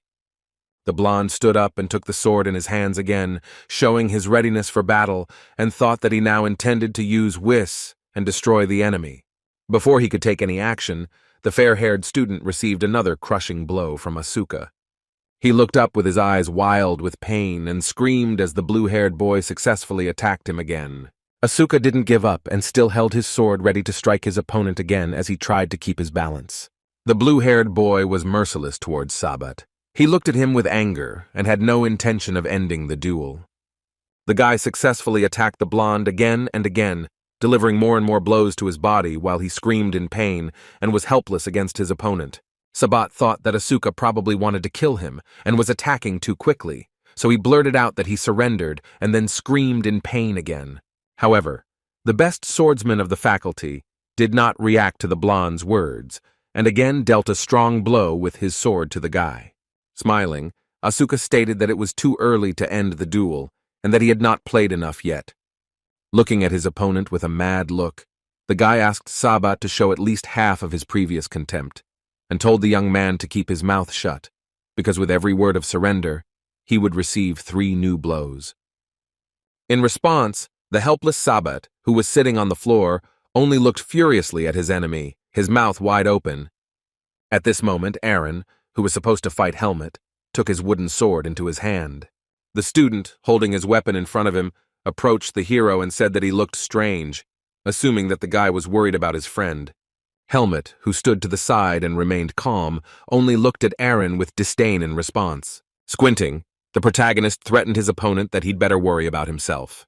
The training hall was not quiet as the duels were still going on, and the sounds of blows echoed throughout the room. Sabat was still losing to Asuka in sparring and continued to take more and more hits. After another attack, the blonde fell to the ground with a thud as Asuka hovered over him, maintaining his balance. The student was still conscious, so after another fall, he attempted to get to his feet. Sabat's body was shaking and he couldn't get up, and the blue-haired boy asked him if he thought he would feel sorry for the blonde if he lay like that. The student trembled and cursed in his mind, calling himself a swordsman of the Rugal family and stating that he couldn't lose to someone like Asuka. Seeing the legs of his comrades in front of him, Sabat asked himself, insulting his friends, why they were just watching when they should call the instructor. When the blonde was able to come to his senses a little and look up at his comrades, his expression changed to shock. The blonde swordsman of the Rugal family became furious and began cursing in his mind when he saw the offensive picture before him. Looking at the faces of his fellow academy members, Sabat asked himself why they were looking at him like that, when those looks should be directed at another person. Not wanting to give up, the blonde again grabbed his wooden sword lying on the stone floor. Taking the weapon in hand, Sabat finally managed to get back on his feet after taking numerous blows. The blonde spread his legs wide and grabbed the blade with both hands, while Asuka watched from the side. The guy watched his opponent's actions with suspicion on his face and raised his sword in front of him again. Sabat's insides darkened as he made a certain decision in his head. Mentally calling for Asuka to disappear, the blonde swung his sword, causing it to flare up with yellow energy. Asuka clearly didn't expect such actions from his opponent and simply stood there, staring at Sabat. However, the guy still managed to react in time, and in a jump he delivered another blow to the enemy, and Sabat's sword flew into the air. The fair-haired student was stunned by the unexpected blow, and a red abrasion immediately appeared on his chin. After doing a somersault in the air, Asuka landed on the ground behind Sabat, and now the opponents had their backs to each other. The top student activated his power, saying that the aristocrat had broken the rules, so it would be fair if the guy did the same thing now. Sabat was kneeling with his back to Asuka when he approached from behind and swung a blade glowing with blue energy at him. Guy could no longer be stopped, and he still tried to use his strength against his opponent. The students, shocked by what was happening, watched the duel unfolding before their eyes with their mouths open. The wooden blade of the Asuka pierced the stone floor, causing the tiles to shatter into tiny pieces. Asuka was unable to strike Sabat as the instructor immediately intervened and stopped him with his sword. The blue-haired student looked at the teacher with a displeased look, who had stopped him from attacking. The teacher declared the duel over, sent Sabat to tend to his injuries, and then told Asuka to follow him. Asuka felt unfair and complained that Sabat was the first to break the rules, to which the teacher responded that the boy had not shown respect to his opponent, and he needed to stop making excuses. Gritting his teeth in anger, the teacher said that he didn't understand why Instructor Patricia was so coddling Asuka. In response, the blue-haired boy hung his head and looked at the floor, without saying anything. The man asked the students to take the blonde to the medical center, and then said that he knew that Asuka had recently had problems. Suddenly, a student approached the teacher and addressed him, to which he replied that he was talking. The student looked at the teacher with a worried look, pointed his finger to the side, and asked that perhaps those guys should be stopped. The instructor, crossing his arms over his chest, and Asuka looked questioningly at where the student pointed. In the corridor of the academy, someone asked Eren why he didn't intervene and stop him. Jerome explained to his comrade that he knew that such tricks would not work on Asuka, and if the rules were broken, the students would not get away with it. With his arms crossed over his chest, Eren asked Jerome how long he and Sabat had been so close, and the question visibly surprised the student. The student tried to convey to his comrade that Sabat was finished and suggested that he look back because he had eyes. Jerome didn't understand the student's words, so he looked at the guy questioningly in response. The guy asked Eren what he meant, to which he received the answer that Sabat had not yet been punished. But everyone still knew that he was the one who used other people to harm Asuka. Eren became angry and continued to say that the blonde had blackened the name of an aristocrat by turning to the Black Hawks, and most did not like what was happening, since many of the students were of humble origin. The black student continued to try to get his point across, saying that Sabata had long been disrespected. Smiling, the student continued that it would also be beneficial for them if Asuka beat Sabat, and he would be expelled from the academy, since the others would no longer be interrogated. Jerome glanced sideways and thought about all of his comrades' arguments, keeping silent. In an elevated mood, Eren added that he also wanted to defeat Helmet, even without Vis, and it would be great if Sabat and the protagonist both left the school. Before the duel with Helmet began, the dark-skinned student gripped his wooden sword tightly with both hands. Looking at his opponent, the boy mentally asked Sabat not to blame him for what happened, because that is how aristocrats survive. Eren turned his attention to Helmet when he turned to his opponent and said that he had been wanting to ask him something. Holding the training blade in front of him, the hero asked his opponent if he was the man who had broken into his locker. Eren was amused by his opponent's question, and he asked if Helmet had any other options. The main character did not say anything in response. He looked at his opponent with indifference on his face. Closing his eyes, the young hero answered Eren's question in the negative and said that he shouldn't have asked. Helmet's opponent made a movement with his wooden sword, and the hero responded by waving his weapon as well. Smiling, Eren mentally asked Helmet where there were so many holes in his defense, and then asked himself whether his opponent was so self-confident or just bluffing. Helmet was ready for the duel when his opponent threw all thoughts aside, thinking that it didn't matter, and he would give it to him anyway. Having decided that he needed to attack the legs first, Eren, focused on the sparring, swung his sword. Helmet's face darkened and his eyes lit up with a bright light as he immediately swung his sword to parry his opponent's blow. It was clear from Eren's face that he did not expect such an action from the hero when he was able to successfully attack him. The dark-skinned student's sword shattered into tiny pieces as Helmet deftly struck his opponent's weapon with his blade. The dumbfounded guy wondered what had happened, looking at his destroyed weapon, and was sure that he had definitely swung the sword. While Eren was trying to figure out what had happened, the protagonist again pointed his sword straight at the guy. Without having time to react, Helmet's opponent took a direct hit and his face became distorted. The student grunted in pain as Helmet continued to successfully attack his opponent. When the main character hit the guy again, he screamed in pain, clutching his throat with his hands. Tears welled up in his eyes as he panicked and realized he couldn't breathe after Helmet's blow. The protagonist lowered his sword down after a crushing blow and took a few steps towards his offender. At this time, Eren lay helplessly on the floor, coughing and holding his hand to his throat. Squatting down, Helmet told the boy that on the first day he had asked him a question, and then asked him to ask him something now. The hero looked ahead, then asked in a dark and threatening tone, if Aaron thought his status as an aristocrat would protect him outside the academy.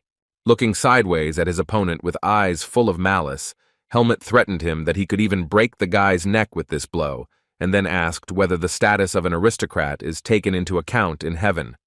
Gritting his teeth in fear, Aaron looked at his opponent in a panicked mood and remained silent in response. The dark-skinned boy's pupils narrowed as he came to the conclusion in his head that Helmut was not human. The protagonist stood up straight again and looked at the offender. His eyes glowed with a purple light, as did the aura around him, and Aaron wondered what kind of creature was in front of him. Returning to his previous state, Helmut closed his eyes and apologized, asking if Aaron could not speak because his vocal cords were torn. Wanting to cause his opponent even more pain, he stepped with all his might right onto Aaron's palm with his boot. The student was in severe pain, but due to his torn vocal cords, he could not even scream. Helmut looked down at the suffering of his abuser, his face turning black again and his eyes glowing demonically. The seed of darkness inside the boy's chest glowed with a bright purple light, showing that it still lived within the hero. Aaron continued to cough when the protagonist grabbed his shirt with his hand and pulled him towards him. He held the guy by the shirt and looked at him menacingly, a dark purple aura glowing around Helmut. At that moment, the instructor and other students were already running towards the guys, shouting that the duel was over, and that Aaron and Helmut were ordered to immediately drop their swords. Helmut, now dominated by his dark side, turned his head towards the teacher, his pupils narrowed. The fencing instructor stopped and was stunned when he saw this picture in front of him. The man looked with horror on his face as Helmut held Aaron by the shirt, who couldn't even speak. Gradually, our main character came to his senses, his former consciousness returned to him. A moment later, the guy completely came back to his senses. His face became the same again. He looked at his opponent, whom he was still holding in front of him by the fabric of his clothes, with a slight worry on his face. Then the hero let go of Aaron, and he fell to his knees on the floor in a half-fainting state. Helmut was breathing heavily, and there were beads of sweat on his face as he looked at his opponent. Then, trying to catch his breath, the protagonist turned his head and looked at the others present. Behind him stood the instructor, who silently watched this situation and was angry about what was happening. Closing his eyes from fatigue, the teacher turned to Jerome and asked him to take Aaron to the medical center. Our hero was confused when the teacher asked him to follow him. The door to the fencing instructor's office was locked, and there was a conversation going on inside. The teacher, angry at the student's behavior, crossed his arms over his chest, said that he would give the boys a chance to justify themselves, and ordered them to speak. Helmut and Asuka hung their heads, feeling ashamed of what had happened, so they remained silent in response. The teacher said it was a good idea because the boys were in no position to make excuses. Turning to Helmut, the teacher said that he expected something similar from Asuka, but not from the main character. The young hero looked at the teacher with guilt on his face, and replied that he had not broken the rules of the duel. Turning around, the teacher asked Helmut if he really thought so. The man continued that he checked Aaron's condition before coming to the office. The teacher said the student had a torn trachea and the bones in his right arm were shattered. Raising his voice, the teacher said that he could have had respiratory failure if Aaron had not received first aid, and now he would hardly be able to hold a sword with his right hand. Asuka got angry, shouting that these guys tried to kill him by hiring the Black Hawks, and it's not a big deal that they won't be able to hold a sword now. The instructor decided to calm the student down by hitting him on the head with his hand, causing Asuka's face to twist in pain. The teacher sternly replied that he had not asked him, and asked if he had gone too far, even if he had not broken the rules of the duel. Tilting his head to the side, the protagonist turned to the man and said that he did not understand why he was accusing him. Helmut continued that Aaron was weak, but despite this, he humiliated the hero and his friends, to which Asuka shouted that he was right, but then was dumbfounded when he heard about his friends. The young hero, looking gloomy, continued that he had merely made it clear to the student that there were things that were better left alone. Helmut's friend argued that they even broke into their lockers, and the teacher said that the hero is not worthy of studying at the academy if he can use duels against everyone he doesn't like. The instructor sternly added that Helmut's behavior was contrary to the ethics of the fencing department. Angrily, Helmut asked whether the ethics of fencing included insulting commoners, harassing, picking on them, and stealing. The teacher replied that he was not defending either side, to which the hero replied that this was precisely why the instructor could not do anything. Raising his voice even more, The hero said that he simply solved the problem for them and asked if this was not in keeping with the fencing department. The hero's words infuriated the teacher. He took out his sword and swung it at the boys. The protagonist and Asuka were shocked when the instructor began waving his bladed weapon. In a rage, the man struck the ceiling and wall with his sword, leaving a large crack. Helmet remained calm and just silently watched the actions of his fencing teacher. Turning to the hero, the teacher said that he simply used his power to oppress the weak. Having hidden the weapon, the teacher asked the boy if he would consider it fair if the man right now maimed him for disobedience. The teacher explained that in this world there are aristocrats and commoners, as well as weak and strong people, and in any case one should not take advantage of one's superiority by reproaching others. Helmet looked down, lost in thought when the man asked the boys how their actions were different from those of nobles humiliating commoners. Asuka didn't answer the teacher's question and only looked at him with sadness on his face. A disappointed Helmet looked at the floor and then asked the man what he should have done in such a case. The fencing instructor thought about the protagonist's question, looking at him. Turning his back to the boys, the teacher apologized for the fact that the academy and he had done nothing to solve this problem. Holding his sword, the man added that the academy does not seek dominance of some over others, but rather equality among all. The young hero and his blue-haired friend stood quietly and listened to the teacher's explanation. Turning back to the students, the instructor said that both nobles and commoners, weak and strong people, are all equal, and the guys should remember this rule in order to find the answer one day. Helmet and Asuka straightened out when the teacher suddenly praised them, calling them excellent students despite everything. Then our main character looked down at the floor again and thought about his teacher's words. The man said that he would have to punish the boys in any case, so he forbade them from participating in duels, but allowed them to fight among themselves. Asuka grinned and said that was good to hear, as he liked the prospect of fighting Helmet.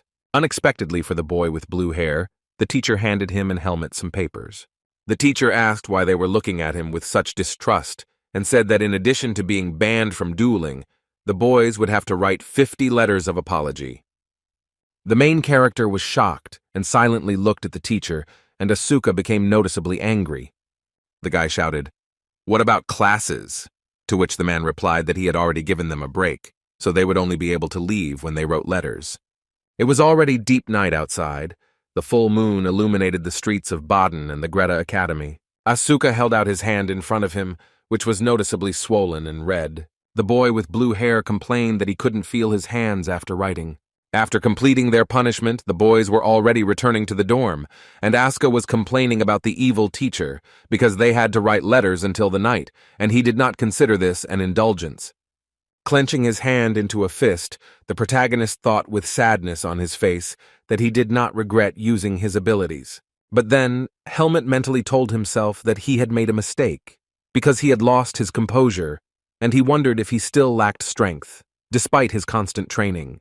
The protagonist narrowed his eyes in anger at himself, and mentally asked himself how he could have done that back then.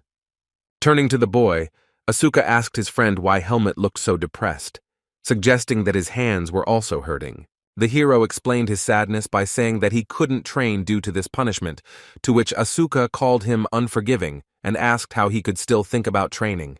Helmet called Asuka quite skilled, despite his rare training, to which the guy got angry and asked if he saw how he trains, because the hero has his own personal gym.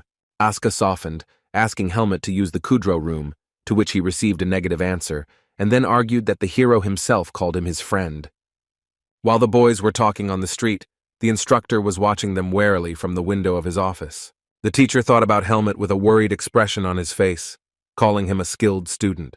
The man continued to look at the protagonist, who was talking to his comrade outside. The instructor thought about how Helmet had shown that murderous aura during the duel, and then corrected himself, assuming that it was demonic energy. Turning away, the teacher forbade himself to think in this direction and called Helmet the more capable student of listening. Turning his back to the window, the fencing instructor thought that he hoped the hero would be able to learn without losing his way. The man crossed his arms over his chest, looked at the ceiling he had destroyed, and said he thought the cost of the repairs would be deducted from his salary. It was deep night in Baden. The windows in the residential buildings had not been lit for a long time, since all the townspeople were asleep. Only one of the buildings had a window, which indicated that not all of the city's inhabitants were already asleep. There was a white candle on the table which dimly illuminated the space around. In this room, an unknown man placed his hand on the wooden floor, palm down. The 4 bandits who had attacked Asuka earlier sat with their eyes down and kneeling. In front of these men, Sir Anton sat on a chair with his hands folded, and his assistant stood next to him. The bearded man looked down at the group, pausing before speaking. The candle continued to burn on the table, the small flame crackling and the hot wax dripping down. The Black Hawk mercenaries knelt before Sir Anton, their gazes downcast. Putting his hand to his mouth, the man said he had lost his spy while trying to pull out the bandits. One of the criminals, not daring to look the leader in the eye, began to apologize to him, adding that he understood how they had screwed up. The guy with the eye patch started making loud excuses, begging him to listen, saying that the guy didn't move at all like a second-year student. Anton put his palm in front of him and said that was enough when the mercenary explained that the student was equal in strength to a rank 2 mercenary. The man said that he had not gathered them to look for the guilty parties, and in truth, he should have even rewarded the bandits for managing to survive. The 2 mercenaries were confused by their leader's words and looked ahead with questioning eyes. Sir Anton gestured with his hand and turned to his assistant and told him to tell them. Raising his finger up, Crom began to explain that among those kids there should have been a boy with long black hair and the face of an aristocrat. The criminals became alarmed after these words and began to shout that it was that guy who killed them all single-handedly. Continuing to look at the piece of paper, Crom explained that last year, Helmet had killed 5 of their people, and since then the organization had been looking for him, and to everyone's surprise, he had been discovered at the academy. One of the mercenaries was very surprised when he heard Crommo say that Helmet had killed one of the Black Hawks. Sir Anton put in his word, saying that there wasn't much intelligence coming out of Baden, but Helmet had done well to set himself up in the perfect spot. He warned the men that it was better not to anger the beast in their own home, and if they were careless, he would show his claws. The bandit stuttered and asked the leader what they should do in that case, to which he replied that he was sorry that he had to ruin the guy's new mission. Having handed the papers over to his assistant, Anton said that the task was simple and that he simply needed to pass the report on to the top brass, and then everyone would get a vacation. The criminals stood up, put their hands on their hearts, and thanked their master, promising that they would not let him down a second time. The bearded man and his assistant silently watched the bandits as they hurriedly left the leader's office. When they were alone, Anton gave Crom an envelope and ordered him to get rid of the 2 once they had completed the mission. The man's mood noticeably improved when he said that they would probably be able to see him, meaning Helmet. The full moon was hidden behind the clouds. It was already night outside, and all the students were resting in their rooms. Helmet, who had been writing letters of apology until the night, cautiously entered his room. The main character opened the door and looked inside, examining the surroundings. He stopped in front of the room. It was dark and quiet inside. The space was dimly lit by moonlight. Holding onto the wall with his hand, the protagonist took a few steps forward. Helmet pursed his lips and stopped abruptly when he heard Aria's words from behind the curtain, insisting that he was late. The young man asked his neighbor if he was still asleep, to which the guy replied that he found it funny that Helmet was sneaking around like a cat, which is why he woke up. The hero apologized to his neighbor, and he, lying on the bed, said that he heard how the guy beat the students so much that they remained fools. Helmet sat on his bed and looking towards Aria said that he had to write letters of apology, otherwise he would have been banned from training. The blonde guy told the hero that he eventually got what he wanted, but it didn't make him happier. The main character silently agreed with his neighbor's words and looked ahead with sadness on his face. Helmet then apologized to his friend for losing the textbook and added that he would not ask for help in the future. Aria was stunned by the protagonist's confessions and his mouth dropped open in surprise. Suddenly, the magician pulled back the curtain, dividing the room into 2 parts, and looked at Helmet with fury on his face. The main character sat humbly in his place, while Aria, who did not want to believe what had happened, silently looked at his neighbor with his mouth open. Then the blonde turned away, pressing his lips together and closing his eyes to contain his anger, and Helmet looked at him questioningly. With a heavy sigh, Aria asked his comrade whether he was brave or naive, and whether he was upset about the book. Helmet listened to his neighbor say that he didn't know the textbook would be stolen, and that there was nothing he could do about it, so it didn't count. Grabbing the curtain, Arya said that if Helmut felt sorry, he could simply return the money for the stolen books, to which the boy agreed. The young hero, clasping his hands together, breathed a sigh of relief and thanked the fair-haired mage. In response, Arya only looked warily at his neighbor, peeking out from behind the curtain. The guy, with a sharp movement of his hand, again divided the room into two parts and announced that he was going to bed. Left alone, the blonde buried his face in his pillow and breathed heavily, grabbing it with his hands. Then he raised his head again and looked ahead, his cheeks flushed red with embarrassment. When the heroes finally went to bed, it was already deep night outside, and the full moon illuminated everything around. The next morning came, and rays of sun were shining through the arches, creating strange shadows on the wooden floor of the academy corridor. Someone's footsteps were heard, and a shadow appeared on the floor, indicating the appearance of the main character nearby. Helmut stood in front of the door and began to pull the handle to unlock it, but nothing worked. The main character, perplexed, mentally asked himself why the door wouldn't open. He wondered if the key was correct, and if it had broken when someone called out to him from behind. Someone asked if his name was Helmut, to which the guy turned his head and confirmed the stranger's guess. The elderly cleaning lady explained that the private training room was being cleaned that morning and suggested that the boy go to the common room. The main character meekly agreed with his grandmother's proposal, and he himself wondered what would come of it now. The walls of the spacious student training hall were decorated with numerous windows, from which light shone into the room. Our hero cautiously opened the massive red door leading into the hall and looked inside. Inside, the guy saw a large number of students in front of him who clearly did not expect to see a hero there. All the students immediately turned their attention to Helmut, looking at him with interest in their eyes. The young hero remained wary and glanced sideways at those present in the training hall. A week had passed since that duel, and the students' behavior had changed dramatically. They began to communicate cordially with Helmut and say that they had never liked Sabat. However, Helmut still believed that this was definitely not the equal relationship between students that the fencing teacher had spoken of. The protagonist realized that the other students now treat him this way because they see him as a threat.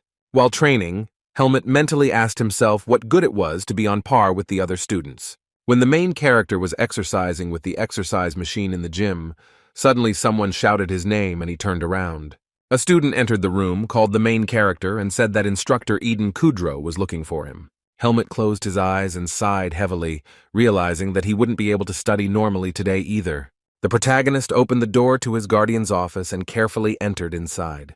The guy looked away with concern on his face, looking for the one who had called him to talk. Eden Kudrow was busy writing some notes on a white sheet of paper and did not immediately notice the guest. Noticing that Helmut had entered, he, without even looking at the guy, ordered him to pass. Eden confirmed Helmut's words that he was looking for him and said that they needed to talk, since he heard about the incident during a recent sparring session. Helmut answered with a short yes, and the thought flashed through his head that he had known the conversation would come to this. The hero mentally decided that it was better to show that he had drawn conclusions, so he apologized to Mr. Eden in case he suddenly got into trouble because of Helmut. The young man began to justify himself, saying that he thought he needed to show his strength. But after the instructor's words, he realized he was wrong and would now be more careful. In response, Eden Kudrow continued to look at the table and take notes. Then the man with the mustache chuckled thoughtfully, pondering his charge's explanation. Looking up, Eden thought that he hadn't called Helmut to scold him, but apparently the guy needed to be told this. Helmut was surprised when Kudrow said that it was enough that the guy thought about his actions, and soon everyone who offended him would get what they deserved. The protagonist looked at his guardian with bewilderment on his face when he said that he thought that Coach Allen had already told the young man everything. The man leaned back in his chair and, crossing his arms over his chest, said that one of the offenders had confessed everything to the instructor, and now they would probably be expelled. Eden Kudrow added that nothing could justify using the services of the Blackhawks organization.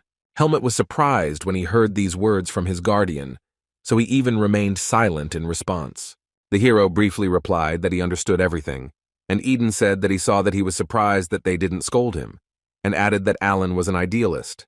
Pointing a finger at the young man, Kudrow said that it was their duty to fight injustice, but the main thing was to do it in moderation. Helmut looked down when the man said that the boy would remember this incident if he truly understood the consequences of his actions. Scratching his head, Eden admitted that he himself had gotten into such troubles as a student, and in the fencing department this was a common practice. The main thing was not to get kicked out of the academy. Kudrow suggested that Helmut invite his friends to the mansion for the weekend, and spoke about the importance of finding a common language with peers, to which the hero replied that he could not promise this. Eden remembered that he had prepared new books for the boy, since the old ones had been burned by his offenders, and then the hero thought that the conversation with the guardian had gone well. The man with the mustache placed 2 stacks of new textbooks tied with ropes on the table in front of him. The main character looked at the books lying in front of him on the table with surprise in his eyes. The young man asked why he had been given 2 sets, to which Kudrow replied that his friend Aska had also been robbed, and Helmut should give the 2nd stack of textbooks to him. Helmut asked his guardian with displeasure why he had to do this, and then thought that it was useless to argue with the man anyway. After a while, Sion, seeing Helmut, shouted his name and said that he was just in time when Asuka was sitting next to him. The main character came closer to his friends. In response to the greeting, he at first timidly remained silent. Helmut said that wherever he went, Sion was there, to which the green-haired guy replied that he would take it as a compliment on his friendliness. The young man handed Aska a stack of textbooks, to which Aska was surprised, saying that he would not have thought that Helmut would have bought him new ones. Helmut explained that Eden had asked him to give the books to the boy, and Aska replied that it was good to be an aristocrat, because you could afford to buy 2 sets at once. Sion, smiling, told the hero that he tried to talk to him, but it didn't work, and then asked if the guy had free time on the weekend. Not understanding what plans Sion had for Helmut, he only looked questioningly at his friend in response. The long-awaited weekend had arrived. It was already getting dark on the city streets, but people continued to walk. Students and other residents of Baden had fun and socialized, relaxing after a hard week of school and work. On the wall of one of the buildings hung a red sign depicting a monster holding a mug of beer in his hand. Holding a mug of beer in his hand, Sion happily talked about how, despite the abundance of goodies for students in Baden, the Griffin pub was the best in the city. Helmut and Aska did not share Sion's delight, to which he asked what they were up to, and suggested that they all have a drink to celebrate the triumph of justice. The guy with green hair suggested that everyone should come and join in since Asuka was treating them, to which he replied that that was not the case. But Sion tried to calm him down by saying that he would pay half the bill. The boy said that it would be good if Arya were with them, but he was sure that he would not agree, and Helmut looked down in embarrassment at the mention of his neighbor. While Sion was chatting, the protagonist looked ahead and remained silent, thinking about his own things. Helmut remembered trying to invite Arya, but he angrily replied that the mage's head hurt just from the thought of being in a pub with Sion and that madman. The hero silently took the mug of beer in his hand, remembering Arya's words that Helmut should never offer him such a thing again. The main character, squinting his eyes, took his first sip of beer, grabbing the mug with his hand. Helmut was surprised by the taste of the drink, while Sion asked Asuka to order him something else, to which he complained that the guy would fleece him. After closing the menu, Sion told Helmut that there were rumors that he was the most popular one in the faculty now, to which the guy replied that he didn't communicate with the students. Asuka explained, calling all the students idiots, that they were just making eyes at Helmut because they were afraid of him, and Sion laughed and said that at least now they weren't bothering the hero.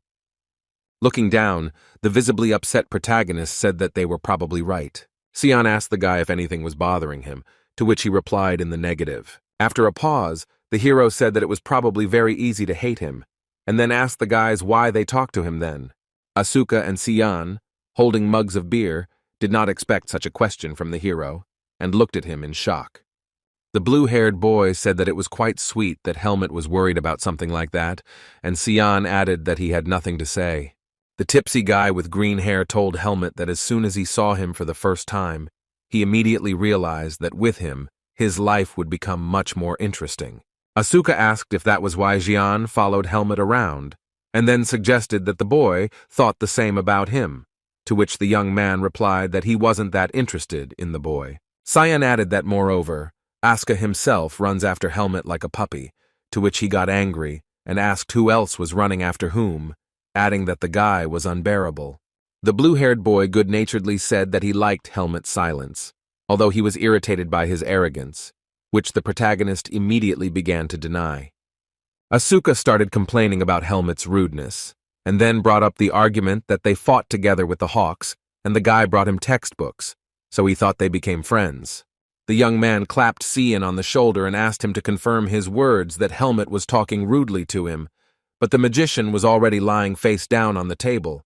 The best student of the faculty tried to wake up his friend, but he did not react to anything. The protagonist and Asuka looked in confusion at their friend, who had passed out during the feast. Cian continued to lie face down on the table and remain silent, not reacting to his comrades. Then the guy with green hair said no, and then began to mumble something incoherently, remaining in the same position. Asuka started yelling, asking if Cian was drunk from a few drinks, and then started complaining that he was trying to trick him into buying a bunch of booze. Helmet drank his beer in silence when his friend said that he would get Cian drunk in the future if he started to drive him crazy. Looking into the mug, the main character thought and mentally told himself that perhaps he still doesn't understand much. It was deep night in the city of Baden, surrounded by a high stone wall, and the streets were deserted. Cian's cheeks were bright red from drinking alcohol. He was still unconscious from being drunk. The guy was sitting right on the floor in the middle of the street, and Asuka, sitting down next to him, tried to wake him up, asking why he brought them here then, if he was so drunk after one glass of beer. Helmet became wary and looked away, while Cian muttered something incoherently about wine, and Asuka ironically asked him what he was talking about. The main character noticed a group of several girls who were cheerfully discussing something nearby. The young man watched the actions of these strangers carefully, and interest was visible on his face. Among the girls, Helmet suddenly noticed the familiar silhouette of a man in a pink robe.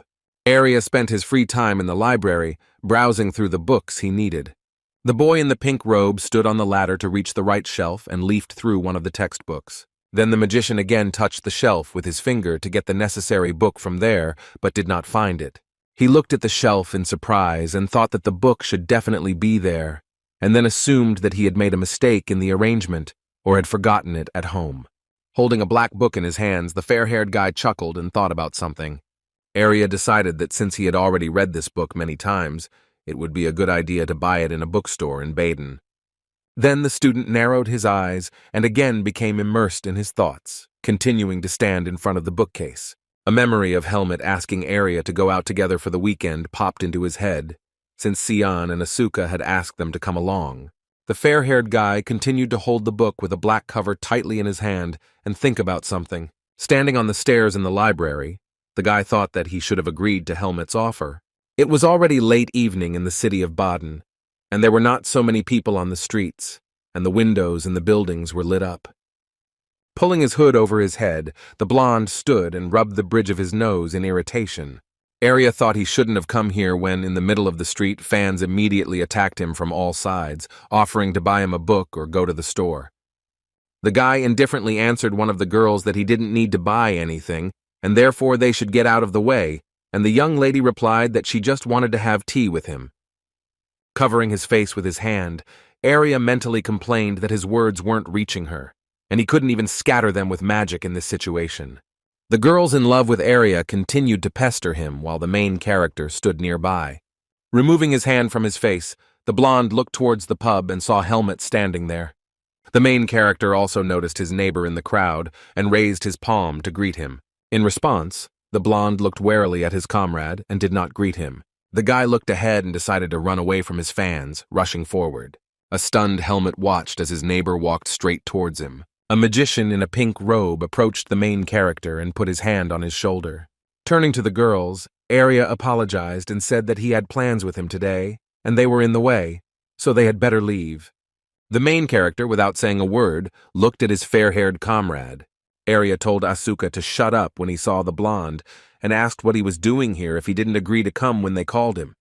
The girls were dumbfounded, asking what Arya was doing around the likes of them, since he could ruin his reputation, especially with barbarians like these swordsmen. Cian was still passed out from drinking beer, and Asuka's face darkened after the girl's words. One of the girls turned to her friend Mina and asked if the guy with blue hair was the same madman from the fencing department, and then hiccuped in fear. After these words, the blue-haired guy could control himself no longer. His face was burning with anger. Glaring at the student, he asked her to finish her sentence by calling her a little rat, while a confused Xian in the background said that he was not from the swordsman faculty.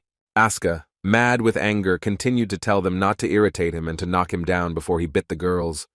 All 4 female students darkened in fear of the blue-haired boy and fell silent. The protagonist and Arya watched the situation from the sidelines and did not interfere in the squabble. Then Helmet turned to the magician and asked him how he ended up here.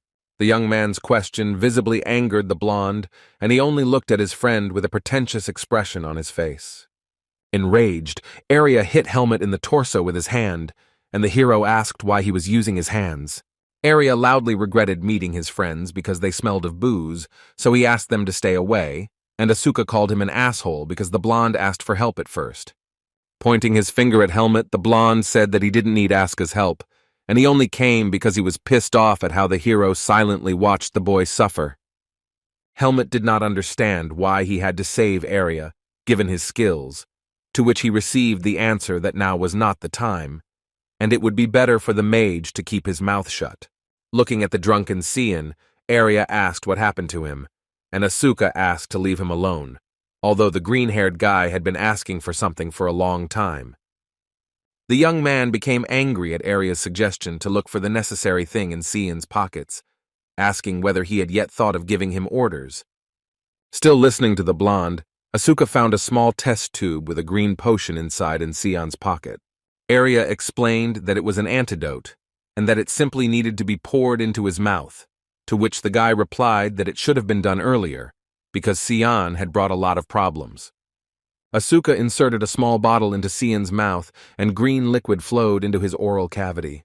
The potion worked very quickly, and a moment later the green-haired guy opened his eyes. Finally the boy woke up and stood up, and then, to his surprise, he saw Arya. The guy was overjoyed, assuming that Arya didn't want to go, but he was actually worried about the guys, and so he came anyway. Arya covered his face with his hand in shame, and Helmet looked at him sideways while Asuka was still trying to bring Xian to his senses. Removing his hand from his face, the fair-haired mage looked ahead and sighed heavily. The protagonist stood quietly nearby, carefully observing the behavior of his roommate. Then Helmet asked if Arya was free tomorrow and invited him to visit the Kudrow mansion with him. The protagonist's question confused Arya. He opened his mouth and looked at his comrade in surprise. Arya asked irritably if he wanted the guy to go with Xian and Asuka again, to which Helmet replied that he had invited him exclusively. Looking ahead, the protagonist explained that it seemed that Eden Kudrow wanted to meet the blonde man. The best magician of the faculty looked at Helmet with distrust, thinking about his words. The blonde asked why he invited only him, to which the young man replied that if there were other people, he would definitely not agree. Keeping a calm face, the hero continued to avoid eye contact and added that he owed a lot to Arya. Helmet's roommate remained silent in response, looking at the guy. After his words, the magician's cheeks noticeably reddened. Arya accepted Helmet's offer to visit Mr. Eden's mansion and asked him when they would leave. Xian asked why they were talking about him behind his back when Helmet said that it was better to leave early in the morning so as not to meet him. Arya asked Xian to go to the room because midterm exams were coming soon, to which the guy asked if he was his mother, and the magician told the boy not to say such terrible things. Helmet reflected that he still did not understand what relationships between people should be, but he knew that the distance between him and Arya was decreasing. Then doubts arose in the main character's head that he was just imagining things, and they did not become closer. Radiating dark magical energy, Arya addressed Helmet, saying that this was a team fight, and their goal was to emerge victorious by crushing Asuka and Xian. The hero listened attentively to the blonde's words about how he would not only lose, but also had no weak points in his plan. With crazy eyes, the magician warned the hero that it would be his fault if they lost, so he hoped that Helmet would try harder, and the guys would all win. The young man looked at his roommate in confusion, and mentally asked himself what was going on. The night passed, and the school week began again at Greta Academy, the sun shining brightly over the campus. Students walked in pairs along the corridors of the educational institution, talking to each other about something. The massive wooden door leading to Helmet and Arya's dorm room swung open. Inside stood Arya, who, holding a book in his hand, turned around and asked the protagonist if he had returned. Helmet entered the room, his cheeks flushed, and he was taken aback, not expecting to see his neighbor inside. Arya asked why he was looking at him like that, to which he replied that Helmet had not expected the mage to be in the room and not in the library as usual. The blonde explained that he had come into the room for a book and would now return to the library, and then asked how Helmet was doing with his midterm exams. The neighbor was unhappy with Helmet's answer that things were going so-so with the exams, and the hero explained that he wasn't worried about the practical ones. Arya said he knew Helmet wasn't sure he could handle the theory, to which the boy replied that he had barely passed the entrance exam and that the humanities didn't stick in his memory. The magician asked what classes he attended, and then wasn't surprised that Helmet wasn't interested when he named the history of the continent and understanding of magic. Helmet explained that he could not choose his classes, since for exchange students the choice is a formality, and Arya replied that the academy was stubborn and did not want to make reforms. The magician added that the hero should try to become the best in any case, to which the hero asked if he couldn't just perform better in practical tests. Arya was angered by Helmet's question, and he replied that of course not, and then asked if the guy even found out how grades were given. The boy told the hero to listen carefully as he explained the principle of evaluation, ranks in classes, and progress in fencing. The blonde began to explain that even if Helmet was worthy of 150 points, he would still be given 100, so he needed to get the highest rank. The guy added that the humanities would separate him from people with the same scores, and Helmet replied that he would then start doing this from the 4th grade. Looking at Helmet, Arya asked if he was sure of his words after Asuka was able to defeat him. The blonde magician's words confused the protagonist. He looked at him with wide eyes. Standing in the middle of the dorm room, Arya sorted through his books and continued explaining to Helmet. Arya turned to Helmet again and said that if he wanted, he could grant him one more wish. The main character silently listened to his neighbor's words about how the guy could help him. Helmet paused, then asked the young man if he had said he was just going to the library. The Greta Academy library was crowded, with many students busy reading textbooks. The main character and his neighbor Arya decided to come there. Helmet looked around inside. The fair-haired student walked forward and then called for Helmet to follow him. The hero asked his friend what this place was, to which he replied that these were private reading rooms, and only students on Dean's list had permission to use them. Helmet said that Arya was getting a lot, but he replied that he had now lost even his private room, and added that the hero himself knew what happened when Arya was in a public place. Opening the door, Arya said that he would let Helmet in only this time, but he was interrupted by unknown people who said that the room was already occupied. Entering inside, Helmet and the blonde saw that the room was occupied by their comrades Cian and Asuka, who were studying while sitting at a table. Both heroes were very surprised to see their acquaintances in front of them and looked at them questioningly. The green-haired boy smiled widely when he realized that it was Arya standing in front of him. The young man waved warmly to his friend and said how glad he was to see him. The blonde asked why the boys were here, to which Xian replied that there shouldn't be any problem since Asuka was the top student in fencing and he was second in magic. Arya repeated his question about why they were here together, and Asuka started shouting that they would take up less space that way, since they were from different faculties and wouldn't interfere with each other. Xian began to stutter, saying that Asuka was right. It would be inconvenient if a student took up an entire room, to which Helmet and the blonde looked at them with suspicion. Blushing with embarrassment, the boy asked his friends to go into another room, since they were preventing them from concentrating. The behavior and words of Xian surprised the protagonist. He glanced sideways at his comrade, silently opening his mouth. Helmet whispered in Arya's ear that something was fishy here, since Xian usually stuck to them all the time. Clapping his hands, Arya suddenly became good-natured and said that he understood everything and that he did not dare distract the boys from their studies. Xian became cheerful and said that only the blonde understood him like no one else. He smiled falsely, but his mind darkened when Arya said he had a better idea for his studies. Remaining outwardly friendly, Arya suggested that Xian go with him to another room and leave Helmet and Asuka here, and then they would kill 2 birds with 1 stone. Xian began to stutter and did not know how to clearly answer his friend when Arya began to ask why they were thinking for so long, because the guy always wanted to study with him. The blonde student's face darkened as he suggested out loud that perhaps the boys were hiding something from them. Asuka and Xian were taken aback by the surprise. The blue-haired guy silently looked down, and the other young man continued to keep a fake smile on his face. The bookshelves in the private reading room for the best students were filled with a variety of books. Arya asked a dejected Asuka if Sin was helping him because he thought Helmet might steal his first place in the faculty. The blonde asked why the guy overestimated Helmet so much, to which Asuka began to be indignant because he and the hero had a difference of only 1 point in the last test. The magician explained that this happened because he helped Helmet a little, to which Asuka got angry and shouted that this was the whole problem. Asuka began to justify himself that he didn't think he would lose to Helmet in theory, but now he has Arya and he lost confidence in himself, so he turned to Sion. Arya was surprised that Asuka had a humble side and was secretly preparing for the exams, and the boy asked if he wanted to say that he had no intention of helping Helmet. The blonde replied that of course he was going to help Helmet, and Asuka asked if he was trying to find out how much the guy could endure before punching the mage in the face. The guy was still surprised why Asuka chose Xian, since he was second in the faculty, to which the green-haired youth replied that he was upset, since he was better than Asuka in magic.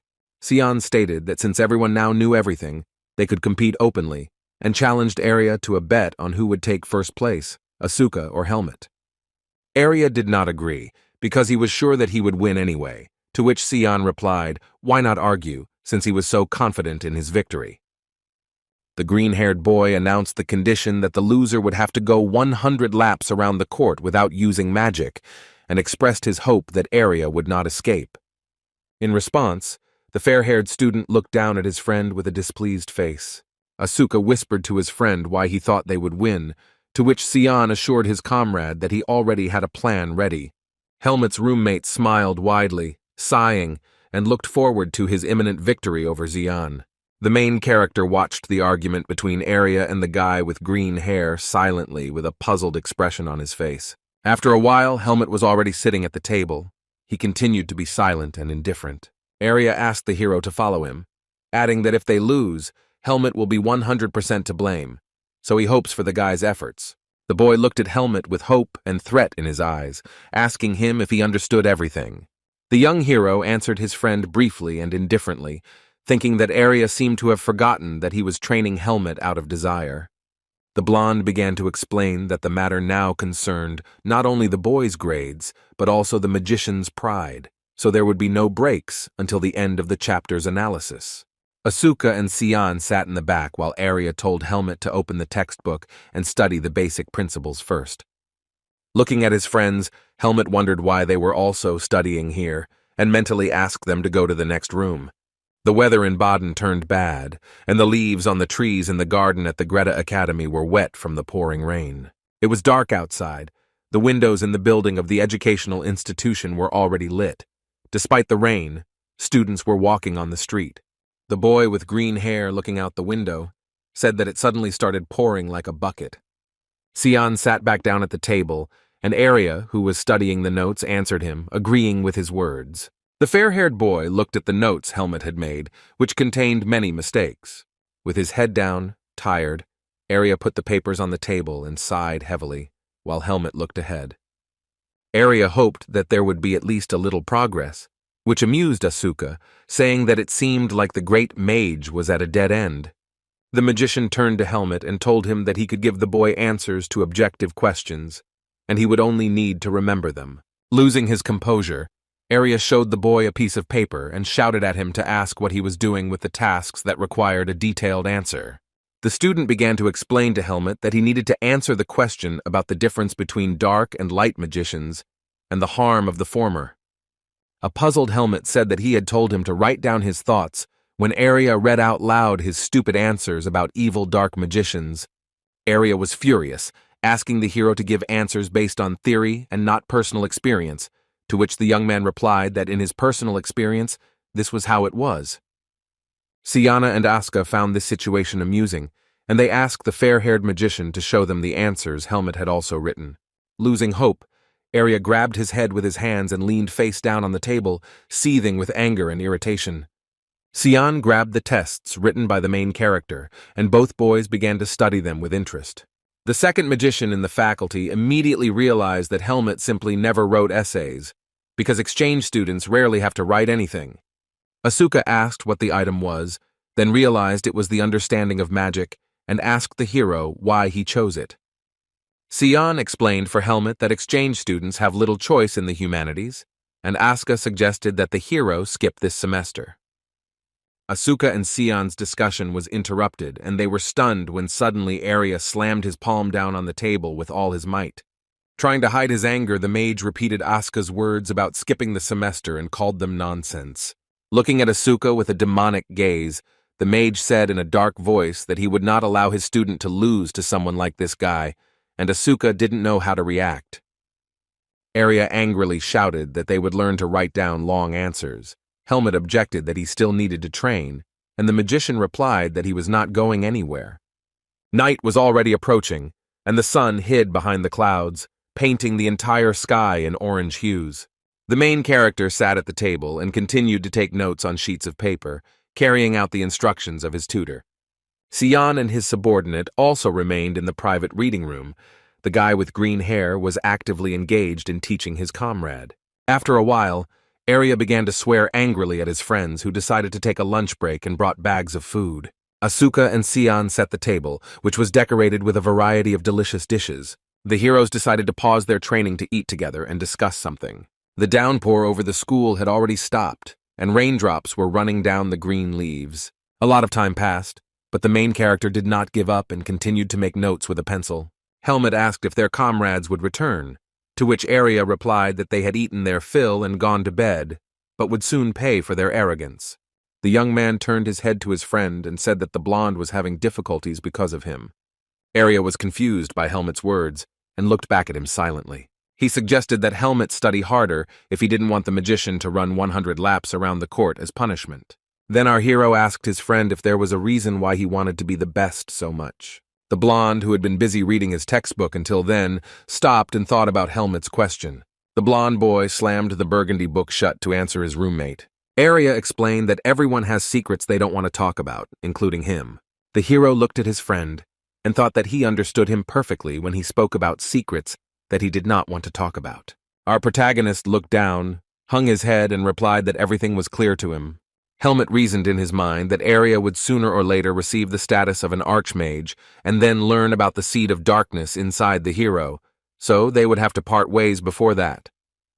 The young man looked up from his studies and stared ahead, pondering his secrets. Arya asked the boy if there were any definitions he was stuck on, to which the boy replied that he didn't understand the part about non-standard recipients of magic. The magician came closer to the main character and ordered him to let him see what he didn't understand. The guy sat down next to the main character and tucked his hair behind his ear to help Helmet. The protagonist stared at his friend, looking at him carefully as he sat next to him. The student began to explain that different people absorbed magic in different places, and non-standard recipients meant that the areas where magic was received varied.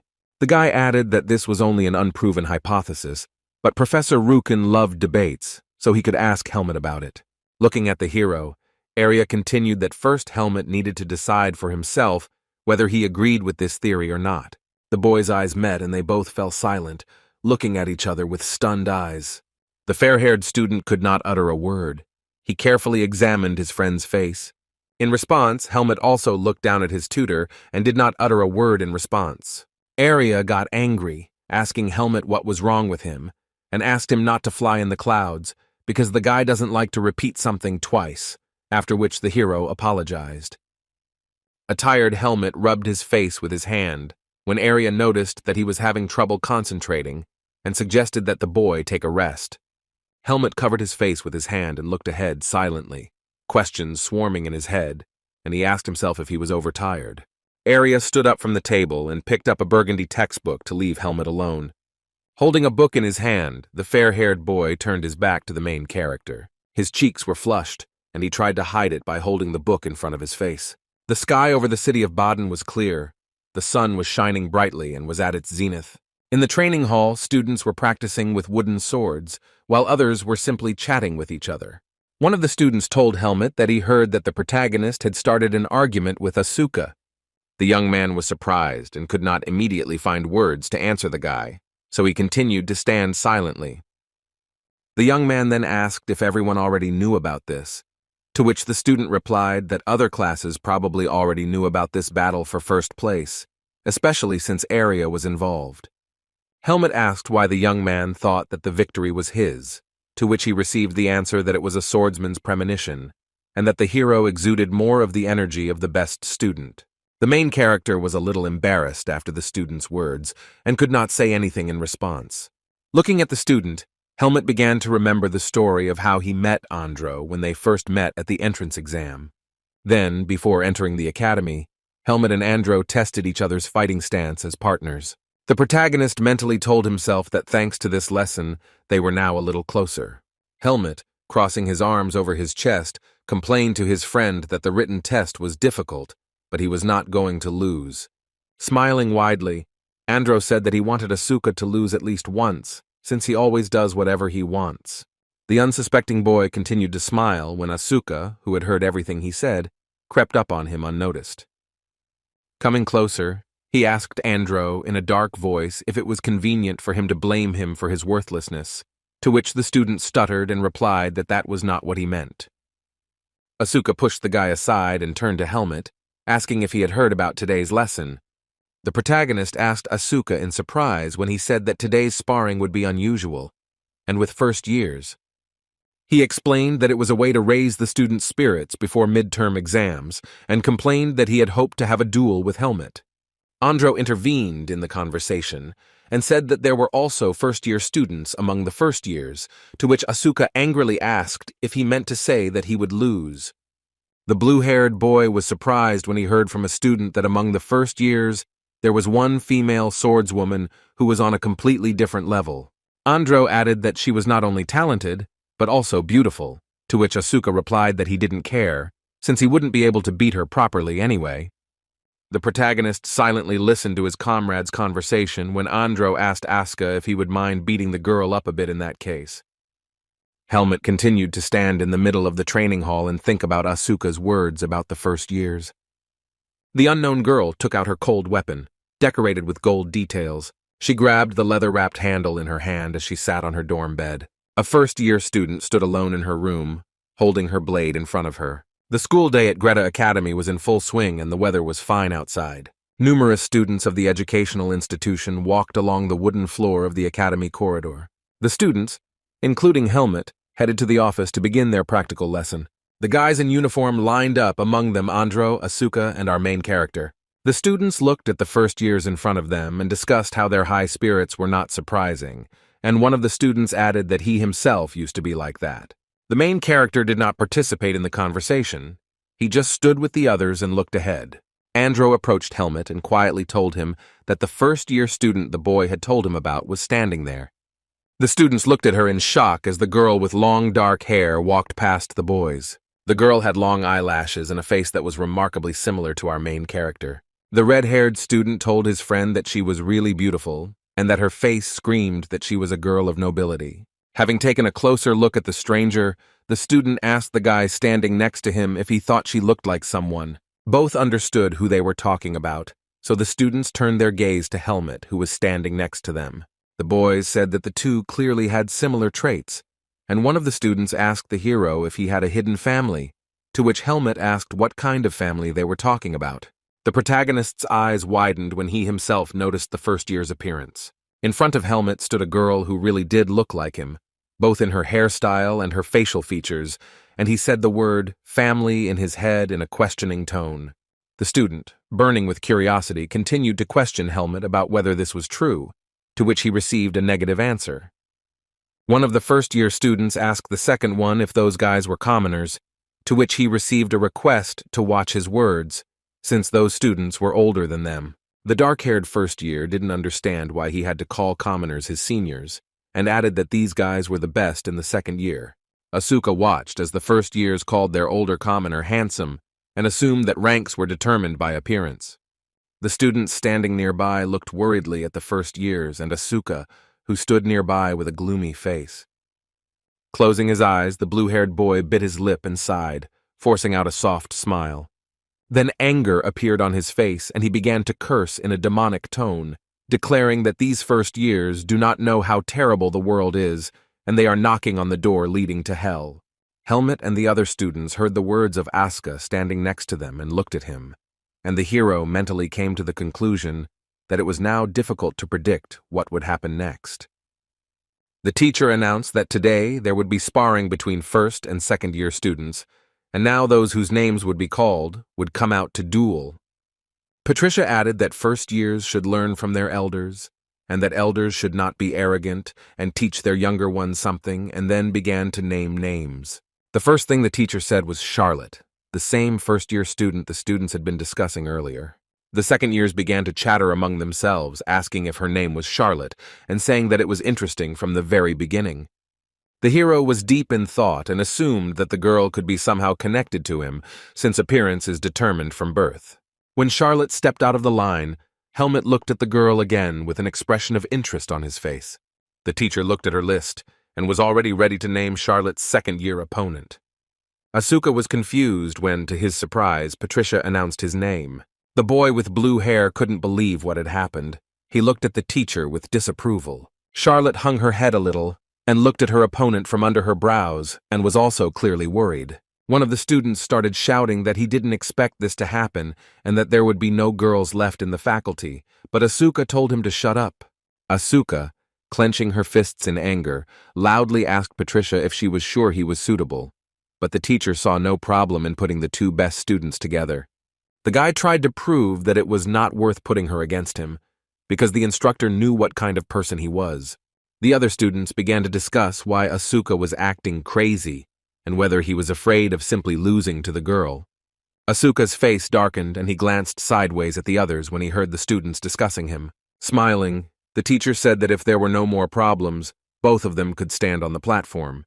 The blue-haired student resigned himself to his fate and looked at his opponent with a resigned expression. Both students, holding wooden balls in their hands, began to walk onto the wooden platform in the middle of the classroom. As Charlotte drew her weapon, she expressed her hope that he wouldn't give in just because she was a girl. An unhappy Asuka called the girl's words nonsense and said that he would not do such a thing, but then asked the student not to cry when he hit her. Then, looking at the list, the woman turned to Helmut and Jeffrey, saying that they were next, so the guys needed to get ready. The main character found his future opponent with his gaze and carefully studied him with his eyes. Jeffrey was tall and handsome, and Helmut understood why first years were called students of decent quality. Continuing to look at the guy, Helmut thought that his aura was comparable to a second-year student. But now only time will tell if this first year is any good. With a gesture of her hand, the woman announced the start of the first fight and ordered the two opponents to begin. Asuka and Charlotte stood in front of each other with swords in their hands, keeping their distance. The first-year girl looked at her opponent with a challenging look as she deftly dodged Asuka's punch. The student kept a blank expression on his face after his failed attempt to attack his opponent. Squinting, the blue-haired boy mentally noted his opponent's posture. Charlotte was visibly surprised when Asuka suddenly asked her why she had entered the fencing department. The girl told her opponent that she had done it to become stronger and asked if there could be any other reason. The first year added that she had heard a lot about the guy and would be grateful if he tried his best. After Charlotte asked him to give it his all, Asuka looked at her with a challenge in his eyes. Grabbing the sword with both hands, he immediately pounced on her, shouting that he would do so if that was what she wanted. The second-year student tried to strike the girl in mid-jump, but she, without losing concentration, successfully parried him, holding her sword in front of her. Charlotte held the sword tightly with both hands, trying to defend herself, and Asuka continued to attack her. Not wanting to give in to the girl, the blue-haired boy continued his attack. Asuka swung his training blade, but the girl was able to deftly dodge it. The second year and first year then increased the distance between them after their first sword fight. The rest of the first years watched the fight attentively, their mouths open in surprise. The girl clutched the hilt of the wooden sword in her hand so tightly that her body trembled. Smiling, the girl told her opponent that rumors could not describe the weight of his straight punch. Asuka shouldered his weapon and said that he wasn't even warmed up yet, so Charlotte should be on her guard because he wanted to see how long she could last. The long-haired girl once again gripped the wooden blade with both hands, ready to continue the duel. Our main character watched the duel between his comrade and the stranger, amazed by what was happening. In a threatening tone, Charlotte told the guy, apologizing, that now she also did not intend to be an easy opponent. Asuka was the top swordsman in the second year of Greta Academy. His sword was fast and unpredictable. His classmates couldn't keep up with the speed of his punches and didn't know how he attacked, which justified the guy's reputation as the best student. Asuka's duel against freshman Charlotte continued. He tried to land multiple blows, but Charlotte dodged them. Attacking again, the blue-haired boy was surprised when the girl was able to stop his sword with her weapon. The puzzled student thought about how amazing the girl's concentration was, and even though he wasn't fighting with all his strength, she was successfully blocking all his blows. Looking at his opponent, he concluded that, judging by the way Charlotte moved, she had definitely been carefully practicing the basic techniques. Asuka narrowed his eyes, and an idea popped into his head that maybe he should let her counterattack. At that moment, Charlotte gripped the training sword tighter with both hands, ready to counterattack. Her eyes widened in surprise as a focused Asuka rushed past her with his sword in hand. The girl's face became wary and her former confidence disappeared when the sword barely missed her body. The girl successfully dodged once again after Asuka swung his sword at her with his right hand. After this skirmish, both opponents again increased the distance between themselves, standing on a wooden platform. Asuka was visibly surprised by the strategy and actions of his first-year sparring opponent. The blue-haired boy and the girl continued to stand opposite each other, both focused on the battle. The top sophomore student wondered if Charlotte wanted to show with these actions that she would not fall for his tricks. He looked at his opponent in front of him, who was watching Asuka's actions closely, holding her blade out in front of her. A moment later, Asuka attacked again, but the girl managed to block the blow with her sword. The blue-haired student attacked the girl with a training blade, but she did not let him hit her. As Charlotte held Asuka's sword with her blade, she looked warily at the boy straight in the eyes. The student asked the girl if the first year was trying to get a draw. The long-haired girl swung her cold weapon and Asuka immediately backed away. As he increased his distance, Asuka told Charlotte that he didn't like arrogant people, nor did he like those who had no self-respect. He began to explain to her that she had no hope of winning from the start, due to fear, and asked where her confidence lay if Asuka was just a commoner. Charlotte said nothing in response, but simply looked silently at her opponent, holding the blade in front of her. The guy got angry and added that she should never take up a sword if she wasn't going to win, because there were enough people willing to do so without her. The rest of the first years watched the battle taking place on the wooden platform with interest and concern on their faces. Helmet, who was standing nearby, mentally agreed with Asuka, thinking that he was telling the truth. The girl was clearly tense, a drop of sweat was running down her face, and she continued to stand with her lips pursed. In an uncertain voice, she explained to her opponent that she was simply trying to learn something, despite her opponent's status. Smiling softly, she thanked Asuka for making her realize that she had been too reckless and called their duel a good idea. Charlotte then grabbed the sword with one hand and brought it down, holding it to her right.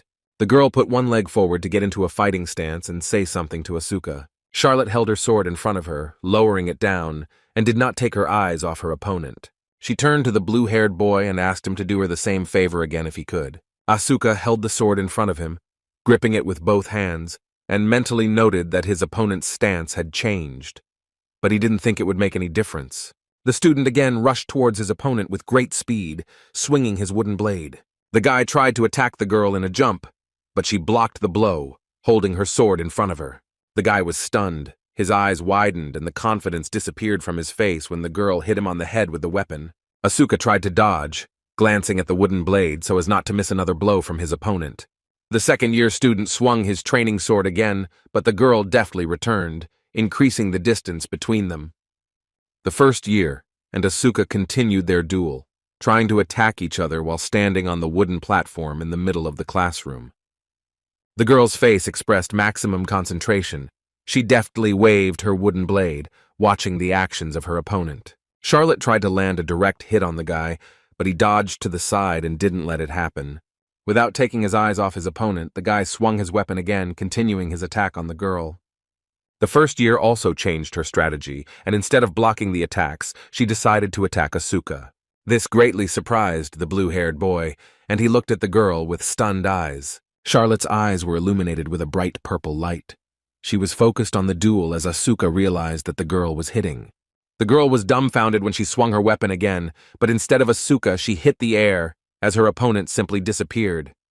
Charlotte didn't immediately notice how at that moment the boy jumped high into the air, not allowing her to hit him. Asuka noticeably cheered up. From above, he shouted to his opponent that she should tense her shoulders, otherwise she would get hurt. The girl looked up at her opponent with a panicked expression on her face and tried to avoid his blow. However, at that moment, Asuka landed with his feet right on her shoulders, swinging his sword behind her head. Charlotte lost her balance and fell to the floor, her blade flying to the side, and Asuka was ready to deliver the finishing blow. The girl closed her eyes as Asuka, pinning her to the floor with his weight, struck her with the tip of his sword centimeters from her face. The pleased guy said that it was a good try, and told Charlotte that it wasn't her fault that he became her rival. She looked at Asuka in silence and shock, completely defeated, and continued to lie on her back. The other first-year aristocrats were clearly wary of what was happening, and surprised by the blue-haired boy's technique. Patricia raised her palm and announced that the winner of the duel was Asuka, a second-year student. After the sparring ended, Charlotte began to try to get up while Asuka was still sitting on her. The blue-haired boy looked down at his opponent, pondering the battle that had just taken place. Asuka told her that he was just pretending that it was nothing special, but Charlotte surprised him. The guy added that she almost caught up with his pace when she changed her stance, and that she might not have enough experience yet, but she could master it. Charlotte was confused when Asuka was still sitting on her, and then told him that he was heavy. Asuka fell silent, his mouth slightly open, and felt awkward when he heard the girl's remark. He began to climb off her with words of apology, and the girl, rubbing her head with her hand, good-naturedly replied that everything was fine. Embarrassed, Charlotte lowered her head, closed her eyes, laughed, and called Asuka a good person. The best second-year student couldn't find the words to answer the girl, so he silently looked at her. The other students began to tease Asuka, asking if he liked sitting on a girl and calling him a slut, to which the boy asked them to go out onto the platform.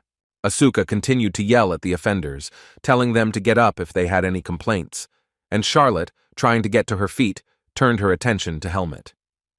The main character, standing surrounded by other students, did not take his eyes off the mysterious stranger. Charlotte's expression changed as she took a closer look at the young man in front of her. Helmet continued to stare at the girl with wide eyes, a drop of sweat running down his face. Then Charlotte nodded her head towards the young man, smiled amiably, and threw him a questioning glance. Helmet, who found similarities with himself in the girl, still silently looked at the unfamiliar first-year student. Noticing that she greeted him silently, the main character nodded back to her, closing his eyes.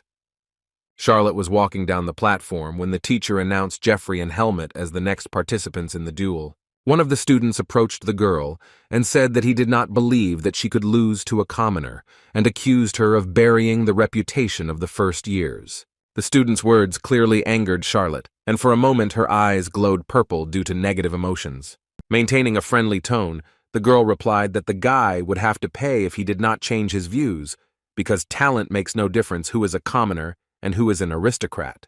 The first year felt awkward after Charlotte's comments, and the boy did not respond to the girl. Meanwhile, Helmet was already climbing the steps to the platform to prepare for a duel with Jeffrey. The main character looked at his future sparring opponent with indifference and calmness on his face. Jeffrey smiled slyly, saying that we will check that now in response to Charlotte's remark. Andro asked Helmet during training whether he thought strength or technique was more important in fencing. The main character was surprised by his friend's question, and he thought about his words for a while. While Andro was practicing, Helmet replied that he didn't know for sure, and then asked if the technique wasn't designed to increase strength. The guy shared his concerns that he was not that good in terms of combat power, and that he would never be able to overcome a person with naturally strong muscles, and that was not fair in his opinion.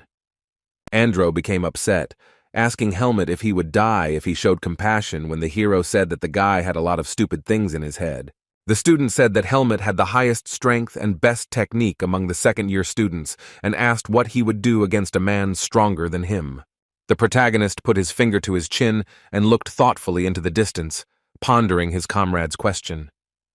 Already during the sparring, Helmet took a step closer on the wooden platform to get closer to Jeffrey. Holding the sword in his hand, the protagonist looked at his opponent, who was much taller than him and broader in the shoulders. Jeffrey chuckled and said it was a good thing he got the chance to fight Helmet. Our hero responded indifferently to his opponent, looking at him and saying that he felt the same way. The first year wondered if Helmet was that commoner, and then he thought that he didn't look like Asuka, who could beat someone half to death. The protagonist mentally told himself that Jeffrey had a familiar look, as if everyone and everything in this world was beneath him, Helmet was distracted when the fencing instructor Patricia, standing nearby, called out to him. She warned the student that this time the protagonist had better not cross the line, recalling the previous incident. The hero did not answer the teacher and only silently glanced sideways in her direction. Asuka said it was strange to hear Patricia say things that he usually said, and a student next to him responded that the boy should treat his peers better. Helmet had already taken a fighting stance and was holding his training sword when the teacher spoke again. The duelists immediately moved from their places when the instructor said that if they were ready, the sparring began. Jeffrey didn't hesitate and immediately swung his wooden blade, trying to strike Helmet. In response, the protagonist also began to attack his opponent, holding the weapon with both hands above his head. Helmet's eyes widened, and he was taken aback when something during the sparring session did not go according to his plan. Suddenly, the main character stumbled and began to lose his balance while standing on a wooden platform. The guy still managed to stay on his feet, but stepped back when the tip of Jeffrey's blade almost hit him. The first-year student tried to land another direct hit on Helmet, but the protagonist managed to dodge it. The duel at Greta Academy continued, with both opponents persistently trying to attack each other. Asuka and the other red-haired student watched the battle with wide eyes, dumbfounded. Helmet's face remained calm as Jeffrey's latest attack ended. The opponent said that Helmet realized quickly, because if he had blocked the blow with the sword, it would have fallen to pieces. Smiling, the guy expressed hope that during the battle the main character would not only dodge. Watching the enemy's actions, Helmet mentally concluded that this guy had only strength. The thought arose in the hero's head about how unlucky Jeffrey was, because Helmet had fought so many times with opponents who had nothing but fighting power that he was already sick. The duel between the first-year student and the second-year student continued, the boys attacking each other. Jeffrey made another attempt to hit Helmet with his blade, but the protagonist deftly dodged it. The young man only glanced sideways at the wooden sword, which constantly tried to hit him. The hero was completely focused on attacking the enemy and did not allow the freshman to make a successful attack. When Jeffrey swung again and struck, Helmet had to throw his head back to avoid the hit. The main character ducked and ran behind his opponent to block his next blow. The first year was furious at Helmet's tactics, shouting for Helmet to stop just dodging and start attacking. The confident protagonist thought that no matter how hard you hit, there was no point if you kept missing. Helmet thought it would be better to finish the fight instead of waiting for Jeffrey's stamina to run out, since he had promised Eden not to cause any more problems. The second-year students watched closely what was happening in front of them on the wooden platform. The first years were discussing what Helmet was doing and that it was not interesting to watch, and his friend replied that the hero looked down on the new students. Asuka was also clearly confused by Helmet's actions in the duel, and he mentally asked himself what he was doing. Meanwhile, Jeffrey stopped waving his weapon and increased the distance between himself and Helmet, stopping. He stood opposite and was clearly exhausted, as he was breathing heavily and trying to catch his breath. Sweat was running down the tall, muscular first-year's face, and he sighed heavily again from fatigue. After massaging his neck, Jeffrey told Helmet that he understood what he had in mind, and added that he had not expected to learn much from a commoner. The first year asked Helmet if he knew that depending on a person's origin, his starting point changes. Clenching his hand into a fist, the angry boy explained that there was a huge gap in experience between them, since a commoner could not afford a sword and had no education since childhood. The hero's opponent asked him if that was why he was running away from him, and Helmet thought that it was a rather stupid provocation from Jeffrey.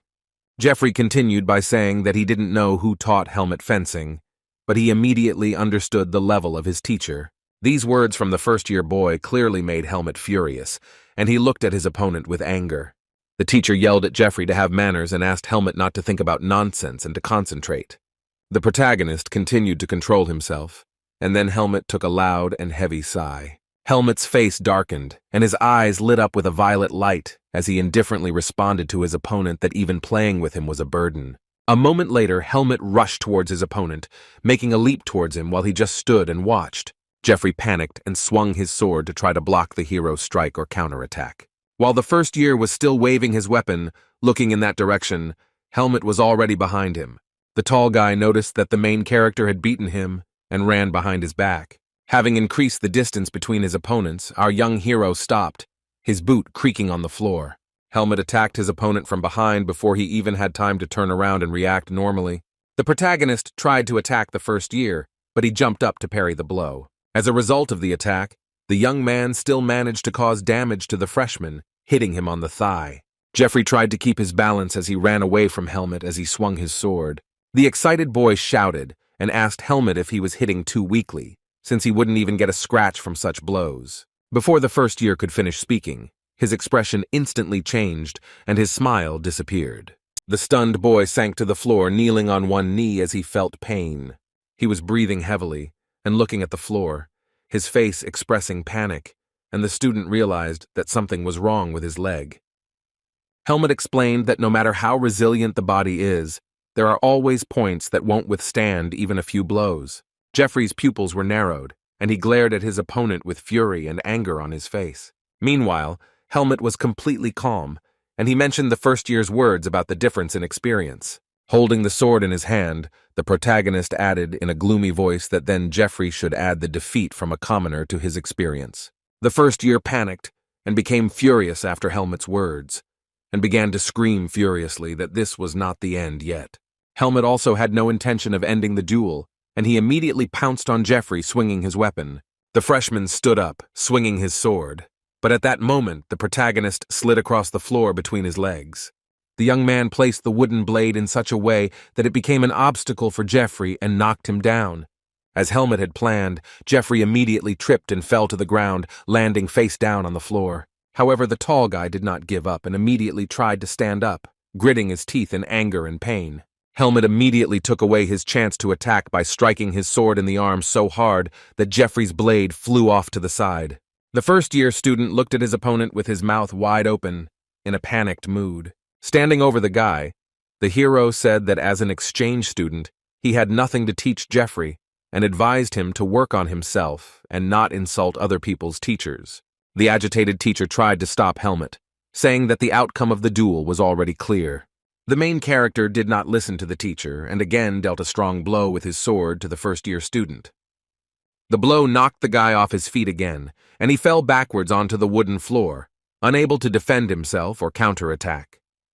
The rest of the first-year aristocrats watched what was happening on the platform attentively and warily. Patricia covered her face with her hand and sighed heavily from fatigue due to the protagonist's negligence. Jeffrey could no longer continue the fight. He only lay on the floor, his mouth wide open, almost unconscious from the pain.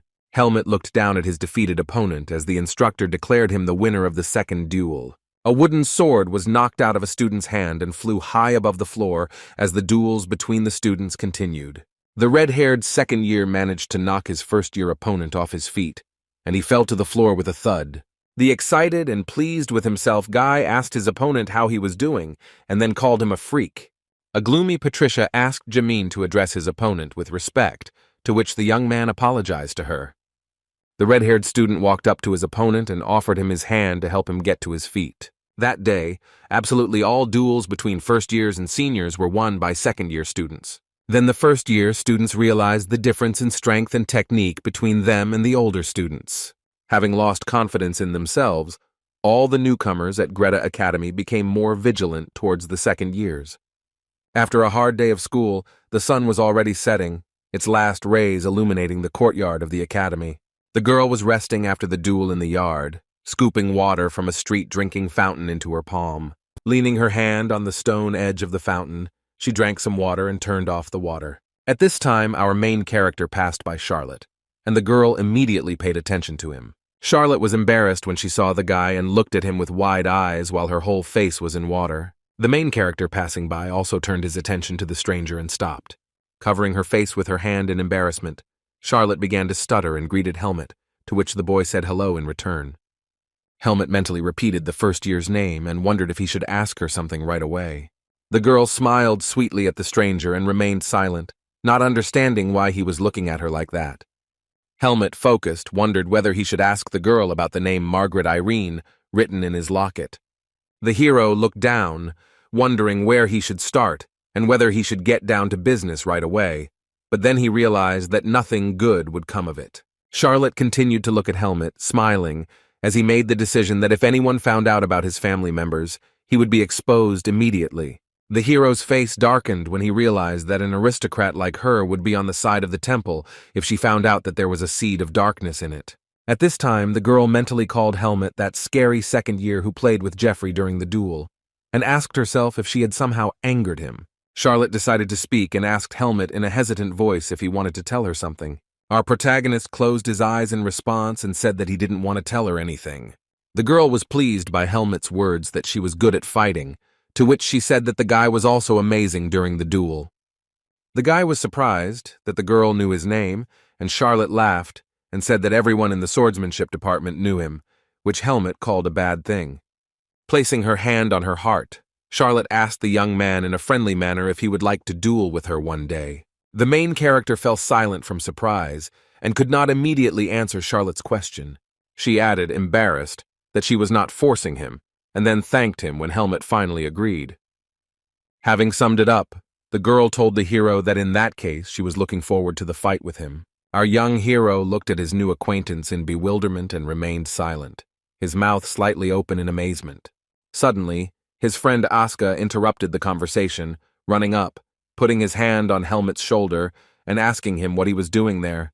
Seeing Charlotte, the blue-haired boy asked if the two knew each other, to which the girl replied that they had just met by chance. Smiling politely, she nodded goodbye to Helmet and said that she would wait. The girl began to leave, while Helmet was still standing there dumbfounded, and Asuka, in high spirits, was hugging the guy by the shoulder. Asuka asked the guy if he enjoyed talking to the beautiful new girl, and Helmet slapped him on the palm and told him to get off, adding that he had misunderstood everything. The guy called the hero a heartless bastard, suggested that he hit the nail on the head, to which Helmet replied that he was not like Asuka. The school week at Greta Academy continued, and it was clear and sunny outside. The warm sun's rays were shining through one of the windows of the educational institution where Helmet was sitting. The main character was busy preparing for a midterm exam, writing something on a piece of paper with a pencil. Arya was with him, and the boy turned to address the tutor and ask him a question. The fair-haired student responded. He was engrossed in reading some book and did not look at Helmet. The main character fell silent and looked closely at his friend, who was sitting nearby on the windowsill. Helmet forgot what he wanted to ask Arya, so he just looked at him with his mouth slightly open. Meanwhile, the blonde still didn't pay attention to the guy and continued to enthusiastically read the book. Helmet reflected that it had been years since his instincts had been on edge, and he had been beaten repeatedly by Darien in the root forest. The protagonist felt that he was now experiencing the same danger as he had in the native forest. The boy tilted his head, looked at his friend, and asked him what had happened. In response, Arya pressed his lips together, not answering his roommate's question. Instead, the blonde said Helmet's name and told him that he had a question for the guy. The protagonist took a wooden glass from the table and brought it to his mouth, and then asked what question he had from Arya. After drinking water from a glass, Helmet almost choked when Arya asked if it was true that some first-year girl had asked him out on a date. Helmet bowed his head, covered his mouth with his hand, and began to cough, to which Arya concluded that it was true. The young man replied that this had not happened, and the magician said that rumors had already spread, and besides, the girl was beautiful, and then suggested that the hero was dying of happiness because of his popularity. The protagonist asked if Arya was angry about this, to which he became furious, and began to deny that he was angry. Helmet began to justify himself that this was not true, and Charlotte simply invited him to have a duel together. The hero reassured Arya, saying that he couldn't speak for others, but he wouldn't lie to the blonde. Arya paused, and opening the book again said that he believed Helmet, and in that case there was no point in trusting rumors. Turning around, the guy added that he had always thought about it, but Helmet was his neighbor and close associate. Slamming his textbook shut again, Arya became visibly angry, and began to explain that he was saying this because Helmet had relaxed too much, and that he should listen carefully. Pointing his finger at the hero, the enraged blonde began to shout that Helmet should never believe the girl's words, because they most likely just want to get closer to Arya through the guy. Helmet, dumbfounded, with his mouth slightly open, obediently listened to his neighbor's instructions. The guy replied that he didn't think that was the case, and Arya said that it was 100% true, considering the kind of people that usually crowded around the mage. Arya went on to explain that some of the girls who stalk him are quite smart, and sometimes dress up as boys to sneak into his quarters. The student raised his voice and said that this meant that some of these deceptions could fool Helmet with their acting. Helmet put his hand to his chin, looked down and agreed with Arya, saying that he understood everything. The hero asked if Arya wanted him to stay away from Charlotte, to which he became angry and explained that he was simply warning her and that it was up to the hero to decide. Keeping calm, the young man asked the guy not to beat around the bush and to say that Charlotte was too suspicious. Arya glared at the hero when he asked him to admit that he didn't want Helmet to let her get too close. The magician turned away, making it clear that he believed Helmet's words that he, in any case, did not care about Charlotte. The blonde continued his moralizing, explaining that he was saying this out of kindness, since any stranger could stab him in the back because Helmet was a commoner. In response, Helmet only smiled softly and thought that Arya, as always, was impeccable. Sion grabbed his face with his hands and screamed in horror when he saw the terrible picture in front of him. In front of him was a door with a sign on it saying the establishment was closed. The grief-stricken boy fell to his knees and screamed, with Helmet, Asuka, and Arya standing behind him. The blue-haired boy looked at his comrade's behavior in shock, while Helmet silently watched Sion. It was already night outside, and only a few windows in the Greta Academy library building were lit. The fair-haired student was reading something attentively, looking at a sheet of paper covered with writing in pen. Arya sat on a chair, focused, holding a piece of paper in his hand. The room was quite dark. The main character, who was sitting opposite him, watched his friend attentively and silently. Along with them were Asuka and Sion, who stood nearby and waited for Arya's reaction. After examining the contents of the sheet of paper, the fair-haired magician said nothing at first, pursing his lips. Raising the paper higher and looking at it again, Arya declared that their answers were not so stupid now. The main character breathed a sigh of relief, and the guys in the background were very happy to hear these words from Arya.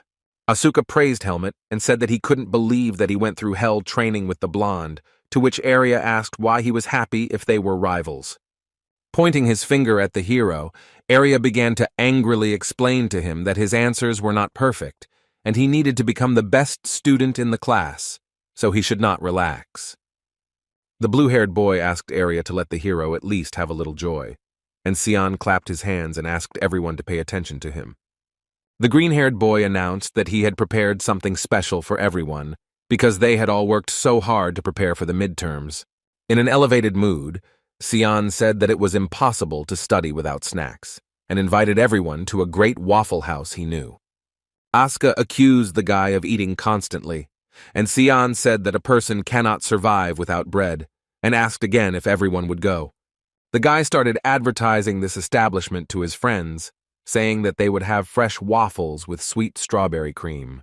Asuka asked if anything else was open that late, and Sion explained that Baden had a good nightlife, especially for students who studied late into the night. The protagonist squinted and thought that it was a bad idea to go to the center of Baden at such a time, so the heroes found themselves in a situation where they came to the entrance of the Waffle House and found out that it was closed. A heartbroken Sion complained that he had been looking forward to this day, and Arya replied that it meant it was not that day and he could come here next time. The green-haired boy began to cry, complaining of loneliness, when Arya suggested that they visit the waffle shop on their own another day. The mage crossed his arms over his chest and asked if they were going back now or to another cafe, to which a frustrated Sion suggested eating somewhere else. There were still tears in Sion's eyes. He glanced at his friends and asked what about the toasts. The guy didn't have time to finish speaking before Arya started pushing him in the back and ordered him to show him the way, immediately agreeing to the offer. As the friends walked through the city at night, Sion complained in a sad voice about the blonde man, saying that he had no sense of romance. One of the eating establishments in Baden had large windows with forged metal elements. The restaurant was still open despite the late hour, and there were quite a few customers inside. The students of the Greta Academy, who were already sitting inside, began to study the establishment's menu. Seeing the prices of the food, Asuka was taken aback and wondered out loud why the sandwiches were so expensive here. Sion asked why the boy was complaining, since he should have money as an academy student, to which the young man replied that his family only gave him money for his tuition fees. The guy continued to tease Asuka, talking about scholarships for the best students, to which the blue-haired boy suggested that Sion find out for himself why he was the best student. Asuka was already pulling his friend by the hair out of anger. Arya complained about the crowds, and Sion explained that most of the students were aristocrats, so it was clean here and many people came here. An unhappy Arya called Sion too stupid to be a mage, explaining that mages have to pay attention even to specks of dust that can interfere with the experiment. Asuka and Helmet were talking calmly when Sion began to furiously tell Arya that he didn't know how sensitive mages who worked with spirits were. The restaurant was well lit inside, with chandeliers with burning candles hanging from the ceiling. The green-haired boy thanked the employee when he brought him a sandwich on a plate. Sion said that of course the simplest order was brought first, and then asked what the guys took, and Asuka replied that he also took something simple. The boys were shocked when the waiter brought the dish to the table, calling it a special toast for the Academy's swordsman. A dumbfounded Arya and Sion looked at Helmet, who ordered himself a toast with a lot of meat. The main character looked at the huge dish that was brought to him in confusion and felt awkward. Asuka laughed, asking if Helmet was going to eat it on the way back, and the boy explained that he ordered it because it was written that it was a special dish for swordsmen. Arya asked how big the stomachs of the fencing students were, and Sion offered to help Helmet eat it. While the friends were sitting at the table and continuing to discuss this dish, unknown people approached them. The heroes looked at the strangers in surprise when suddenly someone greeted the seniors. It turned out that Charlotte and her classmate Jeffrey, with whom Helmet had previously dueled, had come to the same establishment. The main character recognized his new acquaintance, squinted and looked at her, saying her name out loud. Helmet then turned his attention to the student standing behind him and called him that strong guy, to which Jeffrey formally greeted the elder and stated his name. Charlotte saw the dish and said that they also came here to eat a special toast for the swordsman students. The girl explained that Jeffrey wanted to argue with her, and Asuka began to confront him about why he, huge as a rock, was arguing with a fragile girl. Charlotte didn't like this. She accused Asuka of looking down on her and said that he also ate a lot, and the guy immediately began to make excuses. She added that she was also a student swordswoman and needed to eat as much as she trained, and then asked Helmet if he thought the same. At this time, the guy with green hair was already licking his lips and holding a knife over the sandwich, anticipating trying it. However, the protagonist did not let him do this, and hit Sion's hand with the edge of his palm, causing him to drop the knife. Then Helmet agreed with Charlotte's words, and questions swarmed in Sion's head, and he looked at what was happening in bewilderment. Coming closer, Charlotte asked Helmet cordially if he would like to eat together, since they were both there.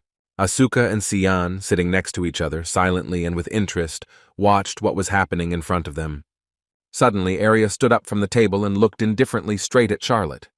Helmet didn't understand anything when the blonde, without saying anything to anyone, stood up and went somewhere. Arya approached the girl and asked her if her name was Charlotte. She answered in the affirmative and asked why. The magician looked down at her suspiciously, then introduced himself and asked in a dark voice if she knew him. Helmet, Asuka, and Sion watched Arya and Charlotte silently, their mouths open in surprise. The protagonist and his blue-haired comrade did not look away, and Sion took advantage of the moment and began to cut the sandwich. The night in the city passed, and a new school day began again. The sun illuminated the building of the Greta Academy. Eden Kudrow and the rest of the commission members watched the duel unfold before their eyes. Our main character took part in the duel, blocking the blows of his opponent Charlotte. The sparring was in full swing. The second-year student and the first-year student were attacking each other. Helmet's face was concentrated. He held the sword out in front of him, pointing it at the girl. At the last moment, Charlotte dodged and prevented the main character from hitting her in the face with a weapon. While Helmet was still looking ahead, at that moment the girl had already bent down and changed her position. She took advantage of the moment and decided to attack Helmet. Her face was focused. The protagonist glanced down and saw the tip of his opponent's wooden blade approaching his face. The young man managed to repel the attack, and he immediately knocked the training sword out of the girl's hand so that it flew upward. The weapon landed with a crash somewhere behind Patricia, and Charlotte sat stunned on the floor without her sword. She touched her shaking hand, bruised by Helmet, and then admitted out loud that she had lost. The blonde teacher watched the duel closely, and Eden Kudrow nodded to indicate the end of the duel. The fencing instructor said both had done well, and then asked them to wait while they gave their grades. Helmet glanced sideways at first-year Charlotte, who had already gotten to her feet and was checking the condition of her hand with a sad face. Our main character remained silent for a long time after the duel ended, looking away. Then in the restaurant, the conversation between Arya and Charlotte continued when all the guys gathered to eat. The magician in the pink robe stood in front of the girl, said his name, and asked her if she knew it. Alarmed, the girl replied that of course she knew Arya because he was the best magician in the faculty, and it was an honor for her to meet him. In response, the blonde looked warily at his interlocutor, saying, "That's how it is." The guy suddenly ended the conversation and turned around, and Helmut watched his neighbor from behind a chair. Charlotte cupped her face in her hands, her cheeks flushed. She felt awkward and wondered what was wrong with her. Asuka looked at Arya with annoyance, and Sion, who was chewing on a sandwich, said that he realized that as long as Arya was with them, none of the guys would be able to get a girlfriend. The main character, without saying a word, watched the behavior of his roommate from under his brows. Arya, who was walking back to sit down at his seat, also glanced sideways at Helmut for a second. Then the fair-haired student looked ahead again, no longer paying attention to Helmut. The top student of the magic faculty quietly walked past the protagonist while the young man was still watching Arya. Keeping silent, our protagonist looked warily at his friend Arya. Then the guy looked away and mentally came to the conclusion that, judging by Charlotte's reaction to Arya, his neighbor was right. Helmut thought that he and the girl had no similarities except for their appearance, so he shouldn't tell her anything about himself, and it would be better not to let her get close. Already standing in the academy office after the duel, the main character realized that now the most important thing was to become stronger. In his head, he added that this was necessary in order to cope with any challenges. The spacious corridor of the educational institution was light, but there were no students there at all. Asuka lounged and stared at the ceiling, leaning his back against the back of the chair and stretching his legs out in front of him. The blue-haired boy was thinking out loud that he needed to avoid being suspended next semester. Suddenly, Helmut appeared and asked what would happen if Asuka was not removed, and the frightened guy began to scream that the hero had scared him to death.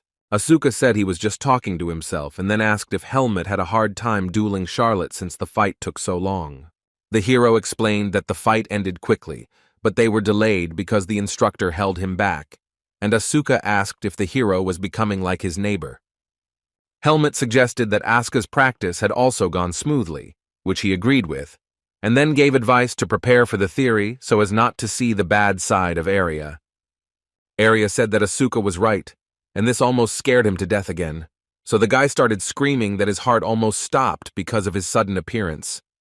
The protagonist confirmed Arya's suspicions that his next test would be understanding magic, and the blonde told him to open the textbook to go over the material one last time. Helmut asked how Arya's tests were, to which he replied that he had already dealt with them, and now the hero had better take care of himself in order to help the blonde not lose the argument. Asuka asked where Sion was, and the magician replied that he was probably very busy preparing for the exams, which is why he couldn't help the blue-haired guy. Helmut stared at Arya silently while Asuka complained that Sion had no sense of responsibility. The blonde immediately brought the hero to his senses, ordering him to quickly open the textbook, since Arya had no time at all.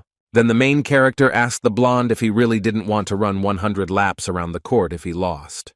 The guy sighed and explained that he hated losing and would simply die of anxiety if a variable beyond his control appeared in his life. Arya added that he wanted to do everything thoroughly and again ordered Helmut to open the textbook, and Asuka, pleased with himself, advised the hero to study because it would be difficult to defeat him.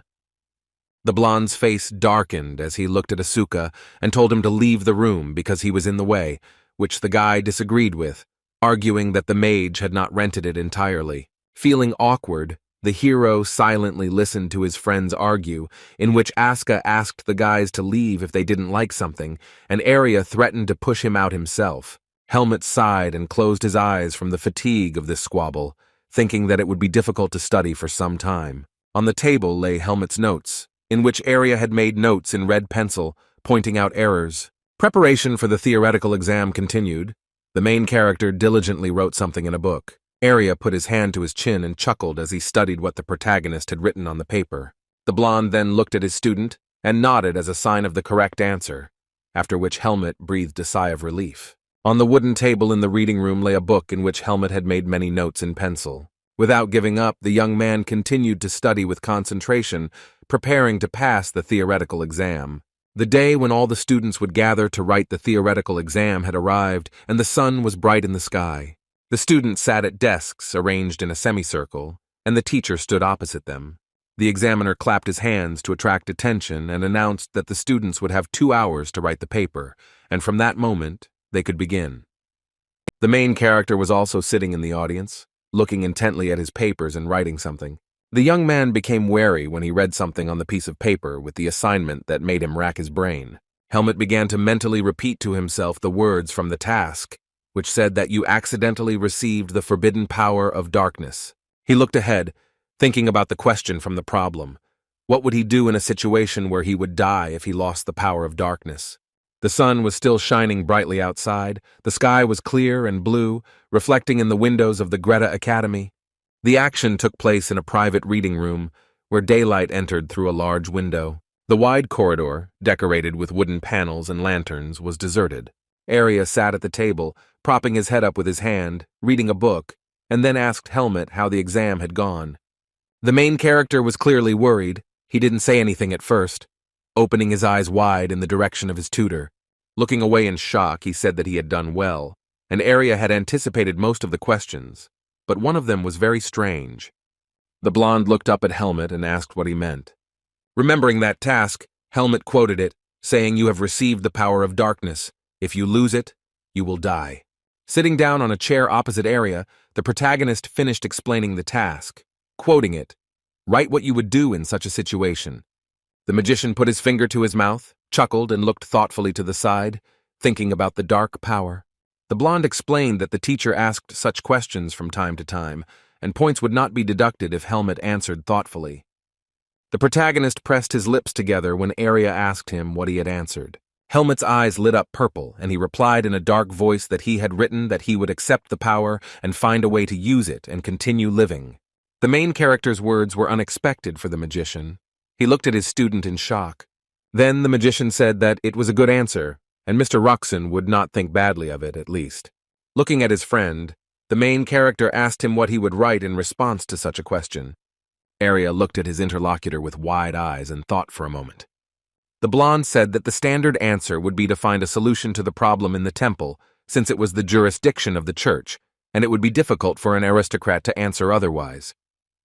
However, the guy then added that he personally would have answered the same as the main character. Lost in thought, Arya continued that in such a situation he would even turn all the saints against himself. The blonde boy's answer clearly surprised Helmet, and he looked at him with his mouth slightly open. The hero asked if Arya would become an enemy of the saints, to which he replied that the church treats darkness mercilessly, and if he came to the temple, he would simply be killed. Helmet paused when Arya said that in that case, the best thing to do would be to find a solution himself. Arya praised the boy for his efforts and warned him not to say anything like that outside the academy because he would be reported to the appropriate authorities immediately. The hero did not argue, closed his eyes, and answered his roommate that he understood everything. Opening his eyes again, our young hero added that he himself understood perfectly well what Arya had just said. The day has come when all students will hear their midterm exam results. The students crowded into the central square, where a large board displayed lists of all students with their scores. Scores are made publicly available to fuel students' desire to compete with other reputation-conscious aristocrats. Among the students who came to see their grades, there was our main character, who looked at what was happening with indifference. The guy saw the board with the results of the students of the Faculty of Magic and asked himself mentally where Arya's name was. The protagonist began to carefully examine the list, trying to find his roommate's results. Helmet found the friend's scores at the very top of the list, where it was indicated that Arya had received 100 points and Sion 93. The young man was not at all surprised by such results of his friends, because he thought so. The hero mentally reasoned that Sion studied hard, and this was not the first time that Arya still outpaced him. Helmet turned his head and saw a gloomy guy with green hair, who, with his mouth open, looked at the list of results in horror. The young man watched his friend in the crowd, whose soul seemed to have left his body in disappointment. The green-haired Sion couldn't hold back any longer, and shouted across the entire square as to how this happened. Arya appeared from behind. Sion turned around and shouted at him to swear on his life and tell him how the magician did it. The guy continued to yell that they were just starting to go through understanding spirits this semester, and he might have been inattentive, but he was confident that he was ahead of Arya. The blonde-haired Arya walked up to his friend and slapped his hand on his shoulder, squeezing it. The top student of the magic faculty looked straight into Xian's eyes to convey something. Arya approached the boy, saying that 3 months was enough to fully study one subject of the academy. Xian was taken aback by Arya's words and felt completely defeated, continuing to stand silently in place. As he left, Xian told Arya that he was right when the blonde was already surrounded by his fans, praising him. Turning around, the boy perked up and shouted that the outcome was not yet decided, and it would be a draw because he should not have lost. On the right side of the notice board in the central square of the academy, the results of the swordsman students were written. According to the list, Helmet scored 1 point more than Asuka, making him the top student in the fencing department. Xian screamed again, beside himself with rage, not understanding how this happened when he saw these results. The protagonist stood silently behind, dumbfounded both by the results and by the reaction of his green-haired friend. Helmet's eyes widened and he continued to stare at the list of grades, trying to believe what he saw. Arya, standing next to him, looked at his roommate while the hero was still looking at the results, his mouth open silently. The blonde smiled slightly and congratulated the main character, admitting that he had succeeded. Helmet also looked at his friend, smiled softly, and thanked him for the congratulations. Asuka scratched his head and looked at the list, and said that the difference was only 1 point, so he was unlucky, and added that the fight was even. Arya asked if he was angry, to which Asuka replied that he had lost and naturally felt bad. Taking another look at the results, the blue-haired guy added that it was better this way than giving first place to someone else. Pointing his finger at Helmet, Asuka shouted that next time this wouldn't happen, and the guy would get around him without anyone's help. A defeated Xian approached the blue-haired student and grabbed him tightly by the jacket with his hand. With tears in his eyes, the boy accused Asuka of betrayal and said that he lost on purpose so that Xian would be punished. In response, the guy slapped his friend in the face, insulting him, and shouted at him, asking who he thought he was, adding that he himself had suggested the bet and that the punishment should now be accepted silently. Crying, Xian began to beg Arya and Helmet to spare him, because 100 laps was too much and he could die after such a run. Helmet explained that 100 circles would not be enough to kill a person, to which the guy with green hair began to shout that not everyone is like them. Xian, bursting into tears, asked Arya to compromise and change the punishment to 50 laps, because he himself has poor endurance and he should understand the boy. Arya, with stunned eyes, silently listened to the words of Xian, who begged him for mercy. Afterwards, the blonde student smirked silently as he realized how to answer his friend. He looked slyly at the upset green-haired boy and said that the difference between their scores was bigger. Xian listened with horror in his eyes to Arya's argument about how he himself had recently complained that Arya's belly would start to stick out after constant nighttime snacking. Realizing the inevitability of a difficult punishment for Xian, the boy fell right to his knees in front of Arya. It was already late evening, it was dark outside, and lights were on in some of the windows of the Greta Academy. Xian was in the process of taking his punishment for losing, running around the court sweating and mentally calling Arya a heartless bastard. It was a new school day, and students were strolling in the green park surrounded by the Greta Academy building.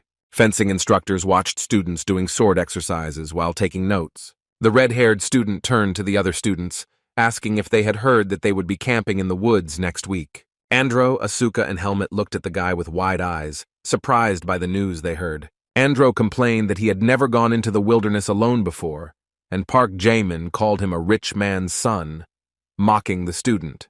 The boys felt disgusted when Jaemin started scaring them by saying that they could step on someone's feces in the forest, or get their hands dirty with it when they were digging a hole. The red-haired guy continued giving advice on how to avoid being bitten by mosquitoes in the forest, and Asuka asked Helmet if the forest was really that harsh, since he was a mercenary. The hero asked his friend if he knew himself, to which Asuka replied that he lived in a tent, but did not do mountain survival. Helmet reassured his friend, saying that he had nothing to worry about, since mosquitoes could be driven away with incense. The hero added that, as for the feces, they are immediately visible, and Asuka accused him of not helping at all, and now he is even more worried. With a heavy sigh, the blue-haired student asked if they should buy supplies in advance, and asked Helmet if he wanted to buy them on the weekend. The hero thought for a moment, and then hesitantly agreed to Asuka's suggestion to go shopping on the weekend. The sun was shining brightly over Baden, The sky was blue and clear, and birds were flying over the buildings. It was the middle of the day, and the central streets of the town were very busy with people walking and shopping. The streets were completely filled with different people, each of whom came here on their own business. Helmet and Asuka went into the store, and the blue-haired guy complained that he didn't know what to buy first. The hero saw that Sion was also with them, and he said that he always follows the guys like their shadow. The young man assumed that Sion had already recovered after 100 laps, to which the guy began to praise the healing magic, with which 2 days for recovery was quite enough. Helmet knew Sion's secret that on that day the boy called a dark spirit to run instead of himself, who took the form and appearance of a guy with green hair. Asuka clapped his hands and suggested that his friends prepare for the bugs first. The guy suggested taking mosquito candles, to which Helmet advised taking those that don't smell too bad, since bugs most often attack during meals. The hero continued to advise his friend that he would also need a lamp, but not too bright, so as not to attract predators around, but simply to illuminate the path ahead. In response to Helmet's advice, Asuka looked ahead and remained silent, thinking about something. The guy said that Helmet was more meticulous than he thought, to which the hero replied that it was better this way than to endure trouble later. Holding the lamp in his hand, the boy wondered if a fire would start if it fell while they were all asleep. Asuka and Helmet turned around when Sion asked what about him, wanting to show something to his friends. The cheerful boy held a fire-extinguishing scroll in his hand, explaining that it creates a vacuum in a certain place and extinguishes the flame in case of a fire. The blue-haired boy was surprised that such scrolls existed, since they could kill a person, to which a worried Sion asked if he was going to kill someone. Sion showed his friend a thin grill that would be easy to carry. Asuka liked the thing and offered to buy it, and Helmet silently watched the guys from the side. The protagonist thought that at some point it turned into a shopping trip before a picnic. Asuka waved to Helmet, who warned him that he would be back soon and go buy himself some gloves. Thinking about the upcoming camping outside Baden, Helmet realized that he could not enjoy it yet if he had not yet been there. The hero thought that it was unlikely that Black Hawk would attack them if the teachers were nearby, but such a risk was always there, so he had to be on guard. As Helmet wandered around the city, he reflected on how tiresome it was to constantly be prepared for an attack by Black Hawk bandits. The thoughts in his head disappeared when the protagonist saw something in front of him that attracted his attention. It was a shop where a man made pink cotton candy on a stick in a special machine. The salesman loudly advertised the product, urging everyone to try cotton candy, a unique dessert from Baden. The guy watched from the side as people approached the man and bought cotton candy. Helmet wondered if the seller called the cloud-like thing cotton candy and became interested in the dessert. Our young hero looked down and saw someone in front of him carrying a cotton candy on a stick. The stranger asked if it was unusual that they melted sugar and pulled it out, wrapping it around a stick, and that it was even more like magic than magic itself. The young man turned around with interest in his eyes and looked at the stranger who walked past him with cotton candy in her hands. The main character continued to look at the blonde, who was looking at her dessert and smiling. Looking at Helmet, she asked his name and said that the guy was taking lessons in understanding magic. The puzzled hero asked the stranger who she was, to which she laughed and asked how he didn't know her, and said that they had the same item. Smiling charmingly, the girl introduced herself as Teresa, stated that she was interested in Helmet, and asked him to spare her 1 minute. In response to Teresa's words, the main character silently and indifferently looked at his new acquaintance. His eyes widened as Aria's words about all the girls using Helmet just to get to the mage and not to trust their words came to mind. The hero immediately refused Teresa, turned around and said that they were waiting for him, to which the girl began screaming at him several times to stop. Glancing sideways at the blonde, the main character told her that if the girl needed Aria, then she should come to him herself. Teresa tried to stop Helmet, explaining that she was not here because of Aria and that she was interested in him specifically. The blonde girl wanted to reach out to Helmet to touch the young man.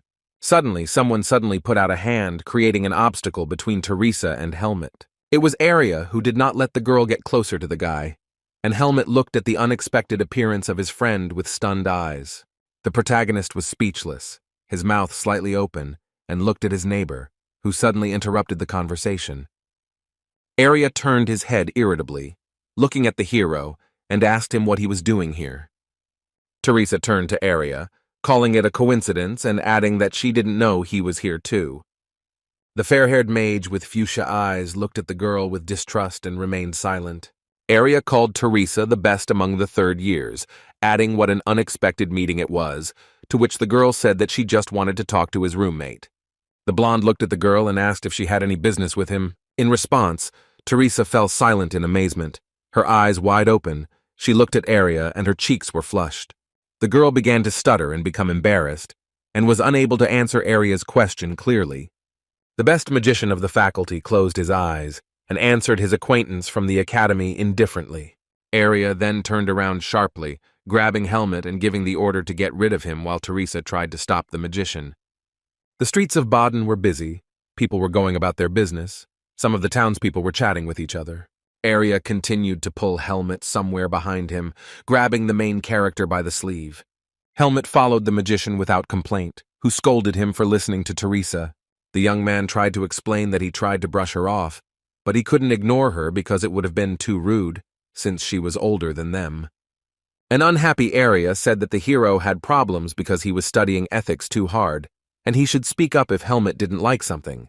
The blonde boy was furious when Helmet said that Arya should have been ignored too if he didn't like it. Then Arya took control of himself, sighed heavily, and suggested to Helmet to postpone this conversation for later. The blonde asked where Sion and Asuka were, and Helmet asked how Arya knew they were here, to which the boy replied that the hero wouldn't have come here alone. The student suggested to his neighbor that they stick together since they were there, and asked Helmet to lead him to Sion and Asuka. The protagonist, remaining silent, looked at his friend, who turned his back to him. Then Helmet thought that he didn't understand Arya at all, and asked himself whether the magician needed that nonsense or not. Asuka and Sion were surprised when they saw Arya in front of them. Both of them were covered in purchases and trinkets. The blonde exhaled heavily and covered his face with his hands, seeing how many useless things the students had bought. It was already dark in the city of Baden, and the streets were lit by tall lanterns with candles burning inside. The blue-haired guy was very pleased with the perfect shopping, saying that now there will definitely be no problems with camping. Sion asked if they had bought too much and could hang it all on the horses, to which Asuka suggested handing the bags to those who had free hands. Arya asked the boys not to tell him that they were always so stingy, and that was why they never had money, and Helmet smiled softly as he watched his friends. The main character stopped. At that moment, his facial expression changed dramatically. He turned around, sensing danger. The friends continued walking along the deserted night street, while Helmet looked behind him warily. Helmet was always on the alert, so he sensed something was wrong and glanced sideways in the direction from which he sensed danger. Having calmed down, the main character turned his head back again and continued to follow his friends. The main character, thinking that the danger had passed, walked behind the other students with a calm face. A strange, translucent creature in a red robe, reminiscent of a ghost, was flying in the air behind him, and Helmet did not notice it. Unaware that they were being followed, the students of Greta Academy continued on their way, heading home. This male ghost followed the guy and had a white mask on his face. And at that time, the main character did not yet suspect that these were his last minutes as a student at the academy. It was deep night outside. The light of the full moon through the window illuminated the dark room. There was a single candle on the wooden table, its weak flame illuminating the space around. Inside the room was an unfamiliar man. He was dressed in a maroon robe, and he was standing on one knee. There was another man behind him, both of them kneeling, sitting opposite the dark entrance to the room. Closing his eyes, Anton thanked the stranger for coming all this way, and then introduced himself. Nothing was visible outside the room, and suddenly a thick fog began to seep into the room. The man with the beard looked ahead questioningly. He was confused. Sweat was running down his face from the tension. A man or monster appeared in Sir Anton's office, his body enveloped in a dark red aura. As this ghost stood behind them, Sir Anton and his assistant's eyes widened in fear. The Black Hawk leader glanced sideways and saw the dark aura of the unknown approaching him. The stranger, without looking Anton in the face, said that he was listening and told him to continue speaking without stopping. Bowing his head, Anton said that he understood everything, and mentally called this man one of the strongest representatives of the Black Hawk. Sir Anton mentally pictured his guest, calling him a member of the Hawk's Eye Fascio conversation. The man handed Fascio the papers, saying that they couldn't get rid of one boy, and the documents would contain more information about him. The man took the papers in his hand, which contained all the known information about Helmet, and began to study them carefully. The host began to list that Helmet was a second rank, was studying and was a foot mercenary, and then asked if he had an instructor who was training him. Anton explained that with his skills, Helmet did not need to study at the academy, but the noble aristocrat of Baden, Eden Kudrow, was helping him. The master of ceremonies then asked if Sir Anton had found anything in Helmet's past when he was in the mercenary ranks. The man replied that there was no information other than that Helmet had accidentally encountered mercenaries during one of the missions. Fascio continued to study the papers carefully, reading all the available information about the main character. Having torn the paper with his fingernail, the master of ceremonies listed questions about Helmet that were unknown about him, and added that he was also a student with the second rank of a mercenary. In conclusion, the man said that he had never seen anyone more suspicious than Helmet. Anton asked the master of ceremonies with concern if the Blackhawks had crossed someone they shouldn't have touched. In response, Fascio, the master of ceremonies, pierced the dossier about Helmet with his fingernail, making a hole in the paper. The man asked if the Blackhawks ever dealt with easy targets, adding that the dead don't talk. If their bodies disappear, then they never existed. Sir Anton, down on one knee, looked up at Fascio with hope as he declared that he would eliminate Helmet. Taking his finger out of the hole in the paper, Conferencier added that this hunt would require a lot of effort from him. The sky was cloudy, but the sun was still shining brightly outside, illuminating the Greta Academy building and everything around. Students from the educational institution gathered to go on a joint hike into the forest. The instructor held a bottle of alcohol in his hands and looked at it carefully. He said it was a 30-year-old Marin and added that such wine was rare to find in bars. The man turned around and said he would take it and have a drink with the other instructors, and the student started shouting, justifying himself by saying he had saved up for a long time to buy it. The teacher said sternly that they were not going to a picnic, and everyone warned the students that any extra things would be confiscated. Pointing at Asuka, the student shouted that he was definitely going on a picnic, and the guy, hung with things, began to swear, declaring that he only had the bare necessities. The instructor asked Asuka to repack the bag and leave everything she needed, because the horse wouldn't be able to handle such a load, to which the disgruntled guy said that he really needed all of it. Helmet watched the blue-haired guy, who clicked his tongue and thought about what he should take out of his bag. Afterwards, the main character, remaining silent and indifferent, looked ahead again. On Monday morning, as the sun rose, the students headed outside the academy to conduct a camping lesson. It was still light when the disciples arrived in the forest on their horses, and birds were flying in the sky. Each student rode on his assigned horse, and they all walked in a row along a forest path. Helmet thought about how long it had been since he had left the borders of Baden, and how unusual the air was here. Asuka told the hero that he was being helped by an aristocrat, which is why he got a good horse, and then asked what breed it was. The young man replied that Asuka's horse seemed to be fine too, to which the guy said in bewilderment that the difference in price was immediately visible in these horses. Not having received an answer from Helmet about the breed of the horse, Asuka asked him what the animal's name was. Confused, the hero replied that he didn't know that a horse also needed a name, to which Asuka said that Helmet was heartless for not giving the horse a name. Helmet asked how he was supposed to come up with the horse's name right away when Asuka explained that a swordsman and his horse are linked together forever, which is why everyone names these animals. The protagonist became thoughtful when Asuka advised him to call him by the name that first comes to mind. The young man looked closely at the blue-black mane of his horse and tried to think of a name for it. Helmet narrowed his eyes, continuing to search his head for a suitable name for the pet. Turning to his friend, he said his comrade's name, to which Asuka asked why he had given the horse his name and asked him to come up with another one.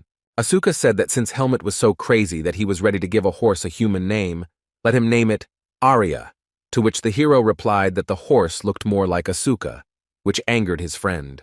The horse ride was long, and soon it was late evening, the full moon dimly illuminating the forest. The students rode on their horses to a clearing in the middle of the forest where they would set up their camp for the night. Patricia announced that they had arrived at the camp and asked everyone to rest first, and then she would tell them what to do next. The exhausted blue-haired boy complained that it had taken them a whole day to get here, and asked how far they had gotten. The main character was examining the place where the students would set up their camp for the night.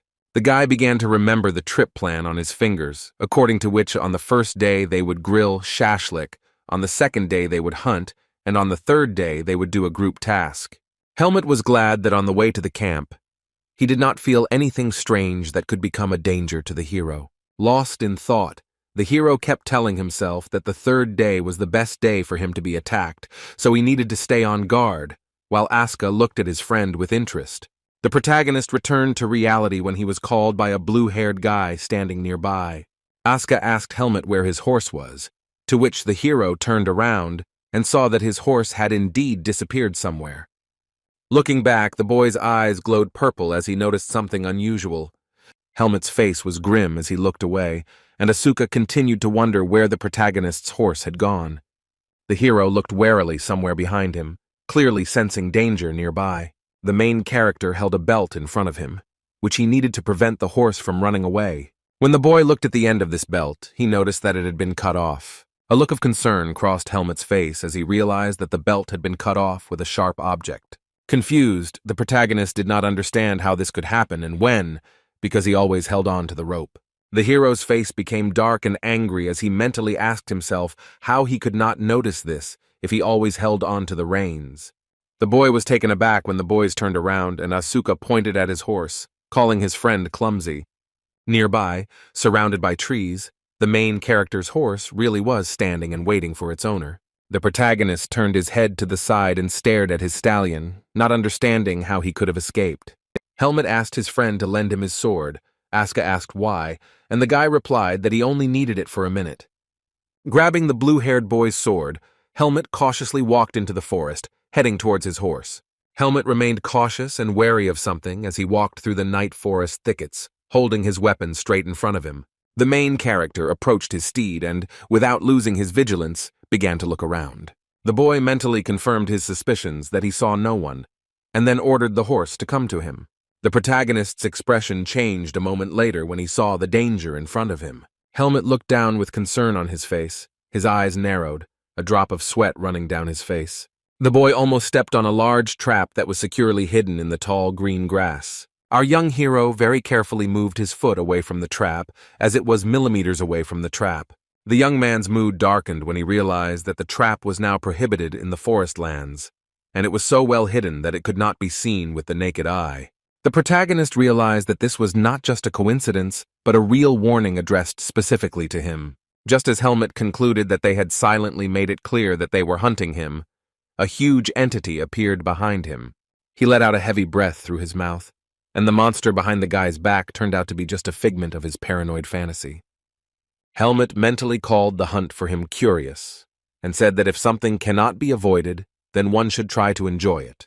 Scratching his face, the student came up with a name for the horse, saying that since he was white, he would call him White, and then called the stallion to him. The jumper chewed the grass peacefully, not listening to his master, and Helmet said that he had just given him a name, which is why he did not respond. The guy himself approached the horse, and then mentally addressed his offenders, saying that no matter who they were, Helmet would still get rid of all the enemies in his path. The academy student's eyes smirked again, and he expressed his hope that they were worthy opponents. The evening continued. All the students lined up in rows to listen to the next instructions from the teachers. The instructor ordered everyone to gather and announced that before dinner he would announce the instructor for each squad. The students, still dressed in their academy uniforms, obediently lined up in front of the man. The teacher explained that all tasks would be completed in groups, and each team leader would be given a ball to communicate with the instructors in case of a problem. The small black mirror ball had magical powers that could connect with another person.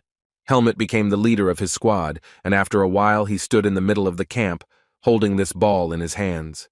The protagonist stirred and turned his gaze to the side when someone called Helmet. Asuka told the guy not to yawn, because he was now the boss, and brought the rest of the team with him. All the students who were in Helmet's squad crowded around him without complaint, and looked at him with respect in their eyes. The second-year students were also on the team, including Puck and his friend with green hair. The main character, with indifference on his face, silently looked at everyone who became a member of the squad under his leadership. Helmet said that there were many unfamiliar faces among them, which angered the guys, and they shouted that the hero saw them when he was gathering the squad. Andro decided to defuse the situation by saying in a friendly manner that now they could all get acquainted, since fate itself had gathered them in this detachment, and then he introduced himself. After this, Michael, Bashiel, Wesley, and Dino each said their names in turn. Helmet asked the red-haired guy who he was, to which he got angry, and introduced himself as James, complaining that they had seen each other many times already. James asked Asuka and Helmet to introduce themselves too, to which the guy asked why they should do that, since everyone already knows them. The guy agreed with Helmet's words, and he turned around and ended the conversation, explaining that he needed to report something to the instructor. Asuka asked what he needed to report, and the hero said that he saw a trap nearby. The blue-haired student said that traps were prohibited here, and Helmet replied that this was the reason he was going to see the instructor. Helmet agreed to let his friend go with him, when he said that he understood why the boy had that face, and that he wanted to go see it too. Wesley and Dino were very angry at Helmet and Asuka, and the green-haired boy mentally called them freaks who ran away to avoid cooking dinner. It was still night. The trees were illuminated by the camp lights, and the sky was filled with bright stars and clouds. In the tall grass in the middle of the forest, where the trap that Helmet had found was supposed to be, it turned out to be completely empty. Patricia knelt down to look and asked Helmet if he had said the trap was here. The instructor asked the hero if he was sure that there was a trap there, to which the guy replied that there definitely was a trap, and he almost stepped on it. Having risen, the woman said that she would not start an investigation without evidence, but as a security measure, she would announce to everyone that there was a trap nearby. Helmet looked worriedly at where the trap was supposed to be, and Asuka asked if there really was a trap there. The guys looked again at the green lawn where the main character had previously discovered the trap, and it was not there. Squinting his eyes, the hero analyzed the situation and realized that the grass in this place had sagged, and there was definitely a person here who had recently taken the trap. The young man came to the conclusion that they had demonstratively destroyed the evidence before the instructor arrived to show that Helmet was being closely watched. Looking up, Helmet mentally told himself that during his life in the native forest, thanks to Elga, he had learned that you need to have an advantage over a target that is stronger than you. The student said the word resilience in his head and explained that humans have exceptional endurance. The hero continued that people slowly but surely work on conquering their target during the hunt until it falls from exhaustion. Helmet and his blue-haired friend were returning from the place to the camp where the rest of the squad was preparing dinner. The guy grinned and mentally called his unknown enemy cautious, but he didn't know him well, so he clearly chose the wrong one if he wanted to make Helmet's life difficult. The guys reached their destination, and Helmet reassured himself that while he was in the mountains, he was definitely not in any danger. Basil, holding a pair of tongs, asked the students why they were taking so long and said that they had already started preparing the food, namely the meat. The guy handed Asuka and Helmet a plate on which lay charred pieces of completely burnt meat. The boys looked at their dinner in confusion, speechless, and came to the conclusion that it was dangerous to eat. The night wore on, and the students were finishing their first day at the camp in the middle of the forest. On the plate lay a large piece of delicious meat, which was still hot and steaming. The students from Helmet's squad looked in amazement at the delicious dish that had been prepared. The boys chewed the meat and praised its taste, and Asuka asked them how they were going to cook for themselves if they couldn't even fry meat for themselves at that age. The guy with green hair said that he was convinced that commoners were completely different people, to which Asuka asked if maybe it would be better to feed them coal then. The main character stood behind and was silent. He silently ate his dinner and thought about something. Wesley tried to defuse the situation by approaching the blue-haired student and asking him to look at what he had brought. The boy took out a bottle of wine and solemnly showed it to the other students. Surprised, James recognized the bottle as cognac and asked the blonde how he managed to smuggle alcohol in, to which Wesley replied that he had one way. The student showed the others the cloth and called it a magic robe with a storage spell, adding that even the trainers didn't know about such a thing. Surprised, Dino asked where the guy got it, and James asked if the boy really wanted to drink that badly, and Wesley replied that there could be no meat without alcohol. The guy asked Wesley why he brought only one bottle, to which he replied that he should at least thank him for that. The blonde said that Patricia would soon be making her rounds, so they would have to drink alcohol later, and Helmet remained indifferent to the guy's conversation. In the students' camp at Greta Academy, a flame burned, illuminating the space around and warming the students. Patricia stood near the fire, darkened with anger at the students, holding 6 bottles of alcohol in her hands. The woman asked if the guys really had nothing, to which they replied that they wouldn't dare since Helmut and Aska attract too much attention. The wary teacher asked Helmut if it was true that they had nothing, to which the boy lied that it was true. In response, the fencing instructor remained silent and looked at the main character with distrust. She turned around and said one last thing. The leader is responsible for the mistakes of the entire team, so Helmut needs to keep an eye on the others. As she left, the woman wished the students bon appetit, and they told her to be careful on the way back. Wesley and Dino watched the instructor go, smiling slyly, looking forward to drinking the hidden bottle of alcohol. The guy with green hair asked his friend if the danger was over, to which Wesley said that now they could get the bottle out. The students poured cognac into wooden glasses and raised them up with a loud call to clink them. James clearly did not like the taste of the drink and called it some kind of poison, to which Wesley urged him to continue drinking and promised that he would not die. The main character did not share the joy of his team. He sat indifferently with the others. The expression on his face was sad. He turned his attention to Andro, who was wondering why Helmut had that expression on his face, and asked if it was the taste of the drink. The guy replied that it wasn't a matter of taste, and Asuka asked if his worries were related to that trap. The others reassured Helmut, insisting that he had nothing to worry about, since he was the best in the faculty, and the trap was probably just set by hunters. James turned to everyone and said that they hadn't seen anything yet, and Helmut was much cooler, and Asuka asked why the guy was bragging about it. The protagonist was asked where he learned to fight like that, to which he replied that he lived in the forest and was taught how to handle a sword by his mentor. One of the students did not believe that Helmut was taught by a hermit, and another asked the hero to introduce him to the teacher. Sighing, the hero closed his eyes and explained that it would be difficult to get to know each other since the teacher was no longer alive. All the students sitting at the table looked at Helmut in shock when they heard these words from him. The boys started apologizing to Helmut, and James tried to console him, saying that the teacher would be proud of him, knowing that he was the best student in the faculty. Looking down, the protagonist smiled softly after James's warm words and agreed with him. Bashil, sitting opposite, also smiled, and the guys continued to sit at the table, eating dinner and drinking alcohol. The students said that it was enough to talk about sad things and suggested that they drain the bottle before they were caught and started pouring alcohol again. Holding a glass in his hand, Helmut looked at the others in a friendly manner and smiled, thinking how alcohol brings people together, because it was the same with Cian. Time passed. It was still dark outside. The students were sleeping and their snoring could be heard. The wooden table in the camp was strewn with cutlery, a bottle and plates left over from dinner. The fair-haired boy was sleeping unconscious, his head resting on a stump, his mouth open and drooling directly onto the tree. Having had too much to drink, the red-haired student lay passed out on the bare ground. Aska, whose face was red from drinking cognac, asked the hero where he went. Helmut replied that he was going to the toilet, and Asuka asked him, waving her hand, for him to go away. The main character walked through the forest, holding his sword, and looked for a suitable place to relieve himself. The guy's face was alert. He had a clear mind, as he was able to neutralize the effects of alcohol. Stepping carefully on the grass, the protagonist understood that the unknown enemies were probably still watching him.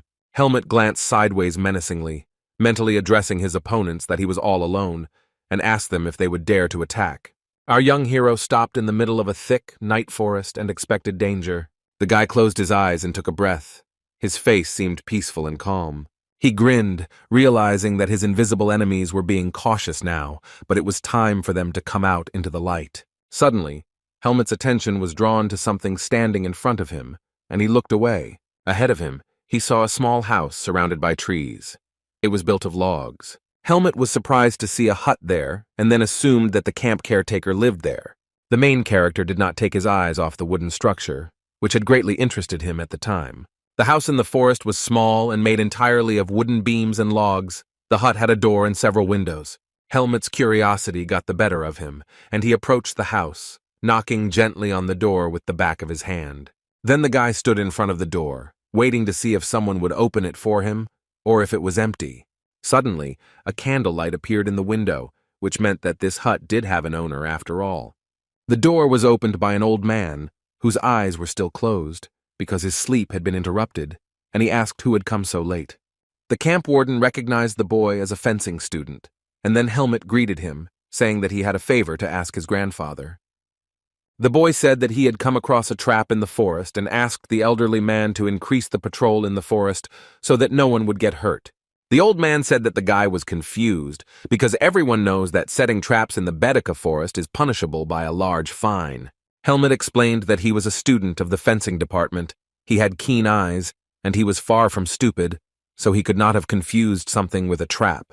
The grandfather believed the main character and said that in that case, it was a big problem. Laughing, he agreed to increase the patrol in the morning and said that he had not patrolled in the forest with a cane for a long time, adding that it was difficult to notice a camouflaged trap. The protagonist stuck his foot out when the old man tried to close the door in front of the guy. Grandfather had already turned around to return to his business, but Helmet did not let him close the door. Looking at the old man, the young man said that he had not had time to clarify that it was specifically a trap. The old man, who had covered his face with a hood, became gloomy after these words from Helmet because he had given himself away. The man with the wrinkled face looked at Helmet from under his brows, his eyes glowing red. Grandfather asked what kind of trap they were talking about, since in most cases they set bear traps, trying to justify themselves. The protagonist narrowed his eyes and looked warily at the stranger, remaining silent in response. The old man with the long nose smiled slyly after he was able to justify himself and get out of the situation. Grandfather put his hand on the door. The hero carefully watched all his actions. Helmet did not take his eyes off the stranger. His face showed suspicion and concern. Closing his eyes, the young man acknowledged that his interlocutor was right and explained that he was simply surprised that he had guessed. The student said that it was very difficult to notice the trap and urged the old man to be careful, to which he laughed and asked the boy to leave it to him. The main character did not finish the conversation and once again addressed the stranger standing in the house. He said that, as far as he knew, the fencing department held competitions at this camp every year and asked the girl which ones. The old man explained that the hunt was held north of the camp and other competitions were held on the 12 hills, and this happened every year. Our young hero nodded and briefly replied to the stranger standing in the hut that he understood everything. Finally, the main character thanked his grandfather, and that was the end of the men's conversation. The old man closed the door behind him, and the hero began to walk away, still looking at the hut behind him. Helmet walked back to camp and thought about the old man he had just met in the wooden cabin in the forest. The young man concluded that this grandfather was a simple forester because he did not feel any bad energy from him. The dark side of the hero spoke up, and he told himself that his instincts still pointed to danger, and the old man might talk if he held a blade to his throat. Helmet grabbed the scabbard in which his cold weapon was hidden and was about to take out his sword. However, the guy immediately changed his mind, telling himself that there was no need to rush, since he was not alone here. Placing his hand on the tree trunk, the hero thought that he would fight as soon as someone appeared in front of him because this enemy could not hide forever. Helmet returned to camp to find Patricia holding a drunk Wesley and an empty bottle of cognac by his jacket. The hero was stunned when he saw how the teacher revealed their crime related to drinking alcohol. The teacher was silent. She just looked at Helmet, and her face turned pale with anger at the boys. Commenting on the situation, Helmet said that he would like to hide what happened forever. The next morning arrived, and all the students were lined up, waiting for instructions from the instructor. The guys from Helmet's team were noticeably feeling unwell after the previous night, when they all got drunk. Nearby in the camp sat a bald old man with a long beard, meditating and making hand gestures. Our main character stood surrounded by other students, holding a bow in his hand and looking at the teacher. The man asked if everyone was there, and then announced that he would now explain the rules of the hunting competition, and everyone was told to listen carefully.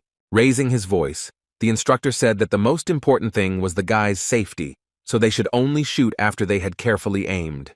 Patricia and the statric were talking off to the side as the instructor explained to the students that they needed to walk in pairs and, if they were injured, to contact the crystal ball. The man continued that before going hunting, everyone would be given a bow, arrows, a map, and rations, and if someone had a personal bow, they could use it. The instructor said that places would be allocated depending on the catch, so the kids should try hard. A student raised his hand and asked if the ranking was based on the amount of catch, to which the coach began to explain that someone would decide to cheat by catching 10 rabbits. The students standing to the side smiled slyly as the instructor began to talk about the possibility of cheating. However, the man said that the place will be determined by the value of the catch. For example, a fox will be more valuable than a rabbit, and the most points will be given for a bear. The students answered in one voice, exactly as they said when the coach announced the start of the competition, which would last until 5 o'clock in the evening. Asuka sighed, closing his eyes, and said that it was already clear who would win the competition. The boy with blue hair smiled, put his hand on Helmet's shoulder, and said that they would win. Wesley began to loudly complain that Asuka had no conscience in being paired with the best student, and asked the coach if he would really allow them to team up. The coach confirmed the students' concerns, and said that the boys had no right to interfere with this. Asuka asked them to prove everything with their skills if the guys thought it was unfair, and even better to follow him and Helmet if they wanted to win. When the hunting competition started, it was a sunny and warm day, and everything around was illuminated with bright light. Asuka raised her finger and asked Helmet if he understood that they would be the best in the faculty if they joined forces now. The inspired guy suggested that the hero find out who would take first place, but Helmet was thinking about something else, trying to decide how to slip away from his friend in order to engage in battle with the enemies. The guy with blue hair asked if his friend knew of any good hunting spots, to which Helmet asked who would share something like that. The protagonist looked ahead, and after Asuka's question, an epiphany came into his head.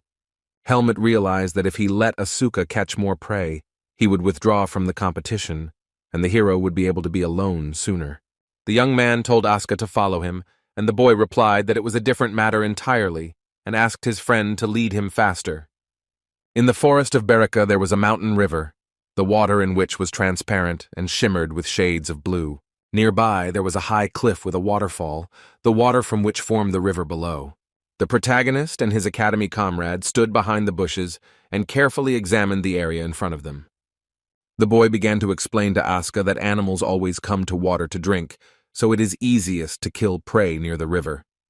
Asuka was unhappy that he would have to sit and wait for the animal, and suggested finding the prey himself, but Helmet replied that the animal would escape there. The hero explained that the key to hunting was patience, to which Asuka clicked his tongue and said that he was very patient. Helmet looked away and said that along the way he noticed claw marks on the trees, which could indicate the presence of a predator nearby. At that moment, the boys noticed that a large brown bear was walking along the bank of a mountain river.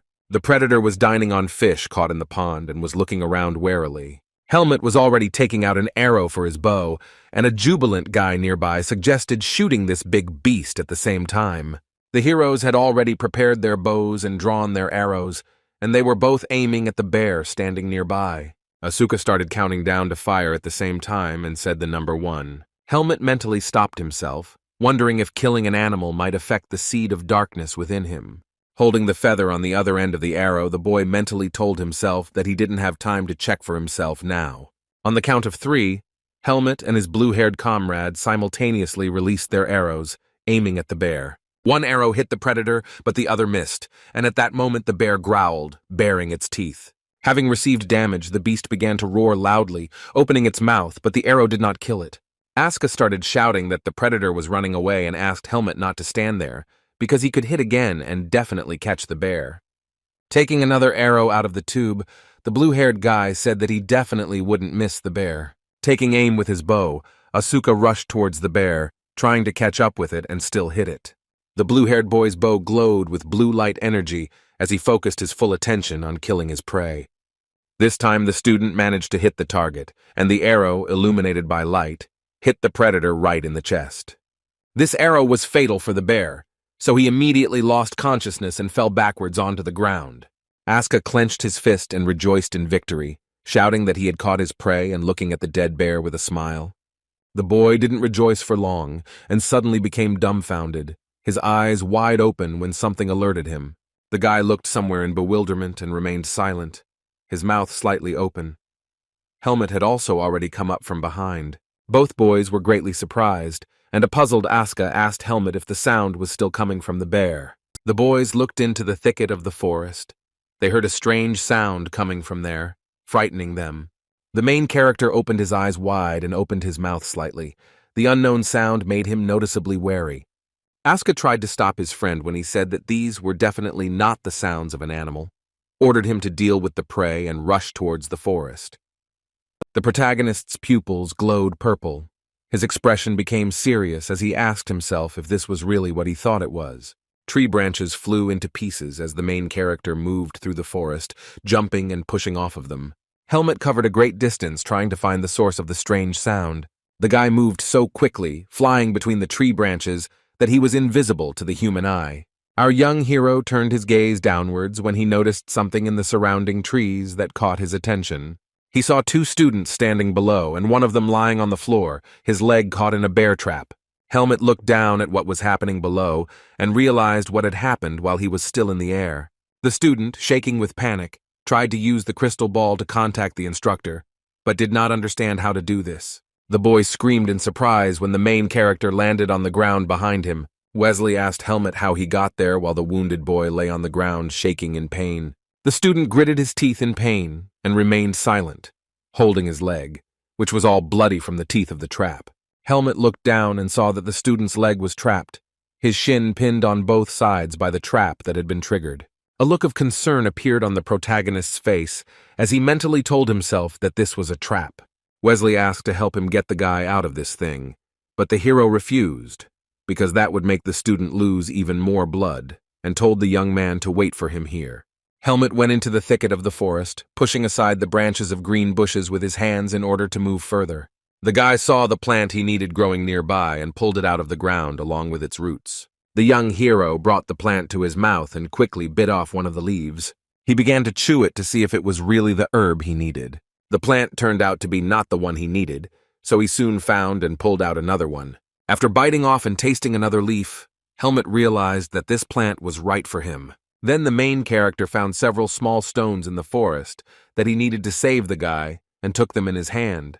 The young man immediately returned to the scene, holding the plant and stones in his hands, and Wesley asked what they were. Helmet didn't answer. He immediately took out a flask of water to wash the dirt and dust off the stones. Our protagonist was in a hurry, so he then handed the flask to Wesley and told him to hold it. The boy placed the leaf on one of the stones and then took another rock to crush the plant. The fair-haired young man, his mouth slightly open in amazement, watched attentively what Helmet was doing. Squatting, the hero asked the guy if he and Basil were friends, to which Wesley answered in the affirmative. Wesley hadn't yet had time to understand anything when the main character grabbed the guy's black robe and tore off a piece of it. The fair-haired boy looked at his ruined clothes in shock, his mouth wide open. The protagonist crouched down in front of the student's wounded leg and bandaged the shin with a piece of black cloth. Helmet's next step was to remove one of the bow arrows from its tube to loosen the trap. Helmet warned Basil that he would have to be patient for a while, because now the hero would loosen the trap and disassemble it. Grabbing the arrow almost at the very base, she was immediately illuminated by Helmet's purple energy. The protagonist threw the bow arrow with all his might straight into the trap, and purple sparks flew around. Helmet's eyes widened in surprise, and he looked questioningly at the picture in front of him. The young man took the trap that had fallen off the boy's leg and examined it carefully. Basil was shaking and groaning in pain, and Wesley tried to comfort him by placing his hand on his torso. The protagonist then threw the broken bear trap, and it flew into the grass behind him.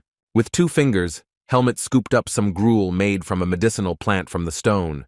The student continued to lie on the ground and howl in pain as the protagonist applied the plant medicine to the wound. A worried Wesley looked closely at Helmet and waited for his explanation of what he was doing. The protagonist explained that this herb helps stop the bleeding, and it had previously helped him save himself. The guy added that they needed to immediately report what had happened to Professor Duane. Wesley agreed and immediately grabbed the crystal ball. Meanwhile, Basil continued to lie on the ground, suffering from the pain he was experiencing. Our hero looked at the wounded guy with concern after helping him get out of the trap. Helmet thought that he had thought things would get much worse, and decided that in that case this was only the beginning. Remembering the trap, the hero thought that its fastenings were deliberately installed weakly, otherwise the student's leg would have simply been cut off. The boy came to the conclusion that the enemies had failed to catch him and had acted recklessly in attacking the aristocrats, and then he grabbed his head, which was aching from worry. Helmet was alarmed and turned around when he remembered that he had left Asuka completely alone. At the same moment, someone put their hand on the trunk of a tree standing near the scene of the incident. The hero turned around and saw that it was an exhausted Asuka, who stood with his head down and held the beam in his hand. The guy started getting angry and shouting that Helmet had forgotten that they were supposed to be in a couple, and asked where he had run off to so quickly without explaining anything. In response, the hero only sighed, and Asuka asked why he was sighing, since it wasn't the guy's fault that he was slower than him. Then Wesley came and said that he had managed to contact Professor Dwayne, and he would be there soon, and the boys were told to wait for him here. The fair-haired youth called it incredible that Helmet remained calm in such a situation, to which he replied that it was simply not the first time he had encountered something like this. Wesley bowed and thanked Helmet for saving his friend, adding that he would never forget this act, swearing on the honor of an aristocrat. The protagonist silently listened to the student's gratitude and looked at him with wide, open eyes. Helmet said that Professor Dwayne would save Basil, not him, because the wound needed to be treated urgently to prevent blood poisoning. The boy mentally told himself that this was the first time he had heard such warm words of gratitude addressed to him since entering the Greta Academy. The second day of the students' stay in the camp in the middle of the forest continued. The sun was still shining over the mountains. The man held his hands over the student's wound, casting healing magic that emitted a green light. Professor Dwayne praised the boys for providing him with good first aid, and now Basil should not have any complications. Instructor Patricia looked at Helmet and with a smile on her face praised the main character. She said that he was right about the traps, and most likely it was the work of poachers, and the woman would tell the forester about it. The blonde asked Wesley if he saw Basil step on the trap, to which the guy was not immediately able to give a clear answer. The student began to explain that his friend said he saw something and ran, and then stepped into a trap, screamed, and fell. The teacher announced that Basil was unable to continue the competition and needed to be carried to camp, and then asked Wesley to come with them as well. The instructor allowed Helmet and Asuka to continue hunting, but to be careful, to which the blue-haired guy said that he was also going to the camp, since he had caught good prey. Patricia said that she didn't expect that from Asuka, to which he asked why she was so surprised. Asuka asked Helmet if the bear was his since he had shot it, to which the hero reassured him and assured him that he would not take his prey. In response to Helmet's words that he was going to hunt, Asuka asked if it was a good idea, but the hero assured him that he would not fall into a trap. The hero's friend was taken aback when the boy asked him if he should hang around here now while his loot lay there alone because it could be stolen. Asuka said that he was leaving and asked his comrade to know his limits and not to overdo it, to which Helmet responded in monosyllables. The protagonist fixed his gaze in front of him and concentrated again on his main task. Helmet began to move along the forest road at a speed imperceptible to the human eye. The guy thought that this was his chance, because they were supposed to be watching him, which meant that they were somewhere nearby now. The young man ordered himself to concentrate and find the hiding place of his enemies, and decided to use his power to increase his sensitivity. At that moment, the protagonist's body was surrounded by an aura of purple light, and the power was transferred to the bow he held in his hand. The boy's eyes widened as he noticed or felt something that caught his attention. He increased his speed even more, heading towards where he sensed danger. Helmet moved through the forest in long jumps, covering large distances in a short time, but suddenly ran into an obstacle right in the air. Suddenly, the main character stopped and landed on the ground, raising a cloud of dust and earth underneath him. The boy looked up and saw an invisible obstacle between two trees that was preventing him from going any further. The hero looked at what was in front of him with concern on his face, and at that moment, he realized what kind of trap it was. The tree pole was damaged by a thin thread of white light that was part of a larger trap. The protagonist looked at this invisible obstacle and came closer to study it more closely. When Helmet looked up, he noticed something that made him uneasy. A ray of sunlight hit a thin thread, so it sparkled, and the main character noticed it. The guy came closer and took the rope in his hand to study it and understand what it was. Helmet immediately guessed that it was a metal wire and thought that Basil was lucky that he had not fallen into this trap, because there would have been serious blood loss. Looking around, the young man thought that the second trap must definitely be somewhere nearby. Our main character turned his gaze to the side and noticed something that caught the guy's attention. The guy noticed strange sounds coming from behind the tall trees. It was a deer that had been trapped, its legs and body tied with ropes. The student came closer and concluded that it looked like bait, similar to the one that had lured Basil into the trap. The protagonist decided that in this case the deer should be taken with him and reached for the arrow. He stood directly in front of the deer and drew his arrow, aiming at the tied animal. After the hunt, all the students gathered in the camp and laid out the prey they had caught in rows. The slain animals lay on pieces of green cloth. Among them were foxes and rabbits, and at the bottom was a signature indicating the name of the hunter. The largest catch was a dead bear, whose lifeless body also lay with the others. The students looked at the predator with surprise on their faces and asked Asuka if he had caught the bear. Asuka smiled, pleased with himself, leaning on his catch as the others called it incredible, asking if there were even bears in this forest. James angered the guy by suggesting that Helmet had done the work for him, and the guy started shouting that it was nonsense and that the hero was busy catching his prey. At this time, the main character stood with his hands folded behind his back, next to the deer he had killed. The instructor approached Helmet and asked if he had any deer, and then said that venison was very tasty. The coach asked for the attention of all the students and praised them for their efforts, and then said that he would first announce the prizes before announcing the winners. According to the instructor, for 5th place, the student will receive 10 food cards at the academy, and for 4th place, an excellent pen and ink. The enthusiastic students listened to the trainer's words that for 3rd place, the student would receive 10 certificates to the bookstore, and for 2nd place, a pass to a private room for study. Having summed up, the man solemnly announced that for 1st place, the student would receive all the above-mentioned prizes. The gifts intended for the main winner were beautifully laid out on the table. In high spirits, Asuka said that he certainly didn't need the pen and ink, and he could give them to Helmet. The instructor announced that he would now begin announcing the results, and began reading out names from a notebook. The sun had long since set below the horizon, and it was deep evening. A bright flame was burning in the middle of the camp. The students lit a fire to warm themselves and illuminate the area around them, and the prey they had caught during the day lay next to it. James was talking about how great the prize was, a week's pass to a private study room, since only students like Arya could use those.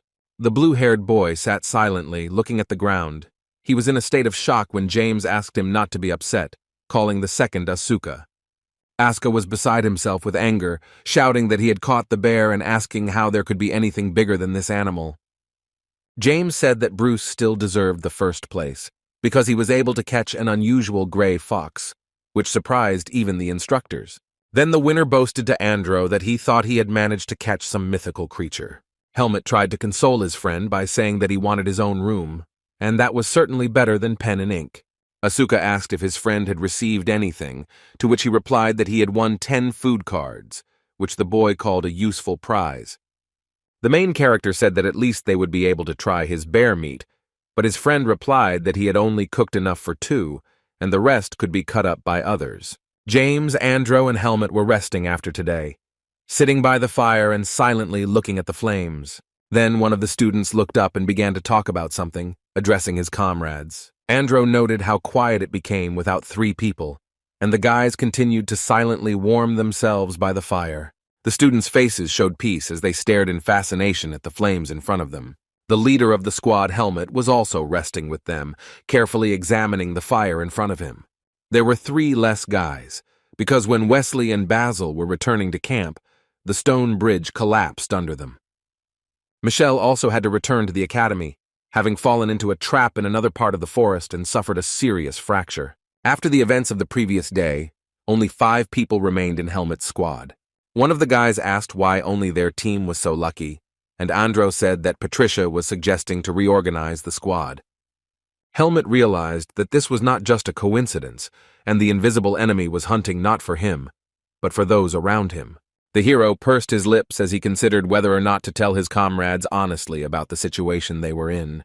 Dino assumed that the 3 boys were okay, to which Asuka replied that they were definitely okay, since they were sleeping in the academy, and starting tomorrow they would have to do it on the bare ground. James and Dino looked at Asuka with their mouths open, thinking how cruel he was. Andro said that the wilderness survival class would start tomorrow, and hoped that there would be no traps in the camp. The protagonist remained silent and then looked at one of his friends, deep in thought. The guy made the final decision that there was no need to tell them anything yet, because that would only make them worry even more.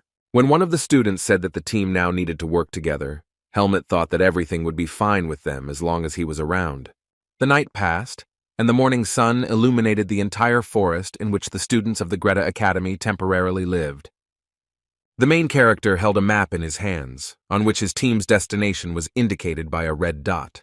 Pointing to the spot, Helmut said that his team had been assigned to this location and that it would take about 4 hours to get there. Holding the horse close to him, the leader of the squad looked ahead and gave the command to the rest of the boys to move out. The forest where the students of Greta Academy set up camp was surrounded by various mountains and hills. By the time Helmut and his team reached their destination, the sun was already setting behind the mountains. James called Helmut and asked him to come over so the guy could look at something. Helmut, who was sitting astride his horse, looked back at the worried James. The guy wanted to show the team leader a small spring with clean water, surrounded by trees. The student said that it was a nice place, and the land was flat so they could rest there, and they were very lucky to come across such a place in the middle of the mountains. The main character jumped off his horse and began to examine the place for rest suggested by his friend. The guy went up to the spring and scooped up some water in his palm to check its purity. Helmut tasted the water and thought it was clean, otherwise it would be sad if something like what happened when he accompanied Lady Yina happened. The hero was dumbfounded when Asuka asked why he immediately started drinking water as soon as they arrived. Andro suggested unloading the horses and resting, since they had arrived earlier than the appointed time, and James said that they would need to collect firewood for the fire. One of Helmut's team members complained about how his back hurt after such a long ride. The main character did not participate in the guy's conversation and only looked away, thinking about his own. When it got dark, 5 guys pitched a tent near a spring and made a fire, sitting around it. A tired Asuka looked at the flames in fascination, while Andro, smiling softly, looked at the guys around him. James and Dino were also sitting quietly, warming themselves by the fire, and kept silent, taking advantage of the free time. The team leader Helmut watched all this silently, asking about the condition of the guys in his squad. The guy mentally pretended that everyone was exhausted and assumed that they were worried about the 3 of them returning to the academy due to injuries. Helmut stood up, and when asked where he was going, he replied that they had run out of brushwood and he wanted to collect some more. Asuka said that he would go with him, since the guys were draining the last of his strength, which made Helmut think that he was getting on his nerves to follow him. In the dense forest where the boys spent the night, it was completely dark, but some rustling sounds could be heard. Helmut and his friend wandered through the thicket of the forest, collecting dry sticks from the ground for a fire. The blue-haired boy picked up some brushwood in his hand and asked the hero if these sticks would do. Helmut praised the boy, but said that these branches were too wet and that the brushwood would not catch fire because of them. The boy began to complain that it was so dark in the forest that he would probably go blind when they returned to Baden. The main character looked at his friend, who was collecting brushwood nearby, with irritation on his face.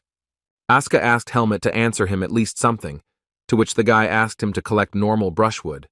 The blue-haired boy carefully picked up thin sticks from the ground and quietly hummed a song to himself. Helmut called out to the boy, to which the young man asked if he really couldn't even sing a song. Asuka was surprised when the main character unexpectedly handed him the brushwood he had collected. Our young hero told his comrade to take some brushwood and return to camp without him. Helmut's friend asked him what he was up to which he received the answer that the hero had an important matter. Asuka waved his hand and turned around, asking Helmut to bury it so it wouldn't stink, otherwise it would be like walking through a minefield with the guys. The main character, when he was left alone, looked ahead with a worried look. It was deep night and nothing could be seen in the dense forest. Only the full moon gave a faint light. Helmut wandered surrounded by trees, walking through a very dark and dense forest covered with grass and trees. An unknown man using a sharp blade sharpens a wooden block, making characteristic sounds. The main character, who was walking towards the source of this sound, finally stopped. Helmut looked ahead, and in an indifferent voice asked the stranger in front of him if he was well prepared. The guy was standing a few meters away from Fascio the entertainer, who was sitting in the middle of a forest path, sharpening a tree. Fascio said that thanks to Helmut he even enjoyed preparing, and then thanked him for accepting his invitation. The stranger added that they both had something to talk about, and invited Helmut to sit down and chat, while the hero glanced sideways at a nearby stump. The main character decided to agree to the man's offer and sat down on a stump that was nearby. Meanwhile, Fascio, sitting at a great distance from the young man, continued to sharpen the wood with his blade. The host said that he was in a very good mood now because he could finally communicate with Helmut in person. The man chuckled evilly, saying that he was tired of looking at the guy's face, and then asked what his first impression of the attacking predator was. Helmut said that his mask is very strange, and it shows that he is a dishonest person. Ryaz does not even show his face. Looking at the sharpened wooden spear, Fascio said the hero was very different from his other victims. Pointing a spear at Helmut, he explained that his victims usually run away from him, but the guy, on the contrary, showed his claws and tried to catch them, which makes him a predator, too. Fascio approached Helmut, who was sitting on the stump, closer and closer, pointing the tip of his spear straight at him. As he approached, the man said that he and the guy were not so different, and he came to Helmut to give him one last chance. A moment later, the master of ceremonies raised his arm to throw something at his victim sitting in front of him. The object fell at the protagonist's feet, and he instinctively reached out to grab his sword. It turned out that Fascio had thrown some kind of large caterpillar towards Helmut. The man sat down and introduced himself as the leader of the elite Blackhawks and a mercenary for Hawkeye. The host continued that he has the power to accept talented fighters into the squad, which includes Helmut, so he cannot simply kill him. The man then offered the boy to eat the bug if he wanted to join in, since without their medication it would cause heart complications. The leader of the elite squad began to threaten that if the hero refused, he would kill him and all his friends, so he suggested that the young man think carefully. The main character looked warily at his interlocutor and did nothing in response to his proposal. He stood up and called all the Dark Jester's sayings lies, adding that he was not the one to be obeyed. The man explained, bending his body, that it was not a matter of trust at all, but of Helmut's freedom. The guy asked if he could really kill the children of aristocrats so easily, to which Fascio replied that he had already taken care of those dear to Helmut in advance. Helmut's memories flashed back to the faces of Basil, Wesley, and Dino, who had suffered recently, and he continued to look silently at his interlocutor. The man in the mask asked Helmut not to bother his head with this, because now he has no choice, and the only way for him to survive is humility. Under the main character's feet there still lay a large larva, which was still alive. Helmut silently watched the bug, not answering his pursuer, and thought about his own. The protagonist's eyes widened and his pupils glowed purple as he realized something. After this, the young man closed his eyes, continuing to sit on the stump opposite the elite mercenary from the Black Hawks. Our young hero finally found the words to answer the master of ceremonies and said that they were both very different. The guy looked again at the larva lying in front of him, crawling along the ground. Suddenly, Helmut stepped on the bug with his boot with all his might, which became the last moment of life for the larva. The boy rose to his feet and immediately grabbed his weapon, stating that it seemed the man had not learned enough about him. Our hero activated his power and instantly rushed towards his opponent, intending to attack him from the air. Helmut's pursuer held his hand out in front of him as his battle with the hero began. The man activated some kind of trap that he had prepared earlier to hunt Helmut. Chunks of earth and grass flew up when something exploded in the night forest clearing. At the same moment, another explosion occurred nearby, creating a cloud of earth and dust above it. The protagonist, holding the sword behind his head, looked in amazement at the web of red stripes of light in front of him. Helmut moved deftly through space, using his strength to avoid his opponent's traps. The young man then flew into the air once more and pointed his weapon straight at his enemy to attack him from above. Looking into the mercenary's eyes, he asked that no matter what, if he killed the man now, everything would be decided. A moment later, the guy, using all his strength, tried to strike the blade directly at the man. Helmut was shocked when the Dark Jester suddenly dissolved right in front of him and rushed somewhere behind him in the form of a red stream of energy. The leader of the elite mercenary squad managed to dodge the boy's attack, and then he appeared behind him again. Holding a knife in his hand, the master of ceremonies told the protagonist that he had missed his chance and would never leave the forest again. With a deft movement of his sharp blade, the masked man cut the thin white thread, activating the trap. A stunned Helmut sat on the ground, and at that moment sharp blades began to fly at him from all sides. The protagonist looked up and saw the danger he was now in. On a wooden table in the middle of the camp set up by the boys stood empty metal dishes. Unexpectedly for everyone, the cup, plate, and all the objects around shook after the loud sound. James looked at the glass warily. There was a guy with blue hair standing next to him. The student called it creepy and asked what the sound could be, suggesting it was a landslide, to which Asuka told him not to make things up.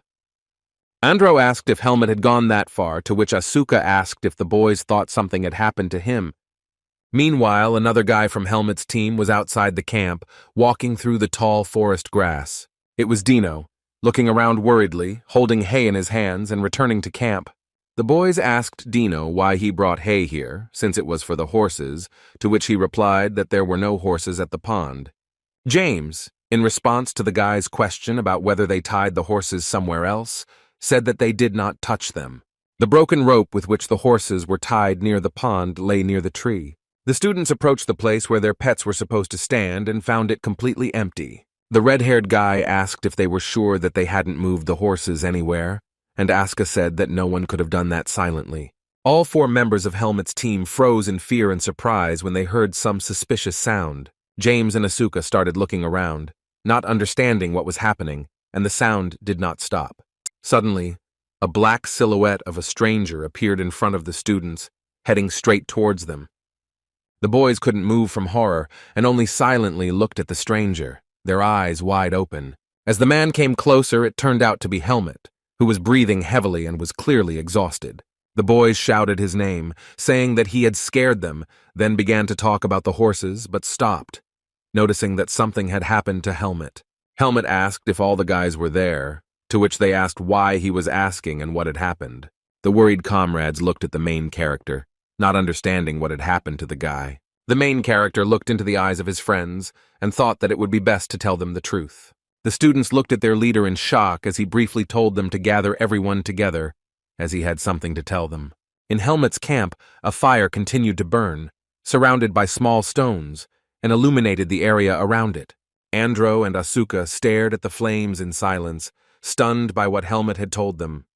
Dino looked clearly worried, and James looked ahead, his finger pressed to his chin, thinking about something. The guy repeated Helmet's words, convinced that the Black Hawk mercenary really did want to kill them all now.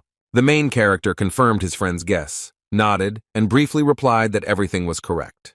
The information he received made James's entire body tremble in fear, and Andro remembered the 3 who were injured earlier. The red-haired guy shouted in bewilderment why the mercenary was hunting them, because they had done nothing to the Black Hawks. But now they wanted to kill them because of Helmet. Asuka was angered by the guy's behavior, and he hit him on the head, ordering him to shut up, because no one said that James would definitely die. The guy with blue hair asked if Sabat was still plotting against them, to which Helmet replied that it was not his doing.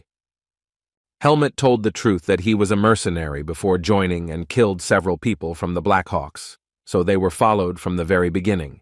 A memory of how he had previously killed several bandits in a dark forest surfaced in the protagonist's head. Hearing these words from the guy, James and Andro looked at their comrade in shock. James began to ask how he managed to do this, since they were adults and experienced, to which the hero, sighing, explained that they were all at about level 3 of mastery. Helmet sighed again and mentally regretted telling the guys that he had killed Black Hawks. The main character's entire squad was speechless after his story about killing the mercenaries, and they silently looked at him with wide eyes.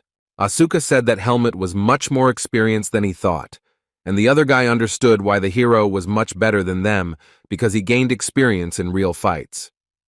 The main character remembered that all the guys were swordsmen, so he stopped being surprised by their reaction to his story. Helmet said that the guys were right and no one could get hurt because of him, so the hero would take responsibility and somehow resolve this situation. The guys began to dissuade Helmet, suggesting that he first inform the coaches about the situation, and James asked Asuka to get the crystal ball.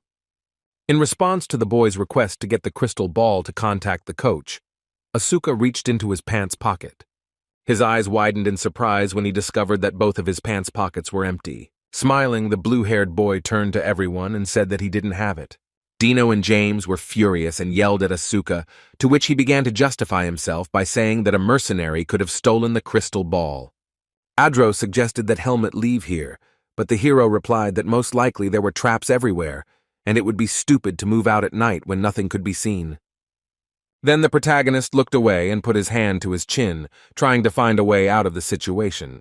The young man suggested that the others leave at dawn, and then they would be able to reach the first coaches without horses in 12 hours. He continued that the mercenary would not let them go just like that.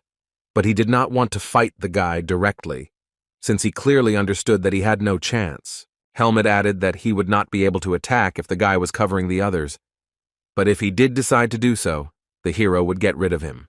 Asuka and the red-haired student listened silently to what their team leader was explaining to them. Standing up, Helmet concluded that now they all needed to rest, because descending from the mountains was not as easy as it might seem. One of them asked how much food the boys had left, to which he received the answer that there was not much food and they needed to save it. The fire, which stood not far from the tent of Helmet and the other guys, continued to smolder quietly. All the guys were inside the tent and resting, while the main character was still sitting outside. Suddenly, one of the members of Helmet's squad came out into the street, holding the curtain with his hand. It was Dino and James who were surprised to see Helmet sitting outside. They looked at the boy who was awake and holding the sword, and he looked back at them. When asked why they weren't sleeping, the boys said that they had decided to take turns keeping watch in pairs. The hero advised his friends not to waste their time and take a rest, to which he received the answer that they were also swordsmen, and could not trust their lives to another person. The student said that Helmet himself could use some sleep, to which the guy replied that he could go without sleep for 3 days, for which he was nicknamed a monster. In an elated mood, James said that the man was afraid of Helmet, because he had been inactive for several hours. The protagonist replied that he still couldn't let his guard down, because he wasn't the kind of person who would give up his prey so easily. James looked at the protagonist and suddenly fell silent and froze when he received such a signal from Helmet. Our hero looked away warily, sensing something was wrong, and held his finger to his mouth to keep the others quiet. Helmet looked towards the forest with a serious expression on his face, continuing to signal the boys not to say anything. In the depths of the forest there were some rustling sounds that greatly alarmed the main character and attracted his attention. All 3 swordsmen immediately reached for their weapons, and Helmet stood up, continuing to look towards the forest. On alert, the boys began to carefully step towards the forest, holding their weapons in front of them. It turned out that the strange sounds were made by a horse standing nearby, which had previously escaped from the camp. The young men came closer and made sure that the source of the sounds was a horse peacefully chewing grass in the depths of the forest. James was as surprised as the rest of the boys when he realized that standing in front of him was his previously escaped horse. Helmet's mind turned upside down when he realized that the danger lay far beyond the horse. Turning to the boys, he began shouting at James and Dino to get away from the forest immediately. Looking up, the main character noticed the same man in the mask hanging head down above the guys. Dino froze in fear as he watched the mercenary approach him with his long-nailed hands. Shocked by what was happening, Helmet and James watched as the man tried to attack their friend. Dino screamed as a Black Hawk thug grabbed him by the jacket and dragged him along as strange, round black objects began to fall from above. These were smoke bombs that began to explode and raise clouds of smoke into the air, falling to the ground. A shocked James and Helmet screamed Dino's name as Fascio was able to grab it and steal it. The entire space around was quickly filled with thick smoke, which appeared because of the Compere's smoke bombs. Andro and Asuka came out of the tent, asking what all the noise was about and why there was so much smoke around. The red-haired boy's hands began to tremble in fear and horror as he found himself in the midst of a skirmish with a mercenary. The student grabbed his hair with his hands and began to scream again and again, panic taking over his mind. Helmet tried to calm his comrade down, saying that it was just a smoke bomb and asking him to be on guard as they didn't know when the mercenary would attack again. The guy shouted that he had taken Dino, to which Helmet calmed him down, saying that Dino was still conscious, and the man would have killed him right away if he had wanted to. The main character told James that he would not give his life to another person, so he needed to pull himself together, after which the guy came to his senses. After Helmet's instructions, the red-haired guy managed to calm down and looked thoughtfully ahead. Asuka and Andro were already running towards them, shouting, asking what was going on and what had happened to Dino. The young man thought that things were bad, and he knew how to put pressure on people's psychology, and he clearly had more experience in such matters. Asuka asked where that bastard went, to which James replied in a quiet voice that he didn't know and he might be nearby. James asked what they should do since they can't abandon Dino, and Andro asked how they could get their friend back. Helmet looked at the boys silently, and the red-haired youth asked Andro if he wanted to say that they just needed to run away. The red-haired student turned to Helmet to make sure he had no intention of giving Dino away. The protagonist was confused. He said that the mercenary would get what he wanted if they went together, but if Helmet went alone, the rest would be left without protection. The four students stood together, and James, confused, leaned his hands on the ground and asked why this had happened to them. Suddenly, the red-haired guy got angry and grabbed Helmet by the shirt, which surprised the hero. James began yelling at the boy in rage, claiming that it was all his fault and that he would not let him leave Dino. Andro put his hands on the boy's shoulders and tried to calm him down, saying that there was no point in blaming Helmet, and asked him to cool his ardor. Our hero explained that he didn't want to leave Dino, but he also didn't want to put the others at risk to save one person. He continued, looking at his angry comrade, that he could only take responsibility for bringing back as many people as possible. The student called Helmet a freak and said it was the same as leaving without Dino, and Andro continued to try to cool James's ardor. The protagonist tried to maintain an outward calm as James asked Andro to let him go, and Andro continued to tell him to pull himself together. Andro asked the hero if he was okay, to which he replied that James was not far from the truth. The young man explained that he also did not agree with Helmet's conclusions and believed that it was impossible to leave without Dino. He suggested to the squad leader that they talk about this when their friend calmed down, because together they could think and come up with a plan. Our protagonist looked away and thought about Andro's words, chuckling quietly. The night continued, and the dense forest near the camp was still dark and deserted. The students lit the fire again to use it as a source of light and heat. The main character stood nearby and silently looked at the flame, thinking about something. Helmet turned around when he heard James and the rest of the guys approaching him from behind. The guy with red hair, closing his eyes, asked the hero for forgiveness, explaining that he was scared and had not thought with his head at all then. In response, our young hero did not say anything to his comrade, but only decided to sit down near the fire. Then Helmet spoke up, addressing everyone, and said that he had only one thing to ask of them all. The young hero explained that they didn't know where Dino was now, and if they all fought together, the boy couldn't guarantee that everyone would survive. Adding, Helmet asked the young men if they still thought they couldn't leave without Dino. The red-haired boy put his hand on his chest and said that he had known Dino since childhood, so he couldn't just leave. Andro agreed, saying that abandoning a comrade was a great shame, and Asuka added that he didn't like the idea of leaving either, even though he wasn't loyal to the guys. Sitting by the fire, the main character silently listened to the position of his squad members, trying to understand them. Helmet closed his eyes and nodded, and said that they wanted the same thing, meaning that they were in the same position. The hero stood up straight and declared that now they had no time to sleep, because they needed to come up with a plan to kill the assassin and save Dino.